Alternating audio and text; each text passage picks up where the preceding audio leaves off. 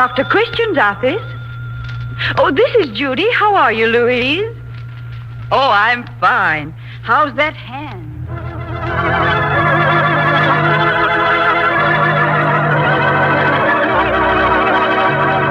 The Vaseline program presenting a new prize play, Diagnosis After Death. Written by Milton M. Lieberthal, captain in the Medical Corps, Moore General Hospital, Swannanoa, North Carolina. Starring Jean Hersholt as Dr. Christian, Claude Rains as Dr. Alexander Webb, and Helen Clare as Judy Price. Well, you can't be too careful about lighting the oven. Lots of people get fingers burned that way. I'm glad you had Vaseline petroleum jelly handy. Why, yes, it does both. Brings cooling relief, and it helps to promote healing. Why, just recently, I was reading an official medical report describing how effective petroleum jelly was in treating victims of that frightful Coconut Grove fire. Astonishing recoveries followed an improved treatment that includes the local application of petroleum jelly. Well, I'm not surprised you have it on hand. Vaseline petroleum jelly is the world's leading brand, ideal for minor household burns. Yes, use it the same way anytime anyone gets burned. Cover the burn with Vaseline petroleum jelly spread on fine mesh gauze, then bandage firmly but not tightly. If the burn is deep or covers a wide area, always call the doctor. But always keep Vaseline petroleum jelly in your medicine chest. It comes in both jars and handy tubes. Well, do call again soon, Louise. Bye.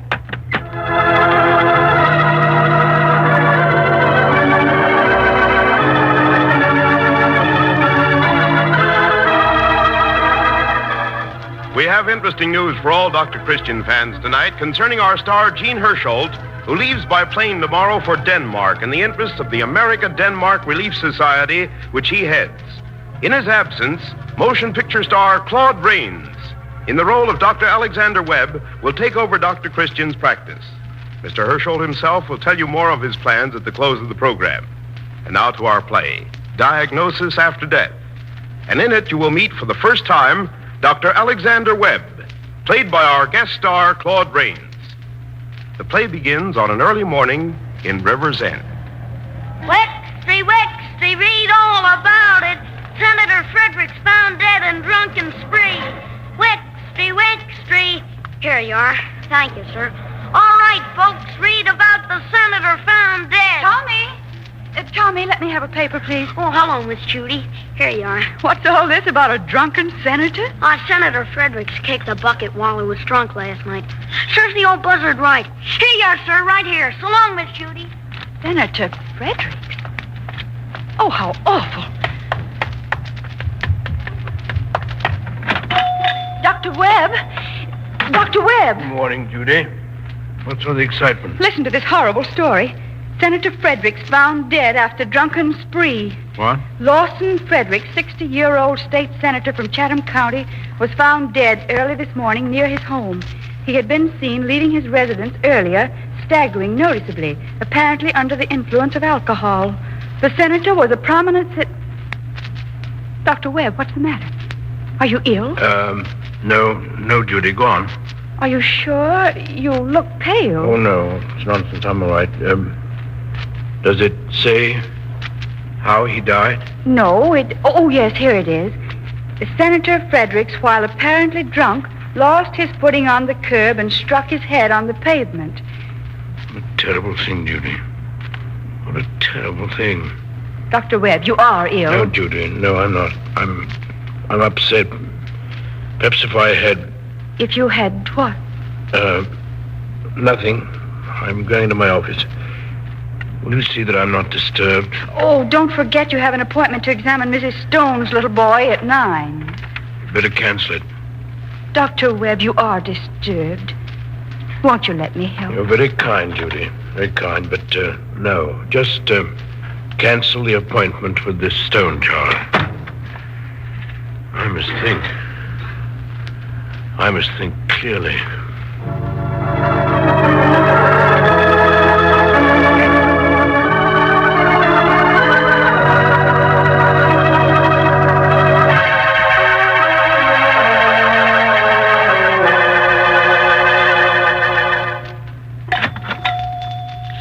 Judy, I must see Dr. Webb at once. Mrs. Fredericks, I didn't expect... Please sit down. We were so shocked by your terrible loss, Mrs. Fredericks. Thank you. Where is Dr. Webb? Why, he's in his office, but he asked me to see that he was not disturbed. Is he alone? Well, yes. Will you be good enough to tell him I'm here? I'm afraid that I Please can't... do as I say. He'll see me. I'll tell him you're here, Mrs. Fredericks. Just sit down a moment. You must be tired. I'll be right back. Shocked by my terrible loss. The big shot, Dr. Alexander Webb. He'll see me all right. This way, Mrs. Fredericks. Dr. Webb will see you now. Thank you. Good morning, Doctor. Good morning, Margaret. This is rather a surprise. Is it? Did you expect me to be prostrated with grief? No, perhaps not. And you might as well know that I didn't expect to find you crying either. What do you mean by that? I know perfectly well how you despised my husband. You hated him worse than I did. I've never hated anyone. You hated him. Hated him for the beast that he was. Senator Fredericks. A devil, that's what he was. A devil. He was only happy when he could hurt someone. Now, Margaret, please. Someone might hear you. Besides, you can do nothing now. Oh, can't I? I can do plenty. You listen to me, Dr. Webb. I haven't protected my children all these years for nothing. I don't intend to run the risk of letting the investigation of his drunken death uncover all his crooked dealings and spoil everything I built up for my children. My husband died a natural death. Do you hear? How can you prove that? You're going to prove it for me. Oh, no. You can't mean that. Yes, I can, and I do. You see, I know how you hated my husband. You hated him when he killed the land grant bill for your hospital. You hated him when he blocked your new water supply. Oh, that's not true, Margaret. He was a hard man, a bad man, but I didn't hate him. And you quarreled last night. You were with him just before he died. How do you know that? I heard you quarreling, bitterly. I'd know your voice anywhere. And after he went out, you followed him and killed him. What you're saying? Oh, I know all right. All I have to do is to tell them about your little scene with my husband. And you'll be held for murder. But I don't want you held for murder. I don't want a trial, an investigation. There'd be ugly things said, accusing fingers pointed. And no one would suffer except my children. And they must not suffer. What do you want me to do? You must testify to the county medical examiner that you've been treating my husband regularly for some disease from which he could have just dropped dead. Oh, that's impossible. I never treated your husband. What could I say? That's your problem, Dr. Webb. Unless you prefer to hang. You're a hard woman, Margaret. He made me that way. And remember, one false move and I'll tell them what happened. I'll tell them how you hated him, how you fought with him, how you killed him. Oh, will you please go? Please, go. Very well. I see you don't appreciate my giving you a way out of this. Remember, you have until this afternoon to tell your, or rather my, story. Goodbye, and thank you very much, Dr. Alexander Webb.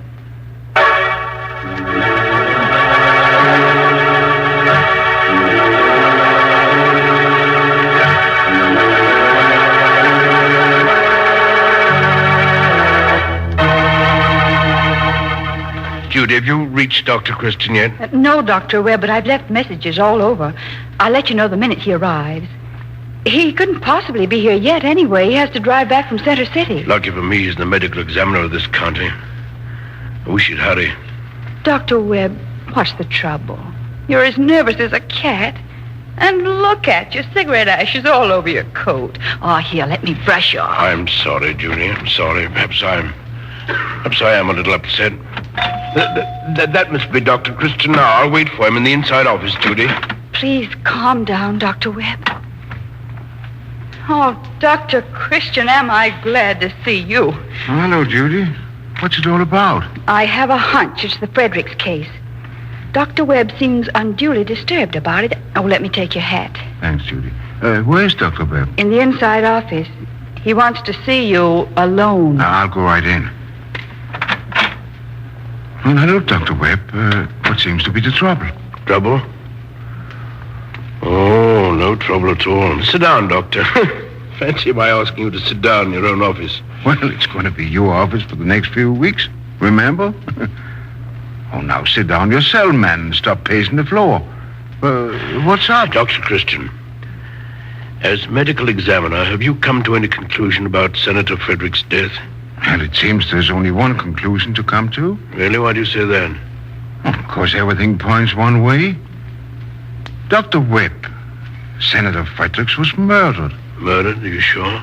Why, it's simple. Fredericks must have had enemies. Every man in public office has. Maybe he had a gang of them. Now, let's suppose they decided to get him. One of them comes to see him. The two men quarrel. How do you know that? Oh, well, I don't. Remember, I said supposing.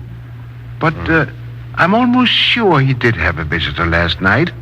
Who was it? Well, I, of course, don't know his name or where he lives, but that's not important.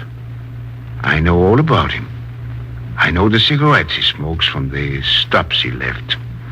I know how big he is from the imprints he left on the sofa cushions when he sat on them last night.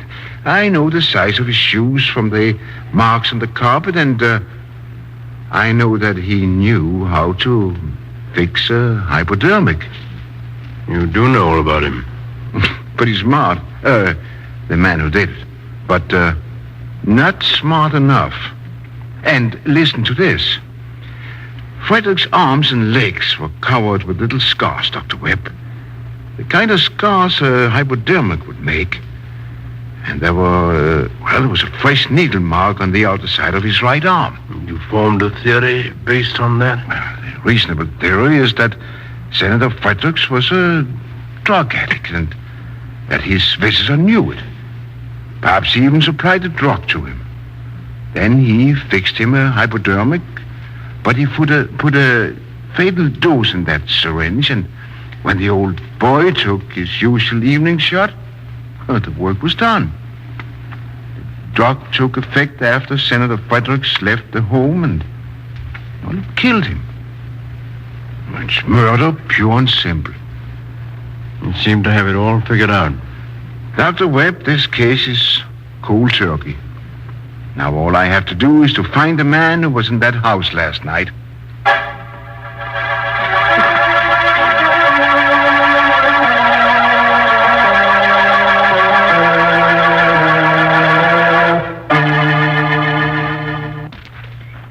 As medical examiner, I am holding this inquest to examine the circumstances surrounding the death of Senator Lawson Fredericks. My examination of the deceased disclosed a minor bruise on the back of the head where he hit the pavement when he fell. There was a little coronary artery sclerosis, and there were no other findings. Oh, yes, except one. Mrs. Fredericks, was your husband a morphine addict? Certainly not. What made you ask such a thing? Because, Mrs. Fredericks, there were scars on his arms and legs that looked like they had been made by a hypodermic needle. You must be mistaken. We shall see about that. Did your husband have any enemies? No. No. Can't you see you're all wrong? No one killed my husband. This whole procedure is distasteful and unnecessary, and I demand that it stop. Why are you so sure that the senator died a natural death? Because there is someone else in this room who can throw some light on that. Why, I believe she's looking right at us. At you, Dr. Webb. Yes, Judy, she's looking at me. Dr. Webb, what do you know about this? Well, apparently no one has anything to say, Mrs. Fredericks. Very well, then. If that's the way it is, I'll tell you what I know. And I'll tell you plenty. There is a man who hated my husband. He came to see him the night my husband died. They quarreled. I heard them. Then the man left. And that man was Dr. Alexander Webb. He killed Senator Fredericks. Quiet, please. What makes you think they quarreled? I heard them very clearly through the library door. Dr. Webb, do you have a statement to make in your defense? Yes, I think I have. It's true that I didn't like Senator Fredericks. Many years ago, I had the unpleasant task of signing the commitment papers that put his violently insane brother into an institution. The senator never spoke of this brother, and I believe I was the only one left who actually knew of his existence. You think Senator Fredericks resented your knowledge? I know he did. I suppose he thought he'd gave me some sort of hold over him that I might give away his secret and ruin his career. Well, finally, he worked out a plan that he thought would rid him of all this. He wanted to get his brother released and then abandon him somewhere to wander about aimlessly with the hope that he would be picked up by the police of some town as a nameless nobody and be locked up for good. And with that in mind, Senator Fredericks called me and asked me to visit him. And did you? Yes. When? The night he died. I told you he was there. He did it. Quiet, please. Go on, Dr. Webb. When I arrived, Senator Fredericks was alone. He ushered me into the library and then suddenly said, Dr. Webb, I have decided to have my brother released from my custody. "Why, for heaven's sake, why do you insist on doing such a thing?" I can't stand having him the skeleton in my closet. My position is too important. And there are unscrupulous people who would make capital of this situation if they knew about it. Well, I think you're making a mistake. You know what a dangerous man he is. You can't just lose him. Besides, it's inhuman. Well, I'm going ahead with it. And no one's going to stop me. I'm sorry, Senator Fredericks, but I'll have to make every attempt to stop you. You don't frighten me now, Webb, any more than you've ever frightened me. It's my duty to warn you. If you go ahead with this, you'll not live to see the results. Threats, eh? Well, let me tell you something.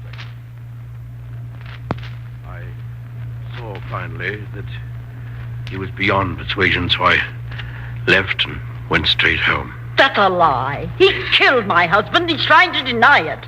Is there any more to your story, Dr. Webb? Well, the next day, Mrs. Fredericks came to my office and told me that she had overheard my conversation with her husband.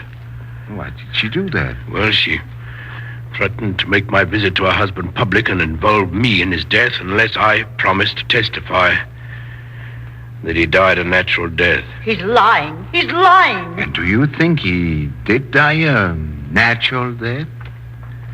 Well, no, I don't. Why do you say that? Dr. Christian, after Mrs. Fredericks' visit to my office, I'll admit I was very worried.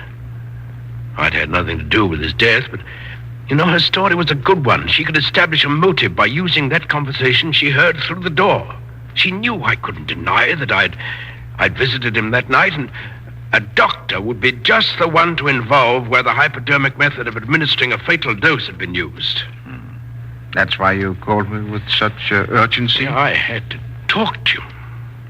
When you told me where the mark of a recent hypodermic injection was found, I knew this hypodermic was given to Senator Fredericks by someone else. Why do you say that?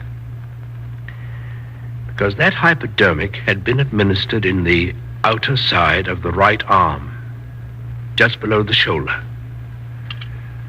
Now, Senator Fredericks was right-handed, and that would be the most inconvenient place he could choose. Now, if he'd given it to himself, he would have chosen one of his legs, so he could see what he was doing and have the use of both hands to handle a syringe. But if someone else gave it to him, it would have been in an arm.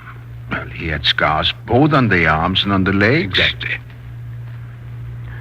So I came to the conclusion that sometimes he gave them to himself, and sometimes someone else did.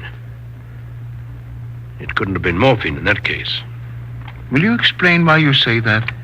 Well, morphine addicts don't allow others to give them their injections. On the contrary, they hide their craving from the world. If it wasn't morphine, what was it? It must have been insulin. Senator Fredericks had diabetes, and so he took insulin by hypodermic every day. Sometimes he took it himself in the legs, and sometimes someone else gave it to him. in the arm. Have you a theory as to that? Who else would it be but a member of his family?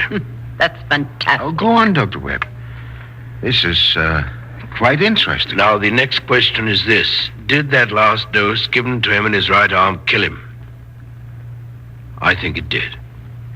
He was seen to stagger down the street.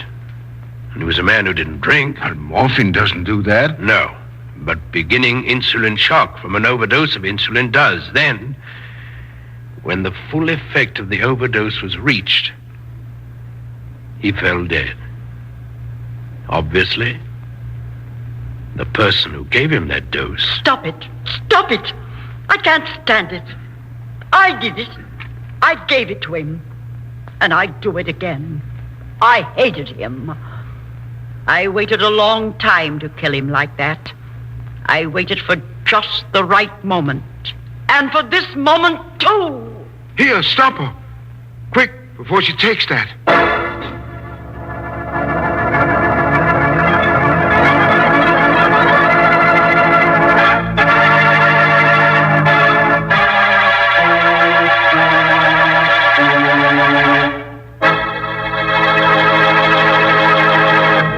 And the curtain descends on another Dr. Christian prize play with our star Gene Hersholt waiting to bring you important news. Men, are you bothered by dry scalp? If you have dry, unruly hair, if loose dandruff begins to appear, if your scalp is tight and itchy, remember, these are signs of dry scalp. Scalp conditions that will be aggravated before long by hot summer sun, drying wind, and water. Start using Vaseline Hair Tonic today. Combat dry scalp. Check it easily, quickly, effectively. Vaseline Hair Tonic actually supplements the natural scalp oils. Contains no alcohol or other drying ingredients. Just 5 drops a day, applied with the comb or directly on the hair, checks dry scalp, tames stubborn hair, keeps it perfectly groomed. Also, a brisk Vaseline Hair Tonic massage before each shampoo loosens dandruff, stops itchy tightness. Remember, more bottles of Vaseline Hair Tonic are sold today than of any other hair tonic in America. Try Vaseline Hair Tonic. It's ideal care for scalp and hair. Vaseline Hair Tonic is one of the many Vaseline brand products made by the Cheesebro Manufacturing Company, owners of the trademark Vaseline. And now, here are Gene Hersholt, who plays Dr. Christian, and Helen Clare, who plays Judy Price.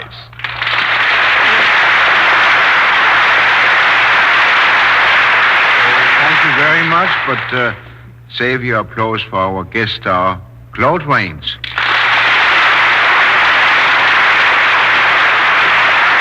And let me say now, Claude, how pleased we all are to have you on our Dr. Christian program for the next few weeks. I'm very pleased to be here. I hope Dr. Alexander Webb doesn't get into any more jams in your absence.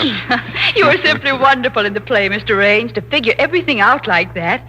But what an introduction to River's End for you. I hope Dr. Christian's patients get the story straight. I'll see that they do. You can depend on it. Well, that's very nice of you, young woman. Already I can see that much of Dr. Christian's fabulous success is due to Judy Price, the perfect secretary. Oh, thank you for Judy. Gene, what's going to happen to the announcement of the $2,000 Dr. Christian Award? Wasn't that all set for next week? Yes, but it will be postponed now until my return the latter part of June. My trip to Denmark is a mission for the America-Denmark Relief Society, of which I am the head, and is made to acquire a first-hand picture of conditions in Denmark as a result of the war. I hope to bring you on this program a first-hand account direct from Copenhagen of what I find there. Meanwhile, I invite you to listen to the Vaseline program next week with Claude Rains in the role of Dr. Alexander Webb, taking over for Dr. Christian, and Helen Clare in her usual role of Judy Price. They'll present a new and clever Dr. Christian Price play written by Ruth Cornwell Woodman of Rye, New York. And so now, until you hear my voice on this program coming to you from Copenhagen, Denmark, I'll say au revoir. This is CBS, the Columbia Broadcasting System.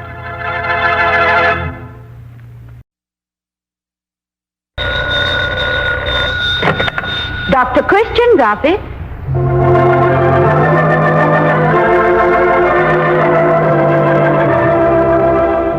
The Vaseline program presenting a new prize play called Jere to Libe by Ruth Cornwall Woodman of Rye, New York, starring Claude Rains in the role of Dr. Alexander Webb, who has temporarily taken over Dr. Christian's practice, and Helen Clare in the role of Judy Price.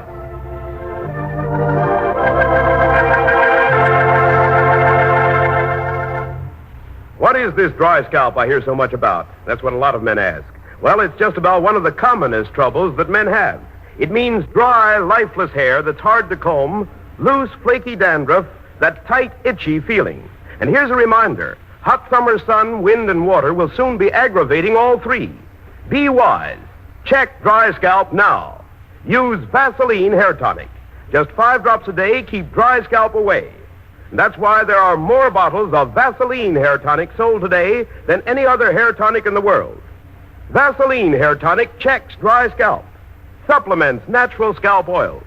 It leaves your scalp feeling better, makes your hair alive looking, yet easy to manage. Use Vaseline hair tonic also before shampooing with massage to help loosen dandruff.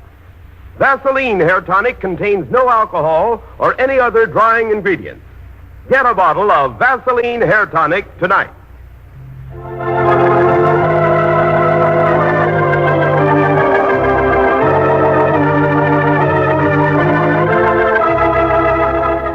This is the 13th day of June, 1945, and tonight is the night that the winner of the $2,000 Dr. Christian Award was scheduled to be announced.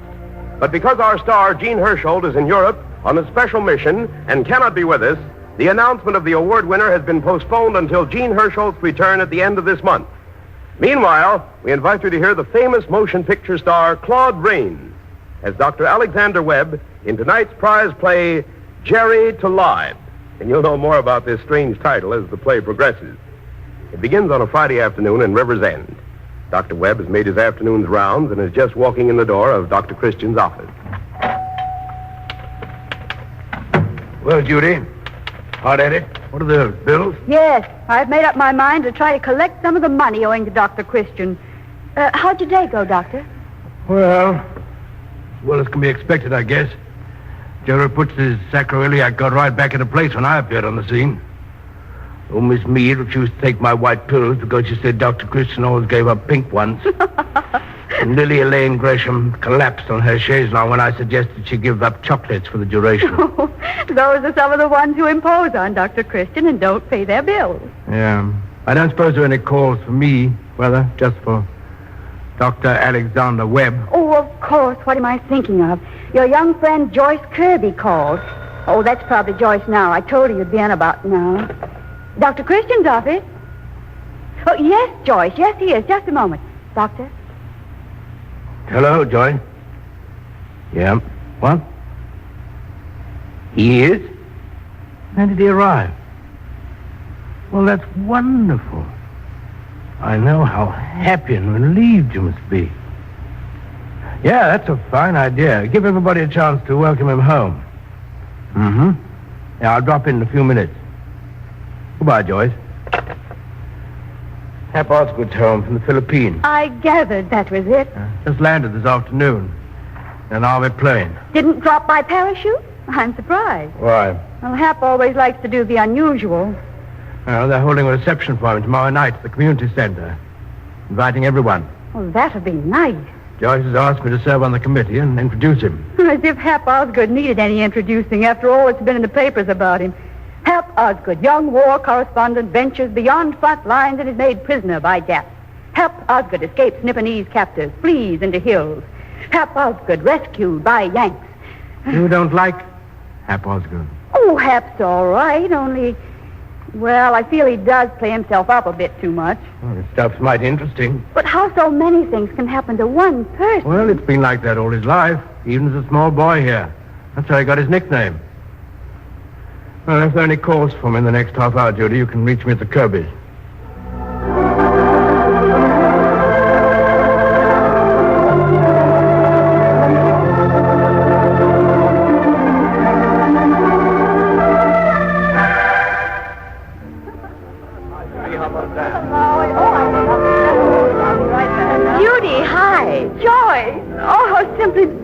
leprosy. Oh, Judy, I'm so happy I'm practically delirious. Where's the lion? Hap? Over there where the crowd is thickest. Oh, Judy, you should hear his stories. I probably will. You know, for months he lived in a hut with a bunch of natives in the most awful squalor, eating nothing but leaves and grass and strange fruit and root and berries and ants and everything. He lost pounds. I can see from here he's terribly thin. Oh, he's been half starved, but he's making up for it now. For breakfast this morning, what do you think he ate? What? 6 scrambled eggs, half a pound of bacon, a whole pan of popovers drenched in butter, but real butter. Oh. Coffee with thick cream that I wangled from a farmer. Don't, I can't bear it. Well, you better get on the line, Judy, if you want to speak to him. People are still crowding in. I will. See you later, Joyce. Hey, Judy, how about that man? Thank you, Mrs. Powell. Good to be back. Yes, indeed. Good night, sir. Glad to have seen you again. You're someone I'm sure I won't have to introduce you to, Hap. Judy! Hello, Hap. Judy Price. Or is it Judy something else now? No, still the same old price. And still a high ceiling on it, I'll bet. Oh. How are you, Hap? Glad to be alive, thank you, and back in the USA. I've promised my publishers I'd turn out a book for them in the next month. A book in a month? Listen to the man. We will be listening to him, Judy. He's broadcasting next week from New York. Really? Yes, I just had a wire today asking me if I'd appear as guest speaker on that program Behind the Headlines. Oh, how exciting. It'll be rather fun, I think, though I really prefer an audience I can see. You'll have plenty of those too, Hap. Oh, I'm afraid I'm holding up the line. I better be moving on, give somebody else a chance. I hope you'll find time to get married, Hap, in between all these other assignments. Well, Joyce has set the date early next week and is going with me to New York. Mr. Osgood. Huh? You remember Miss Clum, don't you, Hap, our librarian? Miss Clum, of course. Oh, my dear boy, it's just too wonderful to shake hands with you.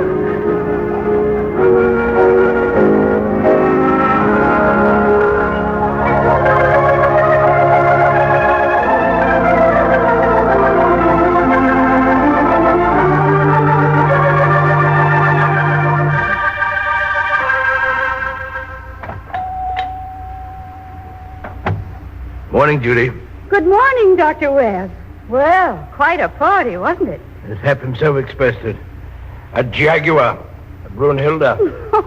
Hap hasn't changed a bit. You don't think so? Oh, of course, he's lost a lot of weight. Terrific lot. But he'll soon gain that back again at the rate he's being wined and dined. Yeah. I think he looks quite badly. His color's poor. He's highly nervous. Well, I don't suppose that's surprising, considering what he's been through. No. By the way, Judy, make a note of the date when he's broadcasting, will you? I don't want to miss it. Oh, somebody paging you, Doctor. Dr. Christian's office?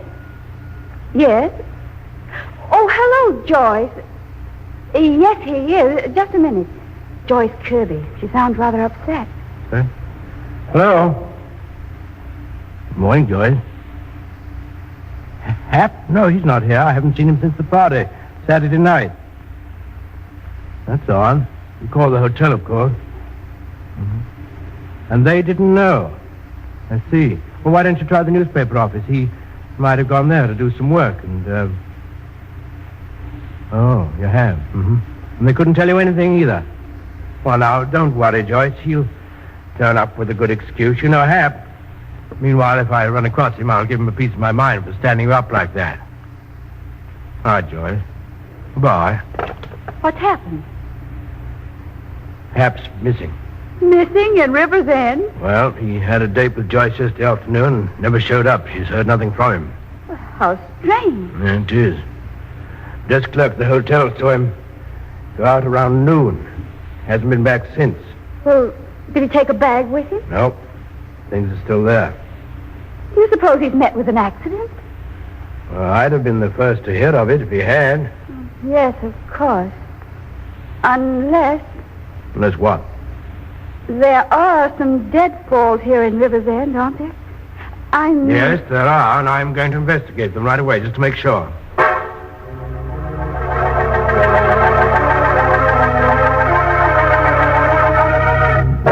Hap Osgood, the newspaper fella? Nope, he ain't been in here, Doctor. I wish he had. I'd have set up prints in the house.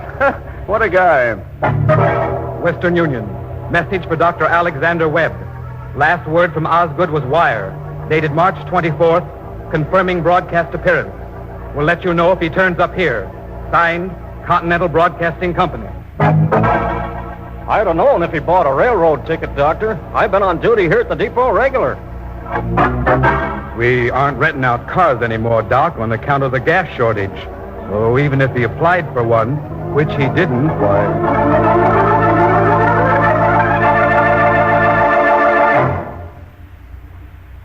And he hasn't a car of his own. So if he's left town, must have gone on foot. Or disguised himself so no one would recognize him. Why would he do that? Why would he disappear at all? I wish to heaven I knew, Judy. Dr. Webb, don't you think the FBI ought to be notified? This is Wednesday. It's 3 days since anyone's laid eyes on him. Well, if it were anybody but Hap Osgood, I would, but knowing his love for the sensational... You don't mean you think this may be just a publicity stunt? No, I don't. There'd be no point to it. Poor Joyce is almost out of her mind. She's sure he's met with foul play. I'll take it. Dr. Webb speaking. Oh, yes. Good morning, Miss Clum. Yes, we are. You did? He was? When? When was this?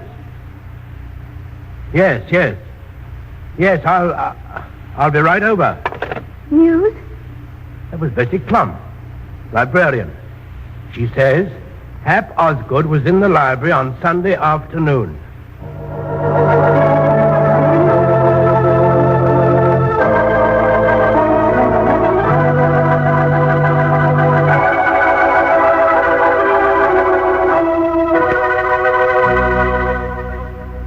Well, I found him waiting here on the doorstep when I arrived. How long was he here? Well, not more than 15 minutes. He walked in straight over to where we keep the encyclopedias and began looking something up. Mm-hmm. And next thing I knew, I looked up from my desk, and there he was going out with so much as a thank you or a goodbye. Doesn't sound like Hap. Well, the way he talked, I feel sure he wasn't quite himself. He was quite unsteady, and when he reached the door, he had to fumble to find the knob. It was around 3:30. Well, 3:45. Uh-huh. You don't know what he was looking up in the encyclopedia? No, but I can tell you what volume it was in, because he didn't put it back on the shelf. It was Jere to Libe. Jere to Libe? You know how they index the volumes alphabetically? Oh, yes. Well, this was the one that begins with Jere and ends up with Libe. Jere to Libe. I don't suppose it'll help you any, but... Well, it may. Maybe just the clue we need. Thank you, Miss Clum.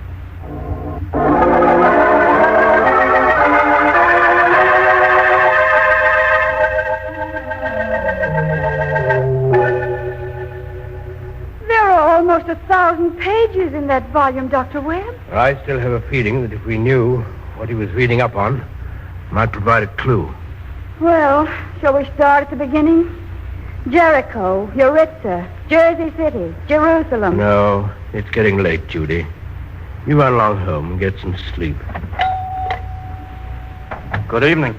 Good evening. Why, you're one of the Cantrell boys, aren't you? Yes'm, I'm Walt. Well, come in. Yes'm. I have a message for the new doctor. I'm the doctor. What is it? Well, he says tell the doctor to come. Who said so? Come where? To the old shack at the stone quarry. Oh, well, that's been abandoned for years. No one there now? He's there. Who? A man who gave me the message. What's his name? I don't know. What does he look like? I only saw him in the dark. But he talks fast, kind of jerky like. And he says send the new doctor here. Dr. Webb, do you suppose... Must be. Couldn't be anybody else. I'll be right with you, my friend. Just let me get my coat and hat and, my case. And your nurse. You will let me go, too, won't you, Dr. Webb? He may be hurt or badly off, and you'll need some help. All right, come along, Judy.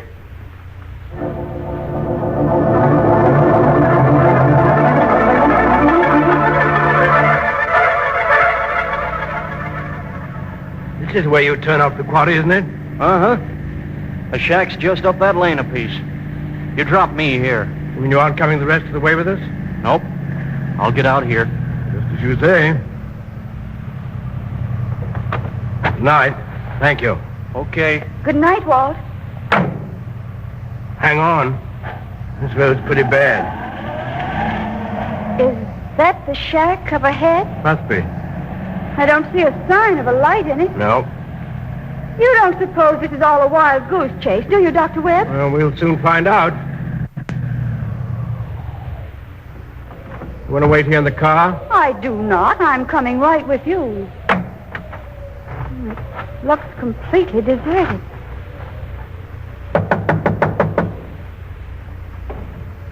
I hear footsteps inside.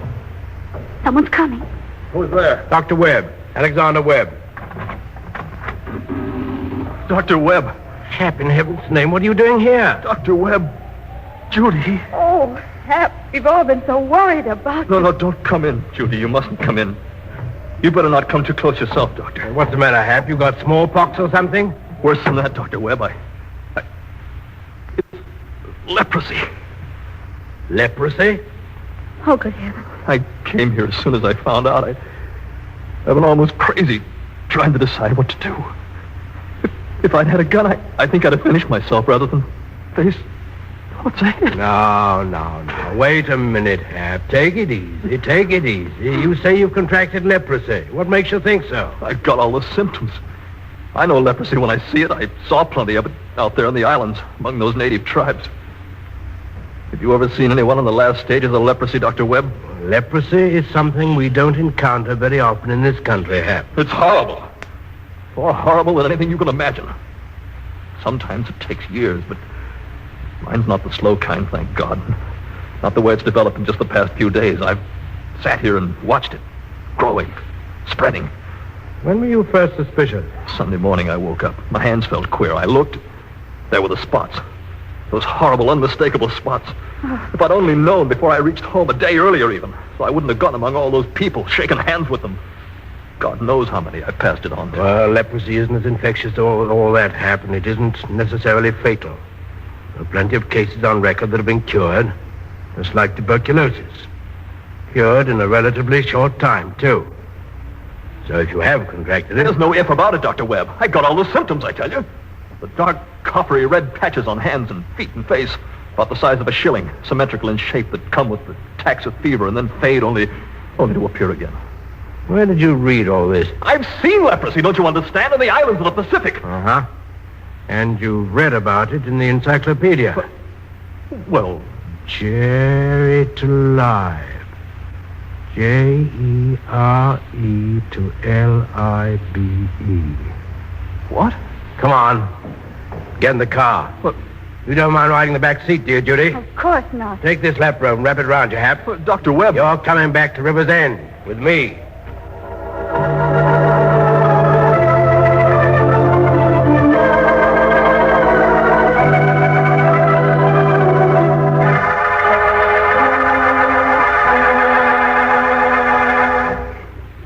All right, Hap.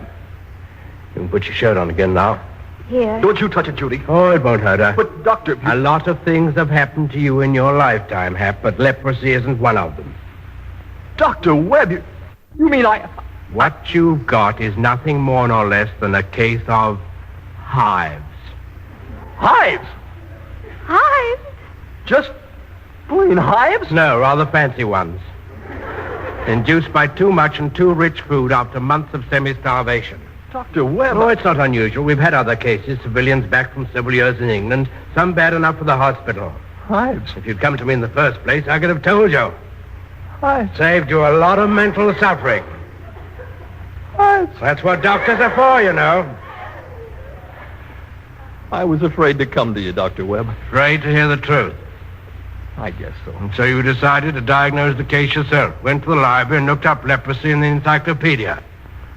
Yes. Well, and with every word you read, you became more convinced you had it. Well, Now, don't you know that reading about a disease is one of the shortest ways of making yourself believe you got it? But you'll have to admit the symptoms... The symptoms of leprosy and hives aren't remotely alike.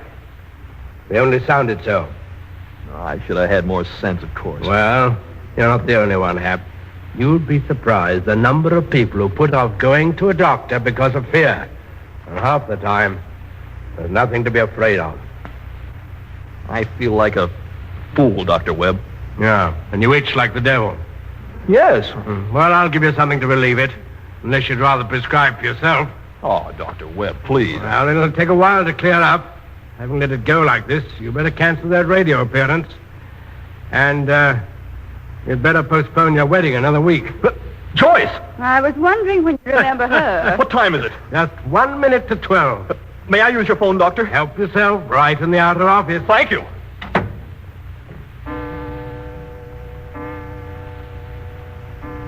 June the 13th. And 1 week of Dr. Christian's absence is gone. Yes, so it is. Judy, how long has Dr. Christian been practicing in River's End? Forever. Since before I was born. Uh-huh. And in all that time, did he ever have a case of leprosy? Mercy, no, of course not. Good. And Dr. Alexander Webb is one up on Dr. Christian. And the curtain comes down on another Dr. Christian prize play starring Claude Rains as Dr. Alexander Webb and Helen Clare as Judy Price. And now here is Judy with an important word for you. I'm sure it's a comfort to us all to know that our wounded get such prompt, effective medical care. Yes, for instance, many burn casualties now result in astonishing recoveries because of the new treatment for battle burns followed by our medical corps. This treatment, the medical reports tell us, includes the surface application of petroleum jelly. And you probably have the world's leading brand, Vaseline petroleum jelly, in your medicine cabinet right now. This familiar product, so effective in helping to heal combat burns, is unsurpassed in the treatment of minor household burns. Whenever a member of your family suffers a minor burn, apply Vaseline petroleum jelly quickly and bandage firmly but not tightly. Of course, if the burn is deep or covers a wide area, always call the doctor. But remember, there's just nothing better for minor household burns than Vaseline petroleum jelly. Keep it on hand always. There are many petroleum jellies on the market, but only one bears the trademark Vaseline.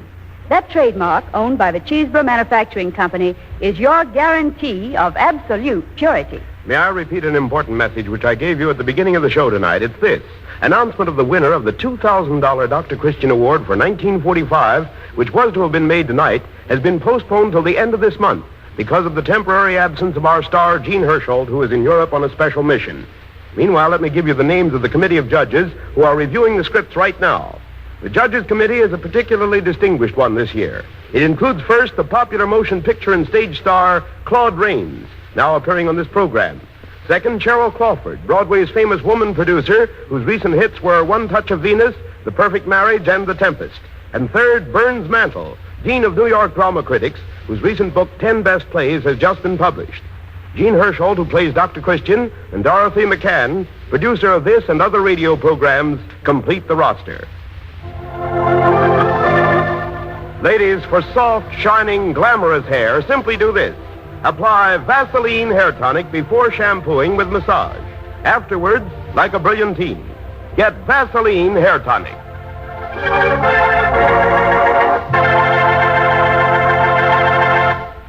We invite you to hear the Vaseline program again next week, presenting a new Dr. Christian prize play starring Claude Rains and Helen Clare. We hope also to hear from Jean Hersholt direct from Copenhagen, Denmark. And here's a message from your government urging everyone to avoid unnecessary travel at this critical period when millions of men and their equipment are being transferred from the European theater of war to the Pacific. Uncle Sam needs every bit of rolling stock right now. This is CBS, the Columbia Broadcasting System.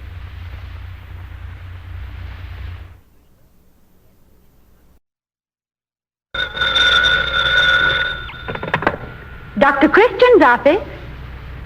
Yes, Judy speaking. Oh, Mrs. Redmond, how are you? And how do you like being a grandma?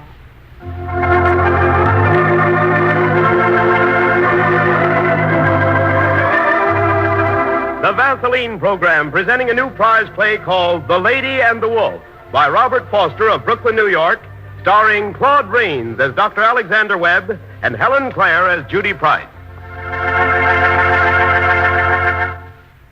Well, I'll bet your daughter welcomes your help. New mothers apt to be nervous at first, You say the baby cried a lot?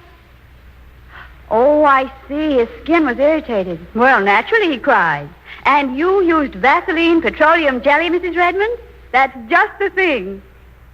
Yes, indeed. Vaseline petroleum jelly certainly does bring soothing relief to baby's touchy, chafed skin, especially in the little folds of skin where clothing always rubs. Oh, yes, very gentle.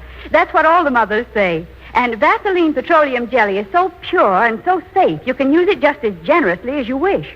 And besides soothing baby's skin, Vaseline petroleum jelly forms a protective film to help keep out infection when the skin is broken.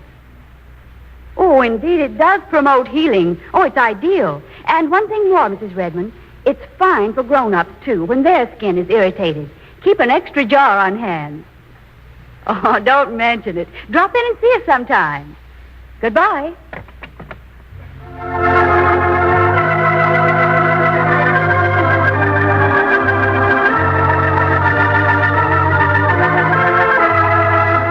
The announcement of the winner of the $2,000 Dr. Christian Award for 1945, which was to have been made last week, has been postponed until the return of Gene Hersholt, who is in Denmark on a special mission for the America-Denmark Relief Society. We hope to hear Mr. Hersholt's voice bringing you greetings direct from Copenhagen, Denmark, at the close of tonight's show. Meanwhile, we have a delightful comedy for you called The Lady and the Wolf, with the famous motion picture star Claude Rains playing Dr. Alexander Webb and Helen Clare as Judy Price. This story contains a novel character, ladies and gentlemen. He isn't human, he isn't visible, he never breathes, and he never eats, yet he talks. Oh, how he talks. Here in the studio, we call him Filter, a curious guy who sneaks into the minds of people and tells you the thoughts they're thinking, as you'll discover when you meet him. As the scene opens, we find Dr. Alexander Webb and Judy in a mellow mood, with Dr. Webb looking forward to a few hours of chess at his club, and Judy with time for a date, if she had a date. Much more to do, Judy? Just this medical article you want mailed tonight. Oh, yeah, there's the deadline. Then I'll put this typewriter to bed, warn the telephone to keep quiet, and home I go. Swell. I'll leave the club in an hour. Oh, what a grand night. For a grand night. That's what Arab said to another Arab. Have you a date? Oh, this isn't worth a fig. Nope, looks like a lonely, lonely evening at a movie. Oh, quiet, you. Dr. Christian's office. Hi, beautiful. I beg your pardon, mister. Okay, you can have it. This is Jerry Mitchell. What a silly reason to waste a nickel. Oh, honey, throw away that ice. I'm the tall, dark, and woo-woo that my friend Tony wrote you about, remember? Sorry, mister, I don't recognize your howl at all. Oh, listen, sister, my pal... Furthermore, I feel proud and honored to announce that I don't know any friends of yours. Well, I know all my friends, and you're darn right. Who is it, Judy? Oh, some fresh guy. He sounds like a one-man wolf pack. Oh, telephone matcher. Well, hang up on him. I'll tell him off first. Good idea. Teach him a lesson. Honest, Snookums, didn't Tony thrill you about his pal with the wavy blue eyes and twinkling red hair? Just watch me burn him up, Doctor. Oh, Tony! Why, yes, now I know. Ah, now you remember. He promised to send me a trained pet, a skunk or something. Whoa, lady, whoa. At a girl, Judy. I'll give this smart boy the business. Wait and see. Pour it on thick. The telephone menace. Oh, honey, that last blockbuster has me rocking. On the edge of a cliff, I hope. Goodbye. That boy has more crust than a pie factory. Well, I bet he won't bother you again. Now to finish this article.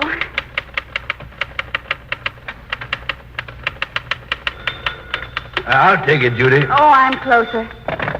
Dr. Christian's office. Hi, beautiful. Take 3 guesses. Oh, here I die again. Is that pest still pestering you?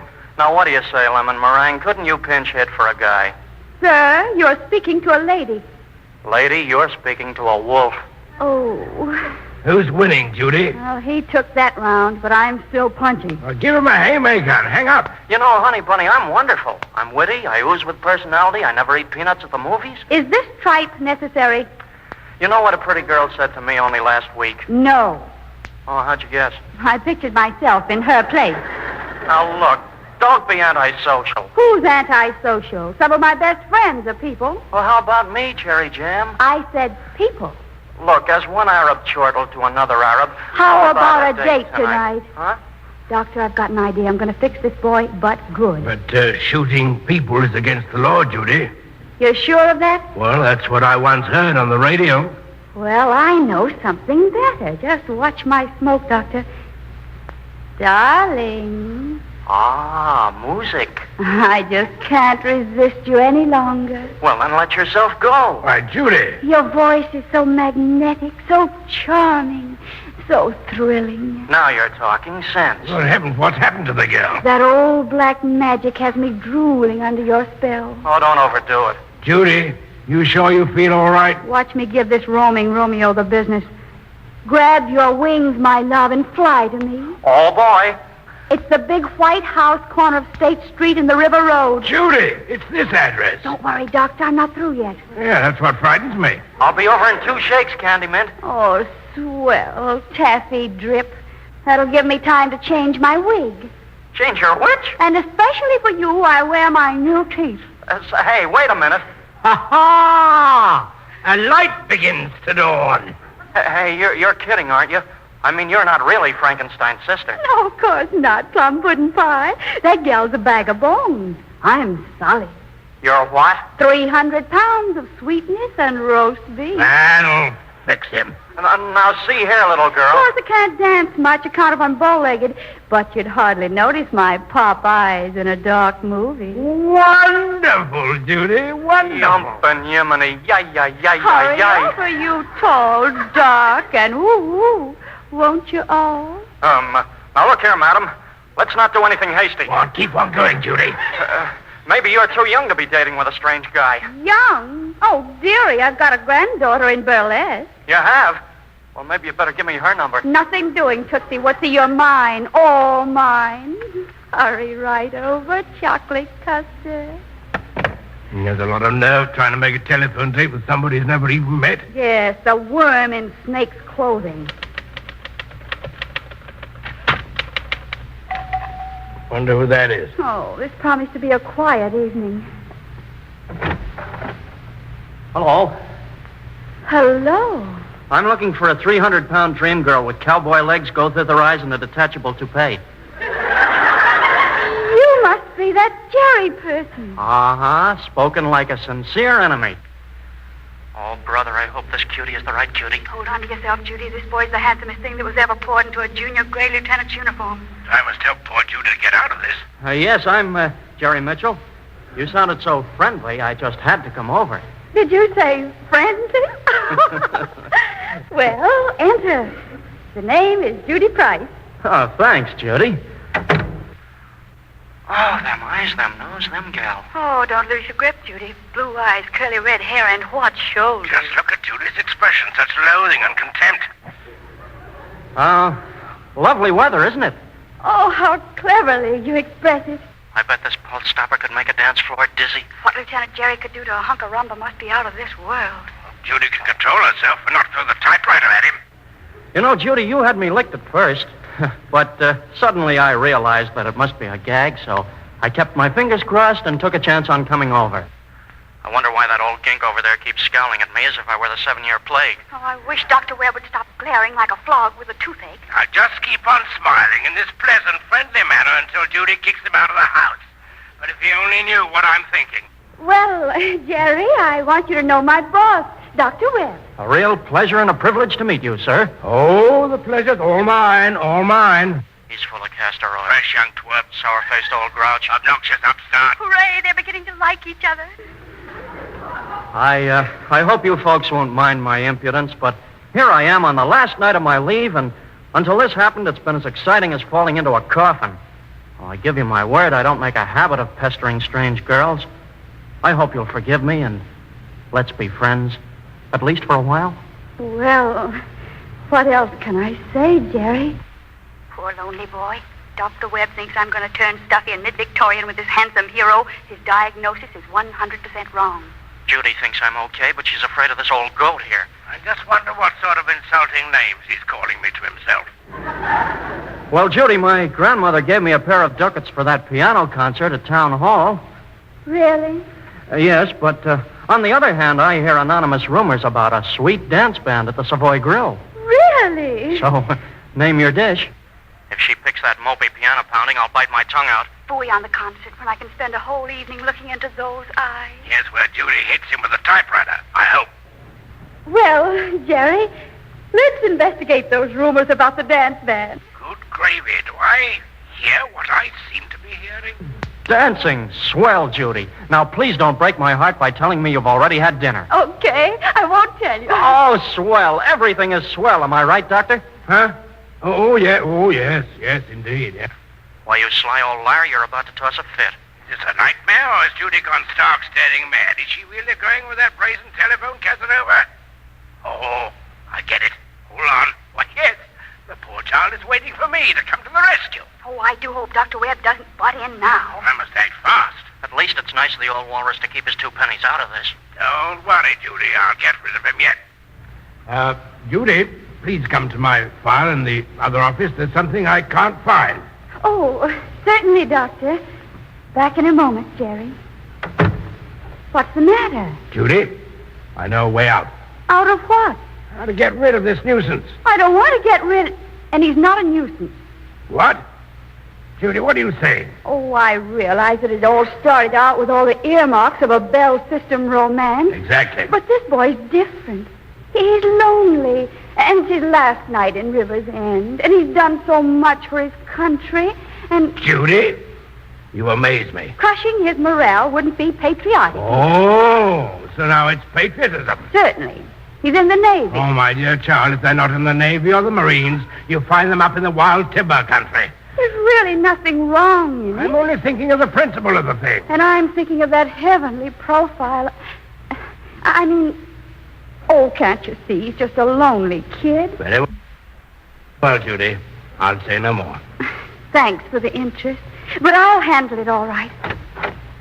See here, Doctor, since we're not using the tickets to the Rachmaninoff concert, maybe you'd care to go. Rachmaninoff never interested me. Well, they say it's pretty hot stuff. I mean, he's the world's greatest pianist, and the house is sold out. I abhor piano concerts. Well, I'll leave them on this table anyway, in case you change your mind. Hey, I'll help you with that coat, lady. Oh, thank you, Jerry. Well, good night, Doctor. Good night, sir. It's been a great pleasure meeting you, sir. You old sourpuss. Good night, Lieutenant. I hope to see you again sometime. Face downward in a puddle of mud, you sheik.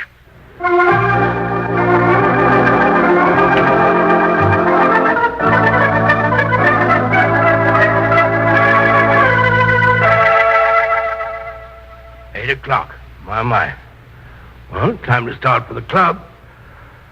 I mustn't be unfair to Judy. Her kind heart rules her head, but still, a telephone flirtation. Wonder what she'd say if I did a thing like that. Oh, well, just picture me doing it. Well, who can that be? Hello? Hello. I wonder if I can still buy a ticket for the Rachmaninoff concert. What? Well, why, I believe you've got the wrong number. This is Dr. Christian's office. Oh, I beg your pardon. I want the town hall. Oh, wrong number. Say, just a minute. Yes? I've just been told that the concert is sold out. Oh, dear. However, somebody left a pair of tickets in my office. Nobody's using them, so they're yours if you say the word. Why, really? Come now, they're absolutely free. But it's not quite ladylike. Nonsense. Be ashamed to stand on ceremony and let 2 front seats remain idle. I'm sure the sight of those vacant seats will throw Mr. Rachmaninoff off his beam. Are you sure it's really proper? Oh, definitely proper. I'll send the tickets over by telegraph messenger. Now, what's the address? Oh, thank you indeed, Doctor. Dr. Webb, Alexander Webb. Oh, yes. Well, please have them delivered to Miss Isabel Lee at the Hotel Savoy. Yes, Miss Lee, I hope you'll enjoy the concert. I'm told it's pretty hot stuff. I beg your pardon? I mean, I'll send them right over. Goodbye, Miss Lee. Well, probably some homely old homebody with nothing exciting to do. A concert. Give me a fast, thrilling game of chess any time. Now, let's see. I must call the telegraph office. Say, hold on. Doctor, you'll be walking by the hotel on your way to the club. Now, you mustn't forget the manpower shortage, so you can Drop the tickets at the desk as you pass by. Yes, you can drop the tickets as you pass. Whistle while you work. Whistle while you work.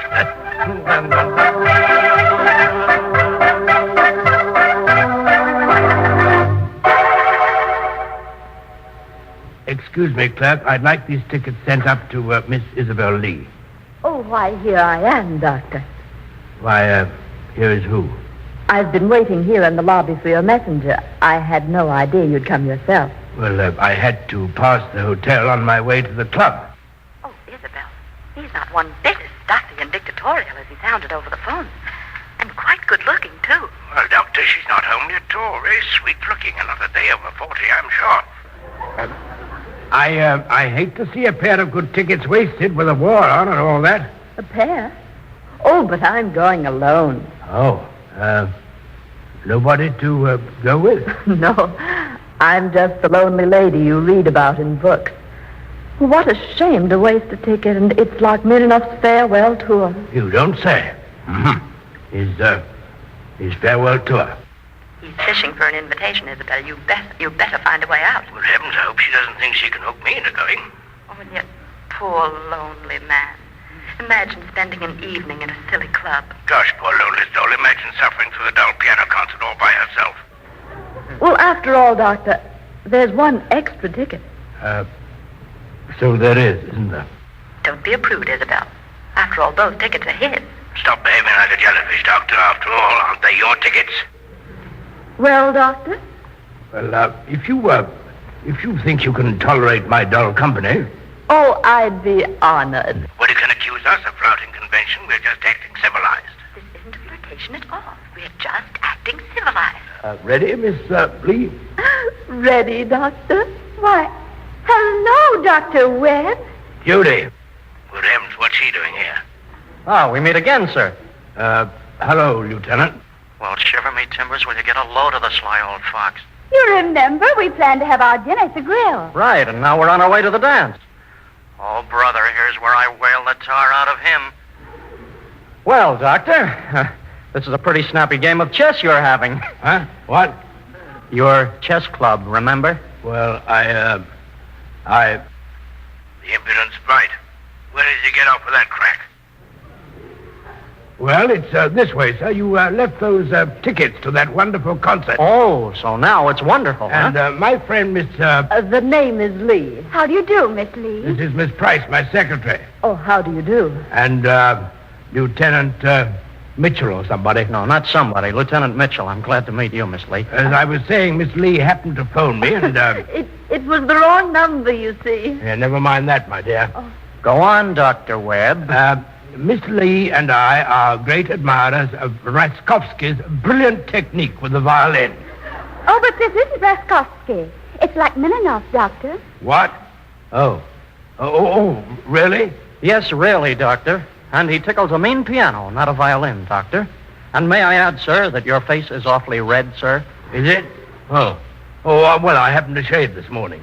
Well, we've got to be on our way. Toodaloo, Judy. Have a nice time, both of you. I hope you like the highbrow jive, Miss Lee. Oh, I'm sure we will, young man. Coming, Doctor? Yes, my dear. Well, I'll be a cat's uncle. What do you mean, Jerry? Talk about brilliant technique. Say, I'll bet it was a tinkle, tinkle, tinkle invented by Alexander Graham Bell that brought those two together. Why, Jerry, how in your wildest dreams can you imagine such a thing? Now listen, Sugar, it's just a crazy hunch. Crazy. It's downright insulting. Okay, Strawberry Jam, okay. Only what? when his face turned that lovely red, the lady was blushing too. And I'll bet a lollipop she didn't shave this morning.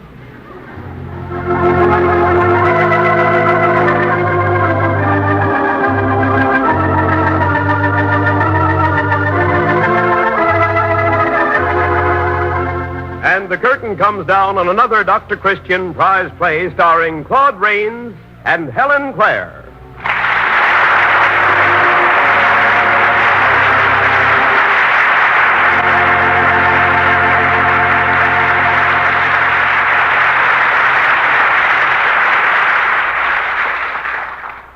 Now we are ready to bring you Gene Hersholt speaking from Copenhagen, Denmark. Come in, Gene Hersholt. This is Gene Hersholt, talking to you from Copenhagen, Denmark.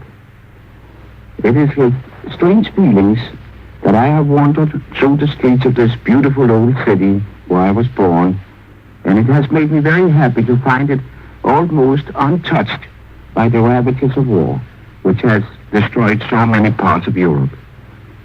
But feelings are one thing, trying to describe them is another. But I can say this, however, that no American on a visit to Denmark would ever feel that he was abroad. The two countries are so similar in so many ways. The real democratic spirit, the love for liberty and integrity. Yes, these things are the same both in Denmark and the United States. A few days ago, I had the honor of being presented to the King of Denmark, King Christian X. During our conversation, I told the King how much the American people admired him for the wonderful stand he had taken during the 5 years of occupation. And then I told the King that we in America saw in him the spirit of true democracy. He became deeply moved. And when he found out that I was going to make this broadcast to the United States, he asked me to extend his sincere thanks to everyone over there for what they had done for his beloved country. Denmark has suffered during its occupation. It is short of many things, but luckily it is not short of truth. The Danish government and the Danish people is anxious to help other countries with present Danish food surplus. However, the raw material situation is becoming very serious, and speedy supplies such as coal and oil and iron are needed to prevent suffering and to enable them to continue her food production so that she can relieve other countries who are less fortunate.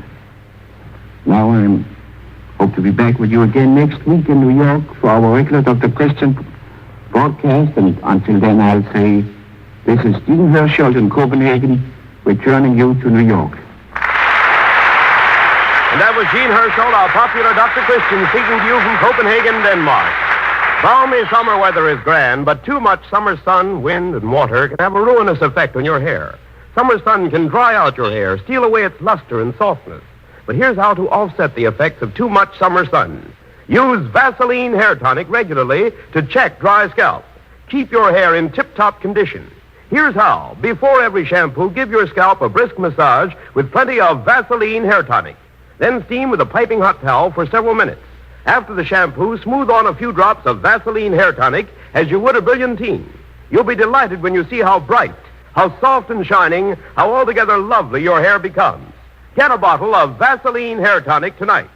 Vaseline hair tonic is one of the many Vaseline brand products made by the Cheesebro Manufacturing Company, owners of the trademark Vaseline.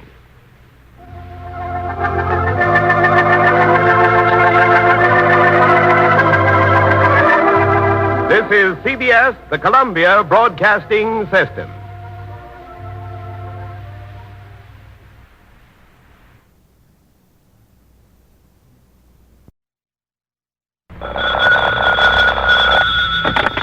Dr. Christian's office? Yes, he is. Dr. Christian's back.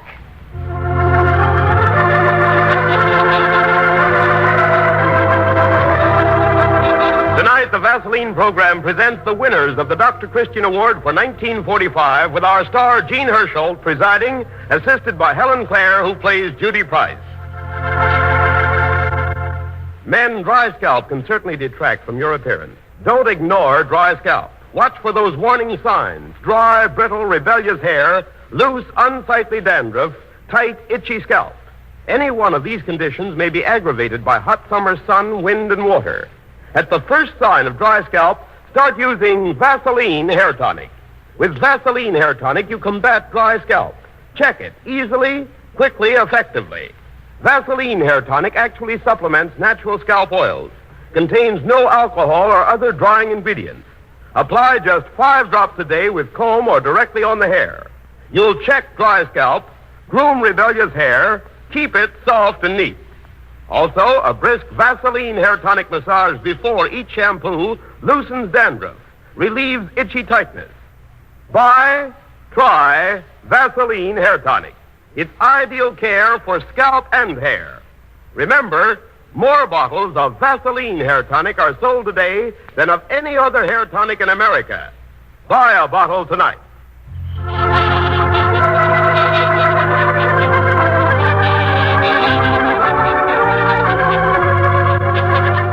And now we welcome home our star, Gene Herschel.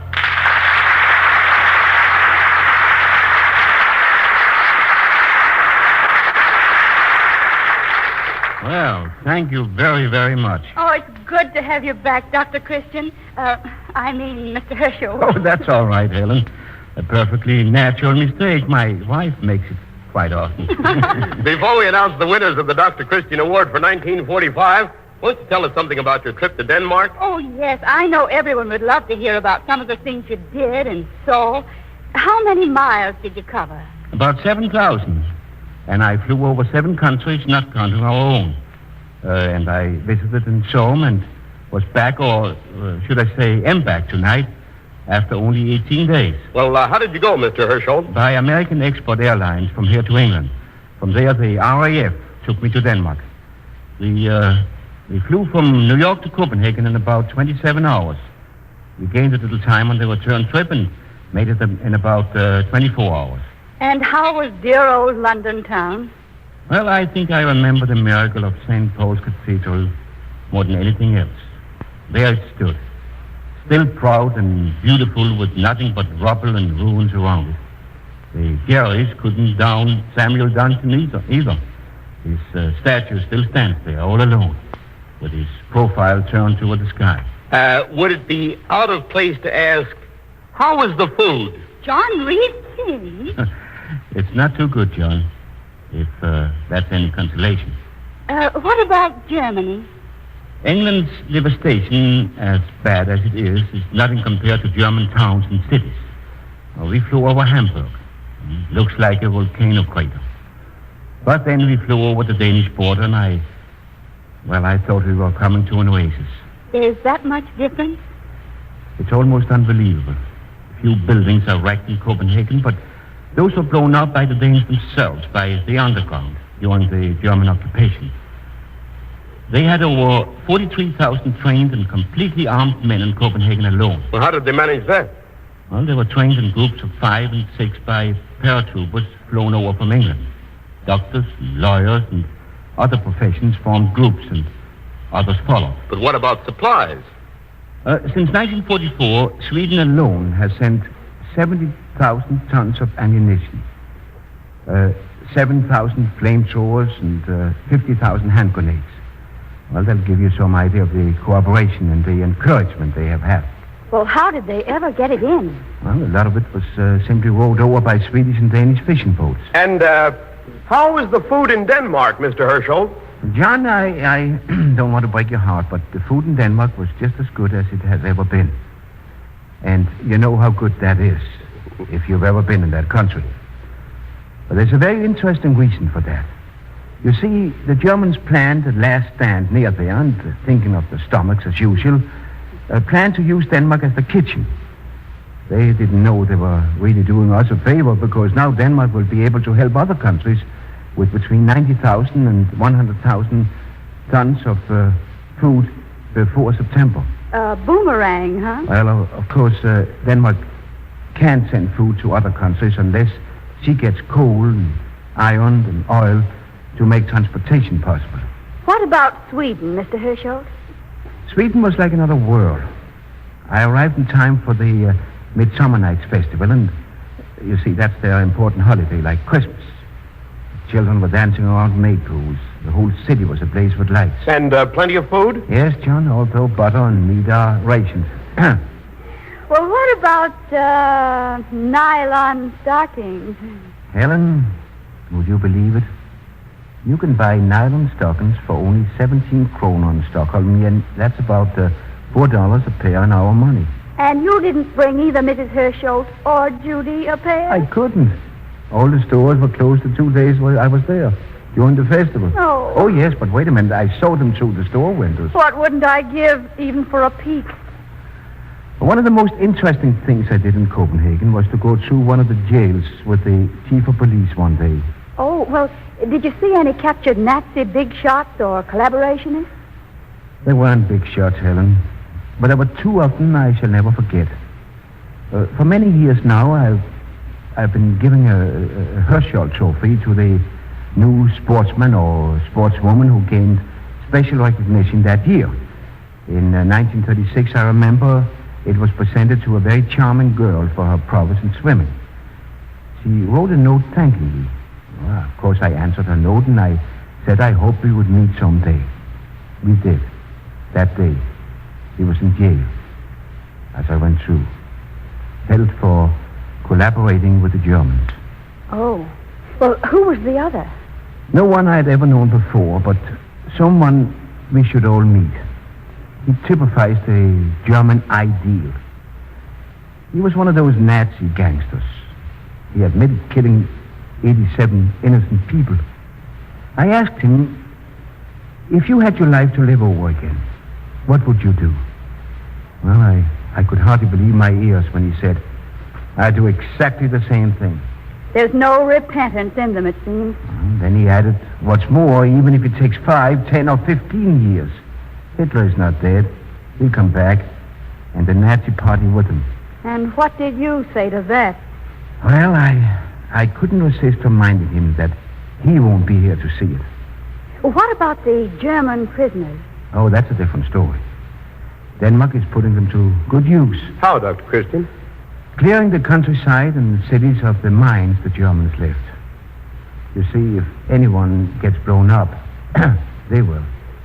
You had an audience with the King of Denmark, didn't you, Mr. Herschel? Yes, Helen. And he is not only the best-loved man in the country, but he's come to be a symbol of Denmark itself. Oh, I'll bet everybody put out the red carpet for you. But isn't it nice to be home? That's the greatest thrill of all. You get home to America.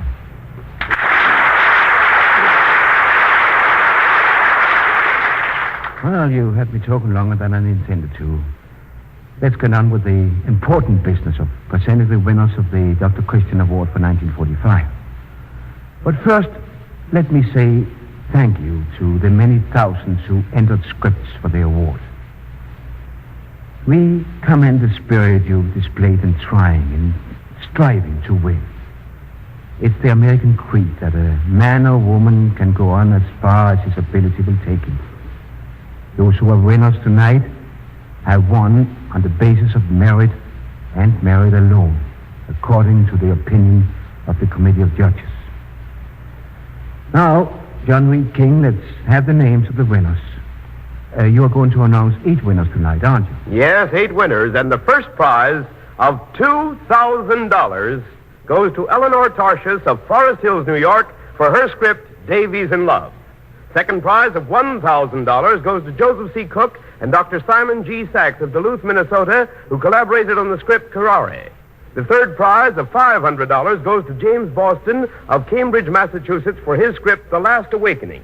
Awards of $350 each go to Peggy Mann, New York City, for her script, Always a Woman, to Mrs. Mary M. Pindle of St. Joseph, Missouri, for her script, Leave It to Love, to George D. Griffin of Washington, D.C., for his script, The Liar, to Vernon O'Brien of New York City for his script, Two Notes, to Patrick Taylor of Brooklyn, New York, for his script, Love to Mama.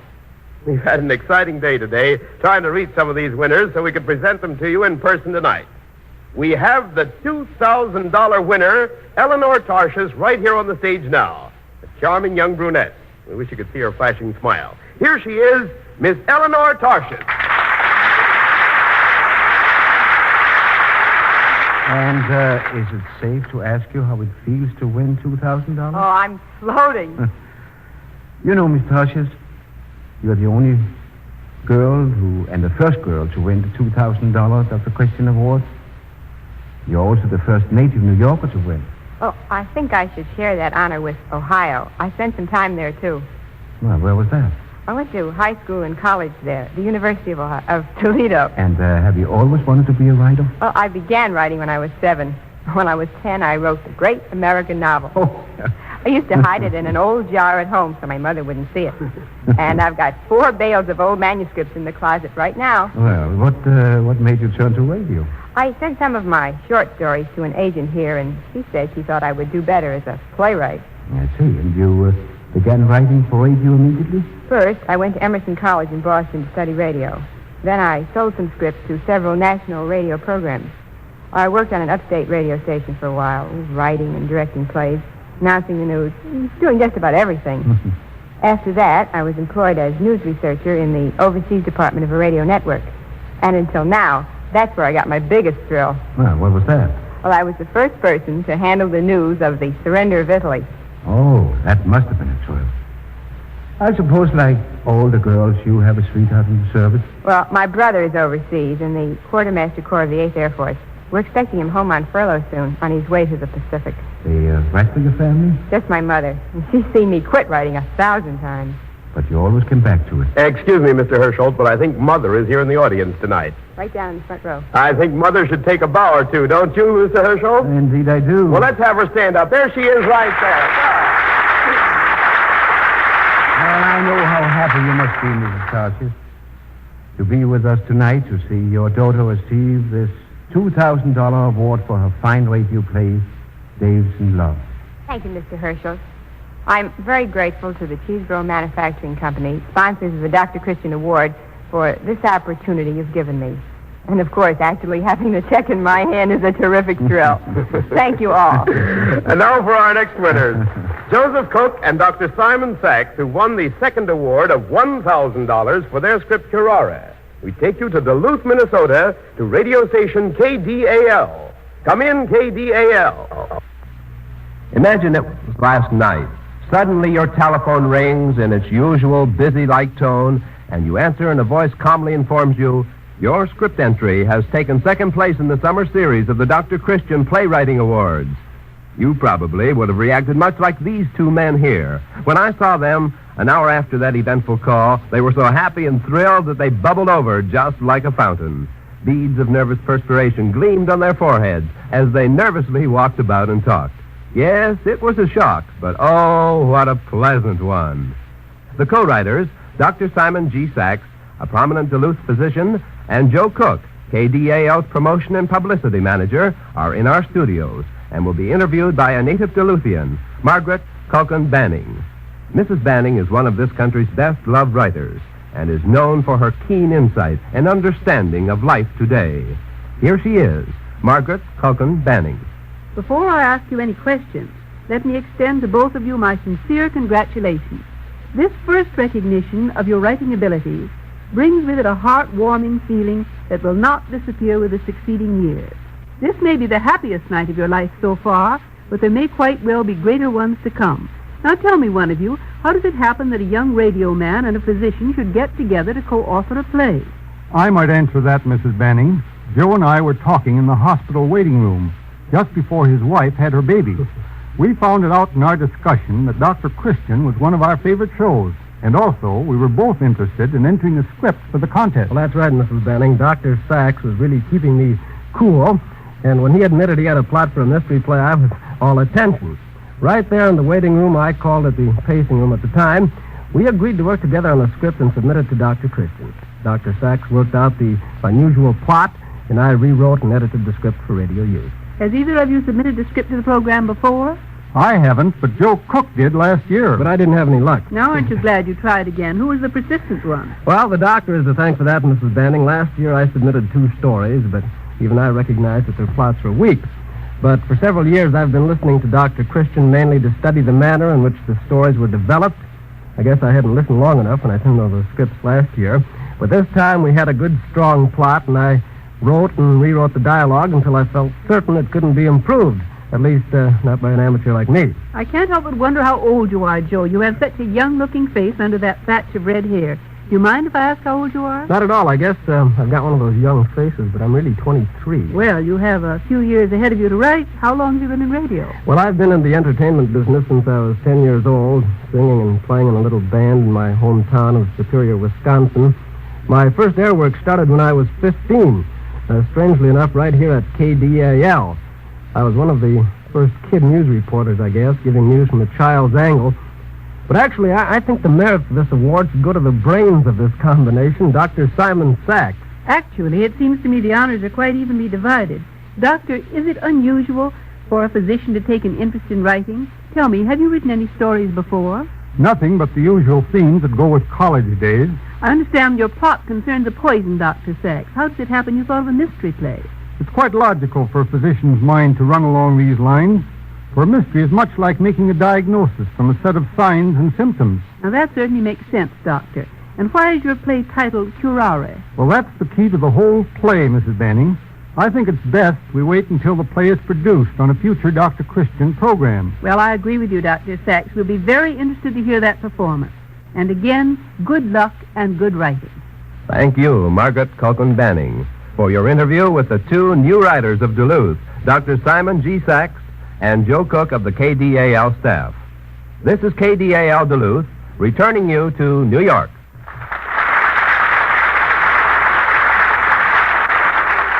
The third award of $500 was won by James Boston of Cambridge, Massachusetts. We take you now to WEEI in Boston. Come in, WEEI. Yes, from the studios of WEEI, it's Mr. Boston from Boston. That's almost double talk, and it does sound like a scriptwriter's pun. But right beside me is a personable-looking young man named Mr. Boston. Is that actually your own name, or have you adopted it as a pen name? No, that's my real-life name. But, of course, it makes a good pen name, too. Well, your pen certainly has helped put Boston on the radio map. Which would you say was the oldest, Boston the city or Boston the man? Well, all I know is that Boston has been in the family a long time. As a matter of fact, it's an old English name, and some of my ancestors were among the first settlers from Old Boston to the New World Boston.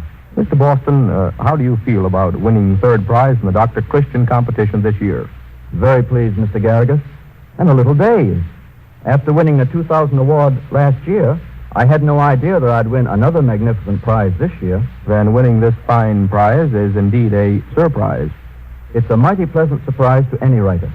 And I want to take this opportunity to extend my personal congratulations to Miss Eleanor Tashius, this year's winner of the Dr. Christian Award. I know from experience how pleased she must be. Well, to judge from the outstanding success achieved by you former award winners, Mr. Boston, she's well launched as a radio writer. I sincerely wish her good fortune and welcome her to the alumnus of Dr. Christian Award winners. Mr. Boston, do you enjoy writing the script for Mr. Hersholt and Miss Price? I certainly do. In writing for the Dr. Christian show, I never have to think of characterization, but just plotting. Dr. Christian and Judy Price are so vividly portrayed that I can always foresee how they would react under almost any conditions. Have you written other radio shows since last year, Mr. Boston? Yes, Mr. Garrigus. I have had the good fortune to have written several scripts which have been produced coast to coast on various CBS shows. But the Dr. Christian show is my first love, and it was the Vaseline program which really started me as a full-time radio writer. Every script I've written this year has been produced, and I've received invitations to write for several other outstanding shows. Have you any pet theories regarding radio writing which might help others, Mr. Boston? I think that acting out one script is the best test for the beginning writer. If hearing it read aloud doesn't nauseate the writer, then quite possibly the listener may even enjoy it. That sounds simple enough. Just write it out and give it a listen. Hardly as simple as that, Mr. Garrigus. I can offer one tip, though, that is a must for really tight writing. Some magic formula or shortcut, perhaps? Oh, no. The long way around is the shortest way to arrive at a good script. Rewriting your script in entirety, as much as 7 times, is absolutely essential. Only by constant polishing, pointing up, and revising can a script be produced of broadcast quality. Thank you, Mr. Boston, for that sound advice. It has been a great honor, Mr. Garrigus, to speak to the fine Dr. Christian family tonight. And all I can say is goodbye and good luck. This is WEEI Boston returning you to New York. We're back now in the theater in New York, and we're happy to say we've been able to round up another of the winners. We had to go out in the bay to get him. It seems today was his day off, and he went fishing. Here he is, Mr. Vernon O'Brien of New York City, winner of a $350 award for his script, Two Notes. Well, so you're a native New Yorker, too, Mr. O'Brien. Very much so. I'm even employed by the city of New York. As a writer? As a civil engineer. Oh, I'm in the Department of Public Works. I see. So writing is an avocation? That's right. Have you written for radio before? Yes, I've done some things for the official New York City radio station, and I've written scripts for the Catholic Actors Guild. But this will be my first baby to appear on a transcontinental network. Well, it gives me great pleasure to hand you this check for $350 for your script, 2 notes. We'll be presenting it on this series probably during the summer. Thank you, Mr. Herschel. I'll be looking forward to it. We have one more winner here now, friends. A charming young lady, Miss Peggy Mann, also of New York City. She has been awarded $350 for her script, Always a Woman.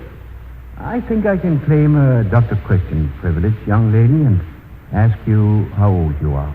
I'm 20. I graduated from the University of Wisconsin in February. Oh, just a budding young author, eh? Well, I've sold a few things, Mr. Herschel. Stories in the magazines Charm and 17 and Tomorrow, and radio scripts to Grand Central Station and Suspense. Oh, wait. A full-fledged author at 20, huh? Well, that's a new world for you. And we congratulate you, Miss Peggy Mann, for your charming story, Always a Woman. We predict there'll be many more checks like this in your mailbox of the future. Thank you very much, Mr. Herschel. I'm grateful to you and the sponsors of the Vaseline program. And the curtain comes down on the announcement of the winners of the Dr. Christian Award for 1945. Every last one of us is grateful to our fighting doctors. They're doing a magnificent job of saving American wounded. Take, for an example, just one kind of casualty, serious burn cases.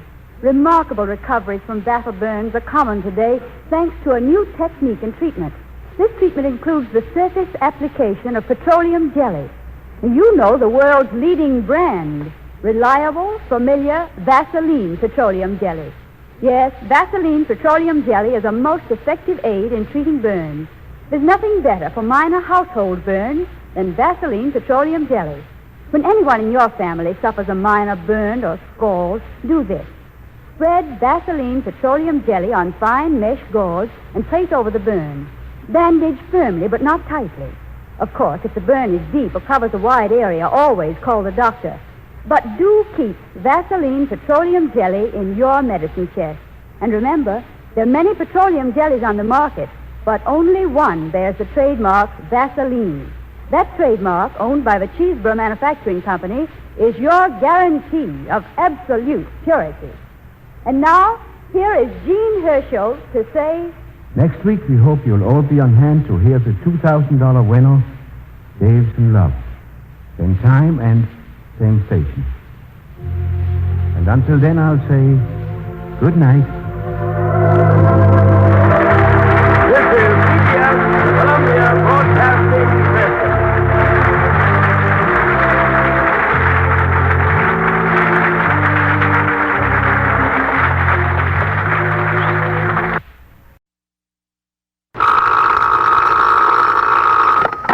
Dr. Christian's office. Oh, don't tell me this is Barbara, the boiled lobster. Oh, it was a grand picnic, Babs. But what a sunburn you got.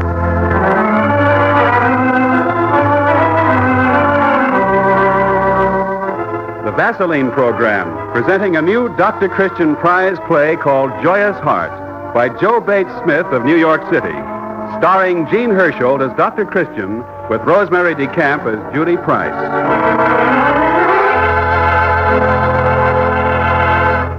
Well, Babs, I'm delighted your sunburn's better so soon. I told you it would. Yes, and there are pretty good reasons, too. After all, sunburn is a burn. Petroleum jelly, you know, is widely used by doctors in the surface treatment of burns. And Vaseline petroleum jelly is the world's leading brand. Elementary, my dear Barbara. And say, listen to what Vaseline petroleum jelly does for your sunburn. First, it helps replace skin oils dried out by the sun. Then it forms a protective film to guard against infecting blisters or cracked skin. And last but far from least, Vaseline petroleum jelly cools parched skin, soothes and helps heal it quickly. Well, next time I bring the food, Louise the lemonade, and you the Vaseline petroleum jelly. Jar or handy tube? Well, Baz, we'll leave that up to you. Call up tomorrow and we'll all get together. Goodbye.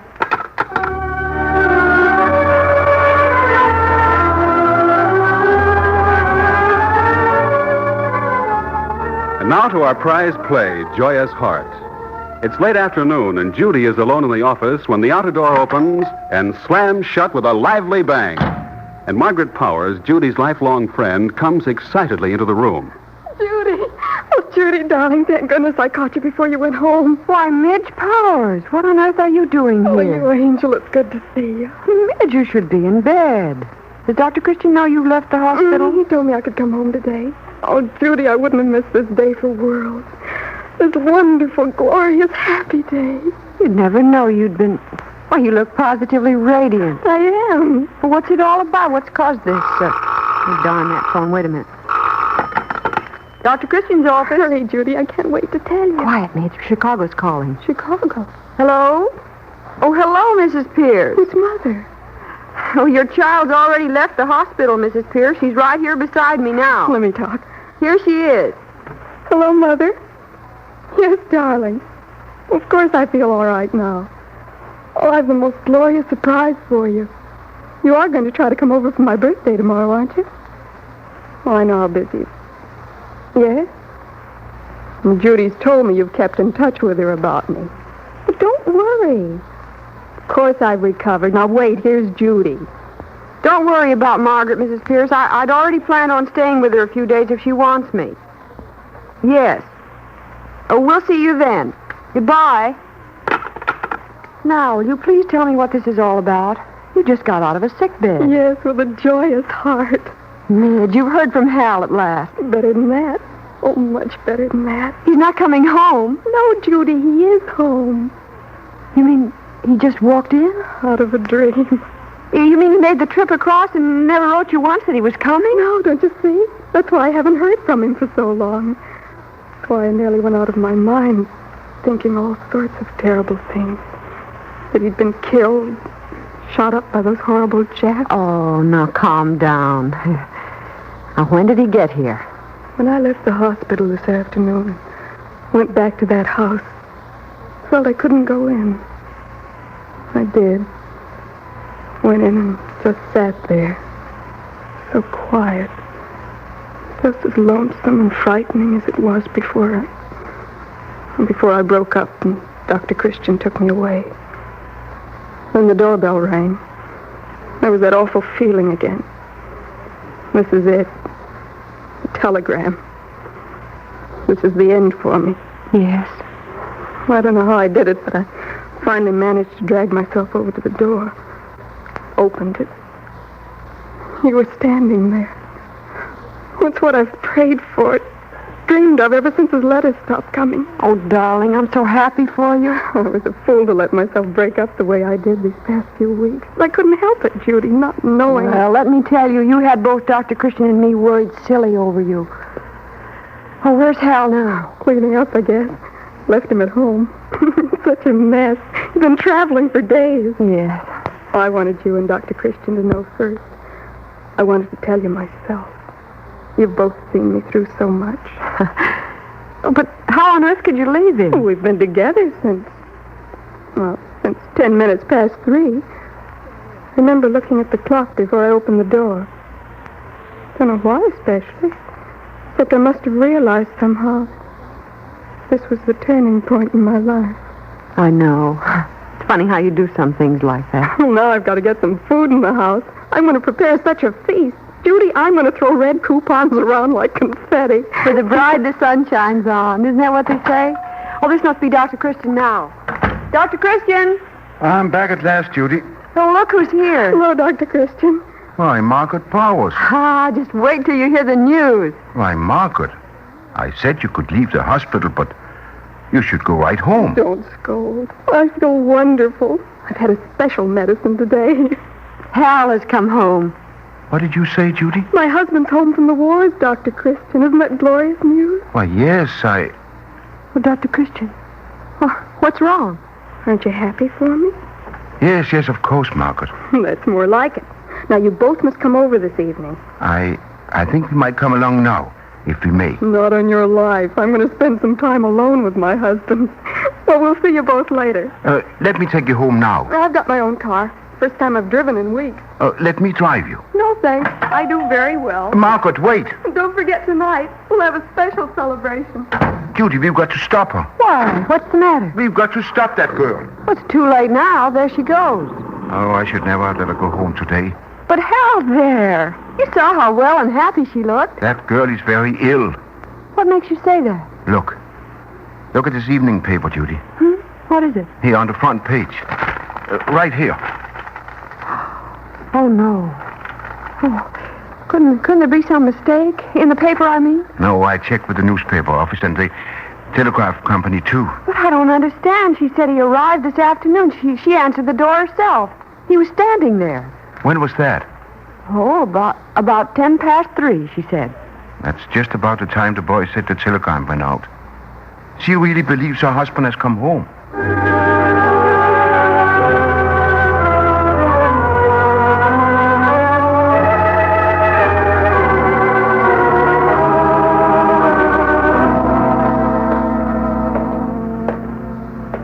Do you think it's wise for me to come along with you, Dr. Christian? She invited us both, didn't she? How should I act? I mean, what can I do? Act as though nothing strange has happened. We've got to pretend along with her for a little while. What's wrong with her? Temporary shock, I hope. Remember, Judy, she's been suffering from melancholia for several weeks. She's been thinking about Hal constantly.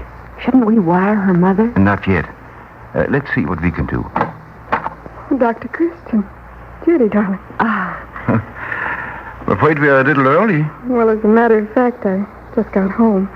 We just couldn't wait until tonight. Well, come on in. It's good to see you back home again. Come on into the parlor. Haven't done a thing about dinner yet. You'll both stay, won't you? No, thanks, Margaret. We just wanted to pay a little call. Please stay with me. Why, Midge, what's the matter? Nothing. It's so quiet in here again. Here, let me light a lamp. Dr. Christian, I'm frightened. What are you afraid of, Margaret? I can't find Hal anywhere. Where do you suppose he could have gone? Well, I brought the things home for supper. Thought he must be upstairs. Sure, I heard the shower running. I knew he'd be back in a minute. Downstairs, I mean. Got so used to saying back when he was away. Margaret. You don't think someone's playing a trick on me, do you? Hal! Hal, darling, Dr. Christian and Judy are here. Please sit down. Look, I even managed to buy some of his favorite cigars for him. You know how hard they are to get. Let me talk to you. No, I won't let you. Oh, Midge, dear, please let Dr. Christian... No, you're going to tell me I was wrong. Both of you, that's why you came here. You're going to tell me Hal hasn't come home. I know I've been sick. Well, this is just a temporary shock you've had, Margaret. It's nothing so unusual. You don't dare tell me he isn't here. You don't dare. You won't tell me that, will you, Dr. Christian? I must tell you that, Margaret. Your husband hasn't come home. He did come. I know he did. Wait, I can prove it. He brought me flowers. A little yellow bouquet. Is this the bouquet here on the table? Why, no. That's just paper. Yellow paper.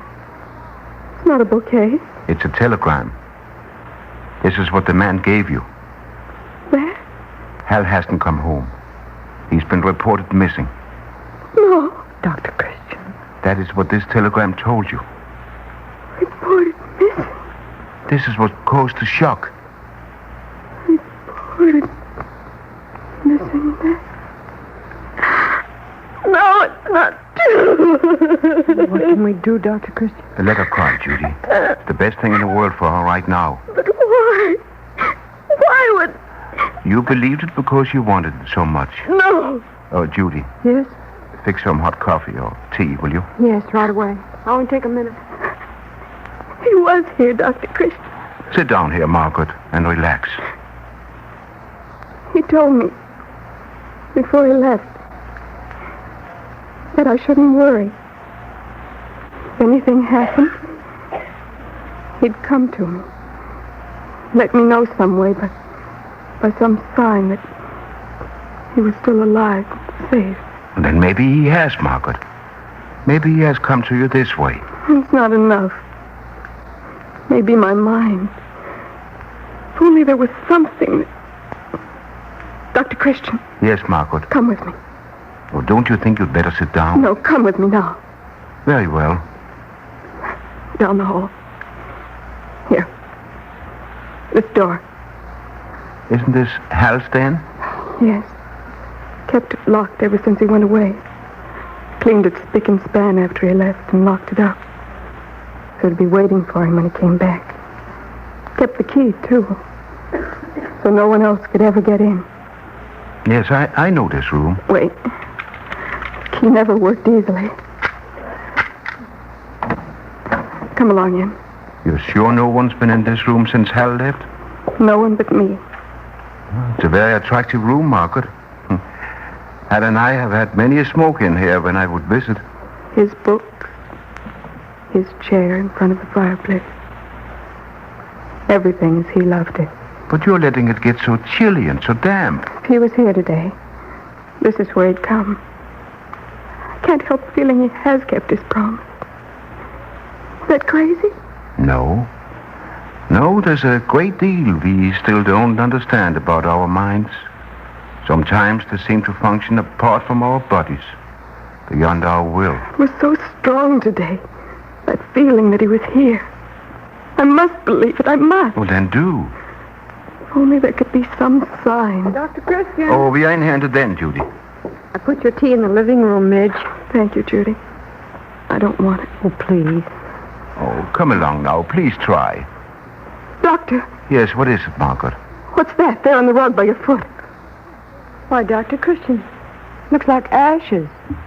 Yeah, they're white ashes. Like cigar ashes. You haven't been smoking, have you, Dr. Christian? I know, not a cigar, not even my pipe. They look like fresh ashes, don't they? Like they've just been dropped. Yes, but you can't always tell. Look there in the ashtray on his table by his chair. Dr. Christian, it's a cigar. Fresh cigar. Someone's just been smoking it. I did notice the odor when we came in. So did I, just now. Wasn't there before. I cleaned everything in this room. That's strange. No, it's not strange. It's right. And it's real. No matter how it got here, it must tell me he's safe. He came to me this afternoon. Believe it, then. You've been under a great strain, darling. Please let Judy take you upstairs. No. You don't have to worry about me now. Midge, are you sure? I know it now. I think you'll be all right now, Margaret. I'm glad you both came. Now, could I be alone? I think I want to rest. I'll stop by in the morning. Let's go, Dr. Christian. You don't think I'm completely mad? No, Margaret. If there's anything you want, don't hesitate to call me. I won't, Dr. Christian. But I'll be all right. I feel happy. No, not happier. But more contented now. Good night. Good night. Dr. Christian. Yes, Judy. What do you think that was? I don't know. Oh, look, there's somebody coming up the walk toward the house. Yeah, it's old Charlie Bender, isn't it? The electrician? Oh, yes, it is. What do you suppose he could be wanting here this time of evening? Oh, let's stop him before he gets on the porch. I don't want Margaret disturbed again tonight. Oh, good evening. Good evening, Charlie. Oh, it's you, Dr. Christian. Yes, it's Dr. Christian and Miss Price. Evening, Miss Price. Good evening. Were you calling to see Mrs. Powers? Well, not exactly, you might say. Nothing much, you might say. Is there something you'd rather not tell us? Well, as it was going to be a little surprise, you might say. You might say it, Charlie. Oh? Neither Judy nor I will tell. Well, seeing as how Mrs. Powers will know tomorrow, on her birthday anyhow. Oh, something in the nature of a birthday surprise? You might say. Mrs. Powers returned from the hospital this afternoon. Oh, that's too bad. I mean, it won't be ready till tomorrow. What won't be ready? The den. Mr. Powers' den. Oh, I see. I was doing a little work in there while she was in the hospital, fixing everything up. The room hasn't been used since he left. Mrs. Powers didn't know. No. That was the surprise. Oh, who told you to do this, Charlie? Mrs. Powers' mother, Miss Pierce. She didn't expect her daughter out of the hospital and back home till tomorrow, anyhow. Got a letter from her from Chicago telling me she wanted me to fix up the room while her daughter was laid up. Sick, I mean. So it'd be a surprise when she got back. How did you get in the house? Well, Mrs. Powers' mother sent me both the keys. Done a lot of work for her for years before she moved away. She knows she can trust me. Don't tell me nothing's been stolen. Oh, no. It wasn't by me. Got a letter right here to prove I was told to go ahead. Here, Dr. Christian. You can see for yourself. It is from Mrs. Pierce. Be sure the radio works and the lamps are in good condition. I'm bringing a few new drapes and covers to make the room cheerful. Don't send a bill, as I shall soon be in Riverside and will pay you when I arrive. There's the proof, you might say. Were you planning on working at this or, Charlie? Oh, no. That's not what I came over for now. Got my part done this afternoon. Just remembered something, though, that had me a little worried. Thought I'd better stop by and check up. What was that? Scared I might have burned the house down.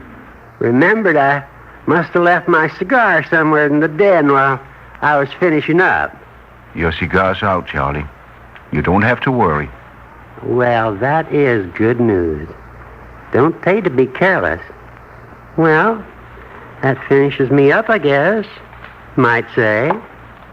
Well, so long. Good night, Charlie. Good night, Mr. Bender. Night. So that was his cigar. Yes, it was Charlie's cigar. And not a sign, an omen for Margaret after all. Oh, I wouldn't say that, Judy. Why? What difference does it make how that cigar got there or who put it there? It could still mean something, couldn't it?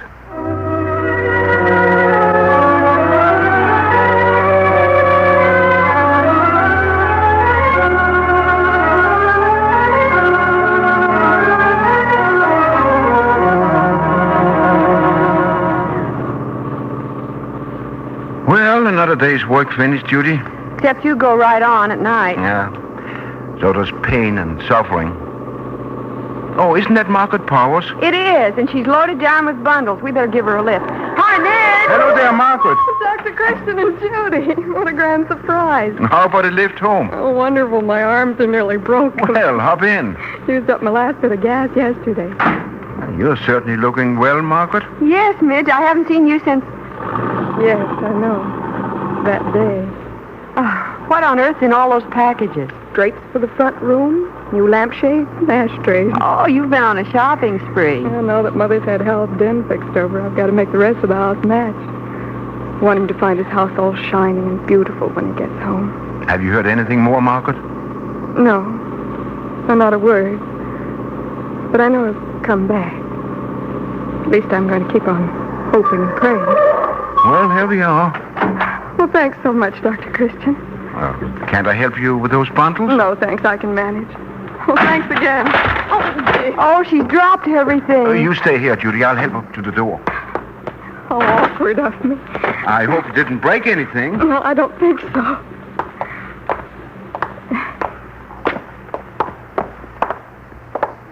Here, let me open the door. I have the key right here.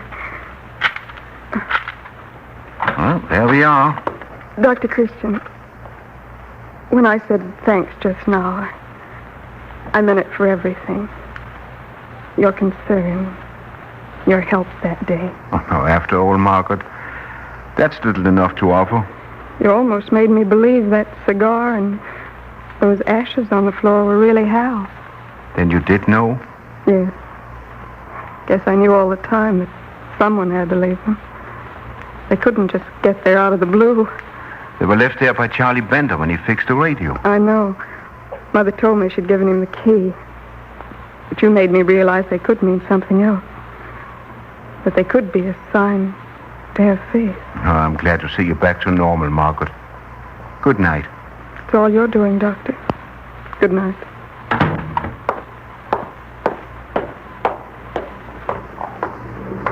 I'm sorry to keep you waiting, Judy. What on earth were you two talking about that was so interesting? Oh, cigars and white cigar ashes. Then she knows. Of course she knows, Judy. But she needed something like that, something tangible to hang on to, even if it was nothing more than a half-smoked cigar. It's odd sometimes, the funny little things that can work miracles.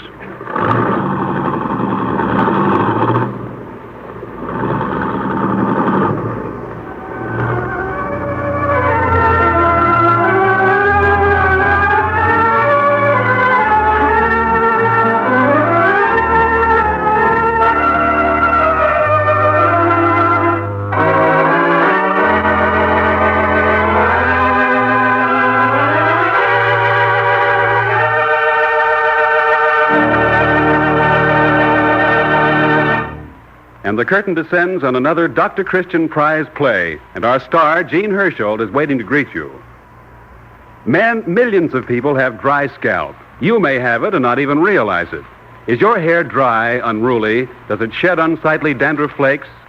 If you notice either of these signs of dry scalp, start using Vaseline Hair Tonic today. Combat dry scalp. Get extra protection against the drying effects of hot summer sun, drying wind, water. Yes, Vaseline Hair Tonic checks dry scalp quickly, easily, by supplementing the natural scalp oils. It contains no alcohol or other drying ingredients. Shake 5 drops a day on your comb or directly on your hair to check dry scalp. Give your hair a neat, well-groomed look. Also, massage your scalp before shampooing with Vaseline Hair Tonic to loosen dandruff, relieve itchy tightness. Vaseline Hair Tonic is the ideal care for scalp and hair. Remember, more bottles of Vaseline Hair Tonic are sold today than any other hair tonic in America. Vaseline Hair Tonic is one of the many Vaseline brand products made by the Cheesebro Manufacturing Company, owners of the trademark Vaseline. And now here is Gene Hersholt.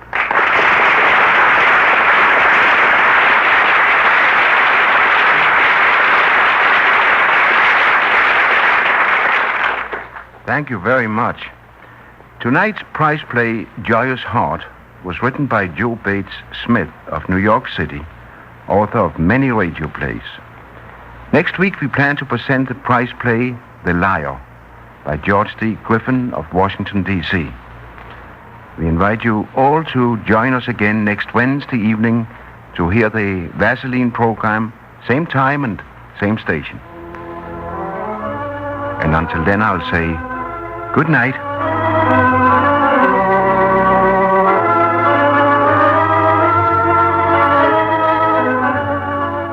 Work hard today. Hard work often means sore hands, especially gardening, housework, or war work. Smooth on Vaseline petroleum jelly before starting work after washing up. Makes grime easier to remove, less apt to irritate. Use Vaseline petroleum jelly.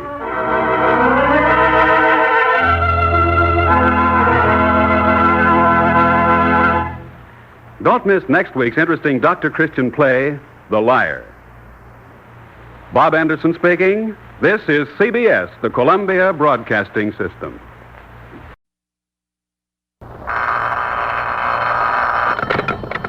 Dr. Christian's office.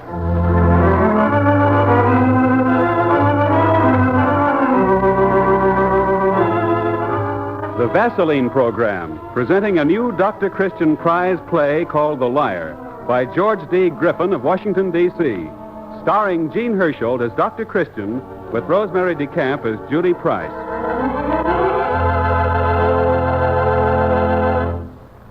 Men, dry scalp is a thief. Yes, dry scalp robs you of an important asset in business and social life, good grooming. If you have dry, unruly hair, if you're bothered with loose dandruff or itchy scalp, remember these are signs of dry scalp. Remember, too, any one of these conditions may be aggravated by sun, wind, and water. So start using Vaseline Hair Tonic today and check dry scalp. Vaseline Hair Tonic actually supplements the natural scalp oils, contains no alcohol or other drying ingredients. Just 5 drops of Vaseline Hair Tonic a day, applied with comb or directly on the hair, checks dry scalp. keeps hair neatly in place. Also, a brisk Vaseline hair tonic massage before each shampoo loosens dandruff, relieves itchy tightness. Vaseline hair tonic is the ideal care for scalp and hair. And the proof is this. More bottles of Vaseline hair tonic are sold today than of any other hair tonic in America. Buy, try Vaseline hair tonic.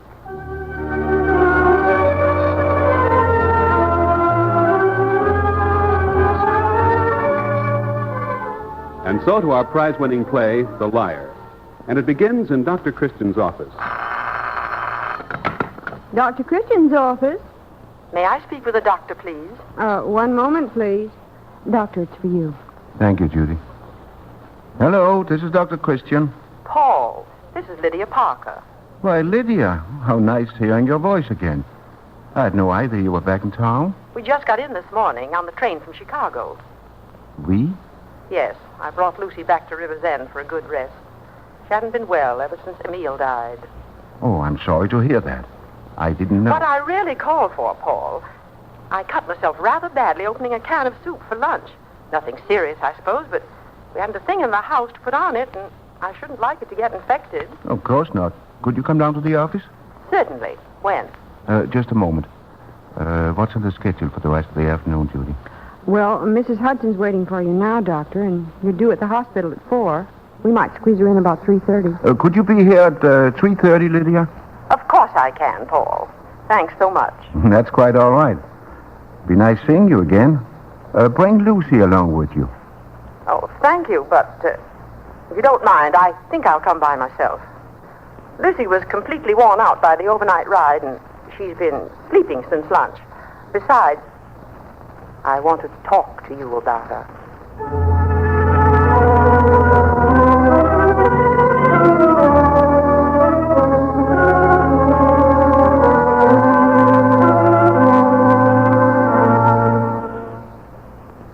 Lucy's not well, Paul. I took her to a specialist in Chicago, but he couldn't do anything for her under the circumstances except prescribe a tonic. It's her nerves then, huh? I suppose it is, in a way, although she looks perfectly healthy. And what are her symptoms? Oh, it's hard to explain. Some ways she's quite normal. Too much so. You don't know better. But in others, she's so queer. Queer? In what way, Lydia? Well, it's difficult to describe. Paul, how well do you remember Lucy? Why, well, of course, I haven't seen her for almost 40 years. But I remember her as a lovely young lady. I mean, what things do you recall about her? The way she acted. Acted? You've forgotten the odd things she used to do? I'm afraid I have. I always thought Lucy was a very normal girl. And perhaps she was around you.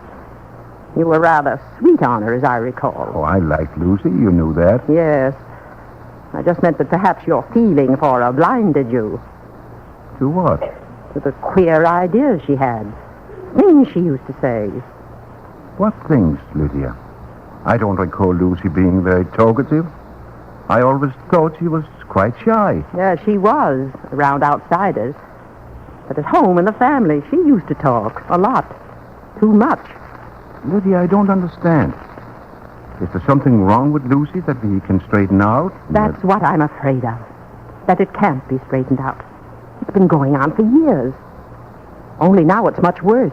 But what is it she does? What's wrong with her? Well, Paul, she lies. And she imagines silly, dreadful things. Lies, imagines, but what? Oh, dear. This is so difficult for me to say. Well, are you sure it's really so serious that you're not exaggerating? You know, Lydia, you and Lucy are at an age when it's only natural for there to be temporary emotional upsets of one kind or another. Not that, Paul. This has been going on for years. But what sort of things does she imagine? What has she been lying about? That's just it. She lies about nothing at all. Nothing? Nothing. Everything. She lies when there's no reason to. She prevaricates about little everyday things, like where she's been, what she did, or maybe who called. But surely there must be some reason. That's what's most disturbing, for no reason at all. There's no reason for her to lie to me, She does, though, lie to others? Oh, yes. But you see, when they're only around occasionally, they have no reason to suspect what she's doing. And she carries it all off without their ever knowing. And you've never given her away? To them? Oh, no, that'd only make it worse. But she does know that you know better, that you don't believe her inventions? Oh, yes. She knows. But we don't talk about it. Well, why not? Have you ever challenged her statements? Yes. Once. It was years ago. I don't recall all the circumstances, but it had something to do with a beau whom we both thought we wanted. You know how jealous sisters can be, particularly about men. Seems silly now, but at the time it was very important to us. And Lucy, in a determination that I shouldn't get him, told the wildest tales about me. Could that have been, by any chance, the time you went to the graduation dance with Charlie Summers? Why, yes, I believe it was. How on earth did you remember? I had asked Lucy to go with me, as I recalled, but she was ill and stayed home. Yes, she really was quite ill. But surely there's something more serious than that. I mean, that her lying isn't enough to worry about? No, Paul. I wouldn't let it bother me if it were confined to that. But it doesn't stop there. Lydia, are you trying to say that there's something dangerous about Lucy's condition? I don't know. Not dangerous, perhaps. Not yet. Sometimes I wonder what she will do when she gets so excited and afraid. Afraid of what, Lydia? Paul, I think she's afraid of me. She suspects me. You? Yes. It's dreadful. But how do you know? Because every time we're alone, she goes to her room and she locks the door. She exists behind locked doors, and has for some months now. It's awful. My own sister. But, Lydia, why haven't you done something about it? I mean... For the simple reason that as soon as someone comes into the house, or we go out together, she seems perfectly normal. Oh, she acts this way only when you are alone? Exactly. I had a terrible time getting her to go to the specialist in Chicago. When I did, why, she carried on as though there was nothing in the world on her mind. I think the man thought I was the queer one. It was most embarrassing. Have you ever tried leaving her alone for any period of time? Perhaps living separately? Yes. And what I tried proved disastrous. It was a little over a month ago I took a trip into New York with some friends. When I returned, I found Lucy in a dreadful condition. For one thing, she was half-starved. Apparently, she hadn't been eating. I suppose she was too frightened to leave her room the whole time I was gone. But I thought you said it was you of whom she's afraid. Why, yes. Well, then why should she fear to leave the room once she knew you were out of the house for several days? I can't imagine. It puzzled me at the time. You did tell her you were going. Why, Paul, of course I did. I'm sorry. It just occurred to me that perhaps Lucy might not have realized that you had made plans for a visit and that had assumed, for some reason, that you had gone off and left her alone, stranded, or perhaps that something had happened to you and the same fate awaited her outside her room. What was her reaction when you returned? Excuse me, Doctor, but it's almost 4 o'clock and you're due over at the hospital. Oh, yes, Judy. I'll be right out. Well, I'm afraid, Lydia, that you have to excuse me. Oh, of course, Paul. I'm sorry to have taken up so much of your time. Oh, not at all. I wonder, Lydia, if I might come over to the house and see Lucy? Why, of course, Paul. I'm sure she'd love seeing you again. Why don't you come over for tea and we'll pretend it's just a social visit? Oh, thank you. I don't know about tea. It's difficult for me to get away from here during the afternoon, but I might drop over after supper, say tomorrow evening, when she's had a chance to get fully rested. Splendid. We'll be looking for you. And, Lydia. Yes? I wonder if I might see Lucy alone. Alone? Yes. Why, I suppose you could. Well, I could let myself in if necessary. Let yourself in? You mean you don't even want me in the house? Oh, it isn't that, Lydia. It's just that if Lucy does have some sort of complex about you, as you say, I think it would be wise for her to know that you're gone to feel completely at ease. Oh, why, of course. I'll go to a movie or something. Well, that'd be fine. And now I mustn't keep you a minute longer. Until tomorrow night, then. Tomorrow night. Goodbye. Goodbye, Paul. Doctor, here's your coat and hat. I'm afraid you're going to be late. Here, let me help you. Thank you. Miss Parker's hand serious? Her hand? Oh, no, a hand would be all right, I think. It's something else I'm wondering about.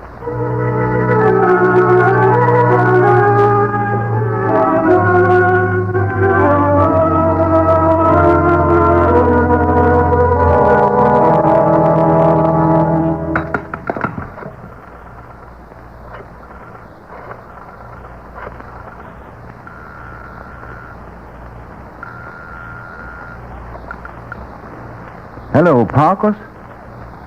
Hello. Hello? Hello, Lucy? Yes? This is Paul Christian, Lucy. Oh, hello, Paul. I'm just getting away from the office now, Lucy. Did Lydia tell you I planned on dropping in on you this evening? Yes, she told me. Oh, well, then I'll be there in a few minutes. All right? All right.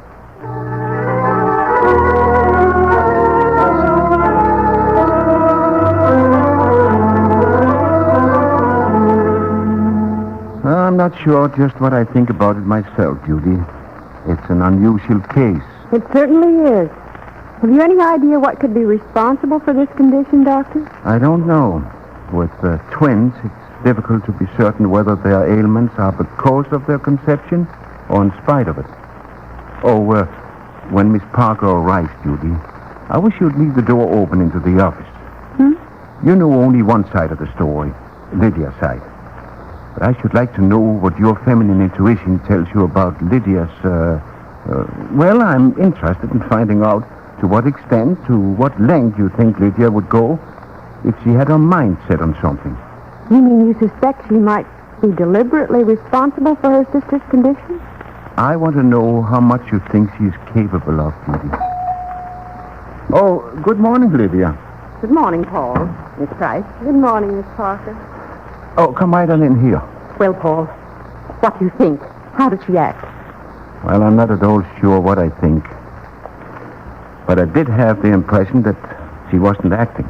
But didn't you see any signs of... Of what? Well, nervousness or instability? Instability? No, I hardly think I would say that. Her nerves are, of course, in rather bad condition. But, is that all? I would rather hardly commit myself to anything more definite on the basis of what I observed last night, Lydia. But don't you see? It only proves my point all the more. I'm the one that causes her to do these queer things. Oh, you don't understand at all. But, Lydia, how can I help you out of your quandary if Lucy seems perfectly normal when I see her? But that's what I told you. She controls herself when others are around. It's when we're alone that she does these queer things. Then how am I to observe her in that condition, Lydia? Oh, I don't know. I wish I did. This whole thing is beginning to get beyond me. I have a question or two, Lydia. They're rather personal, but I think they might have some bearing. Yes, of course, Paul.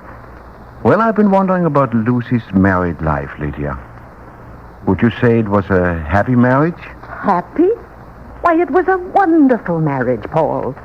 Emile was goodness itself to Lucy. He was thoughtful and loving, and he had the money to give her anything she desired. And you would say that they were then a perfect match? Why, yes. Was there perhaps something about his death, any unusual feature, I mean, that would leave a scar on Lucy's mind? Why, I don't know of anything. And between you two, Lydia, has there ever been any serious trouble between you? Any reason why Lucy would fear you or suspect you? Lucy and I have been inseparable, Paul, ever since we were girls. Yes, I know, but have you always been compatible? You've never gotten on each other's nerves just from the strain of being together day in and day out through the years, wearing the same clothes, the same hairdo, sharing the same friends? Oh, we haven't always been that close, Paul. No? No.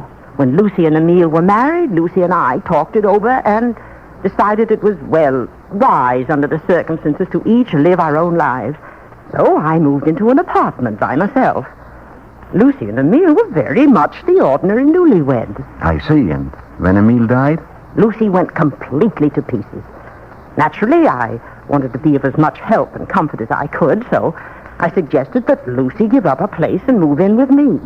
Had plenty of room for both of us. So it worked out very well. I'm sure it was very fortunate for Lucy. I tried my best to make her happy. Paul, what can we do for her? We can't let her go on like this. Yes, it's a difficult problem, Lydia. You know, I wonder if Riversend is just a place for Lucy to rest, to get back to normal. Why, Paul, it's our home.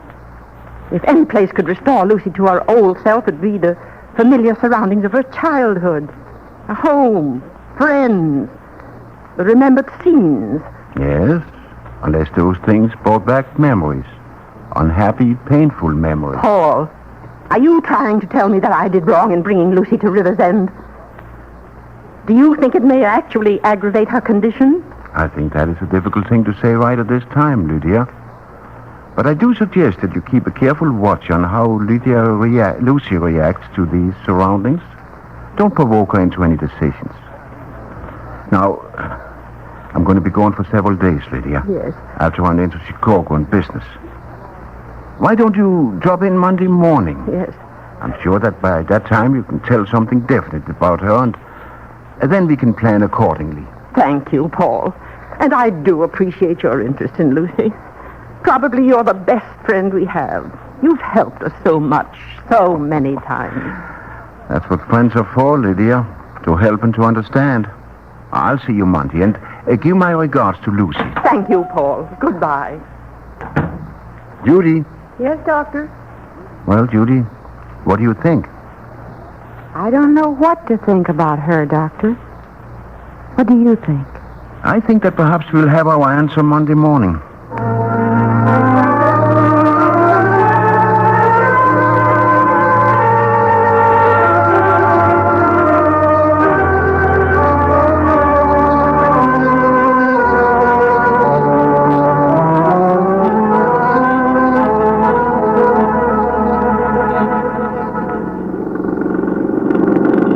Well, Charlie, the old car still runs along in first-class fashion. You certainly had good use of her, haven't you? Yep, I sure have. Anything new at the office, Judy? Oh, some new faces, Doctor, but the same troubles. Oh, yes, Miss Parker called. Lydia? Yeah, she said to tell you that you were right and that she was taking Lucy to their brother's place in California. I see. Say, that Lydia Parker you're talking about, Doctor? Yes, Charlie. Have you seen her this time? Yep, I took her to train last night. Darn near missed it, too. Yeah, she seems about the same, don't she, Doctor? Yes, there's not much change. Yeah. Funny thing how she goes on about her sister, ain't it? Yes, sir, it sure is a funny thing. Say, how long has Lucy been dead, anyway? Must be down to 40 years, ain't it? Dead? Lucy Parker dead? Yes, Judy. Lucy died of pneumonia in the spring of 1901. Oh, but Doctor, well, then this whole thing is... You knew this all the time? Yes, Judy, I knew. I was pallbearer at Lucy's funeral. Oh, but why did you let me think that... Good heavens. No, I don't understand Miss Parker. Is she mad? Mad? Insanity is a harsh word, Judy. Especially for Lydia. She's not dangerous, I know now. And as she is always saying about Lucy, she's perfectly normal in some respects. But Lucy and Lydia are very close, as most twins are, and Lydia never got over Lucy's death. Never once in all these years has she admitted that she's alone, that Lucy is not still with her. Oh, but what do people think when Why should they think anything? Lydia only comes back to River's End occasionally, usually with just a little different story about Lucy and her recent activities. Is it asking so much to expect a little sympathy and understanding? Now, who are we to say that Lydia is queer on the thoughts that are closest to her heart? Reminds me of something my grandmother told me one time many years ago. All the world is queer save thee and me, and even thou art a little queer.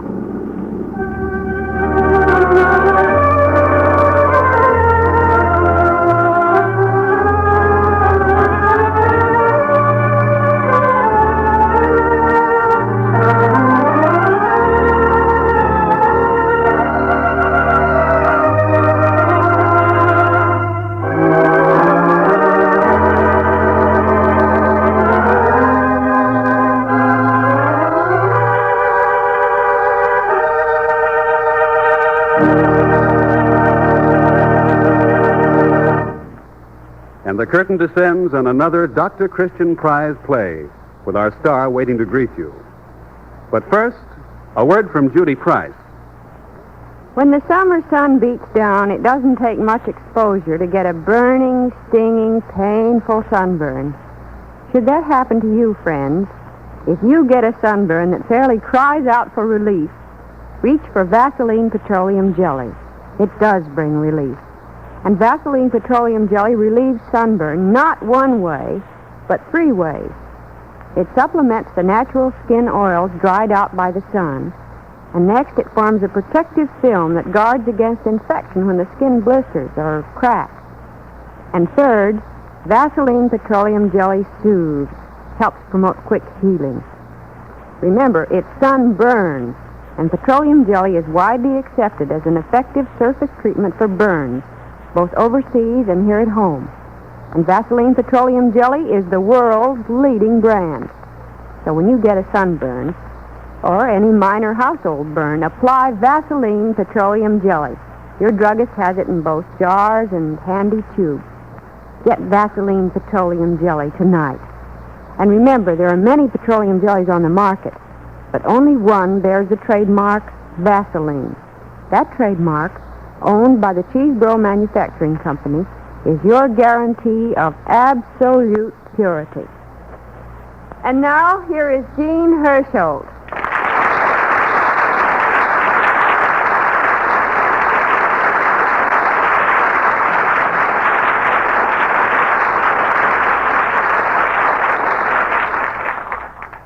Thank you very much.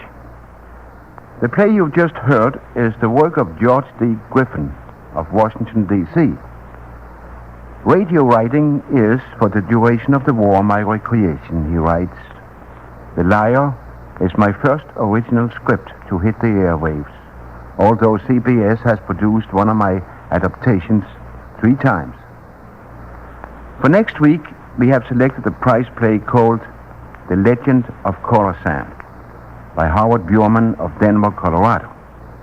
So we invite you all to listen next Wednesday evening to the Vaseline program, same time, same station.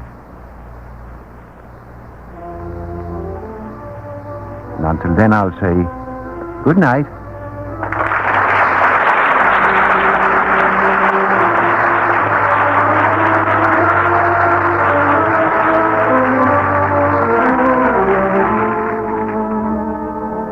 Men, give your hair the ideal summertime care with Vaseline Hair Tonic. Just 5 drops of Vaseline Hair Tonic a day supplement the natural scalp oils depleted by summer sun, wind, and water. So keep your hair looking its well-groomed best. Start tomorrow using Vaseline Hair Tonic.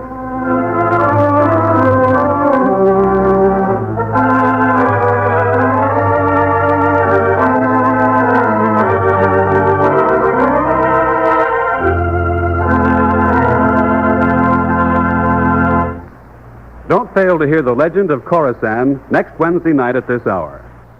Bob Anderson speaking. This is CBS, the Columbia Broadcasting System.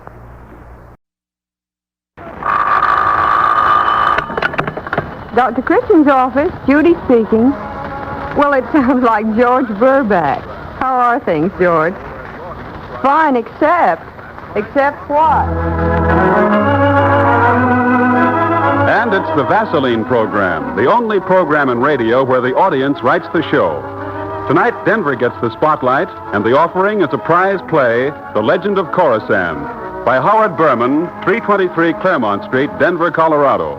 Starring Jean Hersholt as Dr. Christian, with Rosemary DeCamp as Judy Price. Well, if your job means you work with machine oil a lot, no wonder your hands get red and sore. Yes. Well, dyes and chemicals have the same effect. But, George, why don't you use Vaseline Petroleum Jelly? It's perfect for protecting hands that work hard at anything, from housework and victory gardening to industrial jobs like yours. Yes, that's it. The same familiar, reliable Vaseline Petroleum Jelly. And here's what you do. Before beginning work, smooth your hands lightly with Vaseline Petroleum Jelly, to keep oil and grit from working into the skin. And this will safeguard against infection and make oil and grime easier to remove. Then when you've finished work and washed up, smooth more Vaseline petroleum jelly on your hands to supplement skin oils you wash away with those strong soaps. Also to relieve sting and to help promote healing of little nicks and cuts. You just try Vaseline petroleum jelly tomorrow, George, and bet your hands feel better right away. Tube or jar? Oh, whichever's most convenient. The druggist has both. Don't mention it. Goodbye.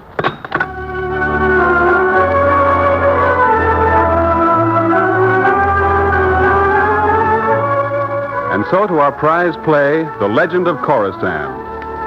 It's early evening in River's End, and Dr. Christian is just winding up his round of calls with a visit to the home of Mr. Bennett, the local banker. Mr. Bennett is lying prostrate on a Davenport in the living room, but Dr. Christian can't seem to find anything wrong with him except a bad case of nerves. Mrs. Bennett is frankly indignant over the whole situation. It's utterly ridiculous, Dr. Christian. It's just his imagination, that's all. But, Doctor, it isn't just my imagination. I'm losing my mind, I tell you. I'm going crazy. Of course you're not losing your mind, Horace. Now, don't be so upset. You're just as sane as I am. He never was that sane, but now he's just being childish. No, you've got to believe me, Dr. Christian. I can't stand it any longer. Those dreams. Every evening, those same horrible dreams. Oh, nightmares, eh? Well, have you been eating anything before you go to bed? No, you don't understand. It's not a regular nightmare. I don't have it at night. I had it just a little while ago, just before I telephoned you. You know, I usually rest a little when I come home from the office. Take off my coat and shoes, put on a pair of slippers, and take a little nap on the Davenport before dinner. And that's when I have that dream. He comes every evening. Who comes? He does. The man in the dream. There's usually a woman with him. They're strange-looking people. They give me the creeps. They always come through that door over there, walking towards me. The man's hurt or sick. He's gasping for breath. And when he gets almost to me, he clutches his throat and falls, dying at my feet. Oh, it's horrible. What a peculiar dream. Have you been reading any books or seeing any movies lately which might have impressed something like this on your mind? Certainly not. It's nothing like that. It's those confounded slippers that cause the dream. Now, Horace, that's preposterous. It is not. I tell you, I have that dream every time I wear those slippers. Driving me nuts. Did you say slippers? Yes. Please, under the Davenport. Here they are, see? My, what an odd pair of slippers. With a sort of a turned-up toe and elaborate handwork. Very ornamental, I must say. I've never seen anything quite like them.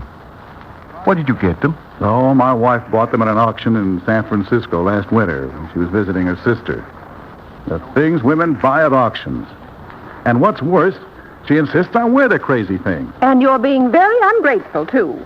I think they're perfectly lovely. They're genuine antiques from Mr. Somebody or other's famous collection. You just don't appreciate them, and I think you're making up this whole ridiculous story just to get out of wearing them. Are you, Horace? No. You think I'd work myself into a state of nerves like this just for spite?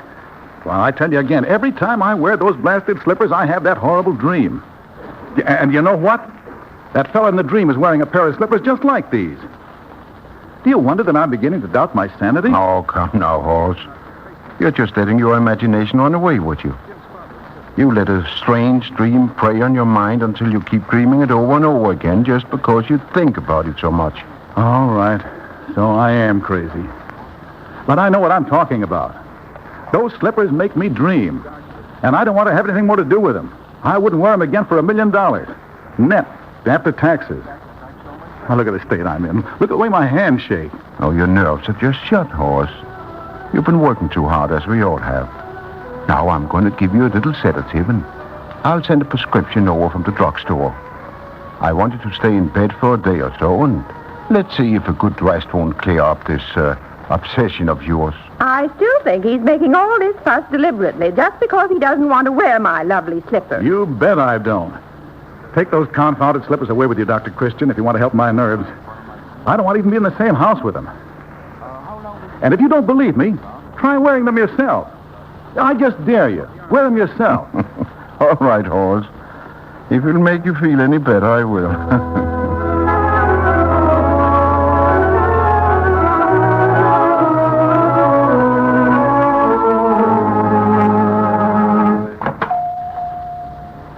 Oh, you're late getting back from your calls, Dr. Christian. Have you had any dinner? Yes, Judy. I stopped off at the restaurant for a bite on my way back to the office.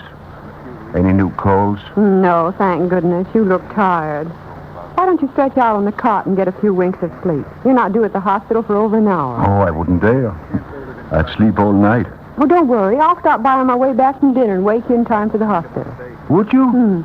Ah, that would be a luxury. Oh, and Judy, before you go, would you mind putting another package of throat swabs in my bag? Certainly. Why, what an odd pair of slippers. What on earth are they doing in your bag? Huh? Oh, I'd almost forgotten. Just a souvenir from a nervous patient, Judy. I'm supposed to wear them to prove they're not haunted. Oh, bring them over. It'll do nicely for my nap. They're very pretty. If you like your slippers exotic, this filigree works beautiful. Is that real silver? Oh, no, I don't think so. They look mighty comfortable, though. That's all I'm interested in. I hope they'll fit. Wait, let me get these shoes off. That feels good. Now, let's see those slivers. Here. Oh, not bad. Little big, but comfortable. Fetching, aren't they?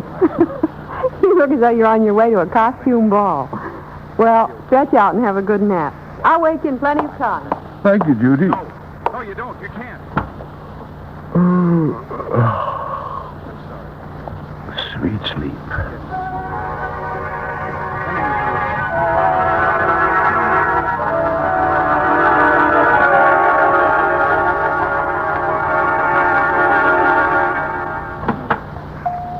Huh? Oh, are you back already, Judy? I didn't realize I'd slept so long. Judy?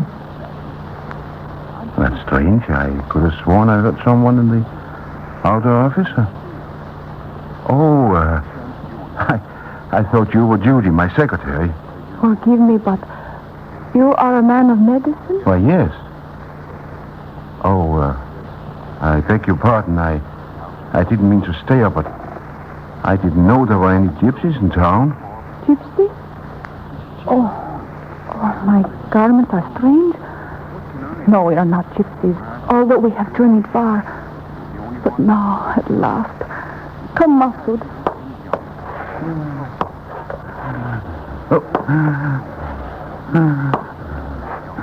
Well, good heavens, what's wrong with this man? He cannot breathe. The signs of his life are running out quickly. Here, let me... Oh, watch him. Oh. He's collapsed. Oh, help me get him up on the table, will you? Oh, yes. Hurry. Yes. All right. That's the way. I don't know where you came from, but you didn't get here any too soon. How long had she been like this? Oh, too long. There was none who could help. Can you... I don't know. It's pretty far gone. His face is turning blue. What is it? Something caught in his throat? Yes. There isn't much time. I'll have to try tracheotomy. Now, where's that small scalpel?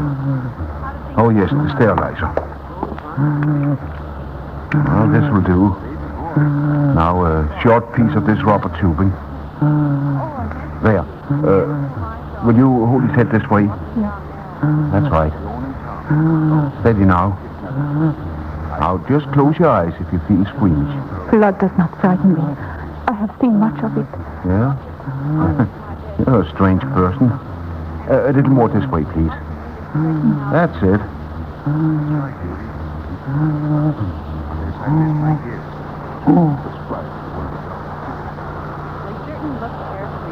There. I think that does it. Oh, you mean he will live? Oh, I don't see why not. He's breathing through the incision in his windpipe now. That tube will give him air. See? His color is beginning to return to normal already. Oh, Allah be praised. You have done a wonderful thing. Oh, no. Tracheotomy is a very simple operation. To you, perhaps. His pulse is improving. He's a handsome fellow, isn't he? Such dark hair and fine features. But his face shows suffering. Yes, much suffering. Well, now that he's out of immediate danger, perhaps I can get at the source of the trouble. Something in his throat, huh? Yes. Now, we'll shift him just a little so his head drops over the end of the table. There. That straightens out the passage. So. Now, let me get my instruments. Let's see now. George, I'd say there's something in his throat. Good heavens. Look at the size of that thing. Looks like a big white marble. It is no marble. Well, he's well rid of it, whatever it is. We can take this little tube out now. He's breathing normally again. Now a few stitches to close up that incision, and he'll be as good as new. Let's see. There we are. A little dressing over the wound. That does it. Oh, it is a miracle. You will never know what a wonderful service you have performed, my friend. We owe you eternal gratitude. Oh, I'm glad I was able to save him. That's reward enough. Now, let's have a look at this object he had in his throat. Perhaps you'd like to keep it as a souvenir. Such things often have a morbid attraction for people, you know. No. It shall be your souvenir. Oh, well, I already have a cabinet overflowing with things I've taken out of people. I'm afraid I stopped collecting such souvenirs long ago. But this is something different. It is rather odd. Not a marble, you say? No, my friend. Hold it to the light. So. See the satiny luster, its delicate tone? Why, yes, but don't tell me that it's... Oh, but of course not. It couldn't be a... Yes, it is. A pearl. That's incredible. I've never heard of a pearl of such a fabulous size. It's genuine. It must be worth a king's ransom. Indeed it might. This is a poor token of our gratitude to you, good doctor, but please keep it. Oh, no, I couldn't. I really don't know if you're joking or not, but if that pearl is actually real, it would be fantastic for me to accept it. What? Then never say I was joking, and that it is only a clever imitation. And now may I add it to your other souvenirs? Not exactly. This is your collection cabinet over here, is it not? Why, yes, but... Then I will place it with your already noble collection. Perhaps when you sit with us? Oh, he What do you say? I'll have you know I was... Well, it's nothing very romantic. Just a few little gallstones. Roosters, I believe. I'm sure they won't mind sharing their box with my souvenir. There. Oh, but really now, I don't know what to think. Say, you're a very strange person. Your mind still troubles itself that the pearl may be real? It would be well if other men were no more covetous of riches than you, my friend. But if... Oh, our patient's coming too. There now, you're all right. Just lie quietly. I am here. I'll just put these instruments back in the sterilizer and clean up a bit. You see, I'm due at the hospital at 8 o'clock. I think it'll be perfectly safe to move him after he rests a bit longer, but then you should get him home to bed as soon as possible. Do you have a car outside? A car?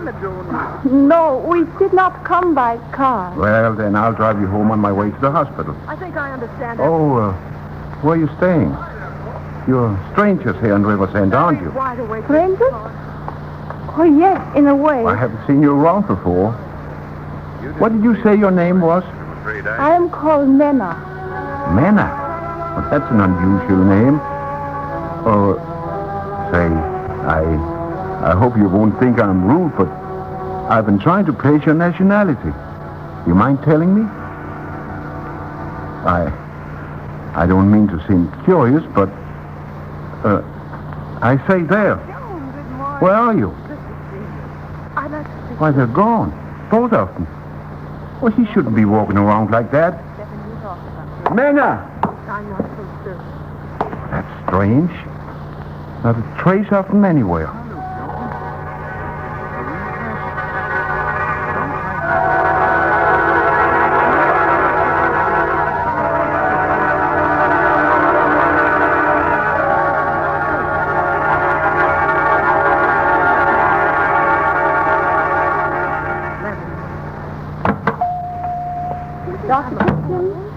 Are you still asleep? Wake up. Time to get ready for your hospital call. Huh? Oh, help me find him, Judy. He's no condition to... Oh. What's the matter, Dr. Christian? Why, nothing, Judy. Did you happen to pass anyone on the steps as you came in? No. I didn't think so. Oh, but it was so vivid. What was? I just had a very strange dream, I think. About a man who was wearing a pair of slippers just like these. Funny, I didn't think anything of it at the time. Why, I'm as bad as Mr. Bennett. Well, it just goes to show you, Judy, what a power of suggestion can do. I thought my imagination was under better control. Are you sure you're all right? Oh, of course I am. Just a little fuzzy-headed from sleep. Oh, well. Dr. Christian. Yes? Did you have any callers after I left? Well, no, of course not. Well, why do you ask? Oh, you asked me if I'd passed anyone on the steps, and I just thought I caught a faint whiff of a strange perfume. But it was probably my imagination. You haven't been entertaining any mysterious ladies behind my back, have you? I'm afraid not, Judy. Oh, What are you frowning about? I'm just beginning to remember something. A childhood fairy tale. Judy, did you ever hear the legend of the Shah of Khorassam? The what? Matthew, the Shah of Khorassam. He was supposed to be the ruler of a kingdom in old Persia. Oh, no, I'm afraid I never heard of him. What's the story? I don't remember it very well, but according to the story, this Shah was fabulously wealthy, and he ruled wisely and well, and he was much beloved by his subjects. Then, one day, the peace and prosperity of Khorasan was suddenly upset by an invasion of the Tartars, who stormed across the province, looting and pillaging and capturing many of the Shah's subjects as slaves. Well, the Shah himself barely managed to escape with his favorite wife. But it ended tragically.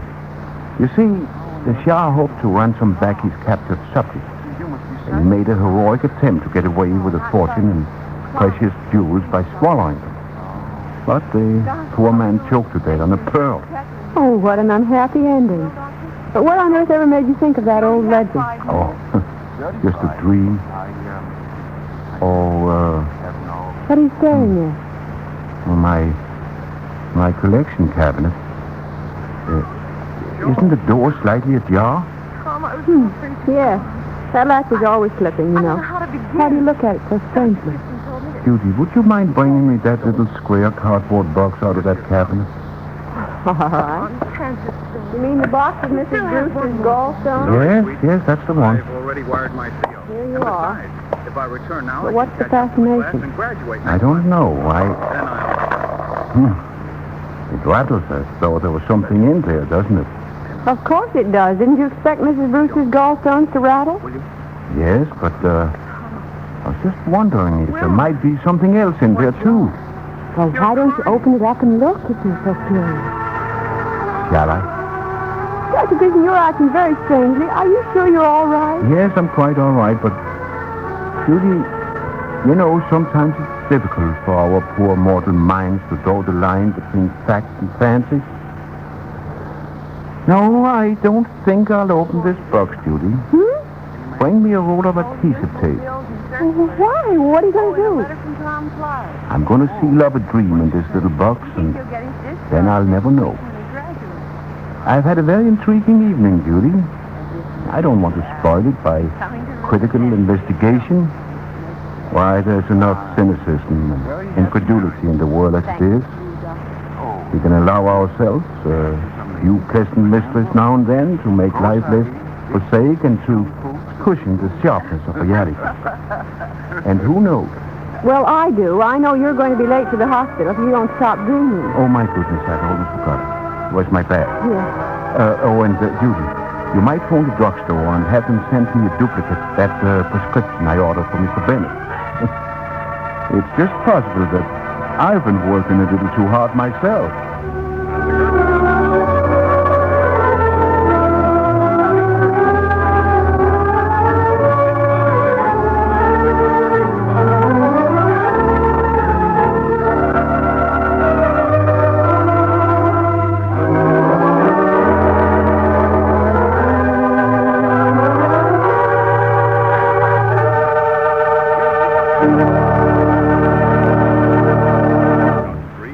The curtain descends on another Dr. Christian Prize play with our star, Gene Herschel, waiting to greet you. Man's dry scalp is a common nuisance, especially now when hot sun, drying wind, and water steal away natural scalp oils. You may have dry scalp and not realize it. If you've noticed just one of these signs of dry scalp, stiff, wild-looking hair, loose dandruff, tight, itchy scalp, reach for Vaseline Hair Tonic. Vaseline Hair Tonic combats dry scalp. Checks it easily, quickly, effectively. Vaseline Hair Tonic actually supplements the natural scalp oils. Contains no alcohol or other drying ingredients. Just 5 drops a day. 5 drops of Vaseline Hair Tonic applied with a comb or directly on the hair checks dry scalp, keeps hair perfectly groomed. Also, a brisk Vaseline Hair Tonic massage before each shampoo loosens dandruff, relieves itchy tightness. Vaseline Hair Tonic gives double care to both scalp and hair. Remember, more bottles of Vaseline Hair Tonic are sold today than of any other hair tonic in America. Try Vaseline Hair Tonic. Vaseline Hair Tonic is one of the many Vaseline brand products made by the Cheeseboro Manufacturing Company, owners of the trademark Vaseline. And now here is Gene Herschel.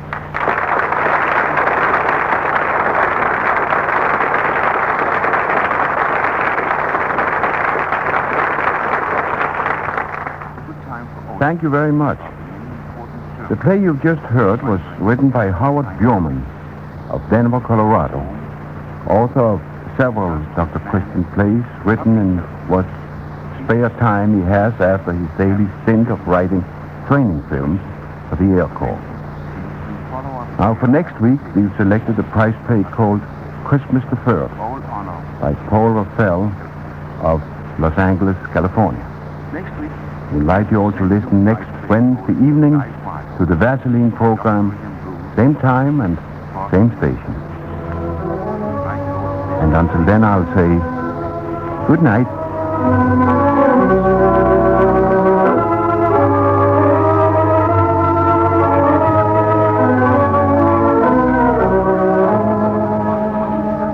Burning up with sunburn, get cooling, soothing relief with Vaseline Petroleum Jelly. Vaseline Petroleum Jelly relieves sunburn 3 ways. Supplements natural skin oils, helps prevent infection when the skin is blistered or cracked, helps promote quick healing. Don't just suffer. Do get cooling relief with Vaseline Petroleum Jelly tonight.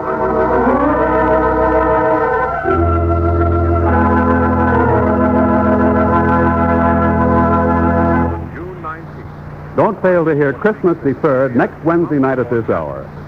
Bob Anderson speaking. This is CBS, the Columbia Broadcasting System. The following program will be interrupted if necessary to bring you any late developments following Russia's declaration of war against Japan. Dr. Christian's office. And it's the Vaseline program, the only program in radio where the audience writes the show. Tonight, the spotlight picks out Los Angeles, and the prize goes to Paul Raphael, 2135 Montana Street, Los Angeles, California, for his play Christmas Deferred, starring Gene Herschel as Dr. Christian with Rosemary DeCamp as Judy Price.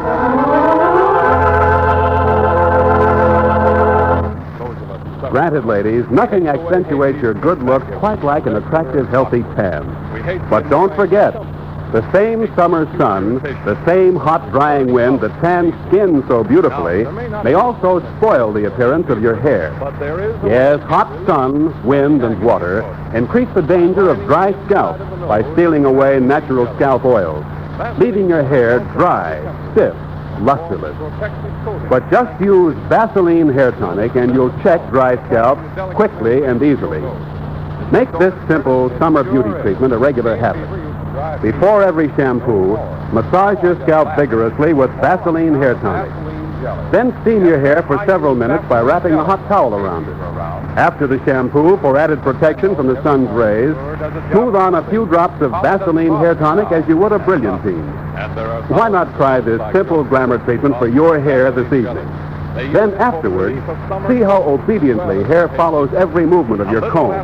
See how smooth and soft and shining it becomes, how full of flattering highlights. Try Vaseline hair tonic. Get a bottle tonight.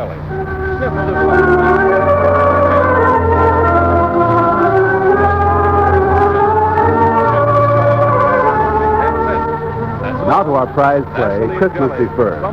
And it begins on a sunny summer afternoon in Dr. Christian's hometown of River's End. Judy Price, his pretty young secretary nurse, picks up the phone in his office and calls Matt Redding, editor of the local newspaper. Hello, is that you, Mr. Redding? Yes. Oh, this is Judy Price, Dr. Christian's secretary. Oh, hello, Judy. How are you? Oh, fine, thanks. Dr. Christian said to tell you that he's on his way over to the corner of Elm and 3rd Street. He wants you to meet him there, Mr. Redding. He does? Well, did he say why? No, he didn't, Mr. Redding, and I'm a little worried about him. Worried? Yes. You know, he usually tells me everything he does, but he was rather mysterious about this. He was, eh? Well, maybe it's something serious. I'll get right on over there, Judy. Thanks.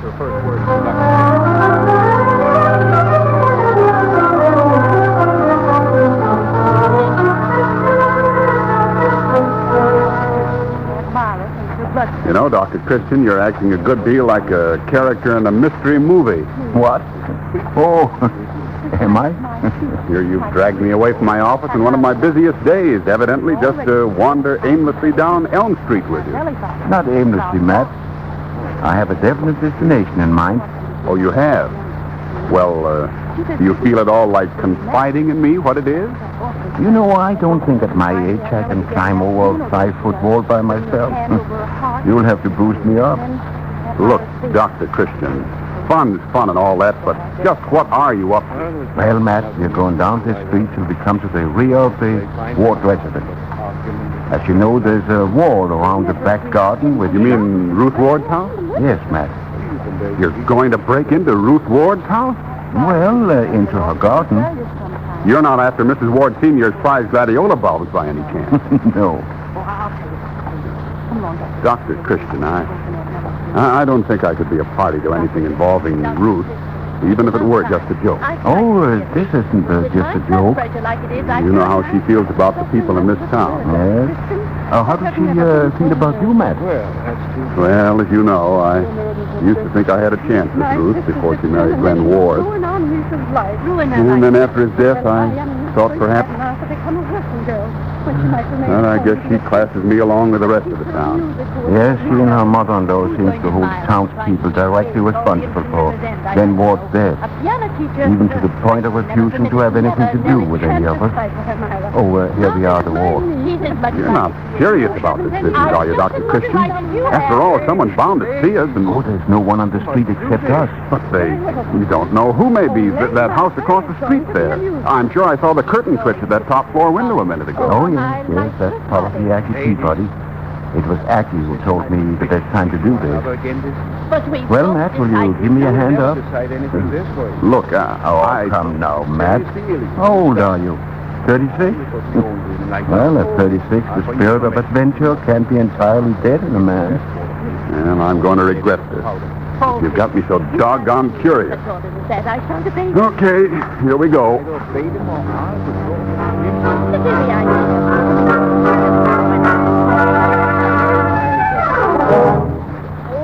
Did you hear anything? No.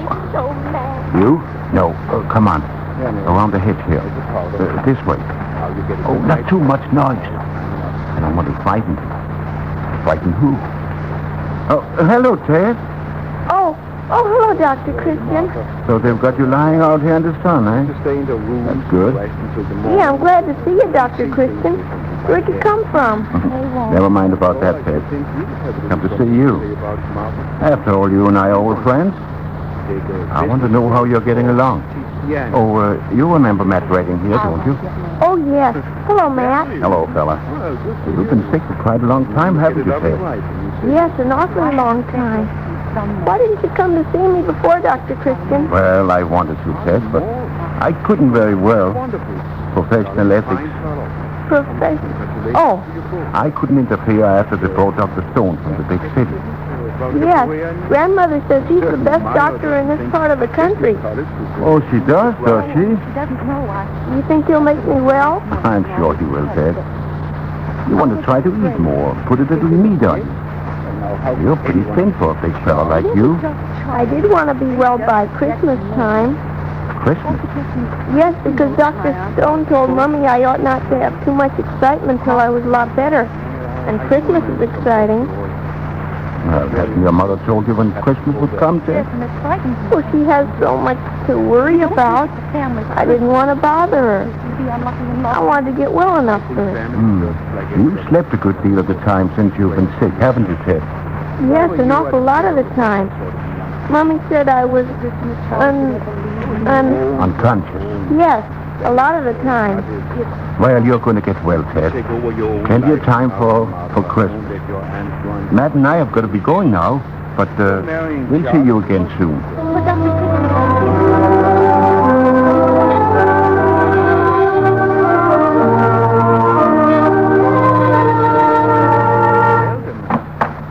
Matt Redding, I want to talk to you. Oh, come in, Ruth. I've been expecting you. You have? Well, Matt, I'm waiting for an explanation.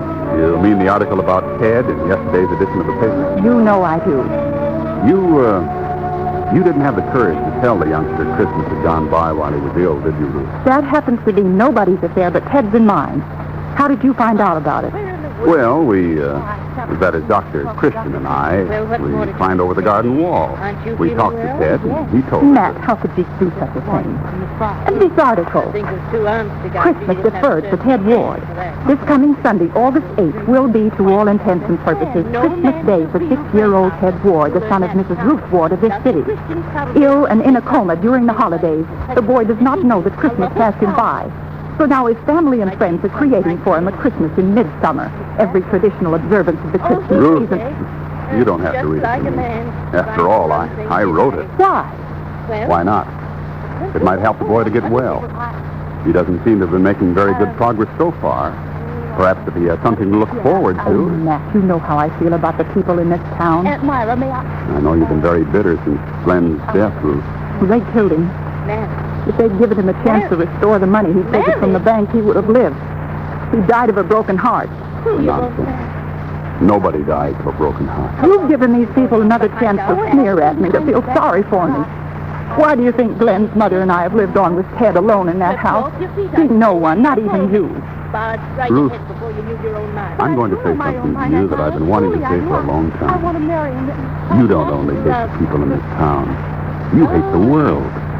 You've allowed what happened to you to make you small and bitter. That boy of yours has been growing up in an atmosphere of hatred and bitterness. No wonder he doesn't get well. What's he got to get well for? I wrote that article hoping it might jog you off that narrow path you walk. I wanted That's quite enough. Now at least I know what you think about me. I don't ever want to see you again. Now I have fixed things.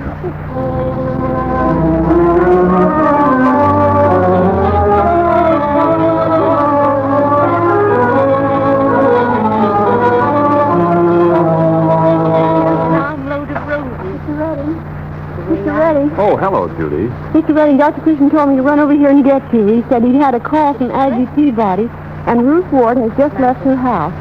If you hurry, you can catch her walking down Laurel Street. It's no good, Judy. Ruth told me. But Dr. Christian said he didn't care what she told you. He said you were to go over to Laurel Street and catch up with her.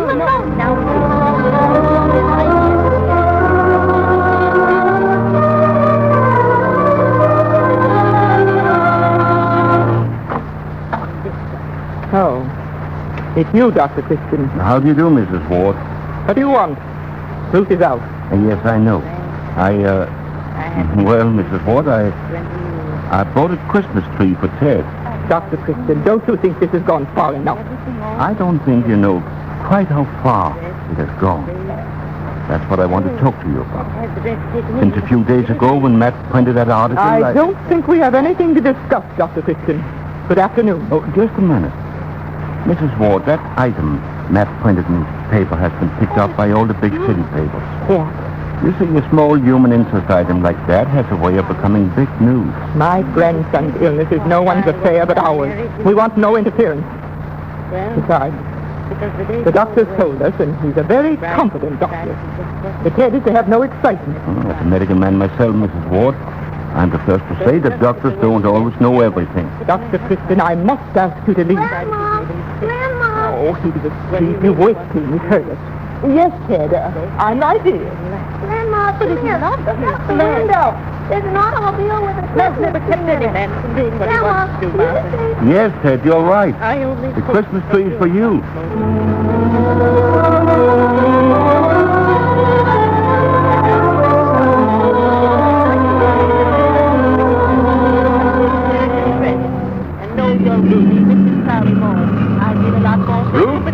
Ruth, can I give you a lift? No, thank you. I'm going your way. Thank you. I prefer to walk. Okay. Wear a white dress and a veil. Of course you're going to wear them. Well, now, there's enough to be done. I think you're right. 26 miles. It's a fine day for a walk. Just leave the car there. Matt, and if you don't mind. Don't say it, Ruth. And why not? Well, after all, it's almost Christmas. It's ridiculous. People are always kind to one another during the Christmas season, Ruth. Even people who may not like each other too much the rest of the year are nice to each other at Christmas time. But it isn't Christmas or anywhere near Christmas. It's the 8th of August. Oh, but you're wrong, Ruth. No, Have you told Ted that it isn't Christmas? No, I didn't think you had. Here, let's turn down this way. But I'm not going that way. I have some shopping to do. Matt, I really... There's something I want to show you. I'm sorry, Matt. It's very important, Ruth. Come on, this way. Where are you taking me? Ruth, do you remember Dad Watson? He used to have his carpenter shop down this way. What? Well, yes. Is he still here? He must be very old now. I remember when I was a little girl, he made me a doll carriage once. Uh-huh. Well, you know, Dad closed the shop some time ago. Right after he got the wire his son had been killed in the South Pacific fighting. Oh, I didn't know that. I'm sorry. Yeah. Dad hasn't taken a lot of interest in things since then. This is a shop right ahead of us here. Remember? There's someone in it. Yeah, it sounds like it, doesn't it? Come on, over here. We can see in through the window. Why, it's Dad Watson, Matt. I thought you said... He's been working in the shop again lately. Seems he's making a toy train, all carved out of wood. You see? Nice, isn't it? Why, it's beautiful. Matt, do you mean... Yeah. It's for Ted's Christmas.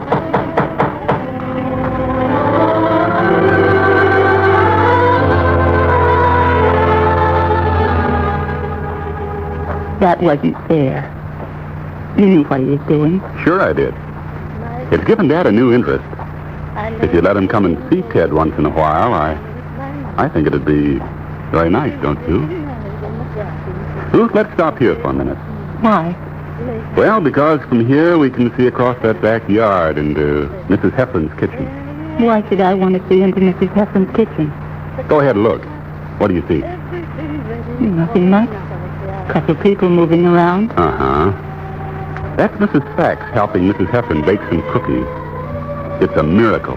What's a miracle? Mrs. Sachs helping Mrs. Heffern bake cookies. You see, a few weeks ago, Mrs. Sachs told Mrs. Heffern she didn't like her new hat. Hello? Now, Mrs. Heffern had spent a lot of money on the hat, and she was very proud of it. But Mrs. Sachs didn't like it. No. And when she told Mrs. Heffern she didn't like it, Mrs. Heffern became very annoyed. And one thing led to another, and Mrs. Sachs and Mrs. Heffern became bitter enemies. But now Mrs. Sachs is helping Mrs. Heffern bake cookies? Uh-huh. Christmas cookies. Oh. Yeah.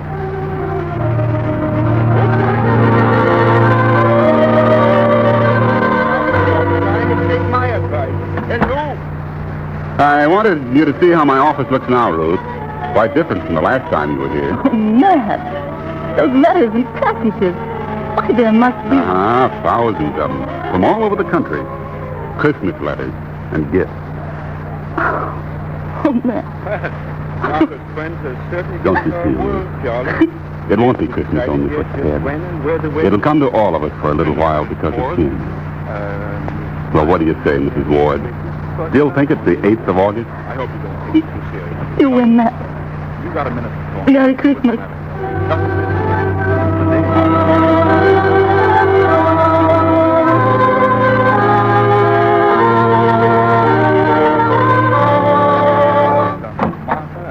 Matt. Oh, Matt. He's going to marry me. This is our wedding. Houston. Oh, it's all right, Dr. Christian. Matt and I were just exchanging Christmas greetings. Oh, you don't say. But none of this. Well, that's fine. That's... allow me to wish you both a very Oh, no, I haven't the time for that. Ruth, you've got to get home right away. Ted? Nothing's happened. No, he's all right. Oh. But I have a feeling your mother-in-law is up to something. She wasn't very pleased when I took the trio. I left practically by request. And as soon as I got home, Aggie Peabody called me. Aggie Peabody? We ought to explain, Ruth, that Aggie is the doctor's special espionage agent. Her room overlooks your house and garden. Oh, I see. But that's not all. He also shares your party line. Oh? And it seems she just happened to be listening in when she heard your mother-in-law calling the hospital for an ambulance. An ambulance? But why? I think she's planning to get Ted away from what she calls the excitement of Christmas. But I have to do it. She's rather strong. Come on, you can tell me the rest on the way. Matt, come on, let's hurry.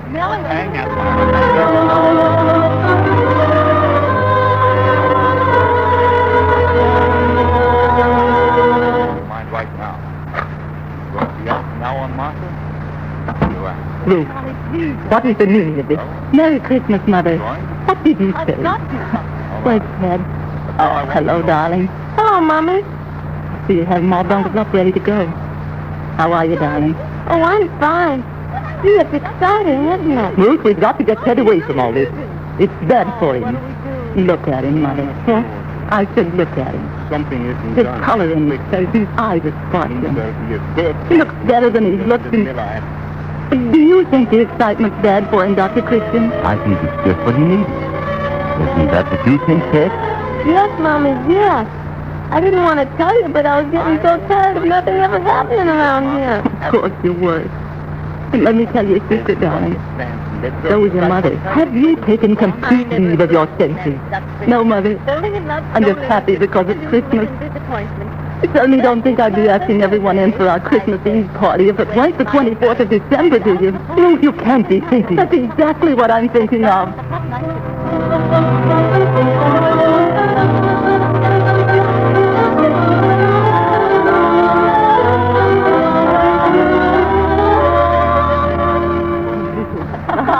Good night. Oh, good night, Ruth. It was a wonderful party. Mary Martha may not have Do we have to turn out the lights on the Christmas tree now, Dr. Christian? No, not if you don't want them out, Ted.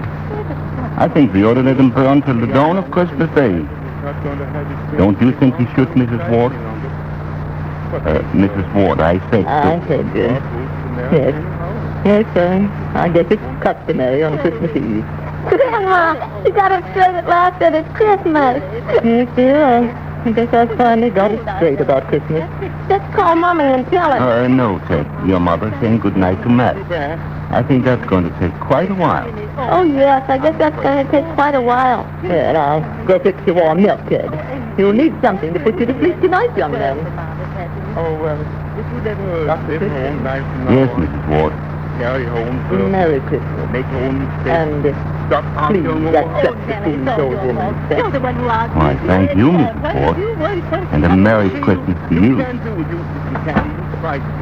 Well, Ted, this has been quite a day. Uh-huh. I bet it's the best Christmas Eve anybody ever had on the 8th of August. Yes, it certainly... Why, you young rascal, you. Oh, gee, Dr. Christian, you didn't think I was that dumb. Well, you know what I think. I think you're a thoroughgoing young scoundrel. He ran away from us. You mean that all along you... Oh, no, not at first. And then when I found out, I kind of thought Mommy and Grandma needed Christmas more than I did. I see. Yes, Beth. I think you've got something there. I think maybe there are times when we all need Christmas.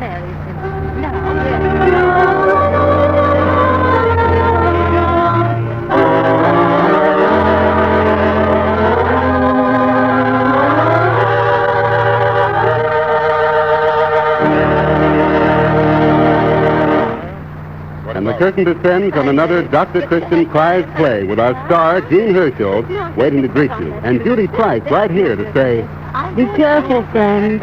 Old sorrow can fool you. You may not feel it, and your skin may not show it.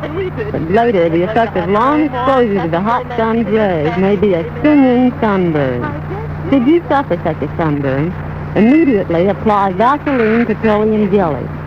Vaseline petroleum jelly relieves sunburn quickly in 3 different ways. It supplements natural skin oils dried out by the sun. Then it forms a protective film that guards against infection when the skin blisters or cracks. And third, Vaseline petroleum jelly cools the tight skin, soothes and helps promote thick healing. Remember, it's sunburn, so when the sun's rays scorch your skin, burn it to a bright, painful red. Apply Vaseline petroleum jelly quickly. Take a jar or a handy tube on your next trip to the beach of the country. Get Vaseline petroleum jelly tonight. Remember, there are many petroleum jellies on the market, but only one bears the trademark Vaseline. That trademark, owned by the Teesville Manufacturing Company, is your guarantee of absolute purity. And now here is Jean Herschel.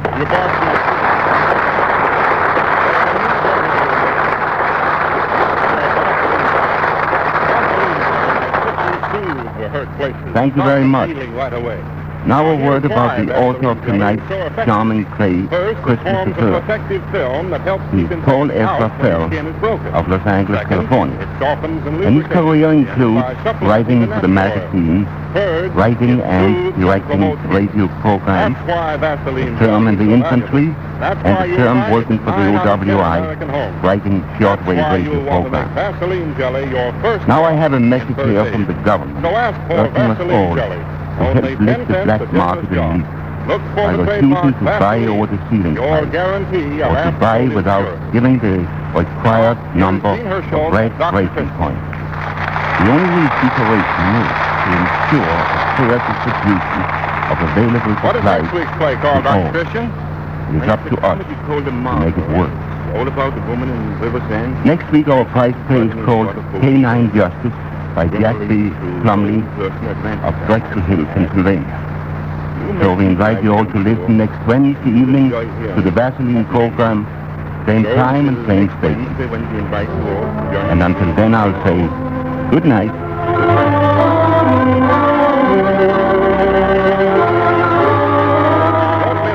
hot sun, drying wind, water. All three rob you of natural scalp oils. Invite dry scalp. So combat dry scalp. Check it quickly and effectively with Vaseline Hair Tonic. Vaseline Hair Tonic grooms hair, loosens dandruff, relieves itchy scalp. Use Vaseline Hair Tonic daily and before shampooing. Get Vaseline Hair Tonic tonight.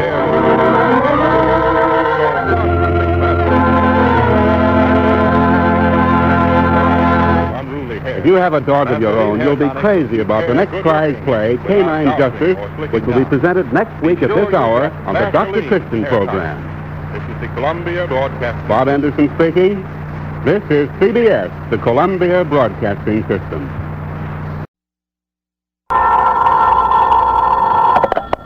Dr. Christian's office, Judy speaking. Why, Fran Harris, you sound terrible. My, your hay fever is certainly working overtime.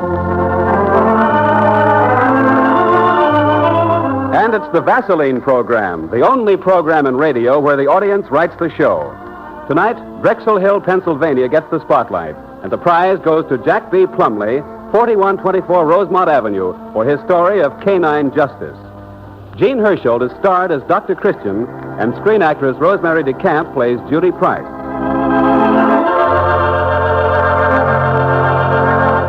Well, I hadn't realized the season for hay fever's back already. Well, I've got a suggestion, Fran. One thing that always helps is Vaseline petroleum jelly. Oh, it's quite effective. You just put a little Vaseline petroleum jelly in each nostril in the morning as a protective coating. Oh, yes, that helps keep the airborne pollen from getting into and irritating the sensitive nasal membrane. Yes, if I were you, I'd apply Vaseline petroleum jelly not only in the morning, but before going outdoors and at night, too. And keep right on using it that way for the rest of the hay fever season. You'll breathe more easily. And sleep better, too. Mark my words. Yes, isn't it amazing how versatile Vaseline petroleum jelly is? You know, industrial workers use it in much the same way, inside the nostrils. That's right, as protection against dust and fumes. Well, get yourself a jar or handy tube of Vaseline petroleum jelly at the drugstore. And you just try my suggestion. Call up again, Fran. Make it soon. Goodbye.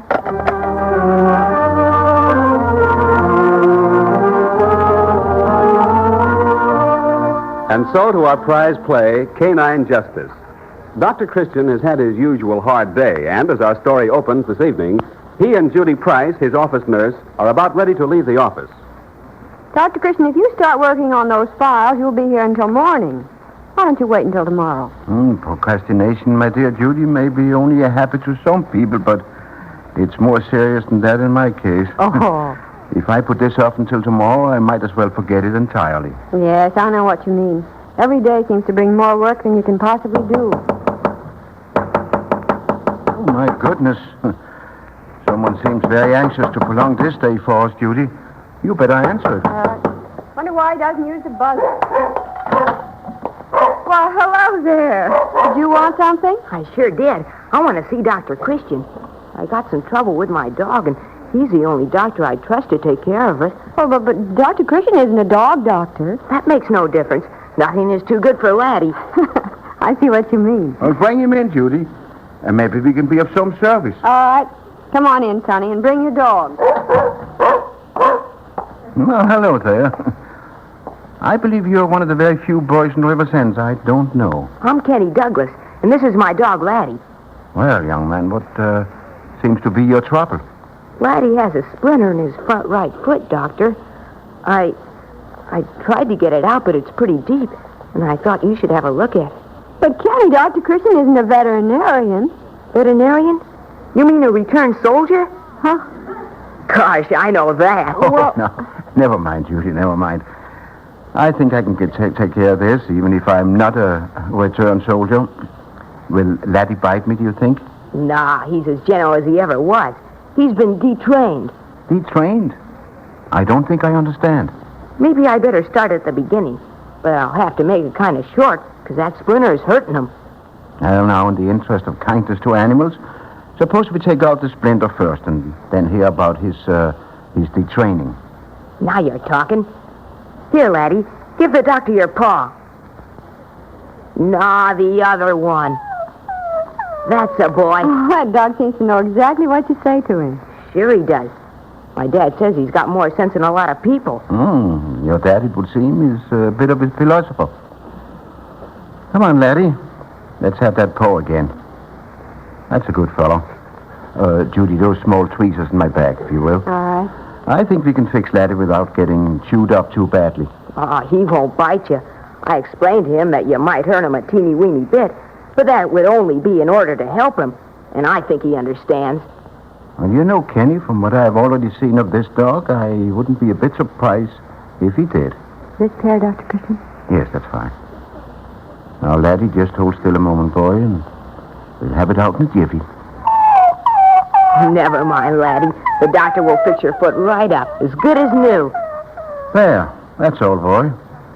You got the whole thing, too, and a nasty-looking splinter it was, too. Did you really get it that quickly, Dr. Christian? Here's the iodine, Doctor. Golly, laddie, you're getting real service. A nurse and everything. Kenny, having fixed up your dog in proper style, suppose you tell us about this detraining business. Well, sir, you see, Laddie is a war dog. You mean he's been in the Canine Corps? In actual Army service? Yep, he sure has. 2 years ago, when he had so much trouble finding enough meat to feed him, we decided to lend him to the Army for the duration so he'd get enough to eat and also serve his country. And I'll bet the Army was glad to get him. He's certainly a noble beast. Yeah, his mother is a thoroughbred German boxer, and his father is a German shepherd. But don't get the idea that he likes Germans because of that. Oh, no, of course, I understand. We had his sister. That is, his... well, I don't know exactly what relation she was to him. She had the same mother and father, but she was born a couple years before him. I guess that'd still make her his sister, Kenny. Anyway, she died when she was a year old. My brother, Jack, he's a lot older than I am, said he guessed we'd never get another dog. And then one day, my daddy brought Laddie home in his overcoat pocket. He was such a cute little fella, but he never thought he'd grow this big. Oh, he's a big fella, all right. How much does he weigh? When he went into the Army, he weighed about 75 pounds. But he weighed 90 pounds the day he was shipped home. 2 years later. 2 years? And did he know any of you? Sure he did. He didn't know any of us when he saw us, but when he heard our voices, he put up his ears and sniffed us, and then he was like a crazy dog for a while. I'll say he knew us. And how is it that he got out of the Army so soon? Well, he developed some disease while he was down south on sentry duty in an Army camp. It's called Oh, you mean filariasis? Yeah, that's it. What you said.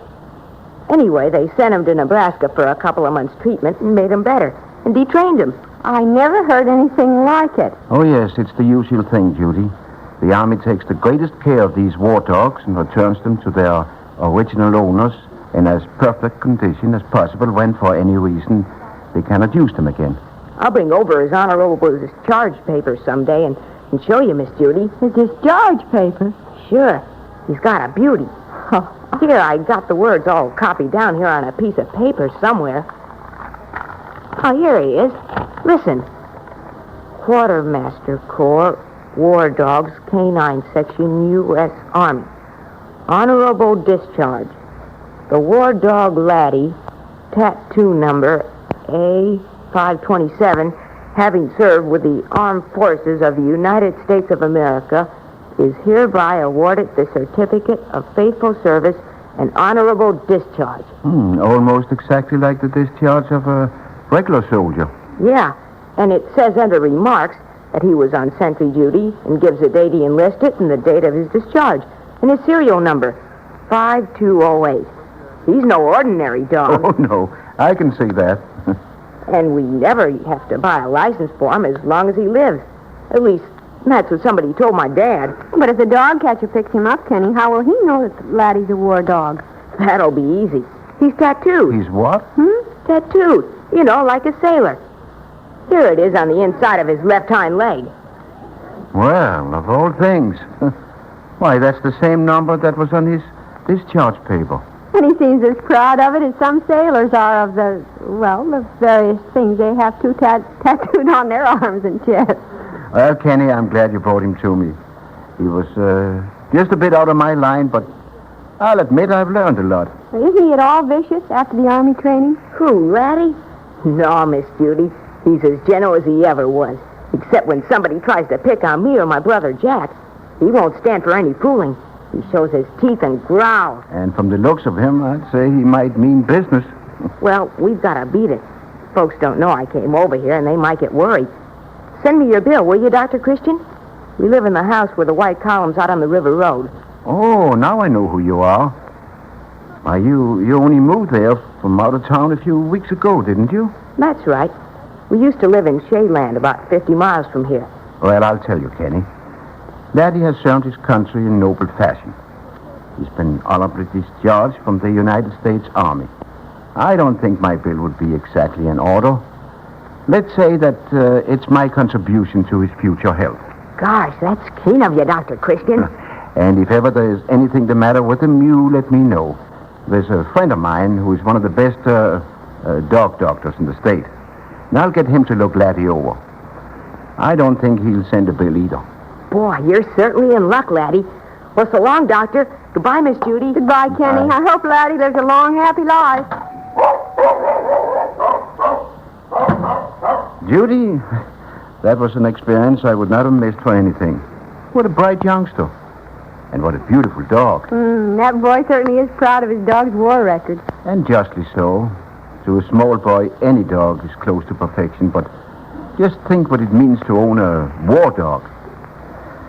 Well, as I said some time ago, I'm finished for today. Ooh, I must be running, too. But it was worth the overtime to meet a discharged veteran of the Canine Corps.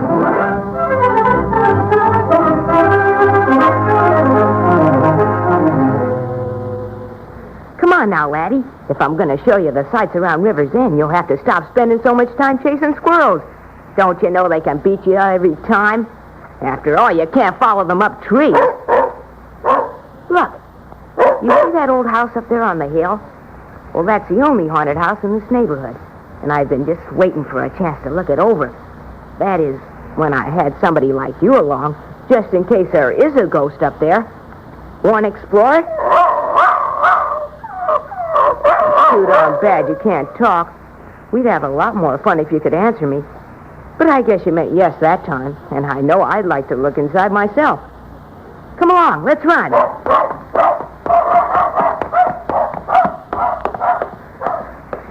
Here we are, Laddie.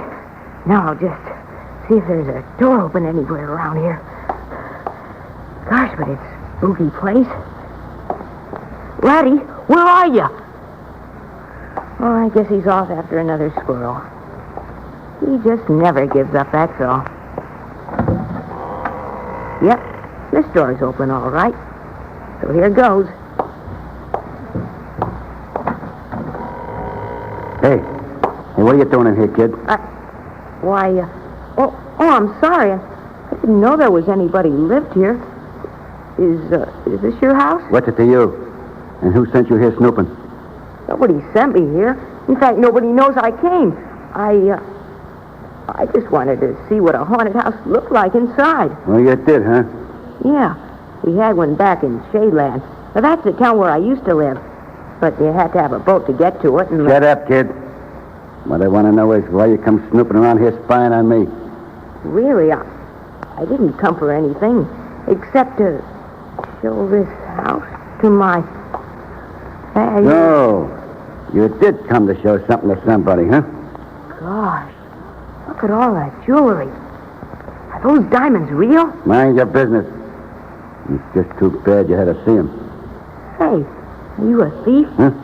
Is that why you're so afraid for me to see what you have there? Oh, so now you want to ask questions, huh? Well, it won't do you no good. Because just as soon as I make sure you're alone, I'm going to fix you so you'll never tell what you've seen in here. Now I know who you are. You're the man who's robbed all those jewelry stores lately.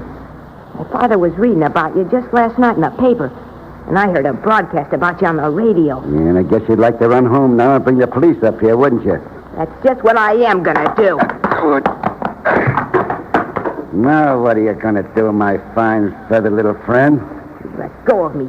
If my dog comes in and sees you holding me, he'll kill you. Your dog? Kill me? That's a good one.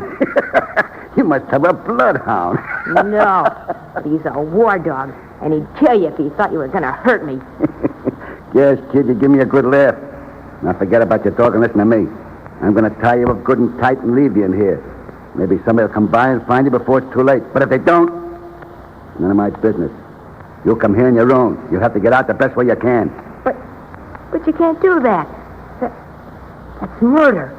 I might starve to death before anyone finds me. Too bad, ain't it? But if you think I'm going to let you run back to town and put the fools on my trail before I get a chance to get away, you're nuts. You better not touch me. I'll call my dog. Don't make me laugh no more. Gives me a pain in my side. Come along over here, get a hold of that rope. Now, hold still. I won't hurt you. You try to fight, I'm going to have to smash you when I keep you quiet. Stop it. You can't tie me up here like this. I'll get all the policemen in the country after you. Yeah, most of them are after me already, buddy. But when I get you tied up, you won't do much talking. You hear that? That's my war dog, Laddie. I'll give you one more chance to turn me loose, and then I'm going to call him. There. I guess them nuts will hold it till you can't do me no harm. All right, mister. You asked for it. Laddie! Here, Laddie! Laddie, help! Laddie, get him! Stick him, Get away, Laddie. dog. Don't you come near me. Hey, I'm going to shoot you just as sure as you're a dog. Gun on him. War dog, I told you. Don't you know what that means? Get away, dog. All right, yeah, boy. Guess I'll have to shoot you and take a chance at having the shot hurt. Laddie, that's enough. Laddie, stop.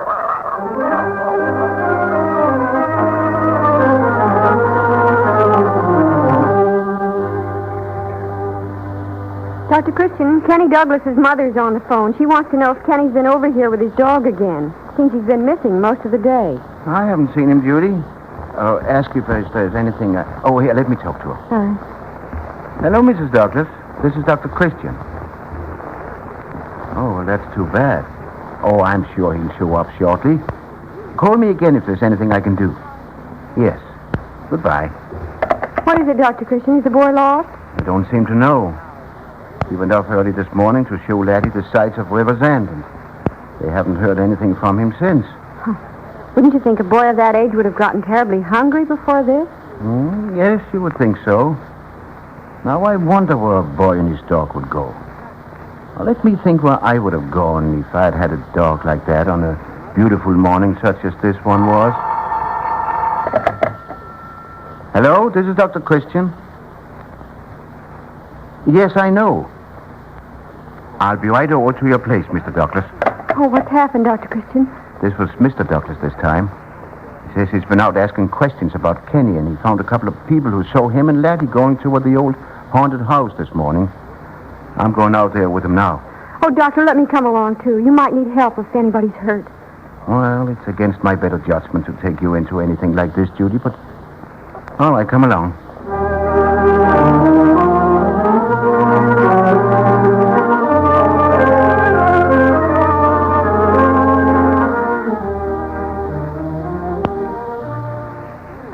Here we are, Mr. Douglas. Judy, you stay in the car, will you, until I call you? No, I'm going right along with you. I'm not afraid of a haunted house, especially in the afternoon with the sun shining. Hello, whoever you are. Please come in here and untie me. That's Kenny, and he sounds all right. Yeah, and the dog sounds healthy enough, too. I guess they just caught him in there somehow. Good Lord. Judy, please don't come in here. Why not? You forget I'm a nurse, Dr. Christian. All right, then. Here, I'll cut Kenny loose from those ropes first. Gosh, Dr. Christian, I'm glad you got here. I'm getting terribly hungry. Who in the world tied you up this way, Kenny, and why? That man over there on the floor. Oh, he's a robber, and all those Jews on the table are stolen. I warned him not to touch me or Laddie would tackle him, but he wouldn't listen. Then he was foolish enough to try and pull a gun on Laddie. That really did it. I guess he had never heard about some army dogs training for that sort of thing, Kenny. I'm afraid he paid pretty dearly for his lesson. Oh, never mind, Laddie. You did exactly right. He certainly had it coming to him. Judy, get Kenny's father in here quickly. Oh. Tell him the boy's quite all right. I'm going to get this man ready to take to the hospital. It's just possible we can still save him, although he's lost a lot of blood. I'll come with you, Miss Judy. Dad must be worried about me not coming home. And gosh, but I'm hungry.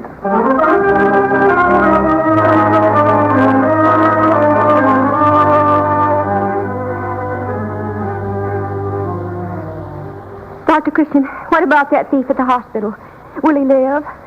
Did they identify him from police records? And will Kenny get a reward for his capture? Oh, Judy, please. Let me get my breath, and then I'll tackle those questions. But one at a time. Oh, well, here now. You sit right down here. Let me fill your pipe. Just take your time. What?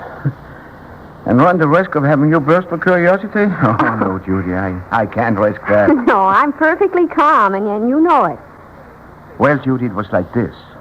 The police of several metropolitan cities have had flyers out for this man. He was known, but they could never catch up with him. The jewelry has already been mostly identified, and there's quite a large total of rewards, which Kenny will get. And Kenny himself, is he all right after being tied up all day? Oh, yes, he's fit as a fiddle. But I'm surprised at you, Judy. You didn't ask about the patient. Frankly, I don't much care.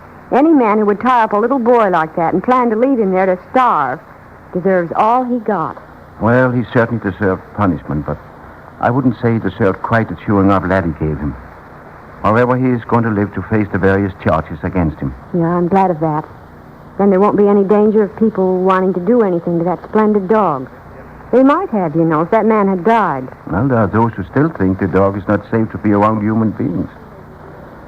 There's some talk of having him done away with.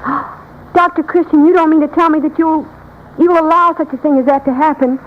And one thing I do know, before anything happens to that dog in the way of punishment, the opposing forces will have to fight tooth and nail with a very grateful father and an amazing child, and an old bachelor doctor by the name of Paul Christian.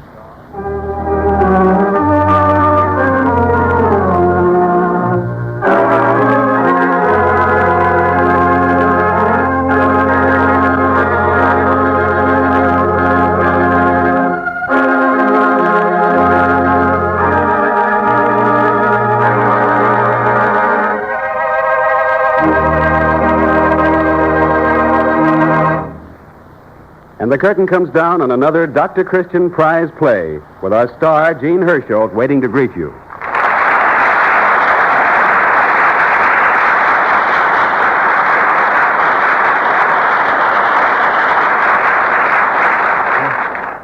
Thank you very much. After the celebration of a long, long-awaited victory, we are now still flushed with a feeling of quiet jubilation. May we never forget the bitter struggle of war and work diligently toward the winning of the peace. Now you'll be interested to know that I have here in my hand a photostat of the discharge paper of the war dog, Laddie, who inspired the story you heard tonight. The story is, of course, pure fiction, but the dog is real.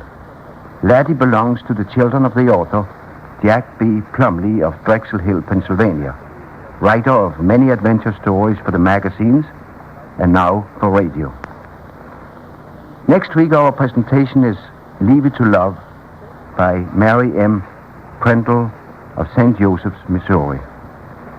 We invite you to listen to the Vaseline program next Wednesday evening, same time and same station. And until then, I'll say good night.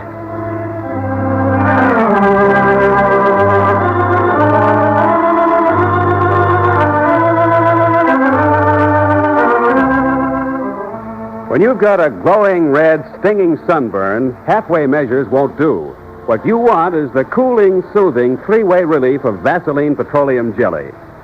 Vaseline Petroleum Jelly supplements natural skin oils, helps prevent infection when skin or blisters are broken, and helps promote healing.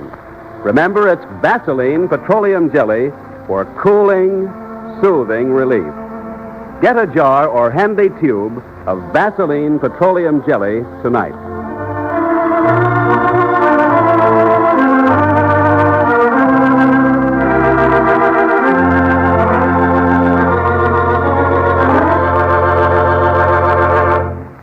Be sure to hear Mary M. Prendle's prize play, Leave It to Love, next week on the Dr. Christian program. Bob Anderson speaking. This is CBS, the Columbia Broadcasting System.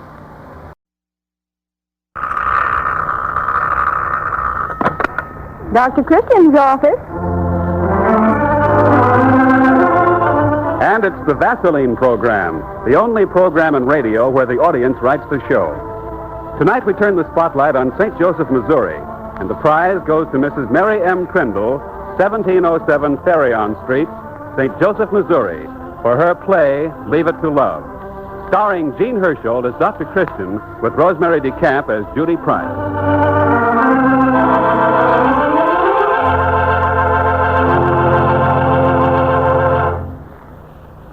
do you have dry scalp? A hot summer sun, drying wind, and water stealing away your natural scalp oils? It's not hard to tell. If your hair is dry, hard to comb, if it sheds dandruff flakes, if your scalp feels tight and itchy, dry scalp is probably your trouble. Check it with Vaseline Hair Tonic. Just 5 drops a day keep dry scalp away. And here's why.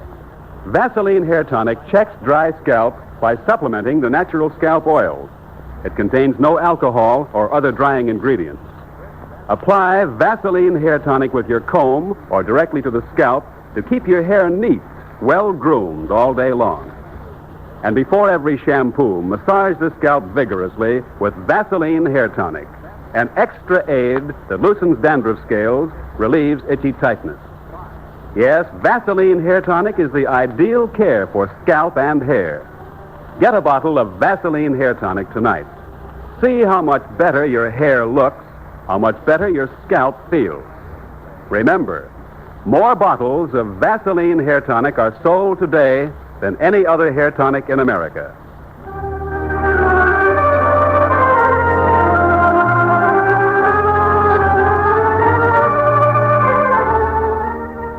Now for our prize play, Leave It to Love. As our story opens, Dr. Christian is just entering his office. Judy, who's been typing, looks up and smiles in greeting. Good morning, Judy. Oh, morning, Dr. Christian. Isn't it lovely out? Certainly is. I hope you arranged all my coats as far out in the country as possible. It's my only chance to play hooky. Well, you're in luck.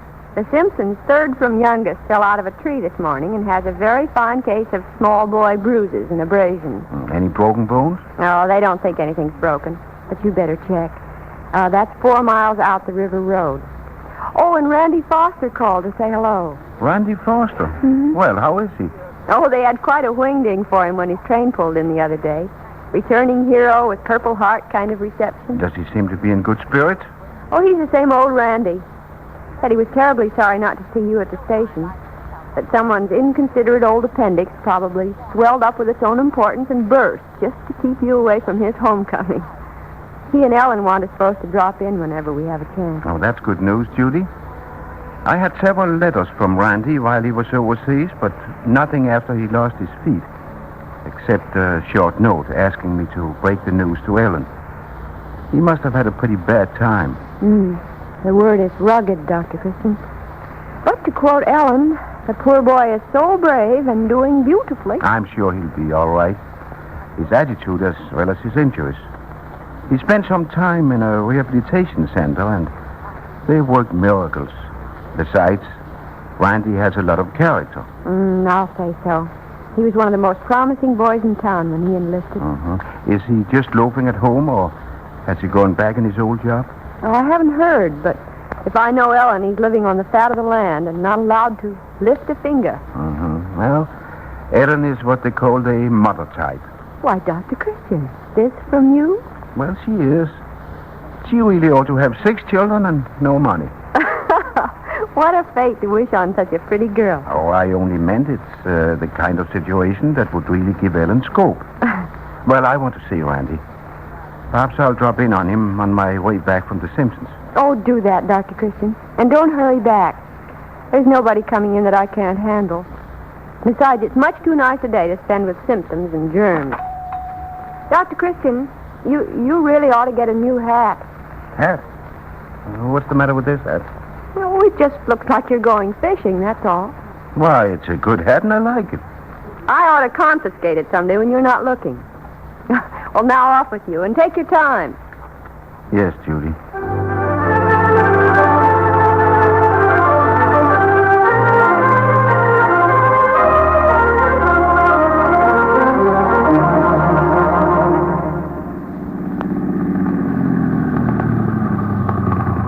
Randy! Oh, Randy Foster. I was on my way to see you. Oh, hello, Dr. Christian. Boy, it's great to see you again. Great. How have you been? Oh, I guess I've been rather busy. Rather busy, don't I know? You ever get any sleep? Enough. Can I give you a lift? No, thanks, Doctor. I'm out for exercise. Oh, who could resist this weather? I couldn't. How's Ellen? Oh, she's fine, except for worrying about me. Sue says I'm not very sensible. I guess I'm not at that. I left my cane back in some bushes. I'll pick it up on my way home. I feel like a kid hiding his rubbers. But I'll ever get used to these new feet if I don't use them. You're doing mighty well. If I didn't know about your feet, I don't believe I would be able to tell. Thanks, Dr. Christian. I guess I was pretty bitter about it at first, but I feel swell now.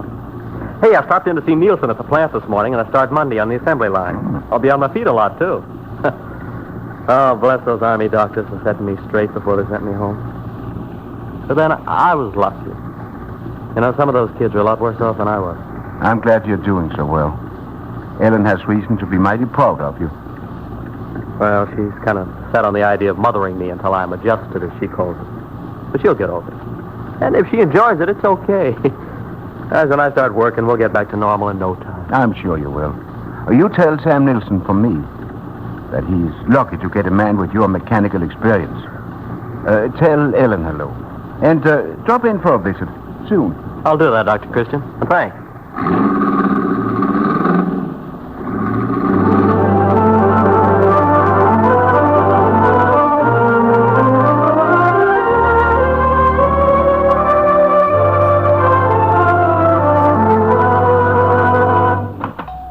Hello, Dr. Christian. Did you have a nice drive? Oh, it was wonderful, Judy. I didn't stop at the Fosters. No? I met Randy walking out on the river road. He's doing wonders on those artificial feet. And I'm glad to say being a hero hasn't gone to his head. Oh, that's grand. He deserves all the breaks. Was Ellen with him? No, he was walking alone. He has confidence in himself, but Ellen worries. Oh? Oh, maybe that's why she called. Oh, she didn't say what it was about? No, only that nobody was sick. But she did sound upset. And speaking of angels... Hello, Ellen. Hello, Judy. Dr. Christian, I'm sorry to bother you, but I'm about at my wit's end, and I thought maybe you could help. I'll be glad to do anything I can, Ellen.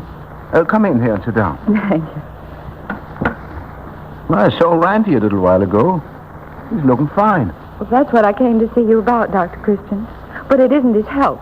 He seems perfectly well. It's just that he won't give himself time to get used to being back. He insists on facing every situation that's bound to be embarrassing for him, and, well, he just doesn't seem to care.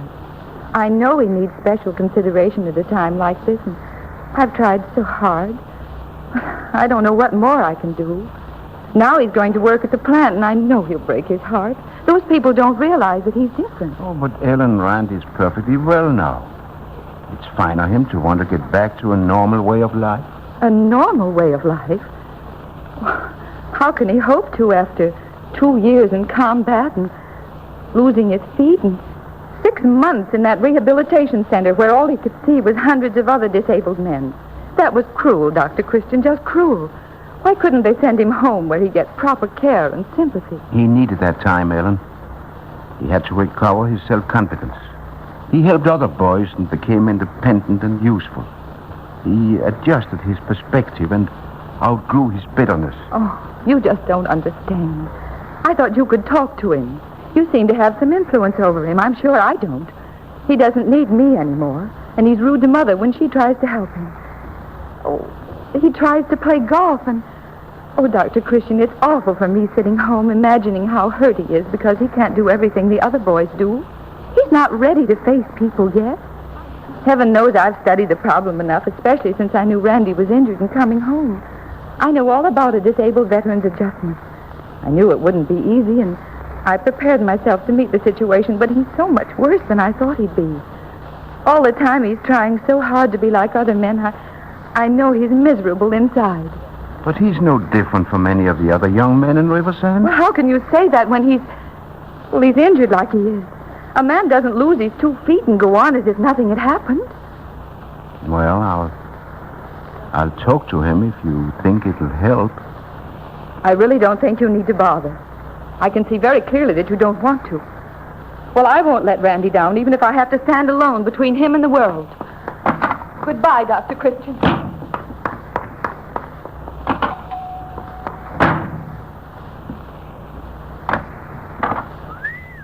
What's the matter with her? She blew through the outer office like the icy blasts of winter. She's been alone a long time, Judy. Now she's so busy readjusting Randy, she's forgotten to readjust herself.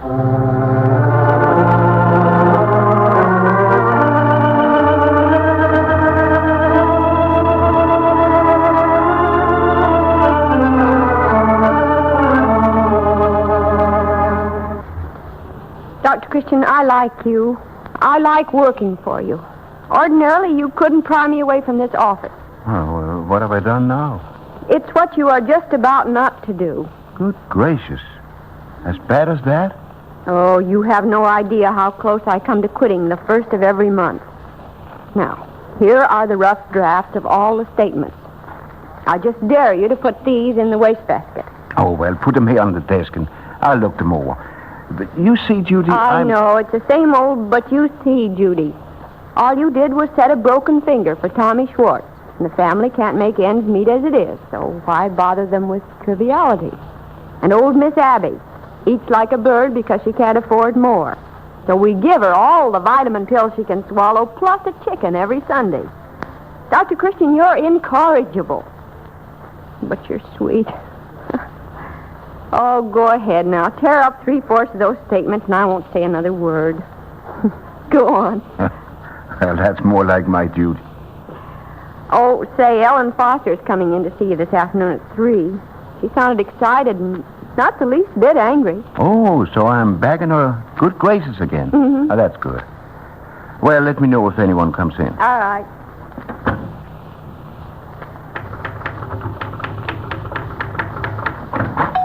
Yeah, I've got to talk to Dr. Christian. Oh, I'm sorry, Judy. Hello. Hello, yourself. Why so gruff? Oh, darn it. Every time I feel like charging around like a lion, all I can do is lumber in like a bear. Ah. Makes me feel so doggone futile. Hey, can I talk to Dr. Christian? Well, just a minute. Dr. Christian, here's Randy Foster. Will you see him now? Oh, of course, Judy. Come in, Randy. Well, sit down and take the weight off your feet. Oh, I'm sorry, Randy. I can't seem to remember. Oh, don't be sorry, Doctor. Thanks for forgetting. Believe me, it's a relief to be around somebody who isn't always reminding me that I'm different. Who's telling you that? Oh, look, it's been nearly 2 months now, and Ellen still treats me like I'm too weak to feed myself. Shawls over my knees, and her shoulder to lean on. Please, Randy, you poor darling, take your crutches. Don't stand in the draft, Randy. Watch those steps, Randy. Now that I could stand, but do you know what she did today, Doc? What? She asked Finnegan, the cop, to stop the traffic and help me across the street. Brother, I've sweat out many a mission, but that beats me. I'd have traded every foxhole in Italy for one little hole to crawl in then. Well, Randy, it's natural for Ellen to be sympathetic and considerate. I will admit she's carrying things a little too far. A little? What do you think I can do? Well, talk to her, Doctor. Can't you make her see the light? At least a glimmer? Our talking won't do it, but... Well, I have an idea. It might work. And it won't do any harm if you'll promise not to carry it too far. Now, here's what you do. Just convince Ellen.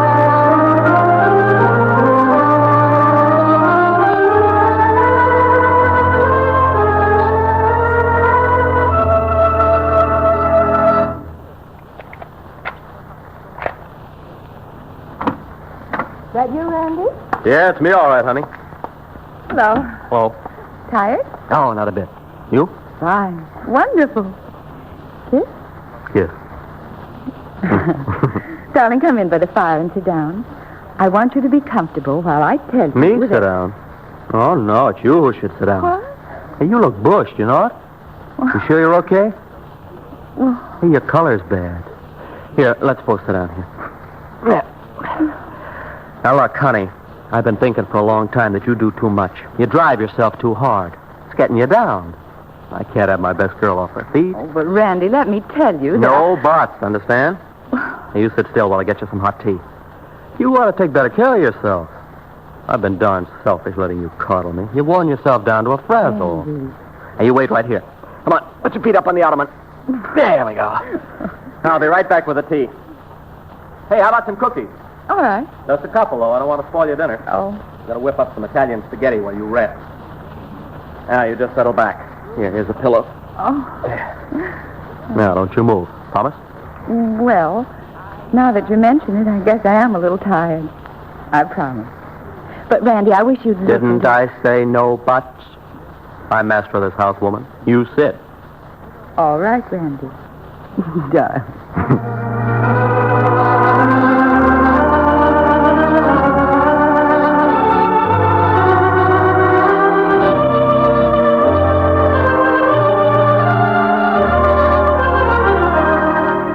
It was a lovely meal. We should eat in here more often. It's so cozy. Mm-hmm. I think I'll sit a few minutes before I clear up the dishes. You will not. Well, Randy. I'm clearing up, see? You're tired. You're pasty looking even. In fact, you look awful. In fact, you look terrible. How do you feel now? Well, I don't feel so good. Fine. I mean, that's bad. Bad. Say, maybe I should call Dr. Christian. For heaven's sakes, Randy, I'm not sick. I'm just... Yes, you are, too. You're sick. Your eyes look yellow and... Randy, Oh, that's the door. I'll get it. Why, Dr. Christian, this is a surprise. And Judy, hello. Come on in. Hello, Randy. Hi. Hey, Ellen, it's Dr. Christian and Judy. Isn't that great? Hey, let me take your coat. I was just going to call you, Doctor. Ellen isn't feeling so well. That's what I came to see you about, Randy. Huh? It isn't necessary to... Why, Ellen, what's the matter? Honest to goodness, Judy, I don't know. I started feeling rotten right after Randy came home. Randy, Dr. Christian, come on in and sit down. What seems to be the trouble? Well, Randy noticed it when he first came in, how pale I looked and everything. He's been perfectly sweet, but I feel terrible now. Is it natural, Dr. Christian? No, it's not. Of course it's not. Go on, tell her, Dr. Christian. Tell her she's sick. Wait a minute, Randy, wait a minute. You can't keep this up. Oh, but Doctor... Keep what up? What is this all about? Judy, do you know? No, I haven't the vaguest idea. When you came in this afternoon... She went to see Dr. Christian? Ellen? Hey, wait a minute. After what Dr. Christian said this morning... This morning? Randy, did you go to see him, too? Is something the matter? Well, there wasn't anything wrong with me. Oh, hold on, everyone. Let's take this from the beginning. Oh, yeah, but it was working, Doctor. It was working just like we planned. You planned? Sit down, all of you. You too, Randy. We'll straighten this out now before it goes any further. Ellen, you've been treating Randy like a cripple. Oh, Dr. Christian, don't say that word. You say it, Ellen. Say, Randy, you're not a cripple. Dr. Christian, I couldn't. Say it, Ellen. Randy, you're not a cripple. There.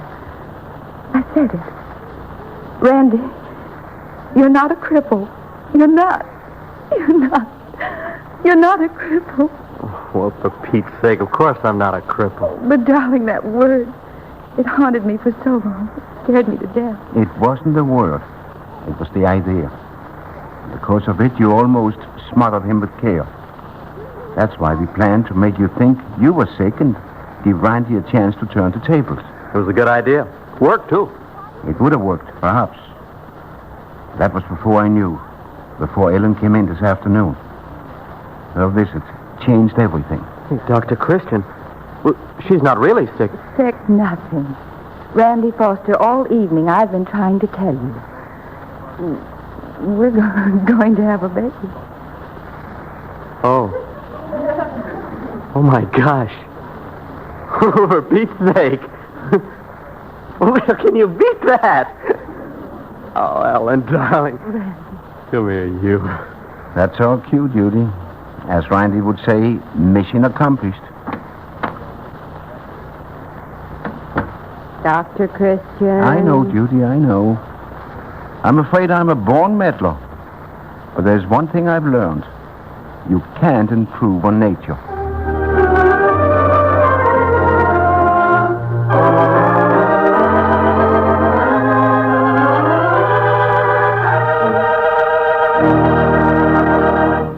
And the curtain comes down on another Dr. Christian prize play with our star, Jean Hersholt, waiting to greet you. But first, a word from Judy Price. Red may be a fashionable color, friends, but not for your skin.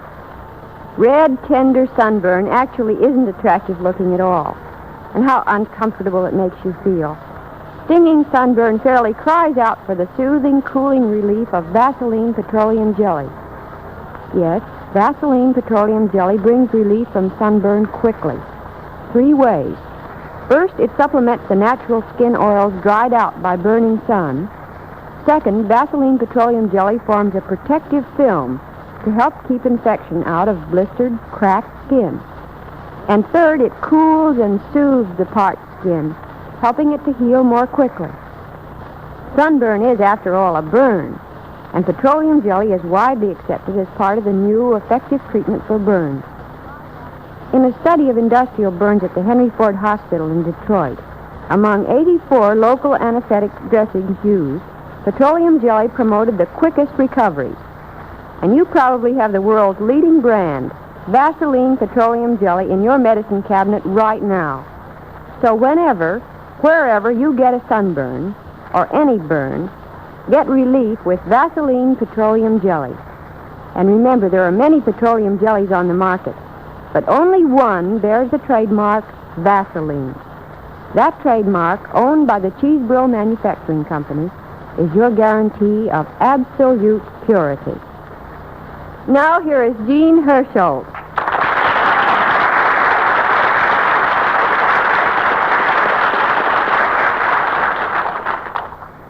Thank you very much. And you'll want to know something about Mary Martha Prendle, author of tonight's play, Liebe to Love. Well, she's a typical young American housewife living in St. Joseph, Missouri, with her husband, a kitten named Mitten, and a Great Dane pup who makes typing difficult by resting her head affectionately on the typewriter. But Mrs. Prendle has had a lot of adventures in her life, too. She was married in Honolulu, witnessed the bombing of Pearl Harbor, returned by convoy to the United States in charge of a Navy lieutenant's 4-year-old son, and thereafter worked on the Canal project in Canada. Ran a restaurant in Los Angeles, spent some time on a farm in Kansas, and is now back home with plenty of things to write about. The play she gave us tonight is her first radio play. Next week, we plan to present Puff by Jane France of Grand Prairie, Texas. We invite you all to listen to the Vaseline program next Wednesday evening, same time and same station. And until then, I'll say good night.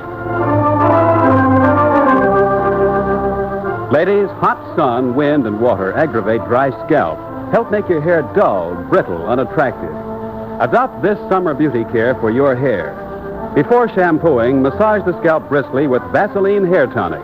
After the shampoo, smooth on a few drops of Vaseline Hair Tonic for added protection against dryness.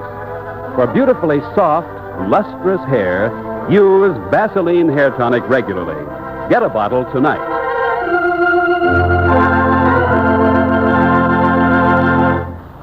You won't have to wait too long before you can take that trip you've been thinking about. But don't start out on a train or bus today. We still have a critical transportation problem, and there's no room on trains and buses for people not on essential business. It's likely to get worse before it's better. The war is over, but until our fighting men are home, military demands come first.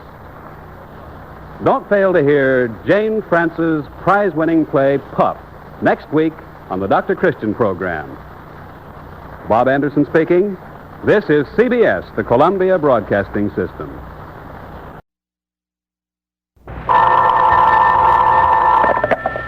Dr. Christian's office.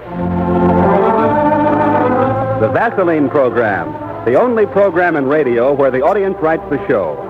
And the spotlight is on Devon, Connecticut tonight to pick up Evelyn L. Homer, 65 Housatonic Drive, who gets tonight's prize for her play, Much Ado About Marty, starring Jean Hersholt as Dr. Christian with Rosemary DeCamp in the role of Judy Price.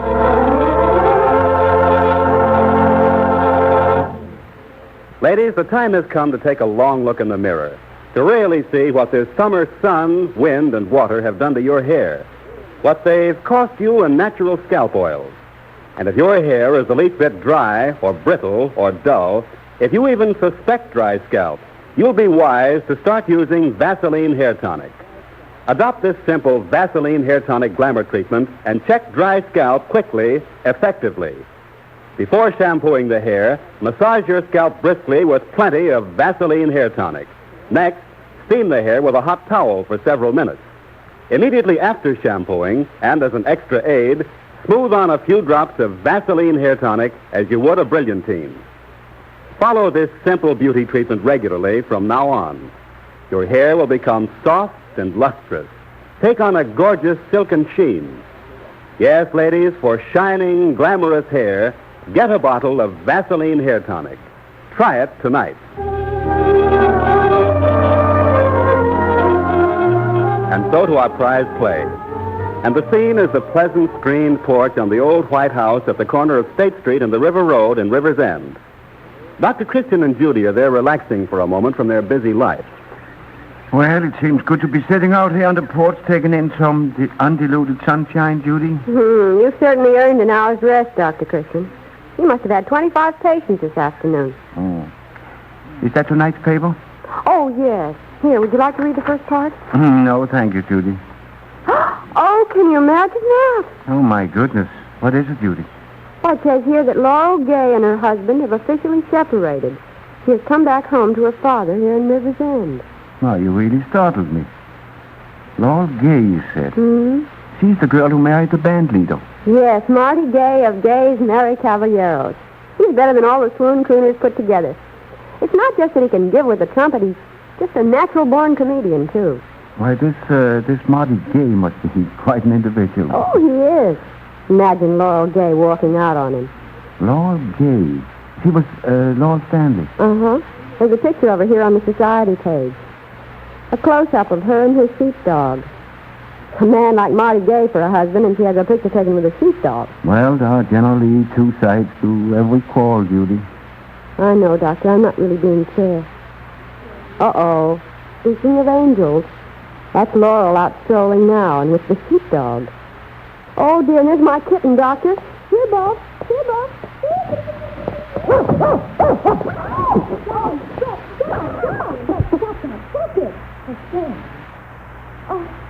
Oh, Dr. Christian, is it your kitten? I'm so sorry. It got away safely there.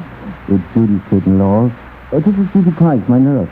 Judy, Mrs. Gay. I must apologize for Rex, Miss Price. He's really very gentle. Oh, that's all right, Mrs. Gay. But if you'll excuse me, I'd like to find Buff and soothe her ruffled feelings. Oh, dear, I'm afraid she's angry, Doctor. I don't think so. Anyway, Judy has never crossed very long. But won't you sit down, Laurel? Thank you, Doctor. Seems so good to talk to you again. I see you've been reading the paper. And you know. Yes, Judy told me. I'm sorry, Laurel, if things aren't working out for you. Well, I've never faced anything quite like this, Doctor. I shouldn't have married him, that's the whole point. You see, Dr. Christian, I thought his work, his profession, would be something apart, that we could have our private lives together in spite of it. There's nothing about our lives that's sacred from his public. The people we met on our honeymoon, the hotels where we stayed, nothing is immune from his humor. Now, you're smiling too, Doctor. It strikes everyone as funny, but it isn't. And you have to live with it day after day. No, I suppose not. I think I see the whole picture fairly clearly. Martin Gay is a great comedian, Laurel, and his is a very wonderful gift. We men are often clumsy, my dear, without realizing. How did you ever happen to meet him, Laurel? Well, I'd been working in a New York laboratory as an experimental chemist. One night about a year ago, I was dining with friends, and they suggested that we attend one of those radio stunt shows, you know. Well, that's where I first met Marty, although he was introduced to me as Julius Fingelhofer. Let me try and describe it to you. Now, ladies and gentlemen, and all other guests, Crunchy Wunchy Creamy Crackers, serve them to a man and win a husband, presents its weekly stunt show, Laughter for Millions. Now let's see where we have a likely victim. Well, there's a fine specimen of manhood, first row, third seat. Would you care to be our first contestant, sir? I'd try anything once, sir. What's your name? Julius K. Dinglehopper. Dinglehopper? So what's come out of it, Dinglehopper? Well, all right, Mr. Dinglehopper. And what do you do for a living, Mr. Dinglehopper? I blow a trumpet. And don't call me Gabriel. Well, are you any good at it? Am I good, he asks. Am I good? Brother, just step in at Nick's on 43rd and Broadway. Now, hold on a minute. I'm sorry. No plugs allowed. I'm sorry. Am I good?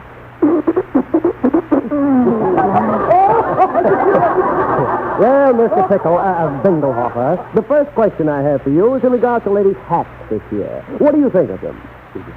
Well, we have a couple of policemen here, and we have what you call the riot squad. Go ahead. Tell us what you think of them. Well, now, I'll tell you. That's a mighty big subject. How about narrowing it down a bit? Give me one specimen to analyze. Anything you say, my friend. Make your own choice, Mr. Dinglehopper. Mm-hmm. Now, I should say, that contractor. Where? That one in the third row. The half track with the 10-foot feather. No. You're elected, miss. Will you come up here, please? Yes, you, miss. You. Come along now, please. All right. And what's your name? Stanley. Laurel Stanley. And your occupation, Miss Stanley? Experimental chemist. Mm-hmm. Chemist with a chassis like that. What's that? Nothing. You go right ahead. No, she's all yours now, Mr. Dinglehopper. Come on, analyze the hat now. That's not your estimate of the hat. No, sir. That's not an estimate of a hat. Well, analyze the hat, man, the hat. You know, sir, I don't seem to be able to see the hat anymore. All right. One of those born diplomats, I see. Well, we have a little task for you and Miss Stanley here. They say that the two chief difficulties of newlyweds are the hats she wears and the biscuits she bakes. As a kind of a premarital test, we offer you, Miss Stanley, this quick biscuit mix. Now, let's see what you can whip up in the 25 minutes that remain to this program. And you, Mr. Bingleforth, here's a soup bunch and a package of crepe paper. Let's see if you can dish up a chapeau that will satisfy both you and Miss Stanley. The kitchen is the first floor down the hall. Now, have fun, kiddies. Have fun. And now let's see who's on next. Can you make biscuits? Well, I never tried, but it should be easy. Directions are on the package. Well, let's see it. Funny looking stuff. Hey, wait a minute. Sniff that.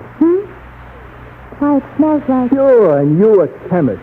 That's no biscuit mix.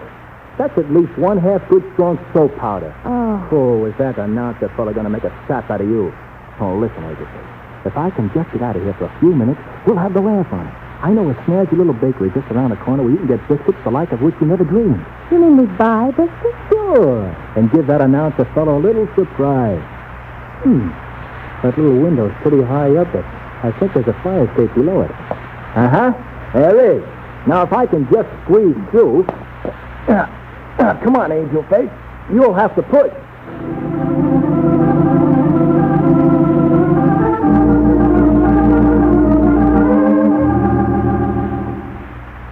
That's how I met Martin, Dr. Christian. For 2 months, he courted me as Julius Dinglehopper. I wouldn't even have consented... Well, I would have consented to be Mrs. Dinglehopper if he'd asked me that soon. You know, Laurel, as I've listened to you, I've become convinced of one thing. You're still in love with Marty. Oh, I don't know, Dr. Christian. Do you know what he did in his Chicago broadcast last night? He did a takeoff on a shopping trip with me. I was looking for a new spring hat, and he was so nice about trotting along with me all afternoon from store to store. All this time, he was just planning to use it on his program. I think I hate him, Dr. Christian. I just hate him. Don't be too hasty, my dear. You're angry now, but in a few days you'll probably be able to laugh the whole thing off. Well, if it'll make you feel any better about it, Dr. Christian, I'll promise not to do anything drastic without talking to you again.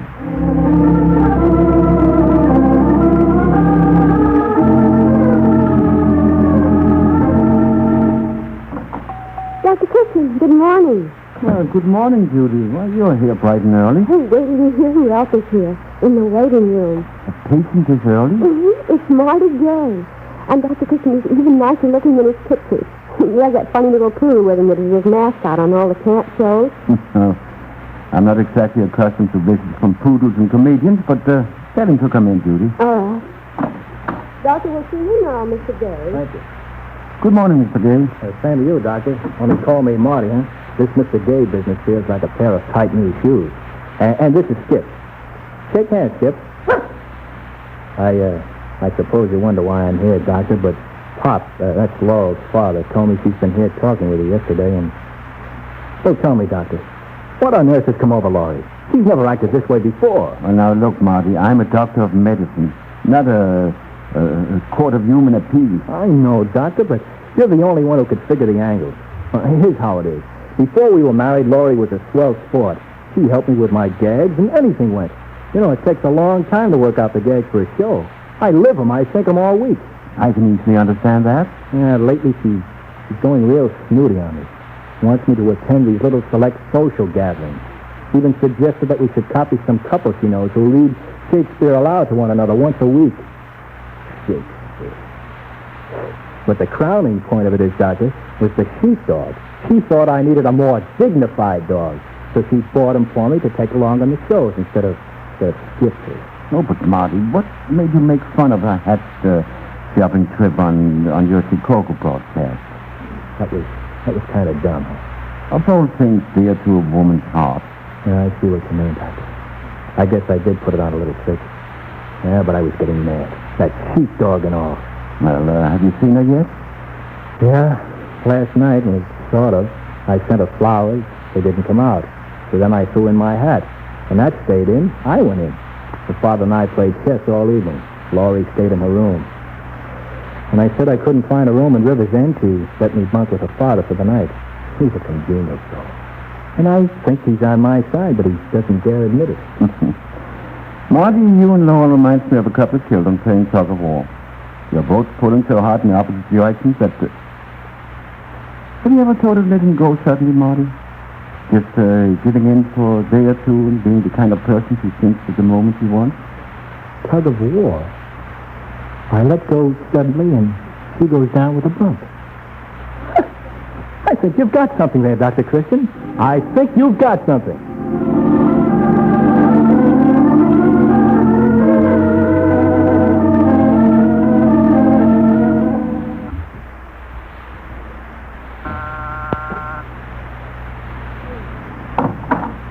Oh, it's you again, Marty. Yes, Laurie. Don't close the door, please. I've been all over the town looking for a vacant room, but there isn't one to be had. Why didn't you go back to New York? I will go tomorrow, or at the latest the day after. Honest, Laurie. Well, it's certainly too late for you to get a train out now. I suppose you'll have to stay. What's that you have on the radio, Laurie? Count Elmo and his jiving brothers. Well, it was just so quiet here after Dad went upstairs. Oh, I'll turn on something else, Laurie. My head's splitting. Here, I'll do it. That's better. Now, just let me sink into a chair. Oh, this is it, Laurie. A quiet living room, soft light, peace, calm, shutting out the world. It's what I need, Laurie. You were right. You don't mean that, Marty. Or else you're... That's it, you're ill. Does a man have to be ill because he needs a little peace and quiet? I'm going to call Dr. Christmas. Oh, now, wait a minute, Laurie. All I need is to relax and take it easy for a while. I've been going a blue streak for the last half year, you know. Yes, I know. It's pretty late to ask this now, Laurie, but I'd like to try that reading aloud to each other that your friends in the book club used to do. Tonight? Please, honey. A condemned man is always allowed one last request. Oh. Well, if you really want to, what would you like to read? Stacy and her husband finished Shakespeare in a year. I could finish him in 5 minutes. How about Romeo and Juliet? Oh, all right. All it's cracked up, that's one of my English teachers missed up on. I've never read it. All right. Here, let's start with the first scene. You be Gregory, and I'll read Samson. Samson, huh? All right. Gregory, on my word, will not carry cold. No! For then we should be colliers. I mean, and we be in collar. We'll draw. While you live, draw your neck out of the collar. Hey, the old bar thought he was quite a puncher, didn't he? Yeah, but it's sort of on the corny side. Honestly, Marty, your puns are better than that. Thank you, me lady. Well, we ought to get better as we go along. Let's try the next scene, huh? She speaks. Oh, speak again, bright angels. Romeo, Romeo, wherefore art thou, Romeo? Deny thy father and refuse thy name. Or if thou wilt not be but sworn my love, and I'll no longer be a Capulet. Say, the old fellow had the right idea, didn't he? I don't know. Whole play strikes me so differently tonight. Let's not do any more of it. Whatever you say. Is it only 11 o'clock? I thought it must be much later. Well, we might as well turn in. I'd better go on up the pot. Here's hoping I don't wake up. Would you like a cup of coffee first, Marty? No. No, thanks, Laurie. But, maybe a glass of warm milk, huh? Now I know you're going to be sick. You're going to see Dr. Christian tomorrow.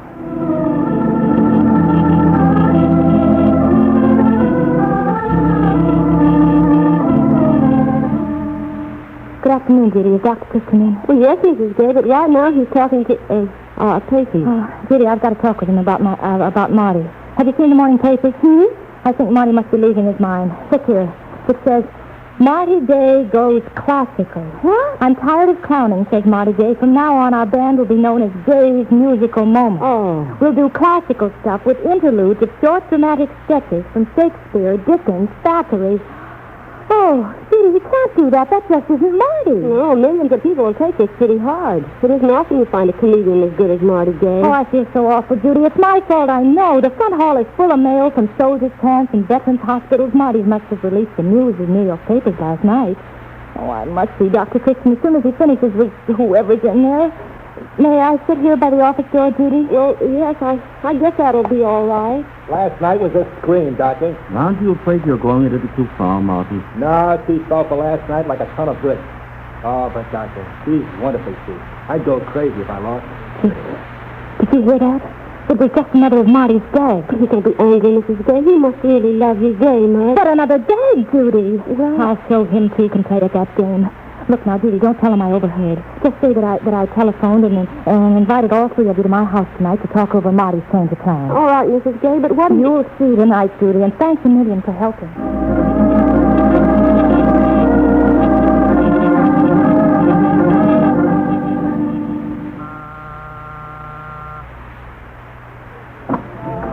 Good evening, Judy. Hello. Dr. Christian and Marty, my dear. Here he is, boys. Oh, Marty himself. Marty meets the boys he has done.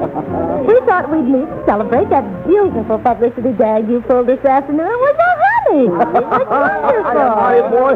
Great little girl you got here, Marty. Always thought she was a bit on the quiet side. But say, she's a natural. Thanks. Why, I think she's got you beat. Finish that shit about Marty buying salt flies, hey, Laurie? Okay. Well, Marty says to the clerk, this is the only tray of trout flies you got. Not much of a selection. And the clerk, kind of unwilling, you know, says we might have a few more up on that top shelf behind all those boxes, but I'd have to get on a ladder.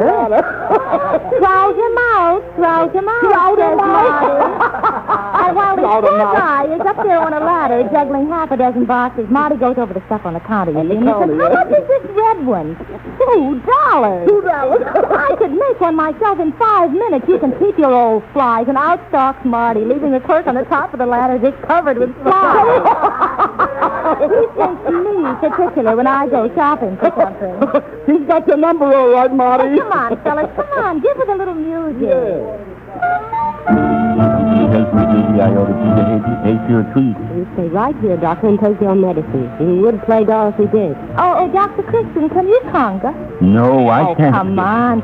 I'll teach you. Now it's easy. 1, 2, 3. It's 50 cents. Come on. Oh, Dr. Christian, do you think I've made Marty awfully angry? His face looks so queer. No, Lord, I don't think so. He looks more as if he'd certainly seen the light. May I cut in, Dr. Christian? Certainly, Marty. Oh, Marty, where are you taking me? You're hurting my wrist. We're going where we can talk. Alone. Okay, Laurie. Let's take the gloves off and stop sparring. I'm sorry about last night. I'll admit it was just another gag. Oh, golly, honey, I never realized until now what it must be like to be married to a comedian. Oh, and I never knew how hard it is to be a comedian. Oh, tonight Marty's been a nightmare. How on earth do you do it? I was born a dope, I guess. But from now on, Laurie, I'll never use anything you do or say for a gag, so help me. Oh, but now I won't mind if you do, darling. If it'll help you any, I'll never be sensitive about it again. Oh, I love you very much, Angel Face. I love you, Marty. And now maybe we ought to go in and rescue Dr. Christian and Judy from that mob of Jai friends. Dr. Christian. Well, there you are, you two. Is everything all right? Yes, I can see it is. Thanks to you, Doctor. And I will come to something, too. I've always wondered just which of the dorsal muscles produce the peculiar contortions of a conga. But I think I have it now. 1, 2, 3, hit. 1,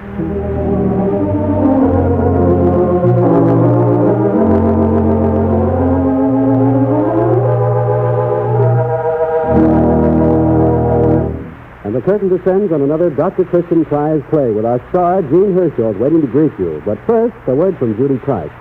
Hard work never hurt anybody. I guess we've all had that said to us. And the idea behind it's fine. But actually, hard work often does produce tender, sore hands. An industrial job using oils, dyes, or chemicals is especially hard on your hands. But any kind of hard work is, including victory gardening and housework. So may I make a suggestion? Protect your hands while working with Vaseline Petroleum Jelly. Before beginning work, lightly smooth on Vaseline Petroleum Jelly. This protective film will help keep grit from grinding into your hands, safeguard against infection, and make oil and dirt lots easier to wash off.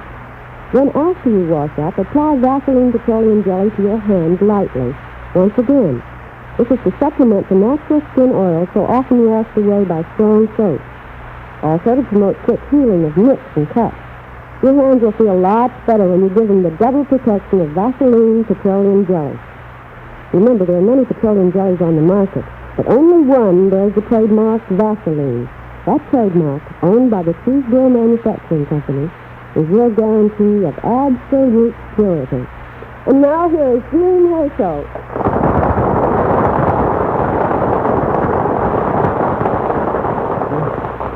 Thank you very much. Here's a message from the government reminding us how urgently the hospitals need help of all kinds. Graduate nurses, student nurses, orderlies, laundrymen, chefs, electricians, plumbers, janitors, and so forth. There are many well-paid jobs in hospitals that will be permanent in the post-war world. Next week we expect to do Room Clerk by William W. Douglas of Louisville, Kentucky. So we invite you to listen next Wednesday evening to the Vaseline program, same time and same station. And until then I'll say good night. Men, check up now. Has summer sun, wind, and water robbed you of natural scalp oils, given you dry scalp? Then check dry scalp simply, easily. Supplement precious scalp oils with Vaseline Hair Tonic. It gives double care to both scalp and hair. Remember, ask for Vaseline Hair Tonic.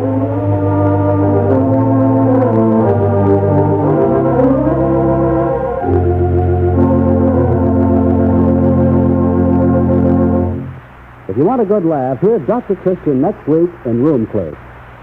Bob Anderson speaking. This is CBS, the Columbia Broadcasting System.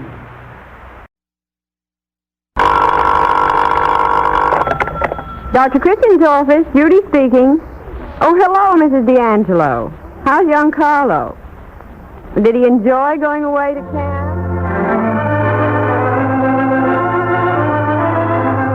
It's the Vaseline program, the only show in radio where the audience writes the script. Tonight the spotlight is on Louisville, Kentucky, and the prize goes to William W. Douglas for his comedy Room Clerk, starring Jean Herschel as Dr. Christian with Rosemary DeCamp as Judy Price.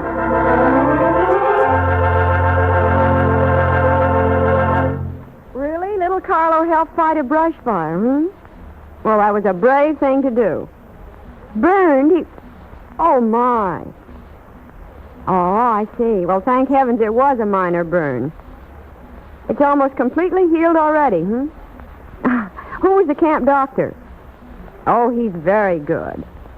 Vaseline Petroleum Jelly, Oh, that's grand. No wonder it healed so quickly. Yes, there's nothing better for minor burns than Vaseline Petroleum Jelly. Medical reports on serious burn cases overseas tell about ever so many remarkable recoveries, thanks to a new treatment that includes the local application of petroleum jelly. Yes, that's right. Vaseline Petroleum Jelly is the world's leading brand. Oh, it's ideal for household burns. You just cover the burn with Vaseline Petroleum Jelly spread on fine mesh gauze. Then bandage firmly, but not tightly. If the burn is deep or covers a wide area, always call the doctor. I'd keep Vaseline Petroleum Jelly right in the medicine chest. It comes in both jars and handy tubes. Well, call again soon. Goodbye.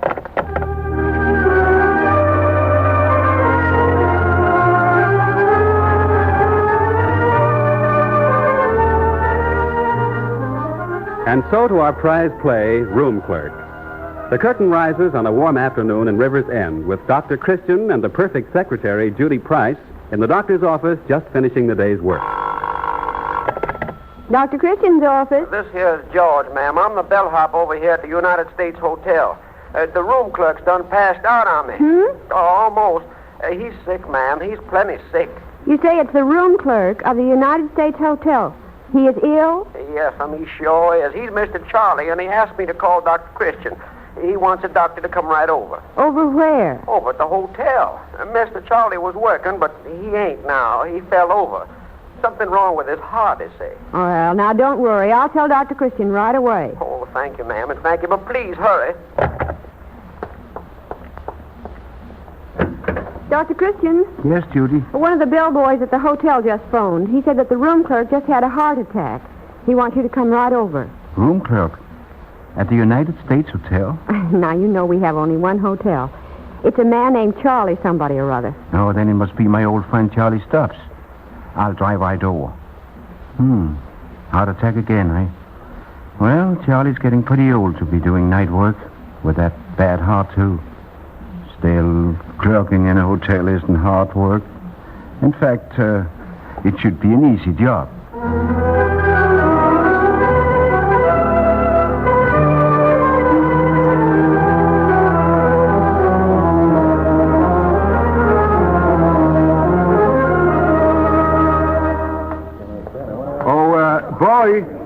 Boy, I'm Dr. Christian. Yes, I'm sure glad you're here. Where's the patient? Where's Charlie Stubbs? So Willie and me, we helped Mr. Charlie over to the van in the lobby so he could lie down, Doctor. I see. That was good work. George? Yes, sir. That's me. I'm George. Well, George, we must get all those people away. Those people crowded around Mr. Charlie. Yes, I know that. I know they shouldn't crowd up on him, but they wouldn't pay no attention to me. I'm sorry, but you'll have to ask your people to move away. We have a very sick man here, and he needs plenty of air. Please move back. What's the matter with him? Is he drunk? Not any more than you are, sir. He's ill. Apparently, he has just had a heart attack. Now, will you please move back with the others? Oh, George. Yes, sir?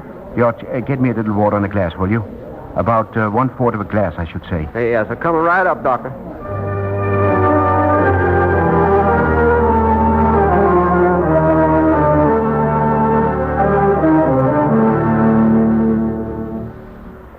Well, George, I've done all I can for your Mr. Charlie here. Yes, sir. That hypodermic will hold things for a while. I've called the hospital, and they're sending an ambulance for him. He'll have to spend but about... Doctor, who's going to take care of the desk till Mr. Alex come in for the next trick? The next trick? Yes, sir. You see, we all work 3 shifts around here. Mr. Charlie, he works from 3 to 11. Then Mr. Alex come on and work from 11 to 7. Then Mr. Clarence work from 7 to 3 when Mr. Charlie is supposed to show up again. Now, that's the way it is. But who's going to work out the rest of Mr. Charlie's trick tonight if you send him to the hospital? Why, where's the manager? Well, he's Mr. Thomas. He's going to Chicago for an important conference. But that don't leave nobody because Mr. Alex ain't coming in till 12. He's out on a party or something. I mean, Mr. Charlie was going to work extra for him. Well, why don't you get behind the desk and give out the keys and mail yourself? That's all there is to do, isn't it? Yeah, sir, that's about all. But me or Willie wouldn't go behind that desk for $1 million, Bo.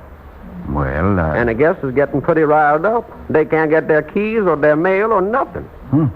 Mr. Charlie's sure going to get in trouble about this. There's going to be one awful mix-up. Couldn't you go back to the desk, boss, and give out the mail and the keys so the guests will quit fussing and hollering? Me? Why, I don't know the first Charlie thing. sure appreciate it. Keep 'em out of a jam, boss. Well, what has to be done? Oh, you just sorts out the mail and put in them little boxes on the back wall and give out the keys so the guests can get in their rooms and maybe answer the phone and tell everybody we're full up, tight. That's all, boss. You can do it easy. Please do it, boss, for Mr. Charlie. All right, George. I'll do it. Oh, that's fine. But you'll have to stay close by to help me. Oh, I'll do that, boss. I'll stick right with you on the outside of the desk. Hey, come on around back this way. Now, that's the door to the back office. Now, be sure to shut it after you're inside. It locks itself. And Mr. Charlie done left it open when he staggered out and called for me and Willie. Willie, he's the elevator boy. There you are. Give me the key to 308, will you? I've got to get up to my room and shave. Just a minute, please. That's the box. Right there. No. Over to the left. There. That's it. Now, any mail? What's the name, please? Noble. C.H. Noble. Hey, look for mine, too, will you? Charles B. Stewart. Yeah, mine, too. Look, I'm expecting a telegram coming. I'm in a hurry. Come on. Now, just a minute, please. Please, just a minute. This mail will have to be sorted out. I'll give you your room keys now so you can all get into your rooms, but the mail will have to wait until late on the evening when I have time to sort it out and place it in your boxes. Now, 312, if you don't mind. Yeah. See if there's a telegram there. Here you are, sir.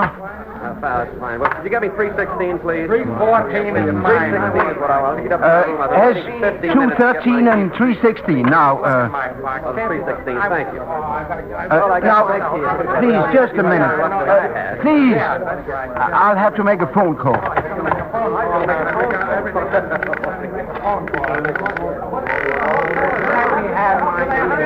Dr. Christian's office. Judy, oh, I'm glad I got you before you got away. What's wrong? Is there anything? Judy, drop everything. Come right over here. Where are you? At the United States Hotel, and hurry. Is it an emergency? Do you need anything? It's an emergency, all right? I'm in an awful jam. I'll be right over.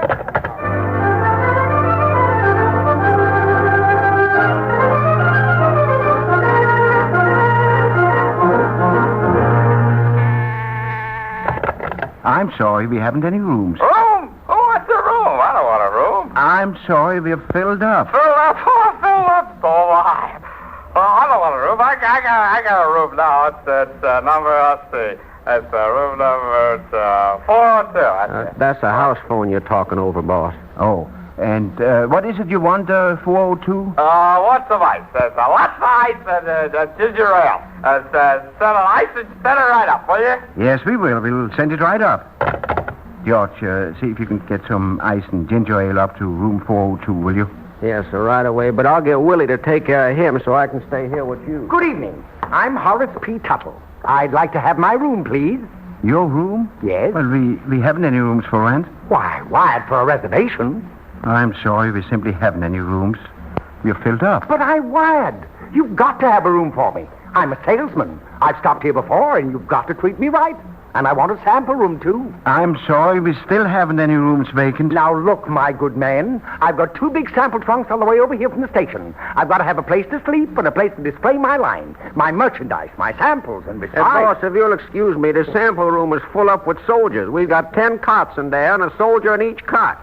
My laws ain't going to be easy to move them out. Soldiers like to sleep. Yes, but why don't you try the YMCA? They might have My good man, do you know my line, my samples? I sell ladies' lingerie. Can you imagine me trying to display silly slips, fragile nightgowns, and so forth in the halls or lobby of the YMCA? Can you picture that? No, I can't. Of course not. Well, you'll hear about this. Judy. I came as quick as I could, Dr. Christian. What's the trouble? Everything. Oh, George, take Miss Judy around to the back. I'll let her in. Yes, sir. I've taken the simple job of a night clerk in this hotel, Judy. Huh?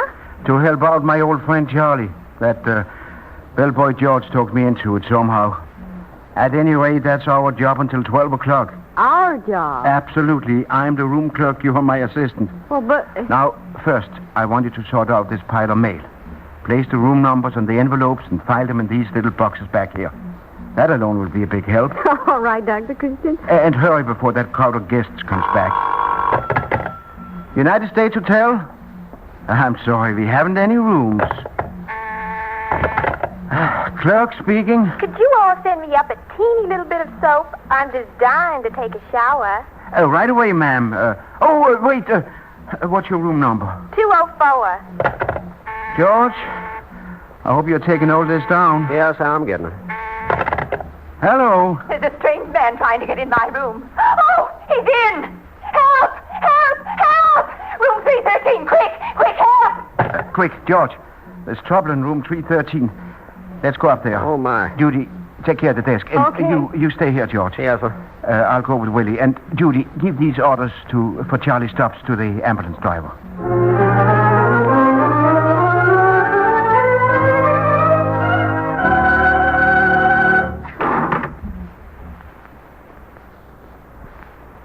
Here you are, Dr. Christian, 3rd floor. Number 313 is right down the hall. You come along with me, Willie. Let the guests walk up. They must be desperate. Yes, sir. Help! Help! You get out of here! Oh, will somebody save me? Help! Help! Here. What's going on here? That man, he came in my room. He has a key. What? Sure, I got a key. You gave it to me, Doctor. I'm not trying to molest this lady. He is, too. He opened the door and looked at me. Me in my nightgown. Look, Doctor, I'm Harry Blake. I'm a permanent here. I've lived in this hotel for a couple of years. When I saw you'd given me the key to 313 instead of 213, which I asked for, I figured they'd at last change my room and move my stuff up here. I've been moved before, and I asked Charlie weeks ago to move me away from that nut in 215 with a loud radio. That's all. You say I gave you the key to this room? Sure you did. How else could I have it? You handed me the key to 313, which is in the box right over 213. It's a common mistake for a new man. The room numbers on the boxes are at the top, right next to the key on the bottom of the box above. You saw my number 213 and grabbed the key just above it, which was the wrong key. That's the whole story. Well, that explains things, doesn't it, madam? Oh, I suppose so. But please go and leave me alone. Honest, Doctor, I was trying to apologize to the old dame, but she was yelling so loud I couldn't get a word in edgewise. Yeah, I know. It's just a case of misunderstanding. Oh, Dr. Christian, I almost forgot to tell you. This lady was yelling so, but there's another lady in 301, and she's crying kind of soft-like. What? Yes, sir. She got a little girl who's sick, and she asked me to get the doctor for her. And they's new in River's End, only been here 2 or 3 days. Could you take a look at the girl doctor? Certainly. Room 301, did you say? Yes, sir. Oh, here we are. Now, Willie, you run down and get Miss Judy to give you my medical bag, will you? Be sure to warn her about those keys and box numbers. Yes, sir. Right away, doctor.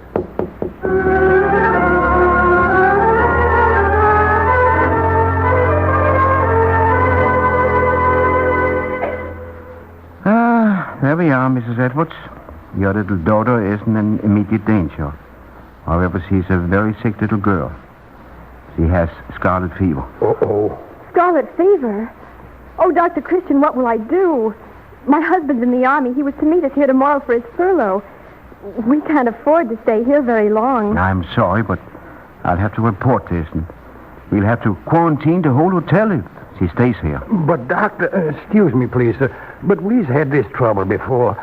We just scoots the sick people out kind of quick-like to the hotel, to the hospital. Then we locks up the rooms and fumigates it so everything's safe. We sterilizes all the blankets and sheets and stuff, and that seems to be okay with the city health people. We just can't lock everybody up in the hotel, doctor, sir. Well, I suppose we could do it that way. Mrs. Edwards, get all of your things together. I'll call the hospital and have them send the ambulance for you and your daughter. And when your husband calls here for you tomorrow, we'll tell him where you've gone. Then you can make other arrangements. And now don't you worry. Everything will come out all right. Yes, that's right. Dr. Christian, he sure can fix things. Oh, I don't know how to thank you, Dr. Christian. We'll see you at the hospital, of course. Oh, and your fee. We'll manage that as soon as my husband arrives. Mrs. Edwards, we'll discuss all of that later. Come on, Willie. I wonder how Miss Judy's getting along. She ain't, sir. Huh? Miss Judy ain't doing so good with them keys and the mail.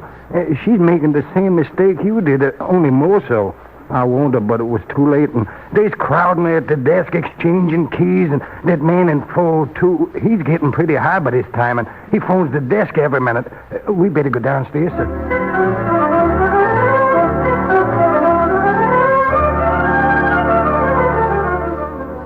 Come on, give me my key, will you? Listen, I've got to get out. Oh, thank goodness you've returned, Dr. Christian. Having trouble, Judy? You know I am. Whoever numbered these boxes, well... Oh, the ambulance came and I sent Charlie Stubbs to the hospital. Good. Now call them again and tell them to come right back. Huh? We have another patient for them. An isolation case. Scarlet fever. Oh! Room 301. Also make arrangement for a cut for the child's mother. Yes, Doctor. And will you try to straighten out some of these wrong keys and mail while I phone? Oh, yes, I'll do what I can. Could I speak to you for a moment, sir? Why, certainly, ma'am. Could I please have a room? My son will get his furlough tomorrow, and we're to meet here in River's End at this hotel. Oh, I'm very sorry, but we simply haven't any rooms vacant. Yes, I know. The war and every soldier's folks trying to spend a few days with him, but could you...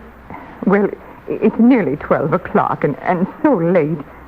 Could I stay here in a chair in the lobby for the night? I'll pay you. Your son's in the army, eh? Well, Mother, you just go over there and find a nice, soft chair and rest. Listen. Now, don't tell anybody. But I have just had a hunch that somebody is going to move out of... You can have their room. Oh, thank you so much. Now go over and sit in the chair until I call you. Now, George. Yes, I'm right here. But how you going to fix up the soldier's mother when we ain't got no room? Wait a minute, George. All right. Hello, Clerk speaking. Hey, listen. What kind of hotel is this, anyhow? Every time I open any door in my room, it's the bathroom. I can't get out. I want to go out in the hall and get something. I want to come down to the lobby. Will you send up a boy? Right away. That fellow's just about ready to pass out, Doctor. That's what I'm counting on, George. Mm-hmm. And about the soldier's mother.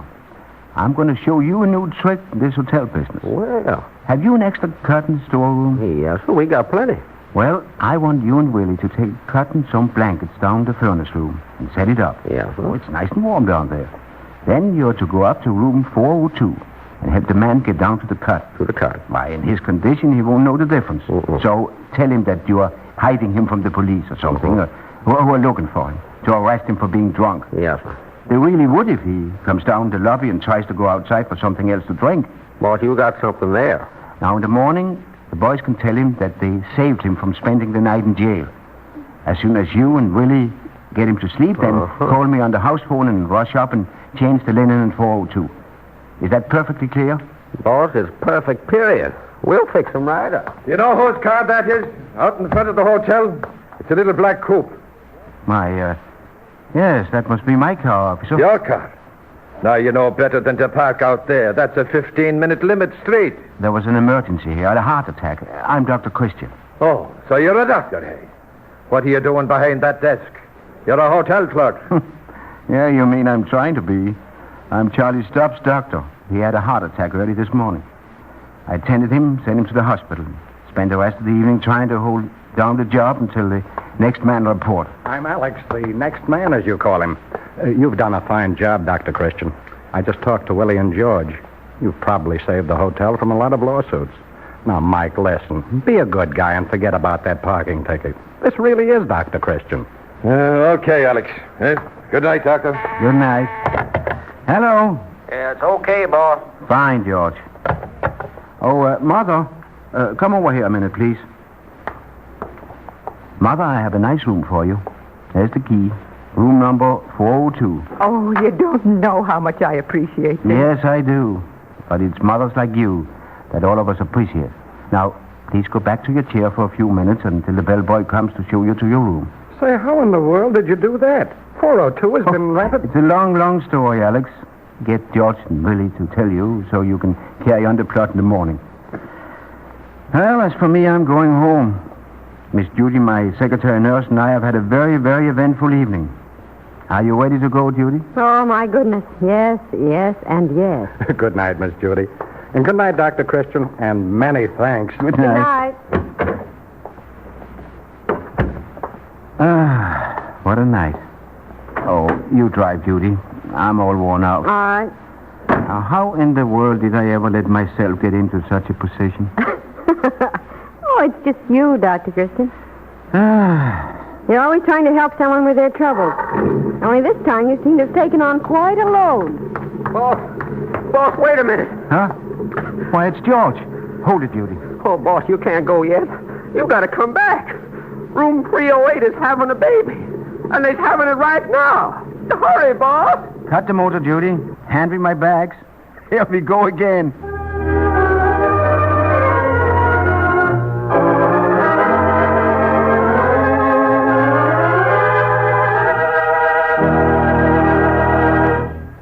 And the curtain comes down on another Dr. Christian Prize play with our star, Gene Herschel, waiting to greet you.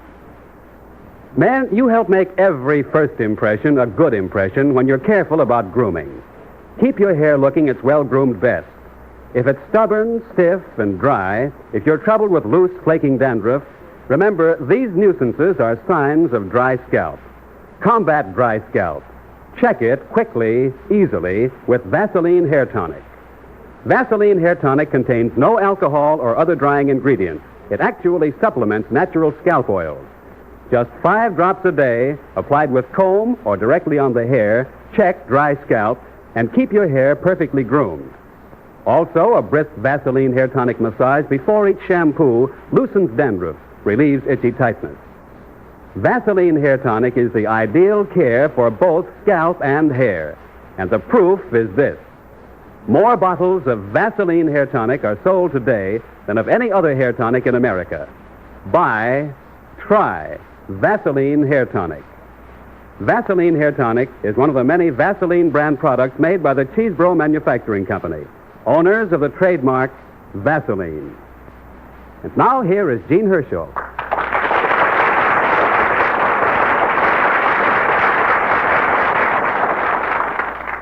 Thank you very much. The prize play, Room Clerk, you heard tonight, is the work of William W. Douglas of Louisville, Kentucky. And he tells us that he actually took a job as room clerk in a hotel to provide an authentic background for his play. Next week, we plan to present a prize play called Our Daughter Barbara by Louise Pickens of Charlotte, North Carolina. We invite you to listen next Wednesday evening to the Vaseline program, same time and same station. And until then, I'll say good night.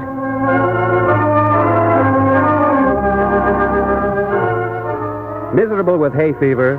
Well, don't let pesky airborne pollen make you suffer needlessly. Guard against it with a little Vaseline petroleum jelly in each nostril each morning. For relief from hay fever, ask for, try Vaseline petroleum jelly.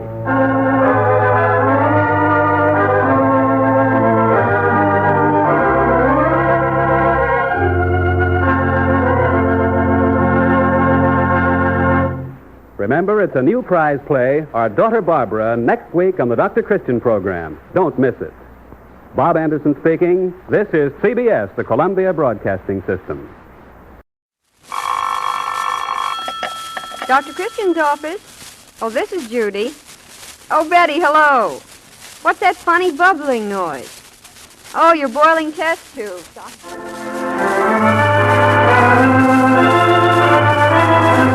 And it's the Vaseline program, the only show on radio where the audience writes the scripts. Tonight, it's Providence, Rhode Island that gets the spotlight. And the prize goes to William G. Weston of 850 Ontario Street for his comedy, The Wolf Cried Navy Blue, starring Gene Herschel as Dr. Christian with Rosemary DeCamp as Judy Price. Well, Betty, how do you like working in a laboratory? It's fun, but, huh? Oh, hard on your hands. Chemicals, huh? I hadn't thought of that. Well, I've got a tip for you. The same I gave Sally when the dye she was working with made her hands red and sore. In fact, it's good advice for anyone who works hard with their hands, including housewives. It's just this, Betty. Protect your hands with Vaseline petroleum jelly. Oh, very simple and very effective, too. Before beginning work, smooth Vaseline petroleum jelly on your hands to protect them from the chemicals and keep dirt from grinding into the skin. Vaseline petroleum jelly makes your hands so much easier to clean and safeguards against infection, too. Then after washing up, rub a little more Vaseline petroleum jelly on your hands to supplement the natural skin oils washed away with strong soap. That relieves sting, too, and helps promote quick healing of any little cuts and scratches. Yeah, do try it, Betty, and notice how much better your hands feel. Yes, Vaseline petroleum jelly comes in both jars and handy tubes. Oh, you're welcome. Drop in sometime. Goodbye.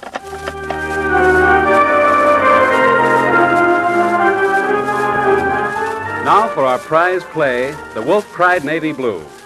And it opens in Dr. Christian's familiar office with Judy talking on the telephone. Some servicemen for dinner tonight? You can't. Oh, well, but... Oh, a big dinner at the Y. Oh, all right. But if you should have anyone left over, send them up, will you? Oh, hello, Dr. Christian. Hello, Judy. My, the weather's wonderful. I always feel like... Say, what's the matter, Judy? Oh, I'm disappointed. I was going to have 2 servicemen to dinner tonight, but there's a big dinner at the Y, and I got all that food and made all those plans. Oh, Dr. Christian, nothing ever happens here in River's End. Things are happening every day. Yeah, same old things, though. I want something different to happen, something exciting. Sometimes I wish I'd lived in the days of old when nights were bold. Poor Judy. It's hard on you girls to have all the boys away. What are you having for dinner tonight? Your favorite casserole and... Oh, Dr. Christian, would you come? Eve, I was invited. Though I won't promise to bring any adventure. Well, I'll have it about 7, and please come. I'll be there. Better go outside and get some air. The exchange will take all the calls. I'll see you at 7.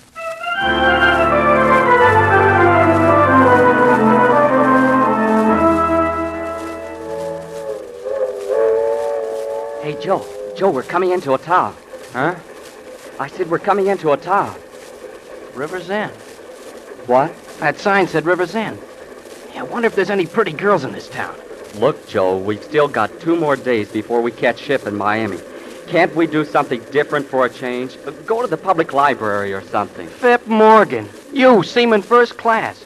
Why did you join the Navy? To see the world. I joined the Navy to let the world see me. And also to protect American womanhood. Yeah, you told me that last girl was a childhood sweetheart. Well, she was kind of, see. Anyway, she looked like one. But I just didn't know she had such a muscular brother. You ought to be like me, Joe. I've got a steady girl back home, and I don't bother with any other women. I know that Susie's waiting for me, and that I'm waiting... Well, you ought to forget about women for a while, Joe. All aboard, River's in, all out, River's in. Sleepy-looking town, isn't it? Probably not a babe in sight worth wheezing at. Hey, Fip, look. What's the matter? See anything historic? Look, that's Sally Baxter, see? She used to be an old childhood sweetheart of mine. Hey, come on, let's go. Hey, Joe, you can't get off the train now. We've got to get to Miami. Joe, she's just a woman. Okay, I'm coming. Excuse me, lady. Hey, Joe, wait for me. Are you sure she's an old childhood sweetheart?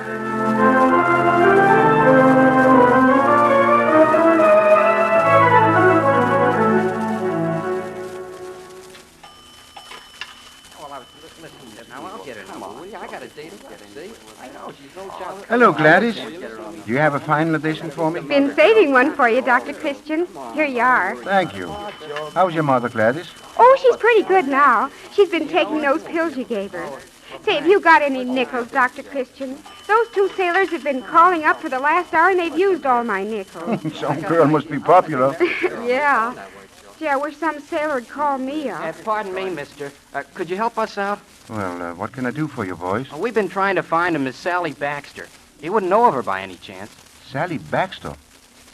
No, I don't know of anyone by that name. Do you, Gladys? Never heard of her. Neither did Joe. Well, I'm sorry, boys. I know almost everyone here in River's End. I don't think there is any Sally Baxter. I told you we should have gone to the library. I swear, that babe looked just like Sally Baxter, see? There's nothing the matter, is there, boys? No, not a thing, mister. Yes, there is, sir. Plenty. My buddy here's been chasing sweethearts from coast to coast, and now we've managed to miss our train, and we have to hang around until 11:30. Oh, that's too bad. Could you suggest a good restaurant, sir, for us to eat in? Why, the U.S. Hotel dining room is a pretty good... Say, how would you boys like a good home-cooked meal? No, thanks, mister, that's but we swell, got... sir. Well, you come along with me, then. This lady's a real good cook. Morgan, what did you do that for? This geezer's wife is probably the motherly type that'll want to know all about my childhood. So what? I didn't have no childhood.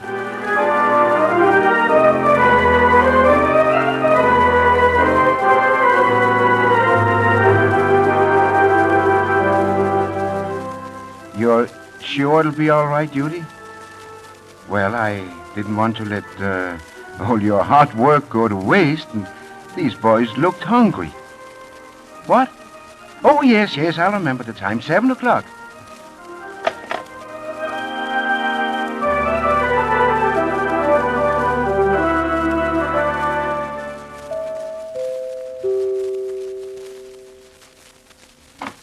Hello, Dr. Christian. Come on in.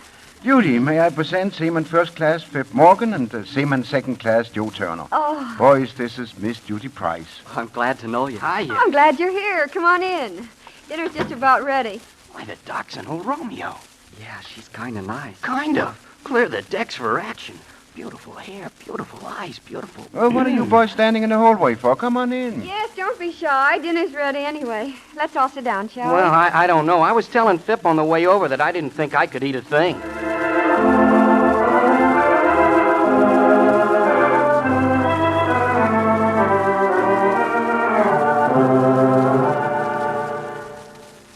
And the shore patrol couldn't figure out why I had 6 women following me. Oh. So I told them the only French word I knew was toujours. That's wonderful. Well, that reminds me of the time And the same thing happened down in South America. How did I know the word meant the same thing in both places? Oh, Joe. Well, you really had some experiences, haven't you, Joe? I can remember You know, one Miss time... Price, if you don't mind, I'll make it Judy, see. You remind me of a childhood sweetheart I used to have. Oh? Well, up in Alaska, I didn't know any of the language, but I was...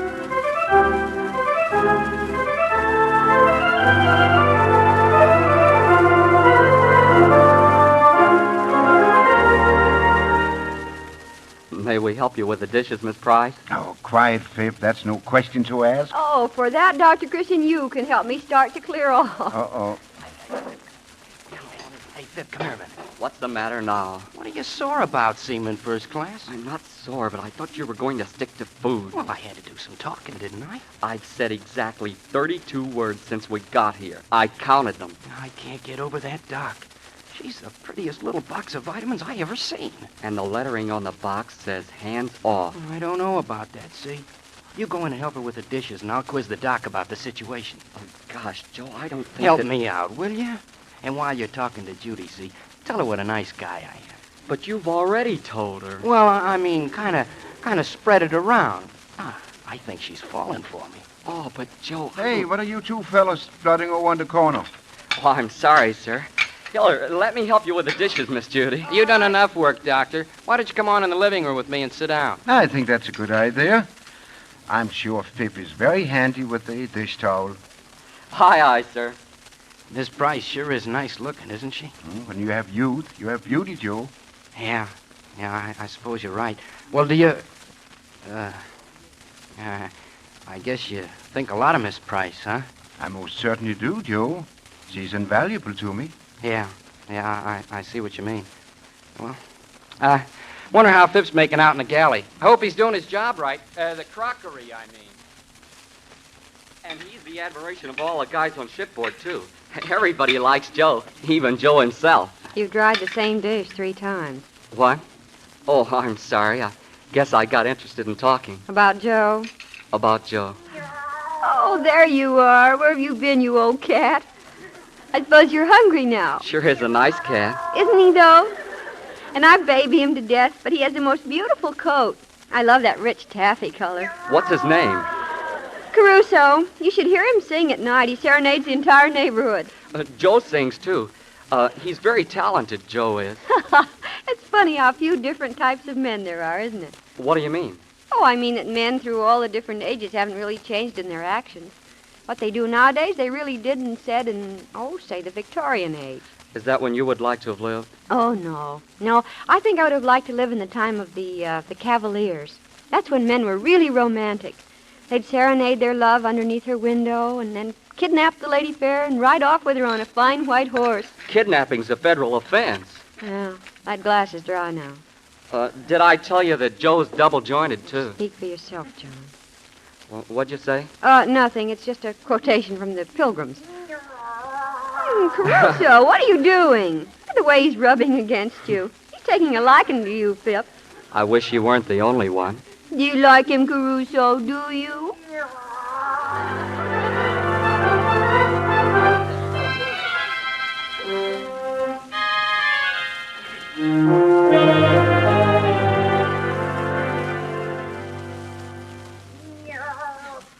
Joe likes Pip because his hair is the same taffy shade. That's my favorite color. I hate to break this up, everyone, but I'm afraid I've got to be getting home. What was that? The 11:30 pulling out the station. Oh, my gosh, Joe, we missed the train. Now, take it easy. We still got a day. Are you sure, boys?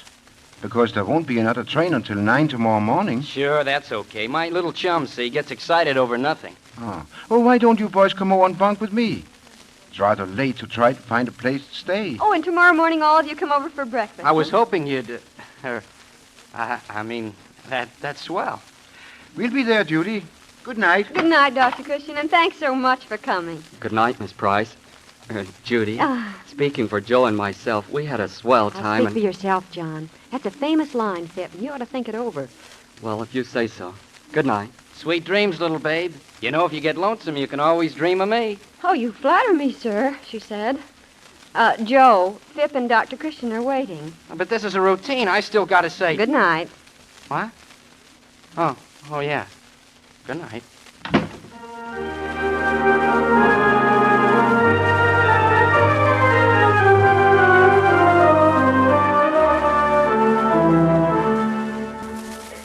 Everything about her's wonderful, even her cooking. Yeah. Oh, she's really falling for me, Fipsy. I could tell in the way she said, good night. Yeah. What are you doing? Thinking for myself, John. What? Oh. Well, you think too much and you'll get bald. Oh, you know, you must have told Judy plenty about me. I could see it in her eyes that she knew just what kind of a guy I am. I know what Judy means. What? Oh, turn out the glow, Fip. I want to hit the sack because this Navy man wants to convoy Miss Judy Price tomorrow. How do you know she isn't the doctor's girl? From the way he talks.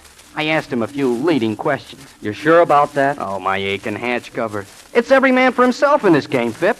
It is, huh? Yes, sir. Every man for himself. Hey, where you going? Turn out the lights yourself. I'm going to take a walk. Hey, Fip, come back here. Oh. See? That's what you get from taking vitamins.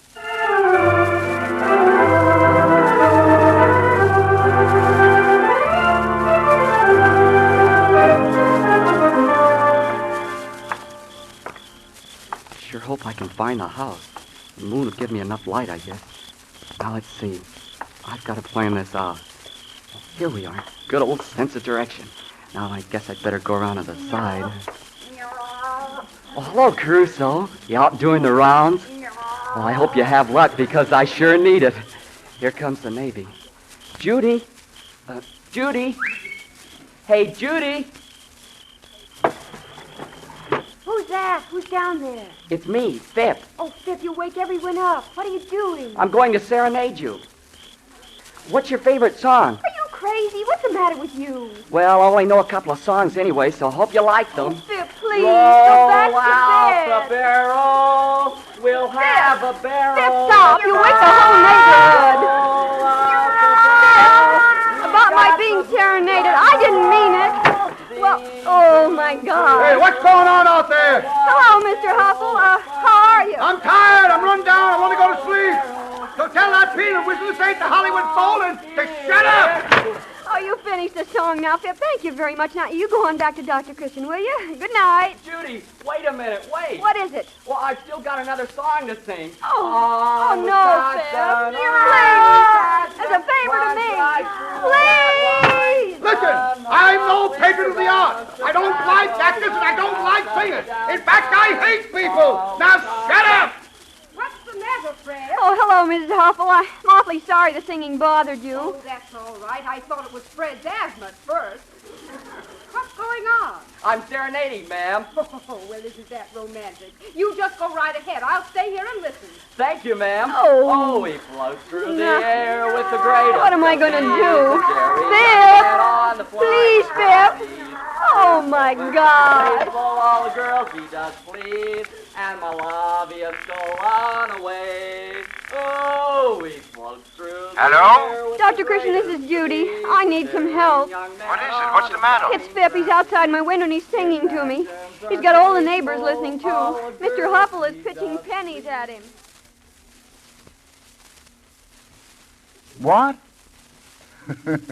He's singing? Is he good?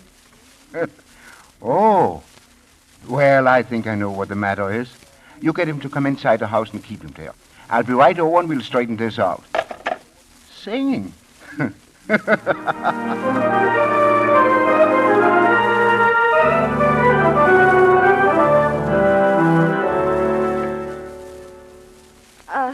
I appreciate your songs, Phip, and all, but here, have some more milk. Got enough? Oh, yes. Anyway, I just saw the milkman drive his horse and wagon up in front. What color's the horse? White, I think. Oh, Phip, there's something I've got to tell you. It's something you ought to know. You wouldn't have told me to serenade you if you didn't mean it, would you? Huh? And, Judy, I want to tell you that Who's that? Oh, it's Dr. Christian. I called him to come over. I don't need him. This is strictly solo work. Come on. Where are you going? We're going. Here's your hat. Come on. Get into your coat, quick. I'm not going anywhere. Oh, yes, you are.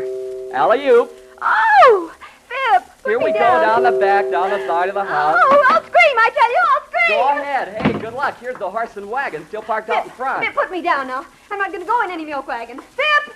Judy, it's Dr. Christian. Let me in. Here we go.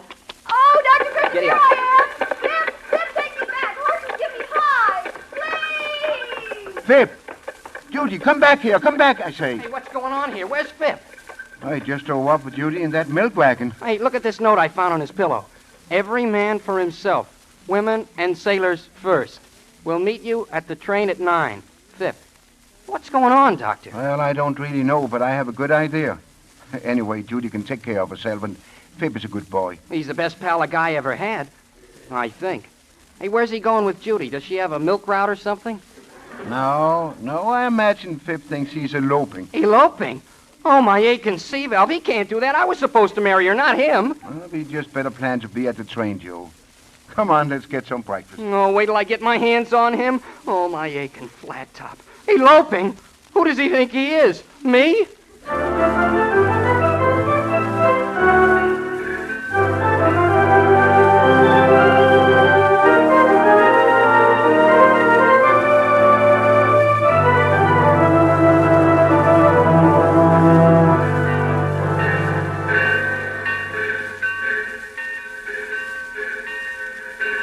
Where is he? Now he's afraid to show up. Oh, the Romeo. Wait till I get my hands on him. I'll swab down his decks. I don't think that's necessary, Joe. Phip is a good friend, and he needs you to stand by him. While he marries my girl. Judy's not your girl. Don't you realize that she's... All aboard! If they don't hurry, Phip is going to miss this train. If we lose ship in Miami, it's his hash marks and not mine. The lover boy. You never catch me doing anything like that. Dr. Christian, Joe, here we are. Hello. Oh, here you are, Taffy hair. Where's all the confetti? Everything all right, Judy? Yes, he's sweet and a gentleman. Everything's fine. Fine, friend, you are. You're supposed to be helping me out with my love match, and instead, you hairy old Cupid, you go and make Valentines for yourself. Now, wait, Joe. I can explain everything. I don't want no explanation, see? See? What I've seen is enough. Aboard! All aboard! Well, hurry, boys. You'll miss the train. Judy, I love you, and I want to... You love her? Hey, that's my line. I love her. Oh, you'll miss the train, both of you. Judy, Joe's just a friend of mine. And here's but I the want kiss of friendship, chum, see? Oh! Joe, you knocked Phip out. Oh, what do you know? Just like Joe Lewis. Get on the train. Hurry, it's moving. I can carry Phip, Doctor. I'll write you, Judy, see? We'll straighten this out yet. All right. Anchors away. Goodbye. Goodbye, boys.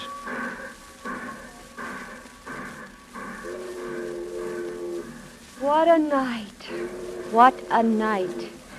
That's what you were sighing for, wasn't it? A night? Oh, what a pun. What a pun. And you said nothing ever happened in Riversend.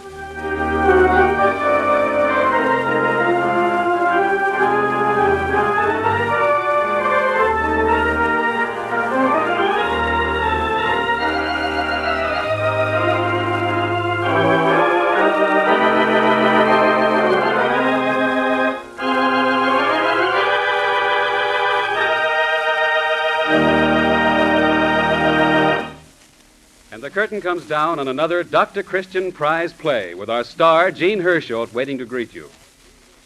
Men, thousands of people have dry scalp. You may have it and not even realize it. Is your hair dry, unruly? Does it shed unsightly dandruff flakes? Is your scalp tight and itchy?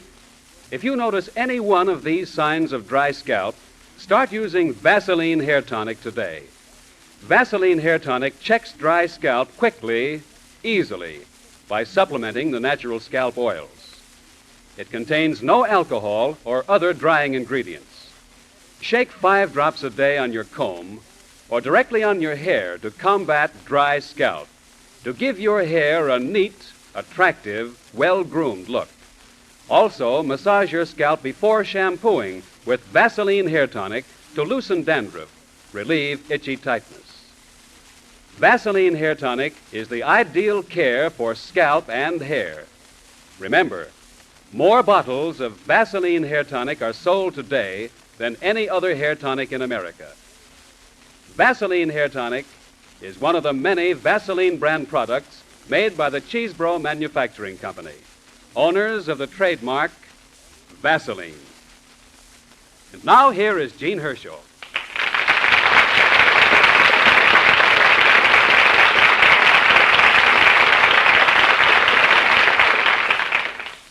Thank you very much. The young author of tonight's play is George William Weston of Providence, Rhode Island, who earned his way through Brown University with a puppet show he devised and made himself. And now he's turning his many dramatic talents to radio and television. Next week we expect to present a new prize play called Love to Mama by Patrick Kaler of Brooklyn, New York.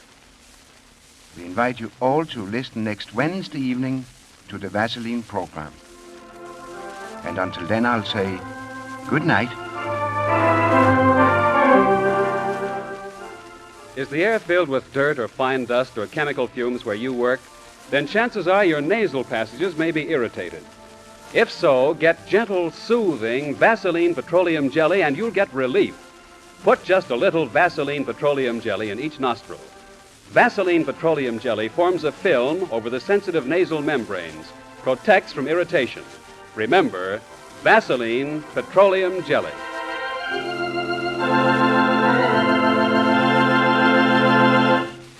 Don't forget the new Dr. Christian prize play, Love to Mama, next Wednesday night on this station.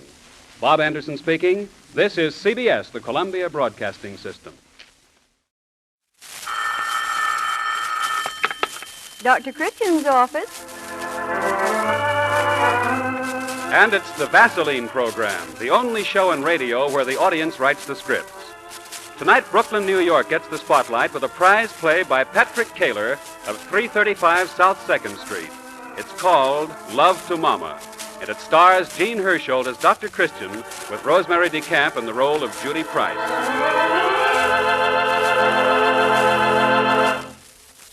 Ladies, the season for permanence is on definitely. But before you make an appointment at your beauty shop, ask yourself if your hair is in good enough condition to take a permanent. To make sure your hair is soft and free from dryness, to protect yourself from dry scalp, use Vaseline Hair Tonic. Give your hair this simple Vaseline Hair Tonic glamour treatment. Before your next shampoo, massage the scalp briskly with plenty of Vaseline Hair Tonic. Then wrap a steaming hot towel around your head for several minutes before proceeding to wash your hair. After the shampoo, brush on a few drops of Vaseline Hair Tonic as you would a brilliantine. Vaseline Hair Tonic, used regularly this easy way, supplements natural scalp oils, helps keep hair silky soft, attractive. Try this simple toning up and see how much nicer, more natural your wave will look. See how obediently, how smartly each curl falls into place when you comb your new hairdo. Give your hair the Vaseline Hair Tonic glamour treatment tonight. Ask your druggist for Vaseline Hair Tonic.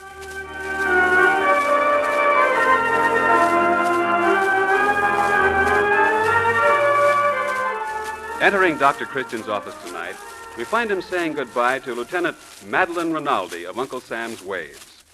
Judy Price, busy at her typewriter, hears only a final fragment of their conversation as they come out of the inner office. I guess you guessed that this is goodbye, Doctor. At least until we meet again. I'll see you then, Madeline, when all our heroes and heroines come home again. Thanks for all you did for Mama. She had to go, you know. But you made it easy. Almost without pain.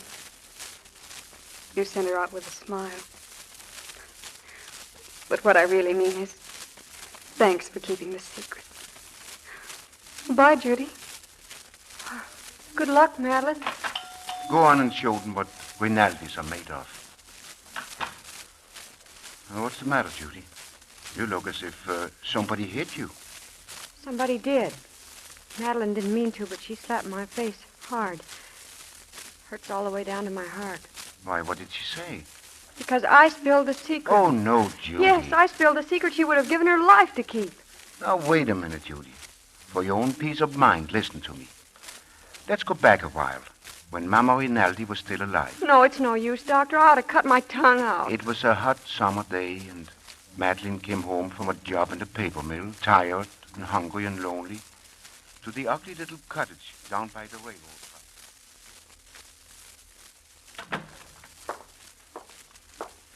Magdalena, it is you. Yes, Mama. Why are you late? Always so late. I worked overtime. How do you feel, Mama? How can I feel? All the time I'm a cry for Johnny. You mustn't, Mama. Stop worrying about all it. All the day, all the night I'm a pray. Dear God, I'm a pray. Send my Johnny home to me. Send him home or I'm a die. Mama, please. Or I have a surprise. Letter, see? Letter to you from Johnny. Oh, you bad girl, Magdalena. Why you not telling me right away? I forgot. Read my letter. Read him quick. Now, let me see now. How does it go? You're not skipping no word. Do you hear? It begins, Dear darling Mama. Johnny. After I ran away from home... What's the why he ran away? Well, because he got into so much trouble here. That robbery and prison and all that. All of the trouble is not his fault. He's so good, the boy. Well, he wanted to start all over again. Get away from his bad friends. That's what his letter says. So he went far, far away. Where is the far away? Oh, California, Mama. Well, and look what he says. I've settled down. I have a nice, honest job. And when I make enough money, I'm going to send you a fur coat, Mama. Oh, Magdalena. You hear what he say? He's going to buy his mama fur coat. And afterward, maybe when I get married to a nice girl, I'll send for you. And you'll live with us in a beautiful house. All my love to you, Mama. Johnny. You see, it's like I'm saying, he's a good boy. He loves his mama. You give him his letter. What for? You can't read. Oh, I'm going to show everybody. I'm going to show Mrs. Kowalski and Mrs. Fitzpatrick and the grocery man. I'm going to show everybody my wonderful letter. No, I'm tearing it up. Magdalena, stop. Into tiny pieces, see? Now, you can't show it to anybody. You bad girl. You hurt me so.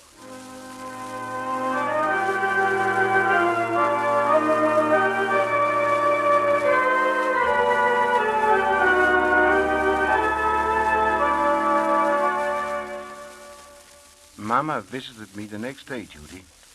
She was seriously ill, but she didn't know it yet. And oh, how she bragged about Johnny's letter. You write to me most beautiful things, Doctor.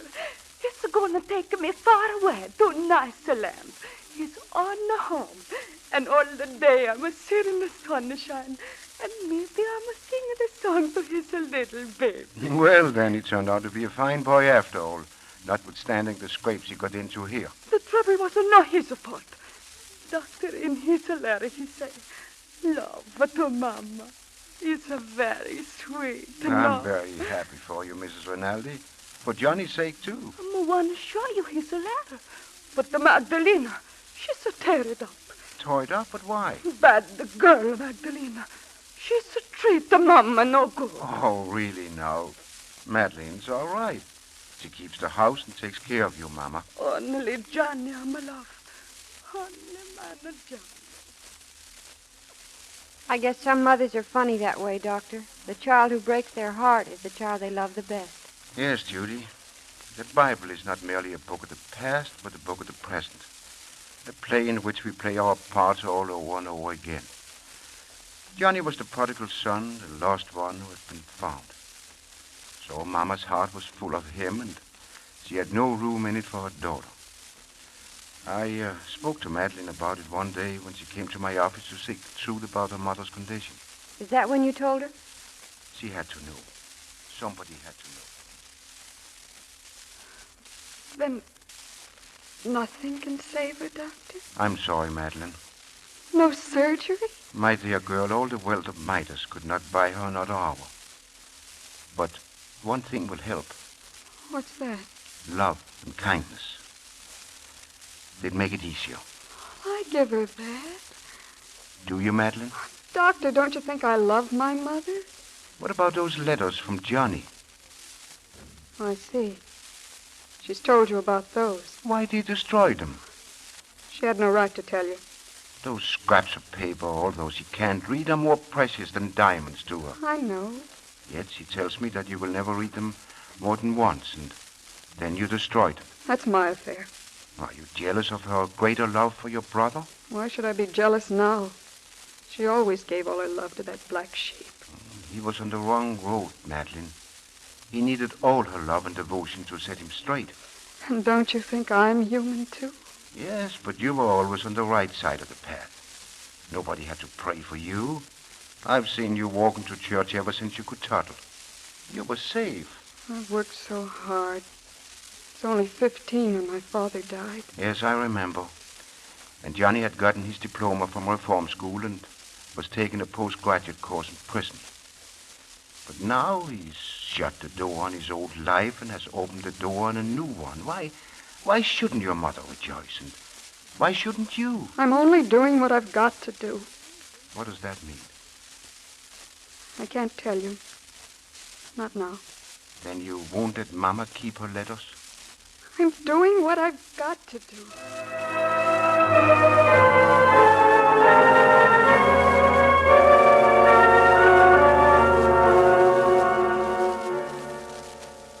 I thought she was blindly jealous, Judy.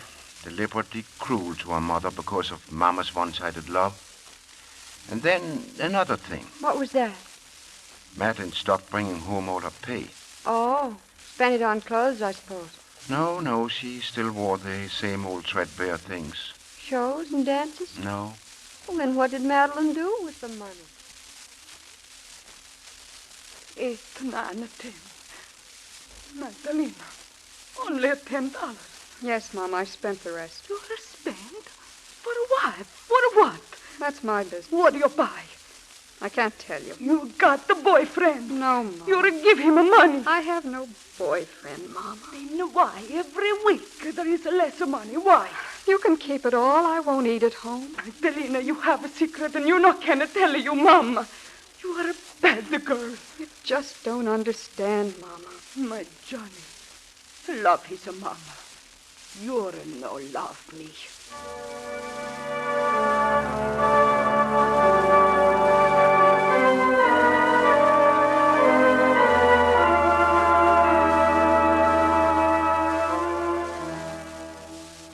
Madeline was growing thin and pale. I met her once in the street and her appearance worried me. Hello, Madeline. Hello, Doctor. Well, it's a lovely day for walking. My lunch hour. Swell. How about joining me? I don't eat any lunch. Oh? Dieting? That's as good a reason as any. If you don't mind an old family doctor getting personal, you must be down to about 95 pounds. Makes me look like a movie star, don't you think? Makes you look like a mighty sick girl. How about dropping around for a checkup? I don't need any. A free one on the house. I distinctly said I don't need any. Well, her conduct was certainly queer, Judy. I was beginning to think that her mind was affected. I shouldn't wonder. Jealousy seemed to be the only answer. A deep, consuming jealousy. And what about Johnny's letters? Well, they still arrived. Madeline read them, each one of them, and then she burned it. Burned it? Yes, it caught Mama searching the wastebasket for scraps. One particularly happy letter came in December, along with the promised fur coat. A very happy letter. You read it too fast, Magdalena. I got another raise, Mama. That's what he writes. And now that I've bought you the coat, I'll start saving for our house. Read it slow, Magdalena. Don't finish it too fast. And it'll be a beautiful house, Mama. A garden of flowers and lots of sunshine. A pretty rocking chair where you can sit all day. And a nice white kitchen where you can cook for me. Oh, slow, Magdalena. More slow. Please, don't make the letter end too soon.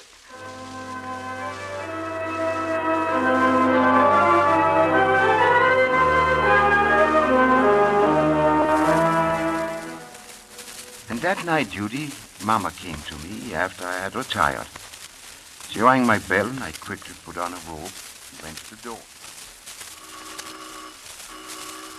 All right, I'm coming. Somebody's in an awful hurry. Why, Mama Rinaldi. Doctor, please. What brings you here on this terrible cold night? Well, come on inside. Here now, and never mind the snow on your shoes. Come over to this chair. Doctor, Magdalena, she's run away. Oh, now, control yourself. Madeline's not the running away kind. The room is empty. Oh, Doctor, you're so wise. Maybe you can help me. Well, let's begin at the beginning. Just what happened. First, she bring me a letter from Johnny. Oh, beautiful letter. First, he gave me a coat. Now he's gonna buy a house for Mama. But what about Madeline? She's read the letter and she's go to her room. This letter, she's no burn, but she's hide it. And she's lock the door, and soon I'm hear her cry. She's crying. I'm go to the door and I'm say, Magdalena, what for you cry? But she's no answer. And then what? And I'm go to sleep. I'm dreaming. I'm hear scream, an awful scream. I'm hear my Johnny. My Johnny is calling for me. I'm wake up. I'm go to Magdalena's room and she's gone. Oh, now stop worrying about foolish nightmares. Why Johnny is scream for his mama? And why Magdalena cry and run away? I'll find out what I can. Believe me, I will. Now, you wait out here while I go and dress, and I'll drive you home. Well, this is a freezing night to be walking out here in the heavy snow. Talk about a mother's intuition, hearing Johnny's call at that particular hour. Yes, Judy, somehow a mother knows. So I drove her home. And as I came back, a funny hunch made me choose a side street, along toward the church where Madeline used to go every Sunday. And there in the fallen snow, kneeling on the steps of the church, I found her. You found Madeline? Yes. I heard her voice, sobbing with prayer. Dear God, have mercy on his soul. Take him into thy kingdom.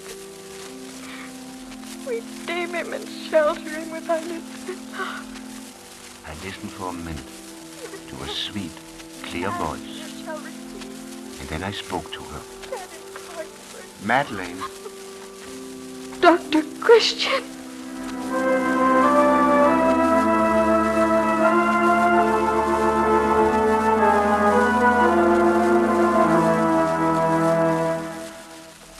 And there, Judy, I learned the truth about Johnny's letters to Mama.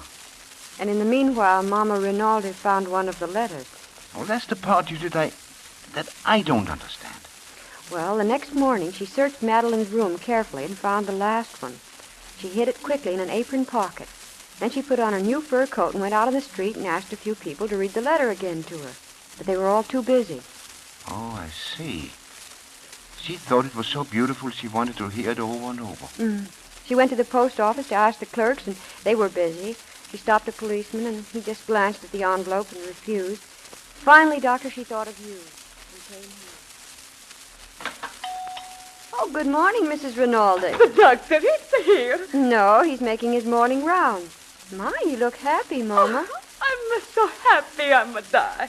Look. What's that? A letter from Johnny to his mama. Oh, you don't say. This is the one I'm keep always. Oh, it sounds like a love letter. Magdalena, she's read it too fast. I must say, please, Magdalena, you finish it too fast. Read the more slow. Oh, you want to prolong the pleasure. So you read it to me, please. Very, very slow, please. Of course, Dr. Christian, at the time, I had no idea about the game her daughter was playing. Oh, naturally, Judy. So I read the letter aloud. I thought Mama already knew what was really in it. At least at the beginning I did. Dear Mama, about the time you receive this, I will be dead. I don't care much now. I'm not afraid of the electric chair. After all these months in jail. I was so astounded, Dr. Christian, I forgot that Mama Rinaldi was listening. I just forgot everything, and I read on and on. Yes, Judy, that was Madeline's secret. There was no job, no cottage. No, and she went without lunches, almost without eating, to buy Mama the fur coat, just to build a beautiful lie. Johnny was executed the very night I found her praying in the snow. Suddenly, as I read the letter, I realized what I was doing. I looked at Mama Rinaldi. She was deathly white. She just stood there like a statue of marble. And then you returned, Doctor. Well, Say, what's the matter? Mrs. Rinaldi's very ill, Doctor. Well, come into my office, Mama. Take my arm. I'm coming, Doctor. Sit down. Now listen to me. That's Magdalena. She's alive. She did it for you. She used to make a fool of me. She used to make a big joke of her mama. You got to understand why she did it. It was no joke to her, believe me. Mine, the boy. Mine and Johnny is a die. And she's alive to Mama. Let me tell you where I found her last night. I found Madeline in the snow on the steps of the church. Do you hear me, Mama? She was praying for the salvation of Johnny's soul. And she wasn't no happy. What could she be happy for? Because she hated Johnny. She burned his letters. Madeline did not hate her brother. She burned his letters to keep you from knowing the truth. It was a brave, a magnificent lie, Mama. Lovable fable to make you happy. Don't you see? It was Madeline who gave you the coat and the house and everything that Johnny could never give you. Could I? I'm a know the truth. I'm a coward, a fool. You're the dearest one she has in the world. She bled her heart for you. Your happiness was her happiness. Oh, you're opening my eyes. I must see at the last.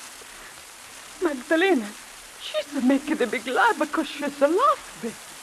And what will you say to her, Mama? I want to know. Oh, you are a wise doctor, a very wise. To make her happy, then I must be happy, so? And what will you do? I will be happy. I will laugh. I will let her go on with magnificent life. So I will make Magdalena happy. Magdalena! Oh, did you call me, Mom? Magdalena, my darling. Is there no letter from Johnny? Why, yes. Here, but this piece of paper in my purse. Want to hear it, Mama? Does he say, love to Mama? Of course. Oh, Mama, how happy you look. Oh, yes, I am very happy. I will always be happy. Read Johnny's letter to me, like you always read it. My good Magdalena. So you see, Judy, you didn't hurt anyone by telling Mama Rinaldi the secret. No, you gave her strength and courage and pride. No wonder she went out with a smile. The cream of the jest was hers.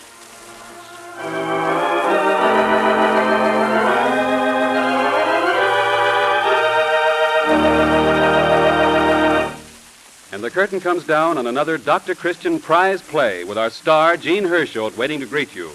And Judy Price with a word for you. During the war years, flash burns, explosives, plane crashes, and electrical accidents combined to make serious burn cases a real problem for the medical staff of our armed forces. The solution to this problem was finally achieved with the development of a new treatment technique, an amazingly effective burn treatment that includes the surface application of petroleum jelly. The world's leading brand of petroleum jelly Vaseline petroleum jelly is probably in your medicine chest right now. So when anyone in your family suffers a minor household burn, rely on a tested aid.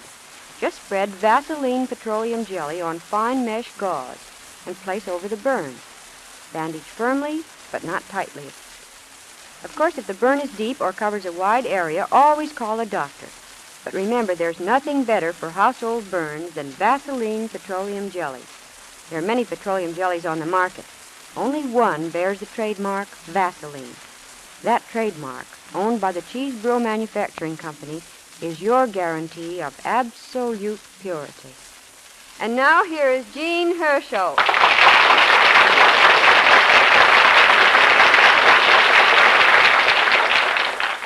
Thank you very much. Before I tell you about next week's play, I want to speak of the National War Fund. The war is over now. We are tying up the loose ends, and one of the big jobs yet to be done is to finish the work of the many welfare and relief organizations abroad and at home which receive support from the National War Fund. Remember, men and women still in the armed services and war victims all over the world are the beneficiaries of your contribution to your local community war fund, so make your gift promptly and generously. Next week we plan to present Chain Letter by Bill Schemper of Lubbock, Texas. We invite you all to hear the Vaseline show next week, same time and same station. And until then I'll say good night.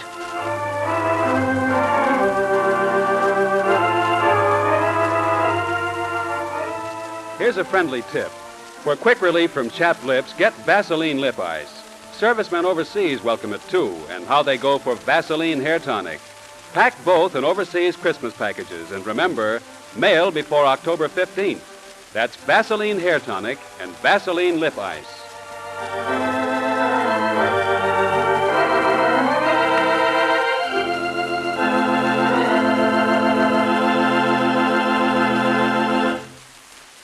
Be sure to listen in next Wednesday night to the Dr. Christian prize play, Chain Letter. Bob Anderson speaking. This is CBS, the Columbia Broadcasting System.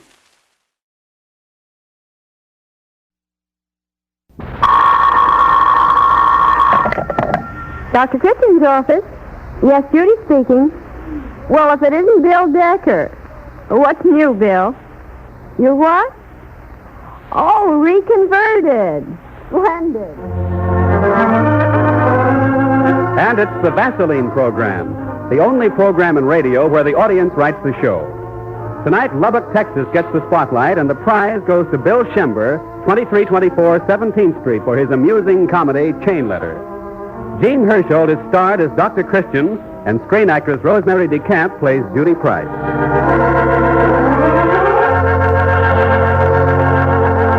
Aren't you glad to be working on refrigerators again? Oh, I see. You're not used to machine oils. Your hands get red and irritated, Well, Bill, believe me, the thing for your hand is Vaseline petroleum jelly. And here's how to use it. Very simple. Before beginning work, just rub some Vaseline petroleum jelly on your hands to protect them from irritating oil, grit, and dirt that otherwise grinds into the skin. This safeguards against infection and makes dirt easier to remove. Then after you wash up, apply Vaseline petroleum jelly lightly to your hands again to supplement the skin oils washed away by strong soap. Also to relieve sting and promote healing of scrapes and cuts. Well, Bill, try Vaseline petroleum jelly tomorrow, and you'll notice the difference. Your hands will feel ever so much better. Oh, either one, tube or jar. Well, I'm glad I could help, Bill. Call again. Goodbye.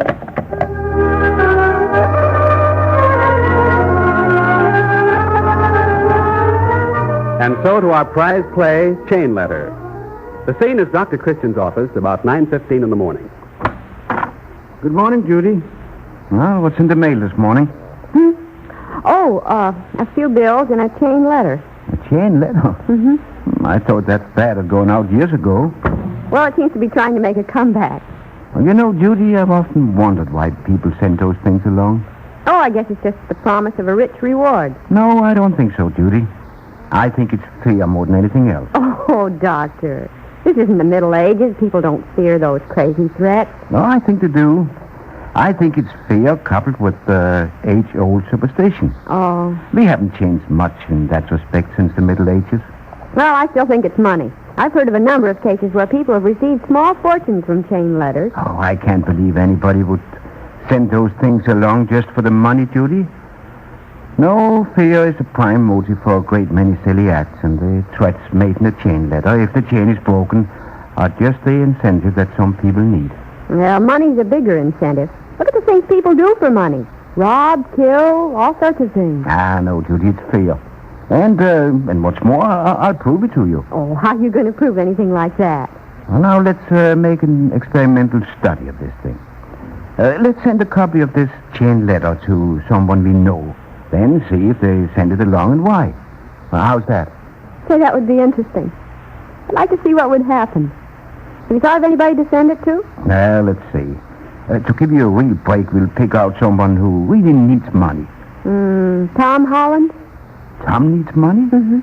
I didn't know that. Yes, I've heard he's almost bankrupt. I'm sorry to hear that. I thought Tom and Bertha were doing all right. Well, I guess he would be a good subject then. And who knows, maybe you're right. Maybe it will bring him a fortune.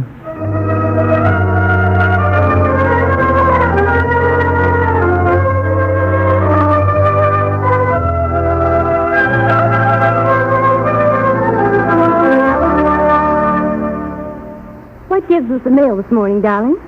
Tom Holland, will you pull your nose out of that book long enough to listen to me? You saying something to me, darling? Oh, no. I was just holding a conversation with a salt shaker. That's a silly thing to do. Say, do you know that this Advertiser's Guide is certainly an interesting book? It gives all kinds of statistics. Listen to this. 5 out of 7 people put their right shoe on first. Isn't that interesting? Oh, sure. But does it say anything about husbands being murdered? Murder? Let me see. Murder. Oh, yeah, here it is. 1 out of every 1 million wives murder their husbands. How nice. I think I'll be 1 in a million. Oh, you're just kidding. Well, I won't be if you don't answer my question. What's in the morning mail? Oh, nothing. A couple of bills and a chain letter. A chain letter? Where is it? Wastebasket. Tom Holland, you didn't throw away a chain letter.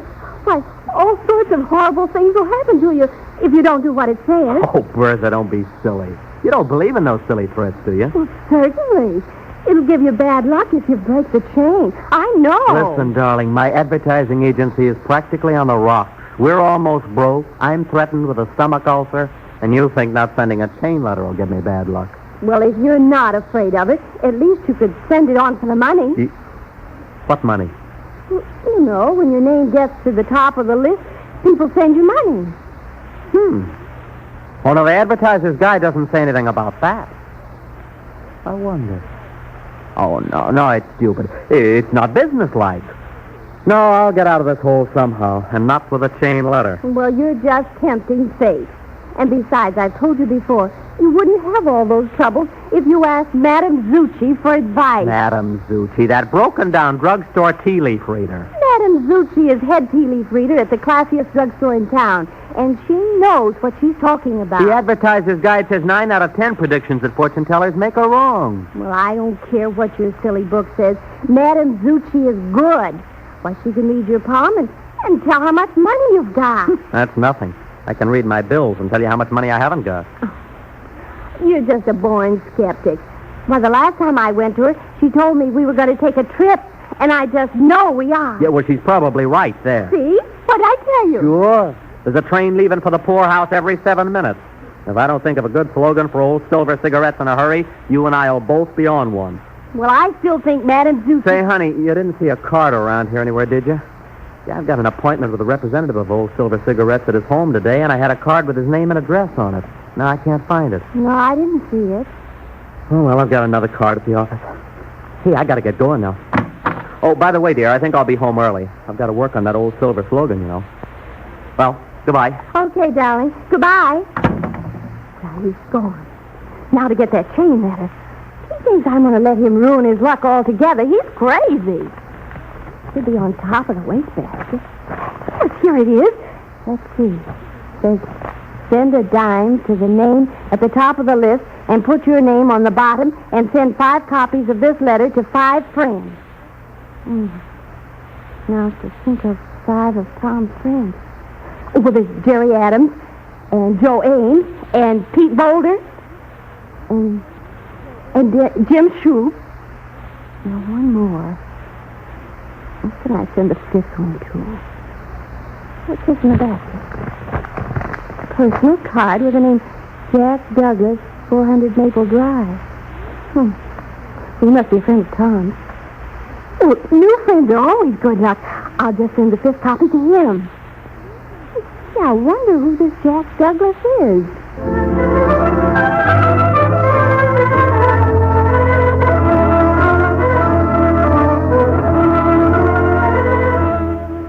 Well, I like your old silver cigarettes, Mr. Douglas, and I'm sure I'll think of a new slogan that'll appeal to a brand new market. That's what we want. Develop a brand new market that the other cigarettes don't hit. That's just what we want.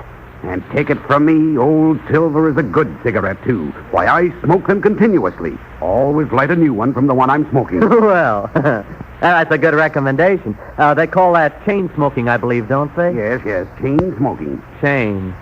Oh, that reminds me. I got a chain letter this morning. Threw the crazy thing away. And you did the right thing. Only silly idiots ever answer those things. Boy, you really detest chain letters, don't you? Indeed I do. My wife got one a couple days ago, and she wanted to answer it, but I made her destroy it in a hurry. Stupid morons that send out those nuisances should be put behind bars. Yeah, well, it's plain you don't think much of people who send chain letters either. Indeed I don't. The people who send those things on and perpetuate them are either crooks or get-rich-quick fools. Well, I've got to be running along. But I'm going to go to work immediately on that new silver slogan, Mr. Douglas. Oh, good. But you'll have to hurry. I can only give you until tomorrow noon. Then I'll have to give another agency a try at it. Okay, that's fair enough. Well, I'll see you tomorrow with a slogan that'll knock 'em dead, Mr. Douglas. That's the spirit, my boy. Goodbye. Goodbye, Mr. Douglas.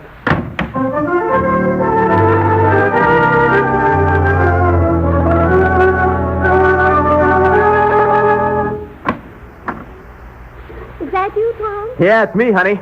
I told you I'd be home early. What's this on the hall table? Oh, Jack Douglas's car. Gee, I thought I'd lost it. Oh, yes, I found it in the wastebasket when I got the chain letter out. You took the chain letter out of the wastebasket? Now, Bertha, don't tell me you answered that silly thing. I wanted to bring you luck and maybe some money. Oh, I don't need a stupid chain letter to bring me good luck, or money either. I think Jack Douglas, the old silver cigarette representative, likes me. I'm going to get their account. Oh, so that's who Jack Douglas is. Well, then I'm glad I sent him a copy of... Bertha, you sent Jack Douglas a copy of what? Why, the chain letter, of course. You sent him a chain letter? Oh, Jack Douglas detests people who send those things. Whose name did you put on it? Yours. Mine? Oh, I'm sick. Well, there goes the cigarette account. Oh, me, the advertiser's guide never said anything about this. Johnny, did I do something wrong? Wrong? Oh, no. Nothing except send a chain letter to a man who thinks chain letter writers are morons, and who controls the old silver cigarette account. Well, there goes my last hope. But I was only trying to bring you good luck. Sure. Maybe now I'll even be lucky enough to get an early train to the poorhouse. Well, I guess that's it. There's the doorbell.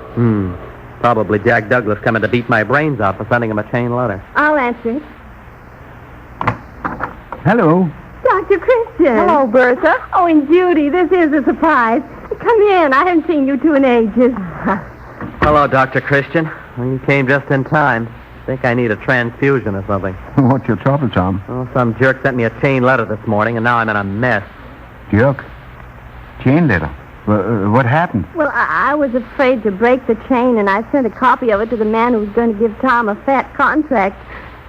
He hates chain letters. Yeah, to say nothing of people who send them. Oh, Dr. Christian, what have we done? You? What have you got to do with this? Well, I don't know how to say this, Tom. We sent you that chain letter. You, Dr. Christian? Oh, it was just an experiment, Tom. We just wanted to see if you'd send it out and the reason. You see, we were just having a little argument, and I guess I lost. You lost? What about me? I'm on my way to the poorhouse. I'm terribly sorry, Tom. Isn't there something we can do? Well, Madame Zucchi might be able to do something. Madame Zucchi, my eye. If you'd have stayed away from those fortune tellers, this might never have happened. When did you send that letter, Bertha? About 3 hours ago. 3 hours ago? We ought to be able to get it back. Why, sure. I'll bet it hasn't even left the mailbox yet. The mailbox. Sure, the mailbox. Why didn't I think of that? Hey, quick, where did you mail it? Never mind. The advertiser's guide says 8 out of 10 people use the corner mailbox. That's right. I'll go to the post office in case you miss it at the box. Yeah, I'll phone from the corner drugstore. Goodbye, dear. Good luck, darling.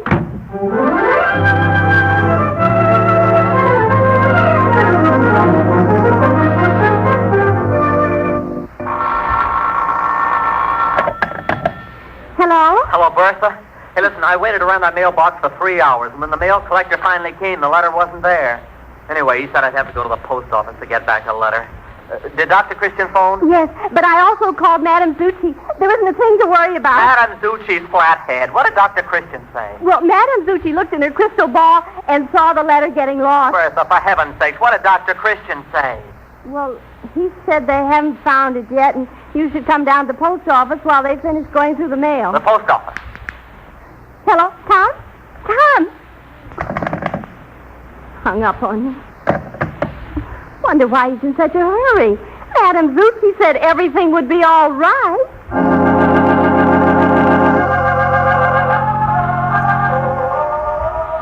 Dr. Christian? Hey, Dr. Christian, where are you? Oh, here I am, Tom, inside the wicket. Oh, yeah, I see you. Hey, what are you doing? Oh, my boy, I never knew so many people in Riverside wrote letters. There's a shortage of clerks here, so it'll take some time to look through all the letters.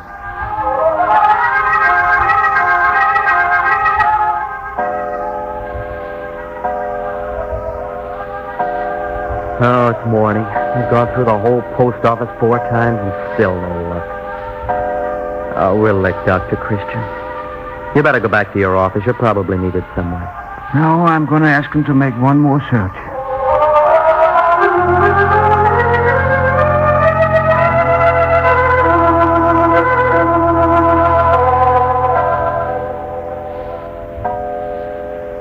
Doctor, I don't mind losing that old silver account so much. Oh, yes, you do. Yes, you do. You can't fool me. You'll lose your agency if you lose that. Oh, well, what's the difference? Oh, a lot of difference. This is my fault, and I can't let you give up now. Hey, perhaps after all, the carrier has taken the letter out. Let's try to catch it at Douglas's house. Gosh, do you think we could, Doctor? Oh, we'll try, Tom. We'll okay. try. I'll phone Bertha. She's probably worried about us anyway. Hey, she can call Mrs. Douglas while we're on our way over.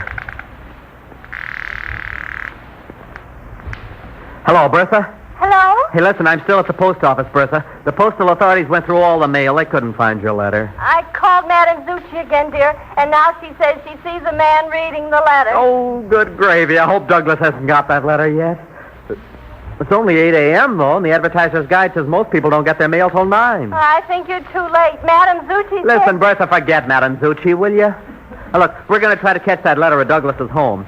Now, will you call Mrs. Douglas and explain about the chain letter? She was going to answer one herself, so maybe she'll help us. Do you understand? Yes, I understand, but Madame Zucchi... Madame Zucchi, my funny bone. We're going right over to Douglas's house. All right, dear. Hurry.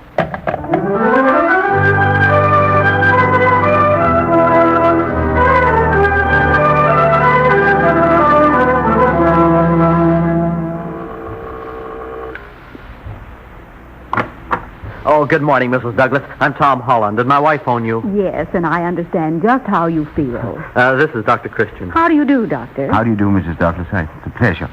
You'll help us, won't you? Of course. Come right in. Have you got the letter? No, I haven't had a chance to look at the mail yet. Your wife went on quite at length about a Madame Zucchi. Yes, she would. We'd better look quick. Well, the mail's beside my husband's plate. He'll be down for breakfast any minute. Come on, let's get going, Doctor. Here's the mail. Hurry, Mrs. Douglas. I think I hear your husband coming down the stairs. Well, here's a letter in a woman's handwriting. No, that isn't it. No, it isn't. No, this is for my sister-in-law. She broke her kneecap. Doctor, I Mrs. wonder... Douglas, your husband. Oh, here's another letter in a woman's handwriting. That's it. That's Bertha's. That's the chain. Quick, stuff it in his pocket. My husband's here. Well, Tom Holland, you certainly are an early bird. What did you say about chain? Hello, Mr. Douglas. Yeah, this is Dr. Christian. Oh, glad to know you, Dr. How do you do? Now, Tom, what was that you were saying about chains? Oh, so you are in the cigarette business, Mr. Douglas? Oh, yes, old silver cigarettes, Doctor, the finest there are. Why, What was that, Tom, that you were saying about chain? Huh? Oh, why, I was going to say, a chain smoker. Well, of course. I'm sure that's what Tom was going to say. Funny, I thought he Mr. said... Douglas, did you know that the advertiser's guide says 2 out of every 50 smokers are chain smokers? Why, no, I didn't. What about it? What about it?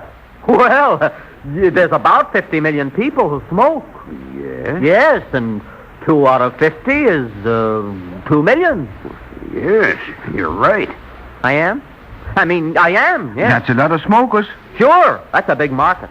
Yes, it is. It certainly is. Oh, I see what you're driving at now. You do? What? What do you think of it?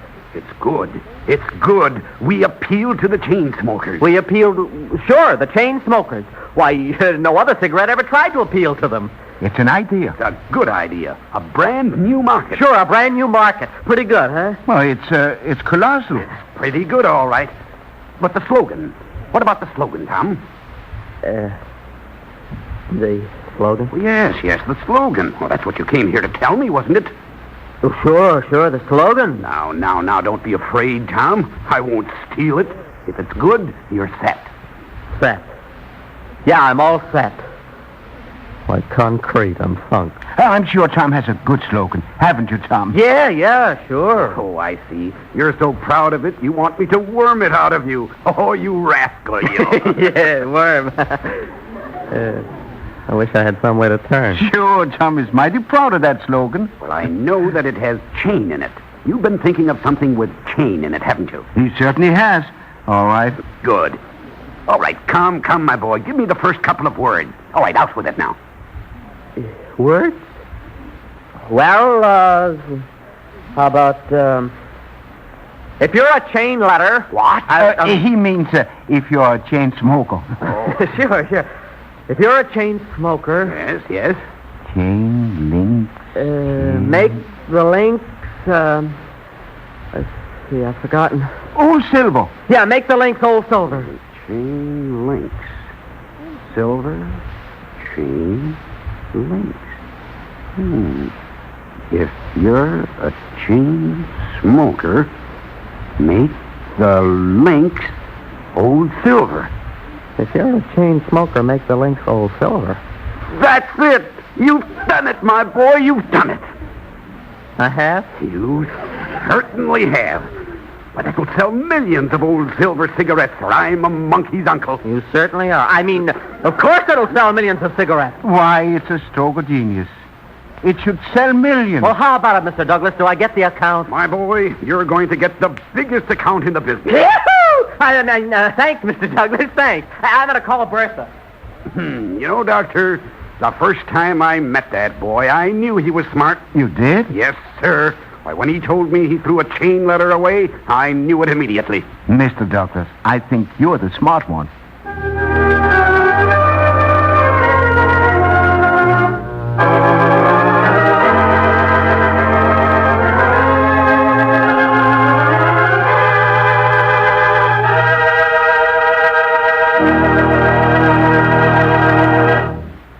And the curtain comes down on another Dr. Christian prize play with our star, Gene Herschel, waiting to greet you.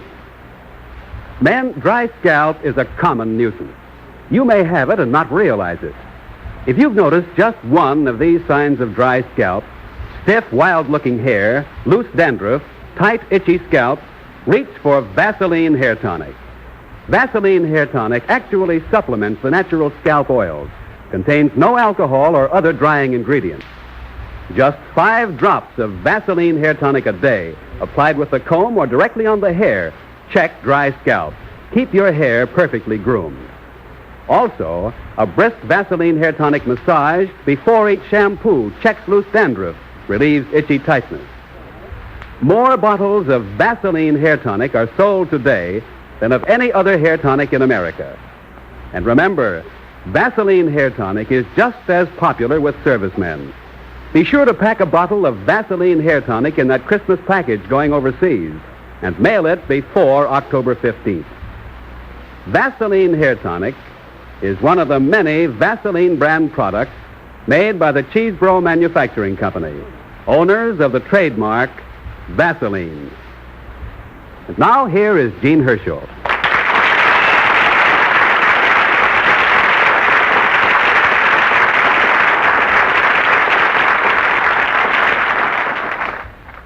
Thank you very much. Well, you'll want to know something about the author of tonight's clever play, Chain Letter. He's William H. Shambo, chief announcer of a radio station in Texas. And he's been writing for radio for several years. But this is his first script to be produced on a transcontinental program. Next week, our presentation is The Attic Stairway Murder Mystery by Frida Franklin of Spencer, Indiana. We invite you to listen to the Vaseline program next Wednesday evening, same time and same station. And until then, I'll say good night.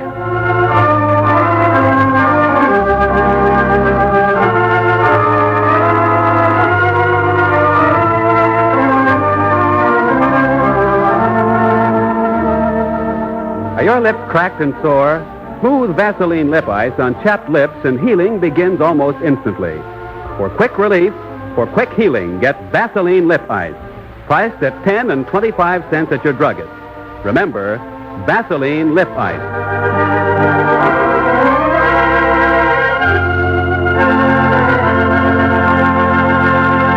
Our Dr. Christian Prize play next week is The Attic Stairway Murder Mystery. Don't miss it.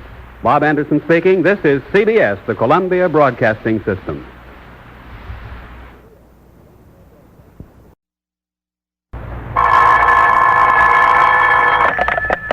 Dr. Christian's office. The Vaseline Program, the only program in radio where the audience writes the script. Tonight, the spotlight is on Spencer, Indiana, and the prize goes to Frida Franklin for her play, The Attic Stairway Murder Mystery, starring Gene Herschel as Dr. Christian and Rosemary DeCamp as Judy Price.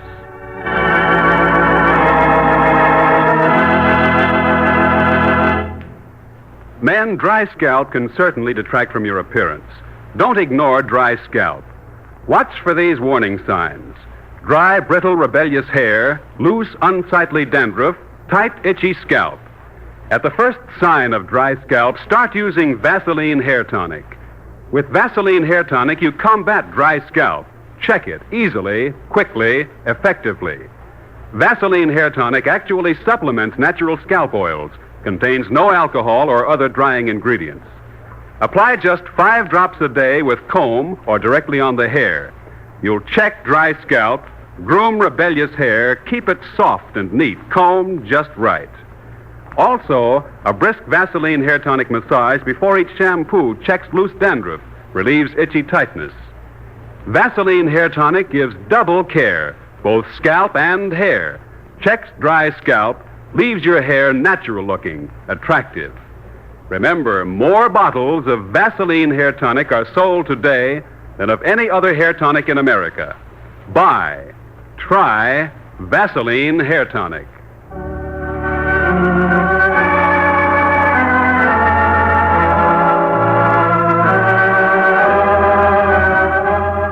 And so to our prize play, The Attic Stairway Murder. It's time to shut up shop, Judy. 5 o'clock on a dark winter's evening, and all's well in River's End. No, not so fast, Dr. Christian. All's not well in River's End. Doctor, a call just came in. Oh, take it easy, Judy. After all, what's one more telephone call to a doctor's office? But wait till you hear, Doctor. Mrs. Mary Parker's been murdered right in her own home here in River's End. What? You mean Mrs. Parker, who lived at that big house on Oak Street? That's right, Ed Parker's widow. You remember he owned a lot of real estate around town, used to be president of the bank? Mrs. Parker murdered. A victim of robbery, I suppose. Well, it's no wonder. That huge Parker house is crammed full of valuable things. Mrs. Brown, a next-door neighbor, found Mrs. Parker lying dead at the foot of her attic stairway less than an hour ago. So that's how it is. Mrs. Parker, an unusually heavy woman and therefore slow of foot, falls down her attic stairs, and the neighbor finds her, gets excited, and promptly reports an accidental fall as a deliberate murder. Who called me, Judy? The sheriff, Doctor. The coroner's out of town, so the sheriff phoned to ask you to come instead. Well, I suppose I'll have to drive across town and go through the required inspection. You coming along, Judy? Oh, as if you needed to ask that.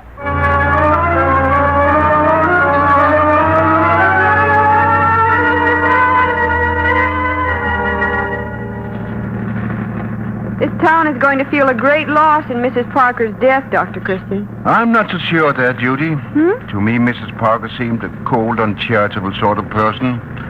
One who has incapable of keeping any real friends. Mrs. Parker uncharitable, Doctor? Why, her name has headed every list of Red Cross donors and war bond purchasers and paralysis drives or what have you as long as I can remember. Oh, I wasn't referring to the well-publicized charity of the purse, Judy, but to the unsung generosity of the human heart.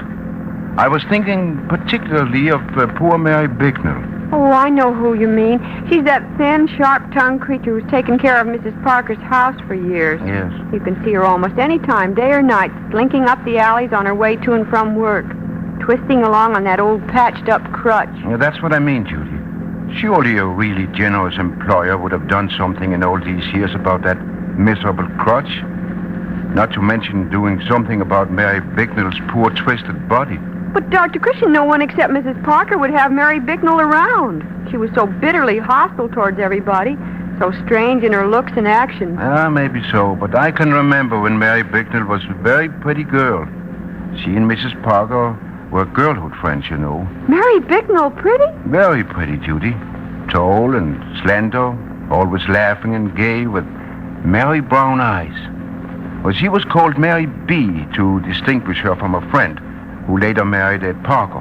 But I can't imagine her being pretty or a friend of Mrs. Parker. Oh, the two girls were inseparable until Mary Ward married Ed Parker, quite suddenly. But what happened to change Mary Bicknell from a gay young girl into the unsocial person she is now? I wish I knew. Oh, her hips was broken in an accident that left one leg shorter than the other, but some deeper hurt must have crushed her heart and soul about the same time. I never quite understood the case. Well, here we are.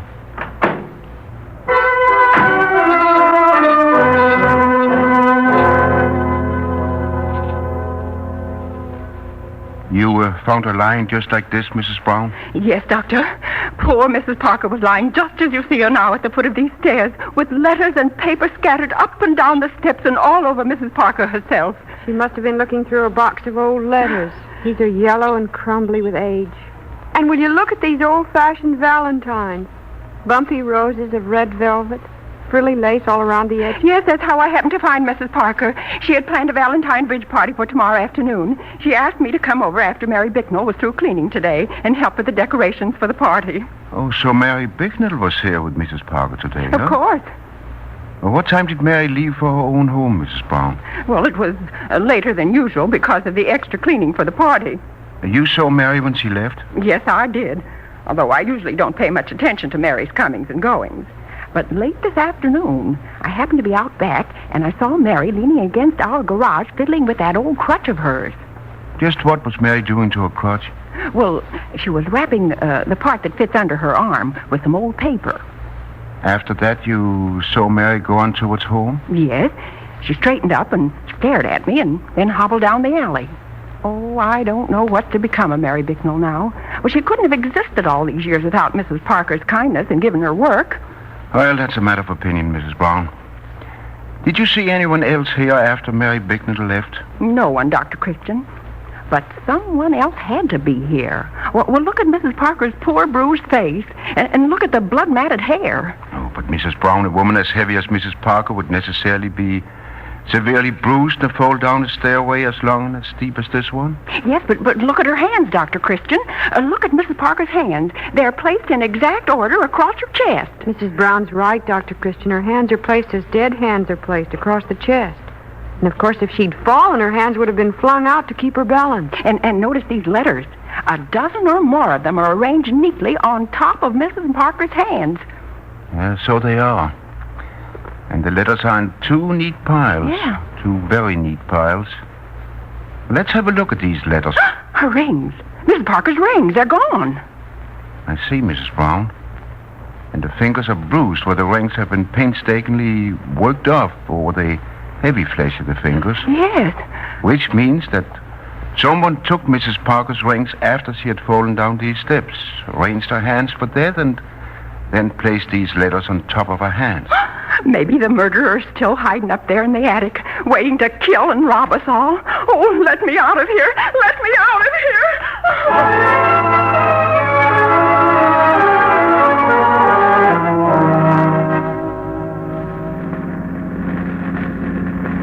I dread this interview with Mary Bicknell, Dr. Christian. We'll have to tell her that she's lost the only friend she's known for years. You're right, Judy. This promises to be a very unpleasant night for everyone. Just look at that snow pounding down. The wind fairly rocks the car. This is not a very nice neighborhood we're driving through. You sure Mary Bicknell lives near here? Yes, quite near. We turn down this next street. Mary Bicknell's house sits on the very end of the street, right beside the railroad tracks. There we are. Mary Bicknell live in that? Why, it's nothing but a shed. Yes, Judy. Can't see any light from the window. She's surely not at home. I'll leave the car lights on until we find out. Let's go and knock. Maybe Mary has gone to bed early to save lights. Look, Dr. Christian. There's someone coming this way, just starting across the tracks. Looks like Mary Bicknell. Can't be sure in this blinding snowstorm. It is Mary. I would know that one-sided twisting walk of her if I only saw her shadow. Dr. Christian, there's a train coming. Mary's square in the middle of those tracks. You're right, Judy. Fast train is coming. Hurry, Mary, hurry! She hears you, Doctor. She's trying to run, but with that crutch. Oh, Doctor, she's right in the headlight of the train. Only the engineer sees her. Run, Mary, run! Helpless. Mary!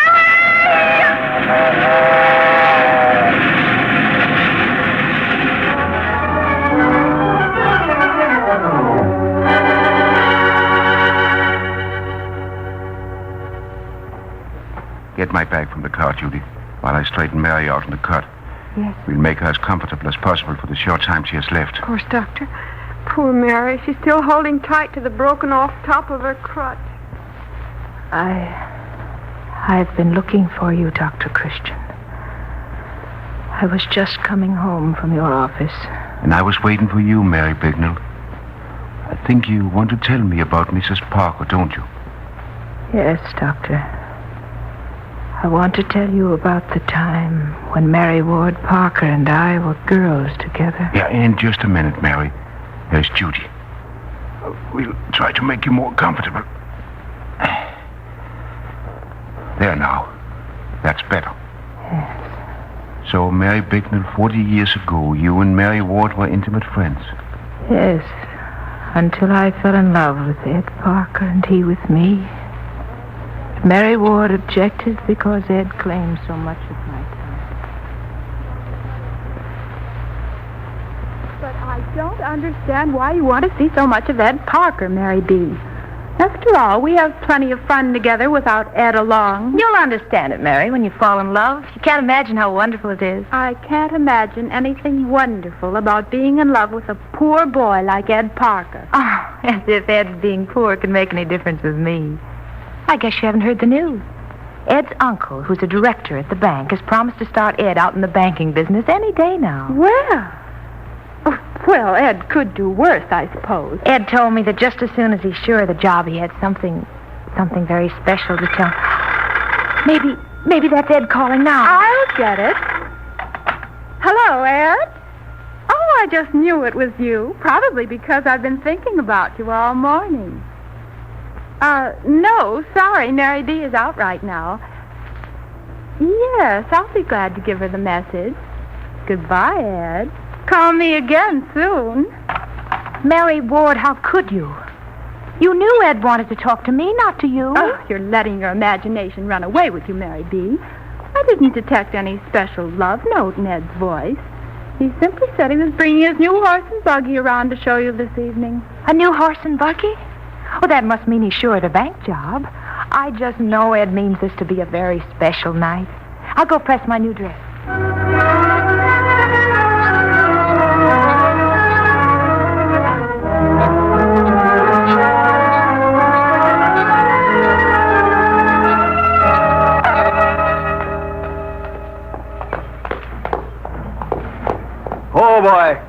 now.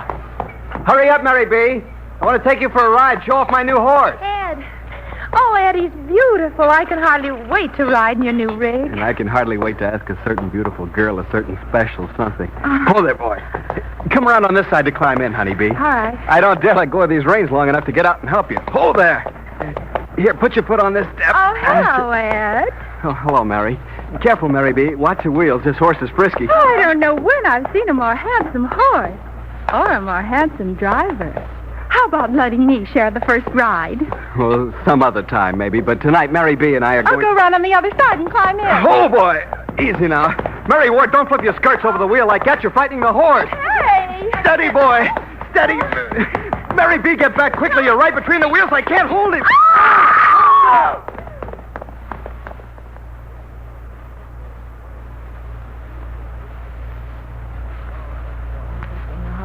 For many weeks, Dr. Christian. Lonely because I heard or saw nothing at all from Ed Parker. Mary Ward was the only visitor I had. I tried to reach Ed through her. I gave her letters to mail and asked her to telephone him for me. But I heard nothing until one day. Well, Mary B., here's a letter for you at last. It looks as if it might be a Valentine. Oh, give it to me quickly. It's from Ed. He sent me a Valentine.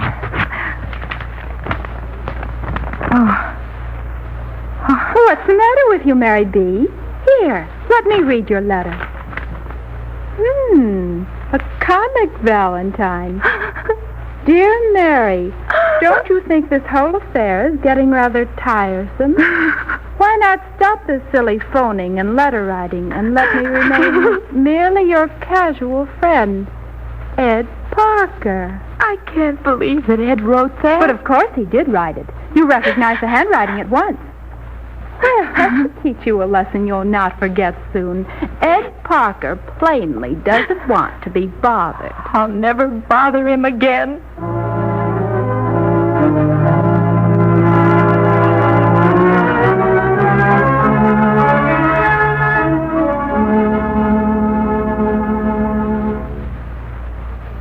I kept that promise, Dr. Christian. I never again tried to communicate with Ed Parker.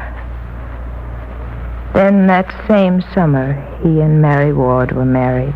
But you have surely seen Ed Parker through all these years before he died? Only at a distance, Doctor. When people would no longer hire me for office work, I was forced to accept Mary Parker's offer of housework. But I made it a point to come and go when Ed was at the bank. One day, they brought Ed home from the bank, very ill. Yes, I remember. He had fallen while at work and was unable to move or speak until his death the next day. Yes. I was cleaning the reception hall when they brought Ed home. His eyes watched me until they carried him upstairs. He looked as if he were trying desperately to tell me something. And today, Mary Bicknell, I think you found out what Ed Parker was trying to tell you. Yes, Doctor. About noon, I went upstairs with Mrs. Parker to hunt out some old Valentines for the party. It was dark up in the attic. It's dark in here, Doctor. Help me, Judy, quickly. Yes, Doctor. There. Better now, Mary? Yes, better, Doctor. But I'll have to hurry. I pulled a box of old letters from a wall shelf in the attic, and a large square envelope fell out. And as I picked it up, I saw the address. It had been sent to me. From Ed Parker, wasn't it, Mary? Yes. It was a beautiful Valentine with a tiny honeybee drawn by hand down in one corner. I pulled out the Valentine and read the words inside. Mary B., please, dearest girl, send me just one little note in answer to the millions I've written you. I find it hard to believe what Mary Ward tells me, that you say you'll never forgive me for being the cause of your accident.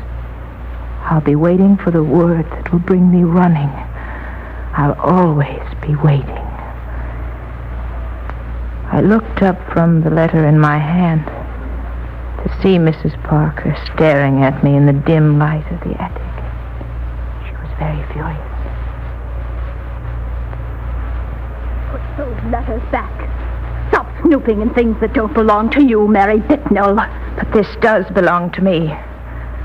Ed sent me this Valentine when I was in the hospital. He sent you the comic Valentine asking you to stop annoying him with phone calls and letters. You switched the Valentines. Didn't you, Mary Ward Parker? Don't know what you're talking about, babbling about Valentines. Give me that box of letters this instant. Ed Parker didn't want you, Mary. He didn't want you all those years. Ed was weak, except in business. He didn't know what was good for him. I knew I could help Ed reach the top. You couldn't. I knew, too, that I could help you, Mary B., just as I've been doing all these years. Just as you've been doing all these years. When every step was agony, every day an eternity of aching misery. Every day the humiliation of handling riches and going home to poverty and hunger. Just as you've been doing all these years. Give those letters to me and get out of here! Get out!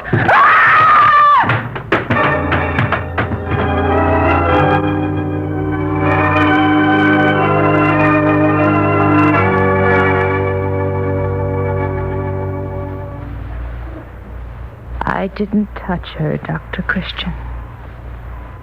I didn't. She grabbed the box of letters with such force that the box broke in her hand, spilling the letters out. She staggered back to the edge of the open stairway, lost her balance, and fell all the way down. And then it was you who arranged her hands across the chest with the letters on top? Yes. At first I thought she was dead and placed her hands like that. But when I saw her watching me and knew she would be able to see and to think for a while, I put those letters before her eyes. But they were your letters. Ed Parker had written them to Mary B. Bicknell. I noticed their addresses this evening when I picked them up. Yes. So that with Mary Ward's last conscious glance and thought, she would remember the bitter, empty years Ed and I had suffered. But why didn't you take the letters addressed to you? I couldn't carry them, Doctor. I took something so much better. Something Ed had meant for me to have. Until Mary Ward's lies tricked him into marriage with her. Doctor. Yes, Mary. My crutch, Doctor. My crutch. Oh, Doctor. She's dead. Yes. What did she mean about her crutch? There's only a piece of it left, just the very top. Wait. I'll unwrap some of these rags and paper from the saddle of the piece of crutch. That paper in your hands, it looks like a valentine, Doctor. It is. It's soaking wet, but you can still see the red velvet roses. And it's wrapped around some rings, Dr. Christian. Oh, they must be Mrs. Parker's missing rings. Now everybody in River's End will always think that Mary Bicknell really did murder Mrs. Parker. No, Judy. They'll be buried with Mary Bicknell. And to the town of River's End, the wealthy and respected Mrs. Parker's death will always be the attic stairway murder.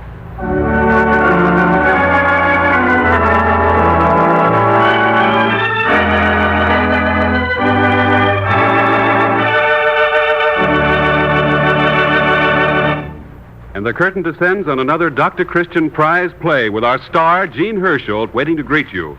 And Judy Price right here to say... Baby's uncomfortable and so helpless when his little skin is chafed and sore. Oh, but so grateful when Mother smooths on Vaseline petroleum jelly. Yes, Mother, to bring cooling relief to baby's touchy, tender skin, always reach for Vaseline petroleum jelly. Smooth it on the irritated places. Massage it into the folds of skin where clothing rubs. Vaseline Petroleum Jelly is ideal for baby skin because it does 3 important things. First, it soothes and cools chafed, irritated skin. Second, it forms a protective film that helps keep out infection when the skin's broken. And third, it helps to promote healing. Since Vaseline Petroleum Jelly is so pure and gentle and safe, you can use it just as generously as you please. And don't forget that grown-ups also welcome its cooling comfort when their skin is red and sore. Always keep an extra tube or jar on hand. And when you buy, remember, there are many petroleum jellies on the market, but only one bears the trademark Vaseline. That trademark, owned by the Cheese Brew Manufacturing Company, is your guarantee of absolute purity. And now here is Jean Herschel.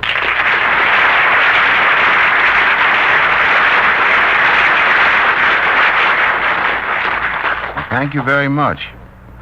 I'm sure you'll be interested to know that Mrs. Frater Franklin, who authored tonight's prize play, is the mother of 8 children and the grandmother of 5. And still she finds time to write a radio play. This is her first radio play, by the way, although she has written some short stories. Next week we plan to present a new prize play called Playboy by Dorothy C. Shelton of Cherry Valley, Illinois. So we invite you all to hear the Vaseline program next Wednesday evening. And until then, I'll say good night. Are your lips chapped? Try Vaseline Lip Eyes. Healing starts almost instantly. Vaseline Lip Eyes comes in 10 and 25-cent sizes at any drugstore. For quick relief, for quick healing, get Vaseline Lip Ice.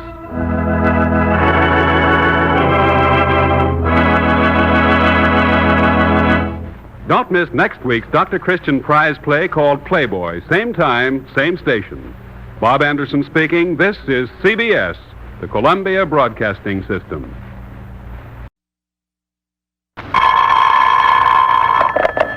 Dr. Christian's office, Judy speaking. Oh, little Billy Franchi. Well, how was the wiener roast, Billy? Oh, you burned yourself. Oh, Bill.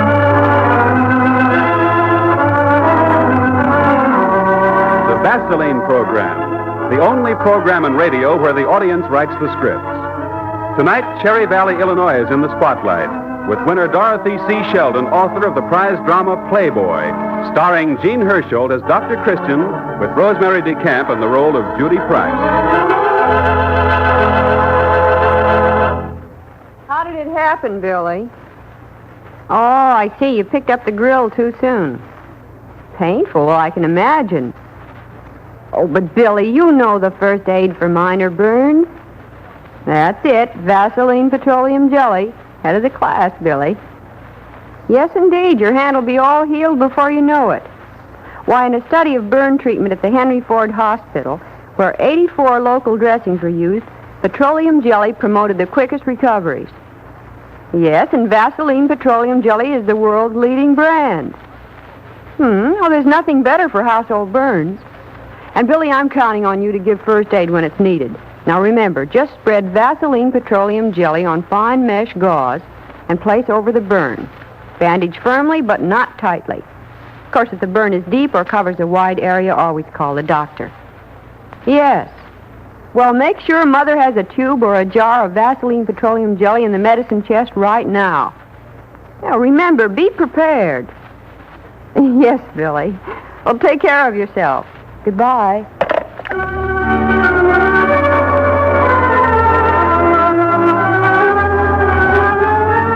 Now for our story, Playboy.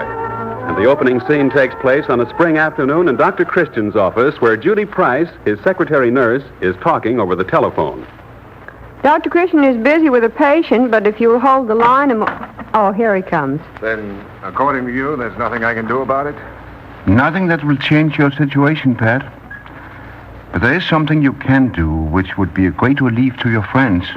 Be careful of myself, I suppose. Yes. Just because you aren't able to do what you wish with your life doesn't give you the right to throw it away. Dr. Christian, Mrs. Sims wants to speak to you. What? Oh, thank you, Judy. Hello? This is Dr. Christian. I'll be running along then, Doctor. Thanks for everything. Just a moment, Pat.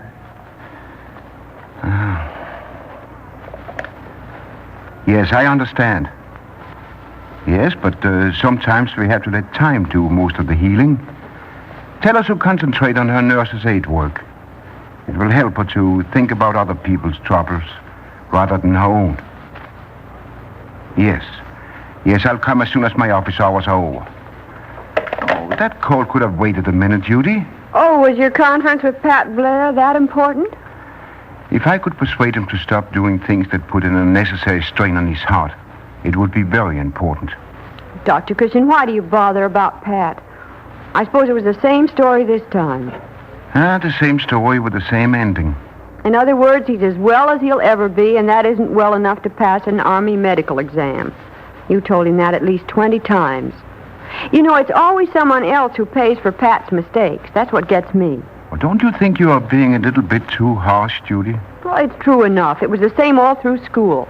Pat stole watermelons, and the boys with him got caught. Pat told jokes in study hall, and somebody else was punished for laughing.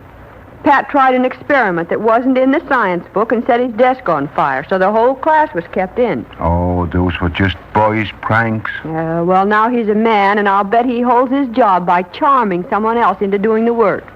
You remember how he got this famous heart trouble? You worked your head off to pull him through scarlet fever, and the minute your back was turned, he sneaked out to go to a game. So they got you up in the middle of the night to do it all over again. Oh, other people aren't bearing all the consequences of that, Judy. Oh, well, maybe not. But being a handsome 4F in an otherwise manless town didn't bother him so much till lately. I suppose you're thinking it's awful of me to talk like this.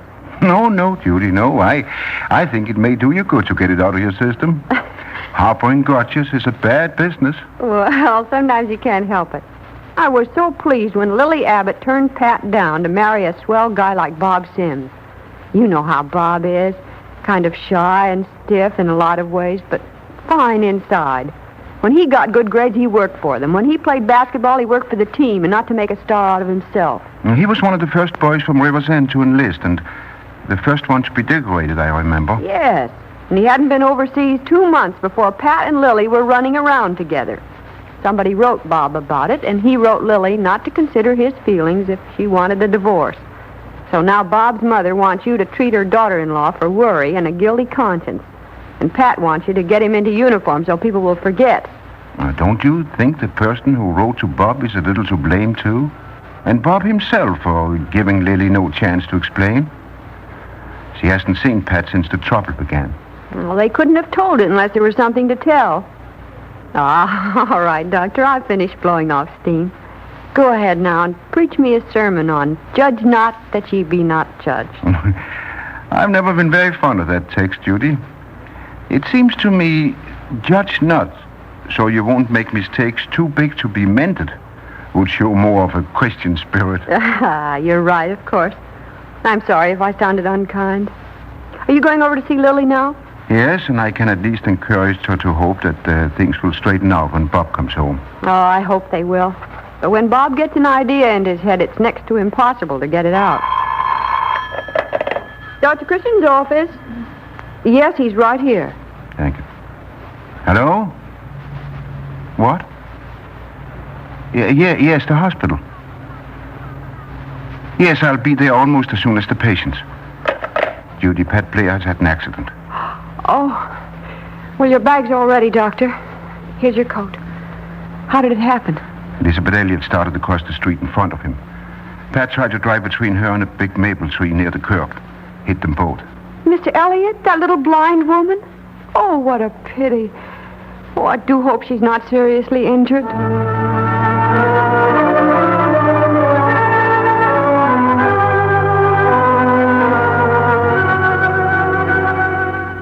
Oh, come now, Lily.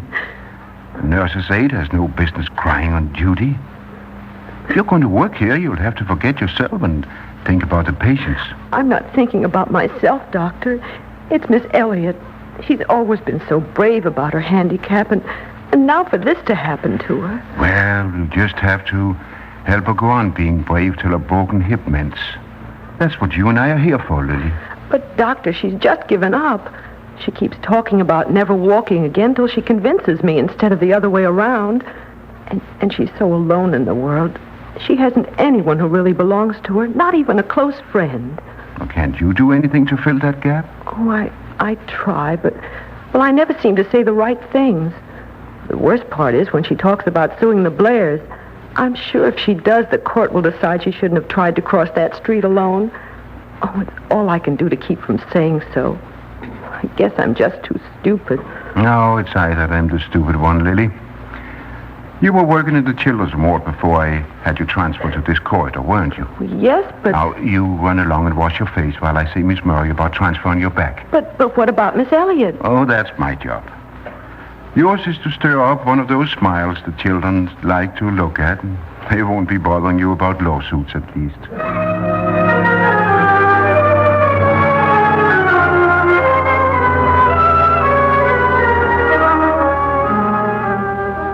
Now, I suppose you realize that you are a very lucky young man, Pat. To be alive? Yes, to be alive. Long as the original jolt didn't kill me, I'll be all right. Is that it? I'm not here to listen while you feel sorry about yourself, Pat.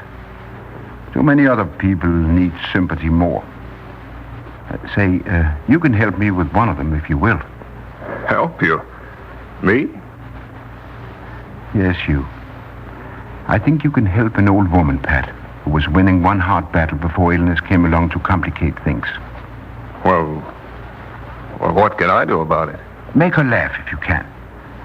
At least make her feel that this is a world where laughter is possible and that she's an important person in it.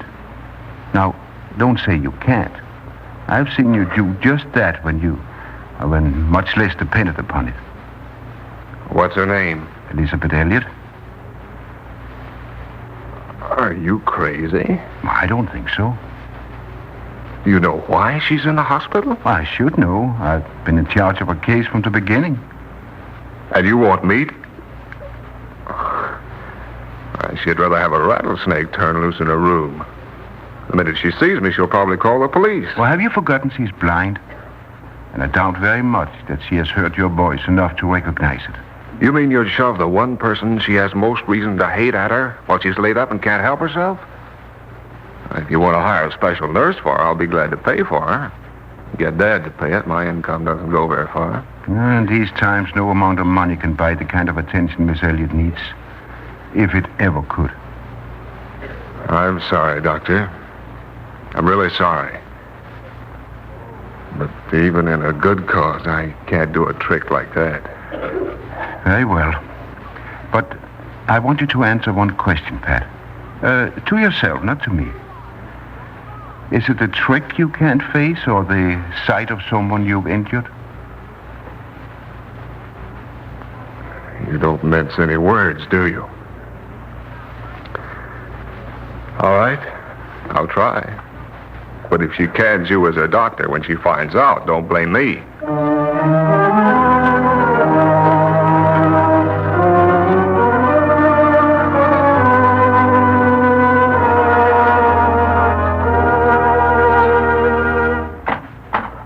Who's there? Just a fellow sufferer. May I come in? Of course. They told me you were well enough to have visitors, so I thought I'd drop around. Been wanting to meet you. To meet me? You're the lady who got run over, aren't you? Oh, that's right. But why should you? I just wanted to hear somebody else cuss at Blair. A reason or two for hating him myself. Oh, he didn't run into you, too. Not exactly. It's his fault I'm here, though. You're the lucky one. I heard Dr. Christian say you're going to recover completely. Dr. Christian said that? Oh, but he wouldn't say anything else to another patient. He said it to one of the nurses when he didn't know I was listening. Said nobody with your spunk would let a young fool in a motor car keep you down long. Why, how nice of him. Won't you sit down, young man? There's a chair somewhere near my bed. And I don't believe you've told me your name. It isn't one you've any reason to be fond of. My front handle is Pat, too. Dr. Christian was telling me you live alone and do everything for yourself. I'll be darned if I can see how you do it. Oh, it's perfectly simple. You see, I have everything arranged, so I know just where it is.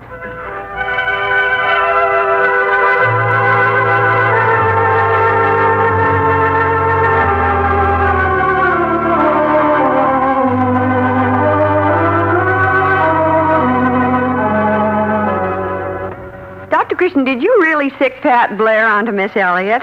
Well, Judy, that's not just the way I'd put it, but if you mean did I ask him to make friends with her, yes. That's what I thought. Do you know why most people are saying he did it? No, Judy, I haven't heard. Oh, it must be nice to be above listening to mean gossip.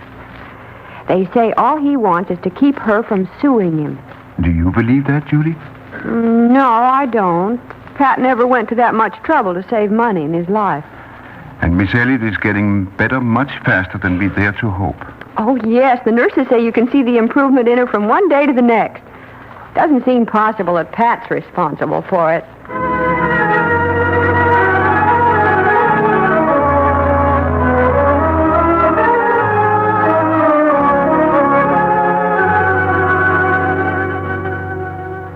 All set for your surprise, Miss Lizzie? All right, then. Hold your hands. There. Take a good sniff of that. Roses. And just like mine. Wherever did you find them? Oh, I swiped them out of a garden when the owner wasn't home. But I thought no one in River's End raises them except me. That's right. You were the owner I swiped them from. Hope you don't mind too much. Now, please don't try to fool me, Pat. I know my bushes wouldn't bloom like this without care. What makes you think they haven't been cared for? Oh, but everyone's so busy nowadays. It sounds like something Dr. Christian might do, but... Bud is right. The doctor put in 1 hour among those gentle little blossoms of yours. He wouldn't be able to operate for a week. You ought to teach your plants not to bite the hand that's feeding them. Do you mean that you did it? Oh, Pat. Oh, it was nothing, really. Say, Miss Lizzie, I haven't heard you mention revenge for a week. When are you going to start that lawsuit against the Blairs? Oh, I don't know. I don't feel as much like it as I did. Oh, look here. I know a few wires I might be able to pull. If you don't want all the trouble and expense of a suit, why don't you let me see what kind of a settlement I can get for you out of court? Would you really? Oh, Pat, you don't know what a relief it would be. But I shouldn't let you. There's nothing I'd like better. Remember, I have a reason of my own to be interested in this case.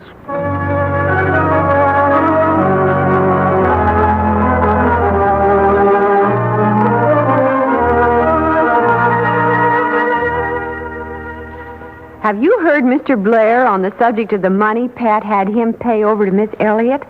He's still sure he could have won the case if it had ever come to court. And about Pat selling securities his mother left him so he could pay part of it himself? Oh, don't tell me you changed your mind about Pat this summer. Oh, no, it's Pat who has changed. Is Pat still taking care of Mrs. Sims' garden? Yes, he's very careful to go there when Lily isn't home, though.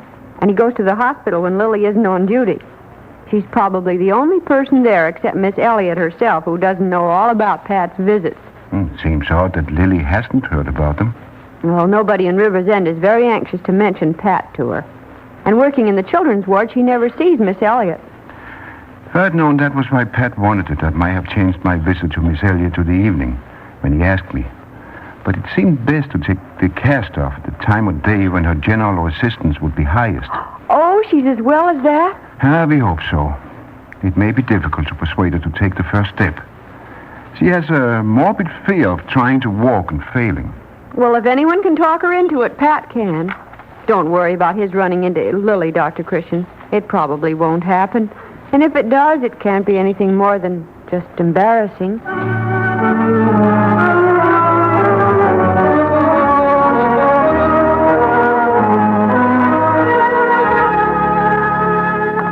Hello there, Judy Price. Why, Bob Sims, I thought you were in the South Pacific. And I thought you were working in Dr. Christian's office, not at the hospital. Well, I just came from there. Dr. Christian's here on a case, and he needed some things from the office. Well, how about you? Well, I just came from there, too. I got my furlough at the last minute, so I didn't wire I was coming. Oh. I've been home and seen Mom. Yes? She said Billy is over here. I suppose you've heard about Lily and me. Mom says it's all over town. Well, I heard you wrote poor Lily a letter that almost broke her heart. Oh, I know this is no way to talk to a returned hero, but if I had a wife like Lily... What are you staring at?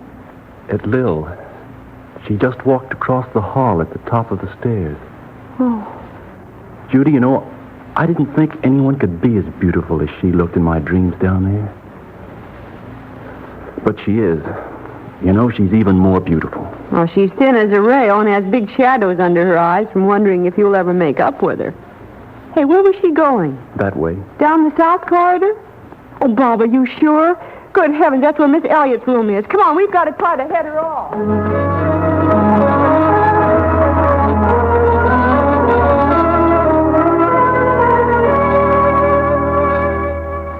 Come on, Miss Lizzie. You know you can do it. Quit stalling. Make believe you're walking down the street with me, the way we'll be doing in a few days more. Oh, I want to, Pat, so much I'm afraid. Now, please don't hurry me. If I'm not going to be able to walk, let me have 1 minute more to hope. Oh, we've given you 1 minute more a dozen times already, Elizabeth. Why, your hip is as good as new. Maybe you'd feel safer if the nurse helped you instead. Oh, no, Pat, don't leave me. Well, get a move on then. You know, Doctor, I don't believe the lady is scared at all.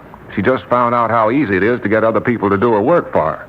But if she thinks I'm going to battle her man-eating roses another year... But, Dr. Christian, Miss Murray says to Why, Pat Blair, what are you doing here? Pat Blair? Lily, shut up. Yes, Lily, I'll come right away. What did she mean?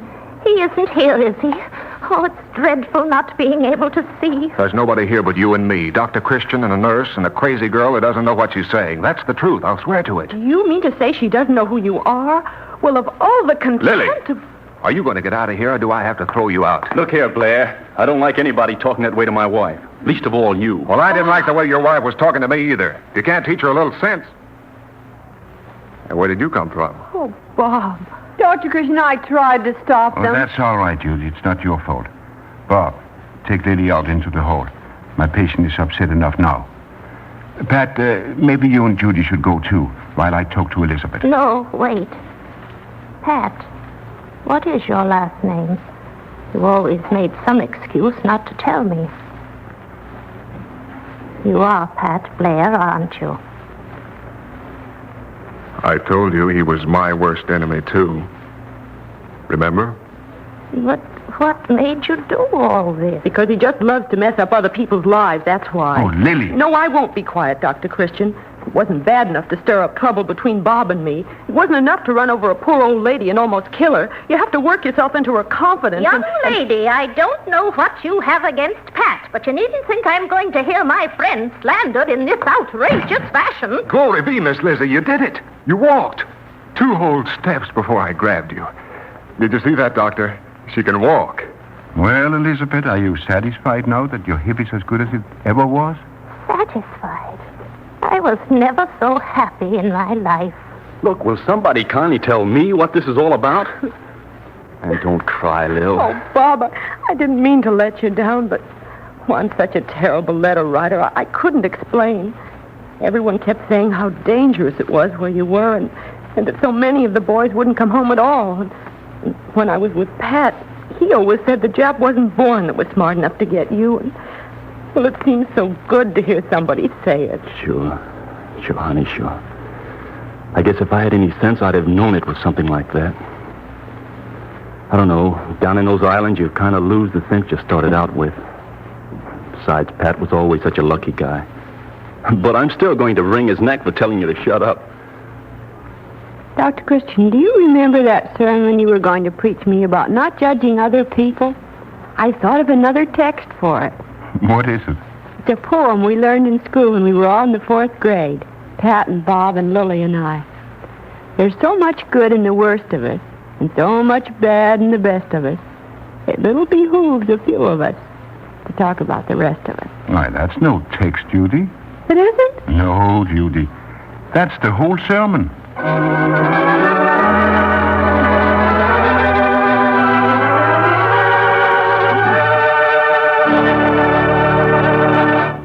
and the curtain descends on another Dr. Christian prize play with our star, Gene Herschel, waiting to greet you.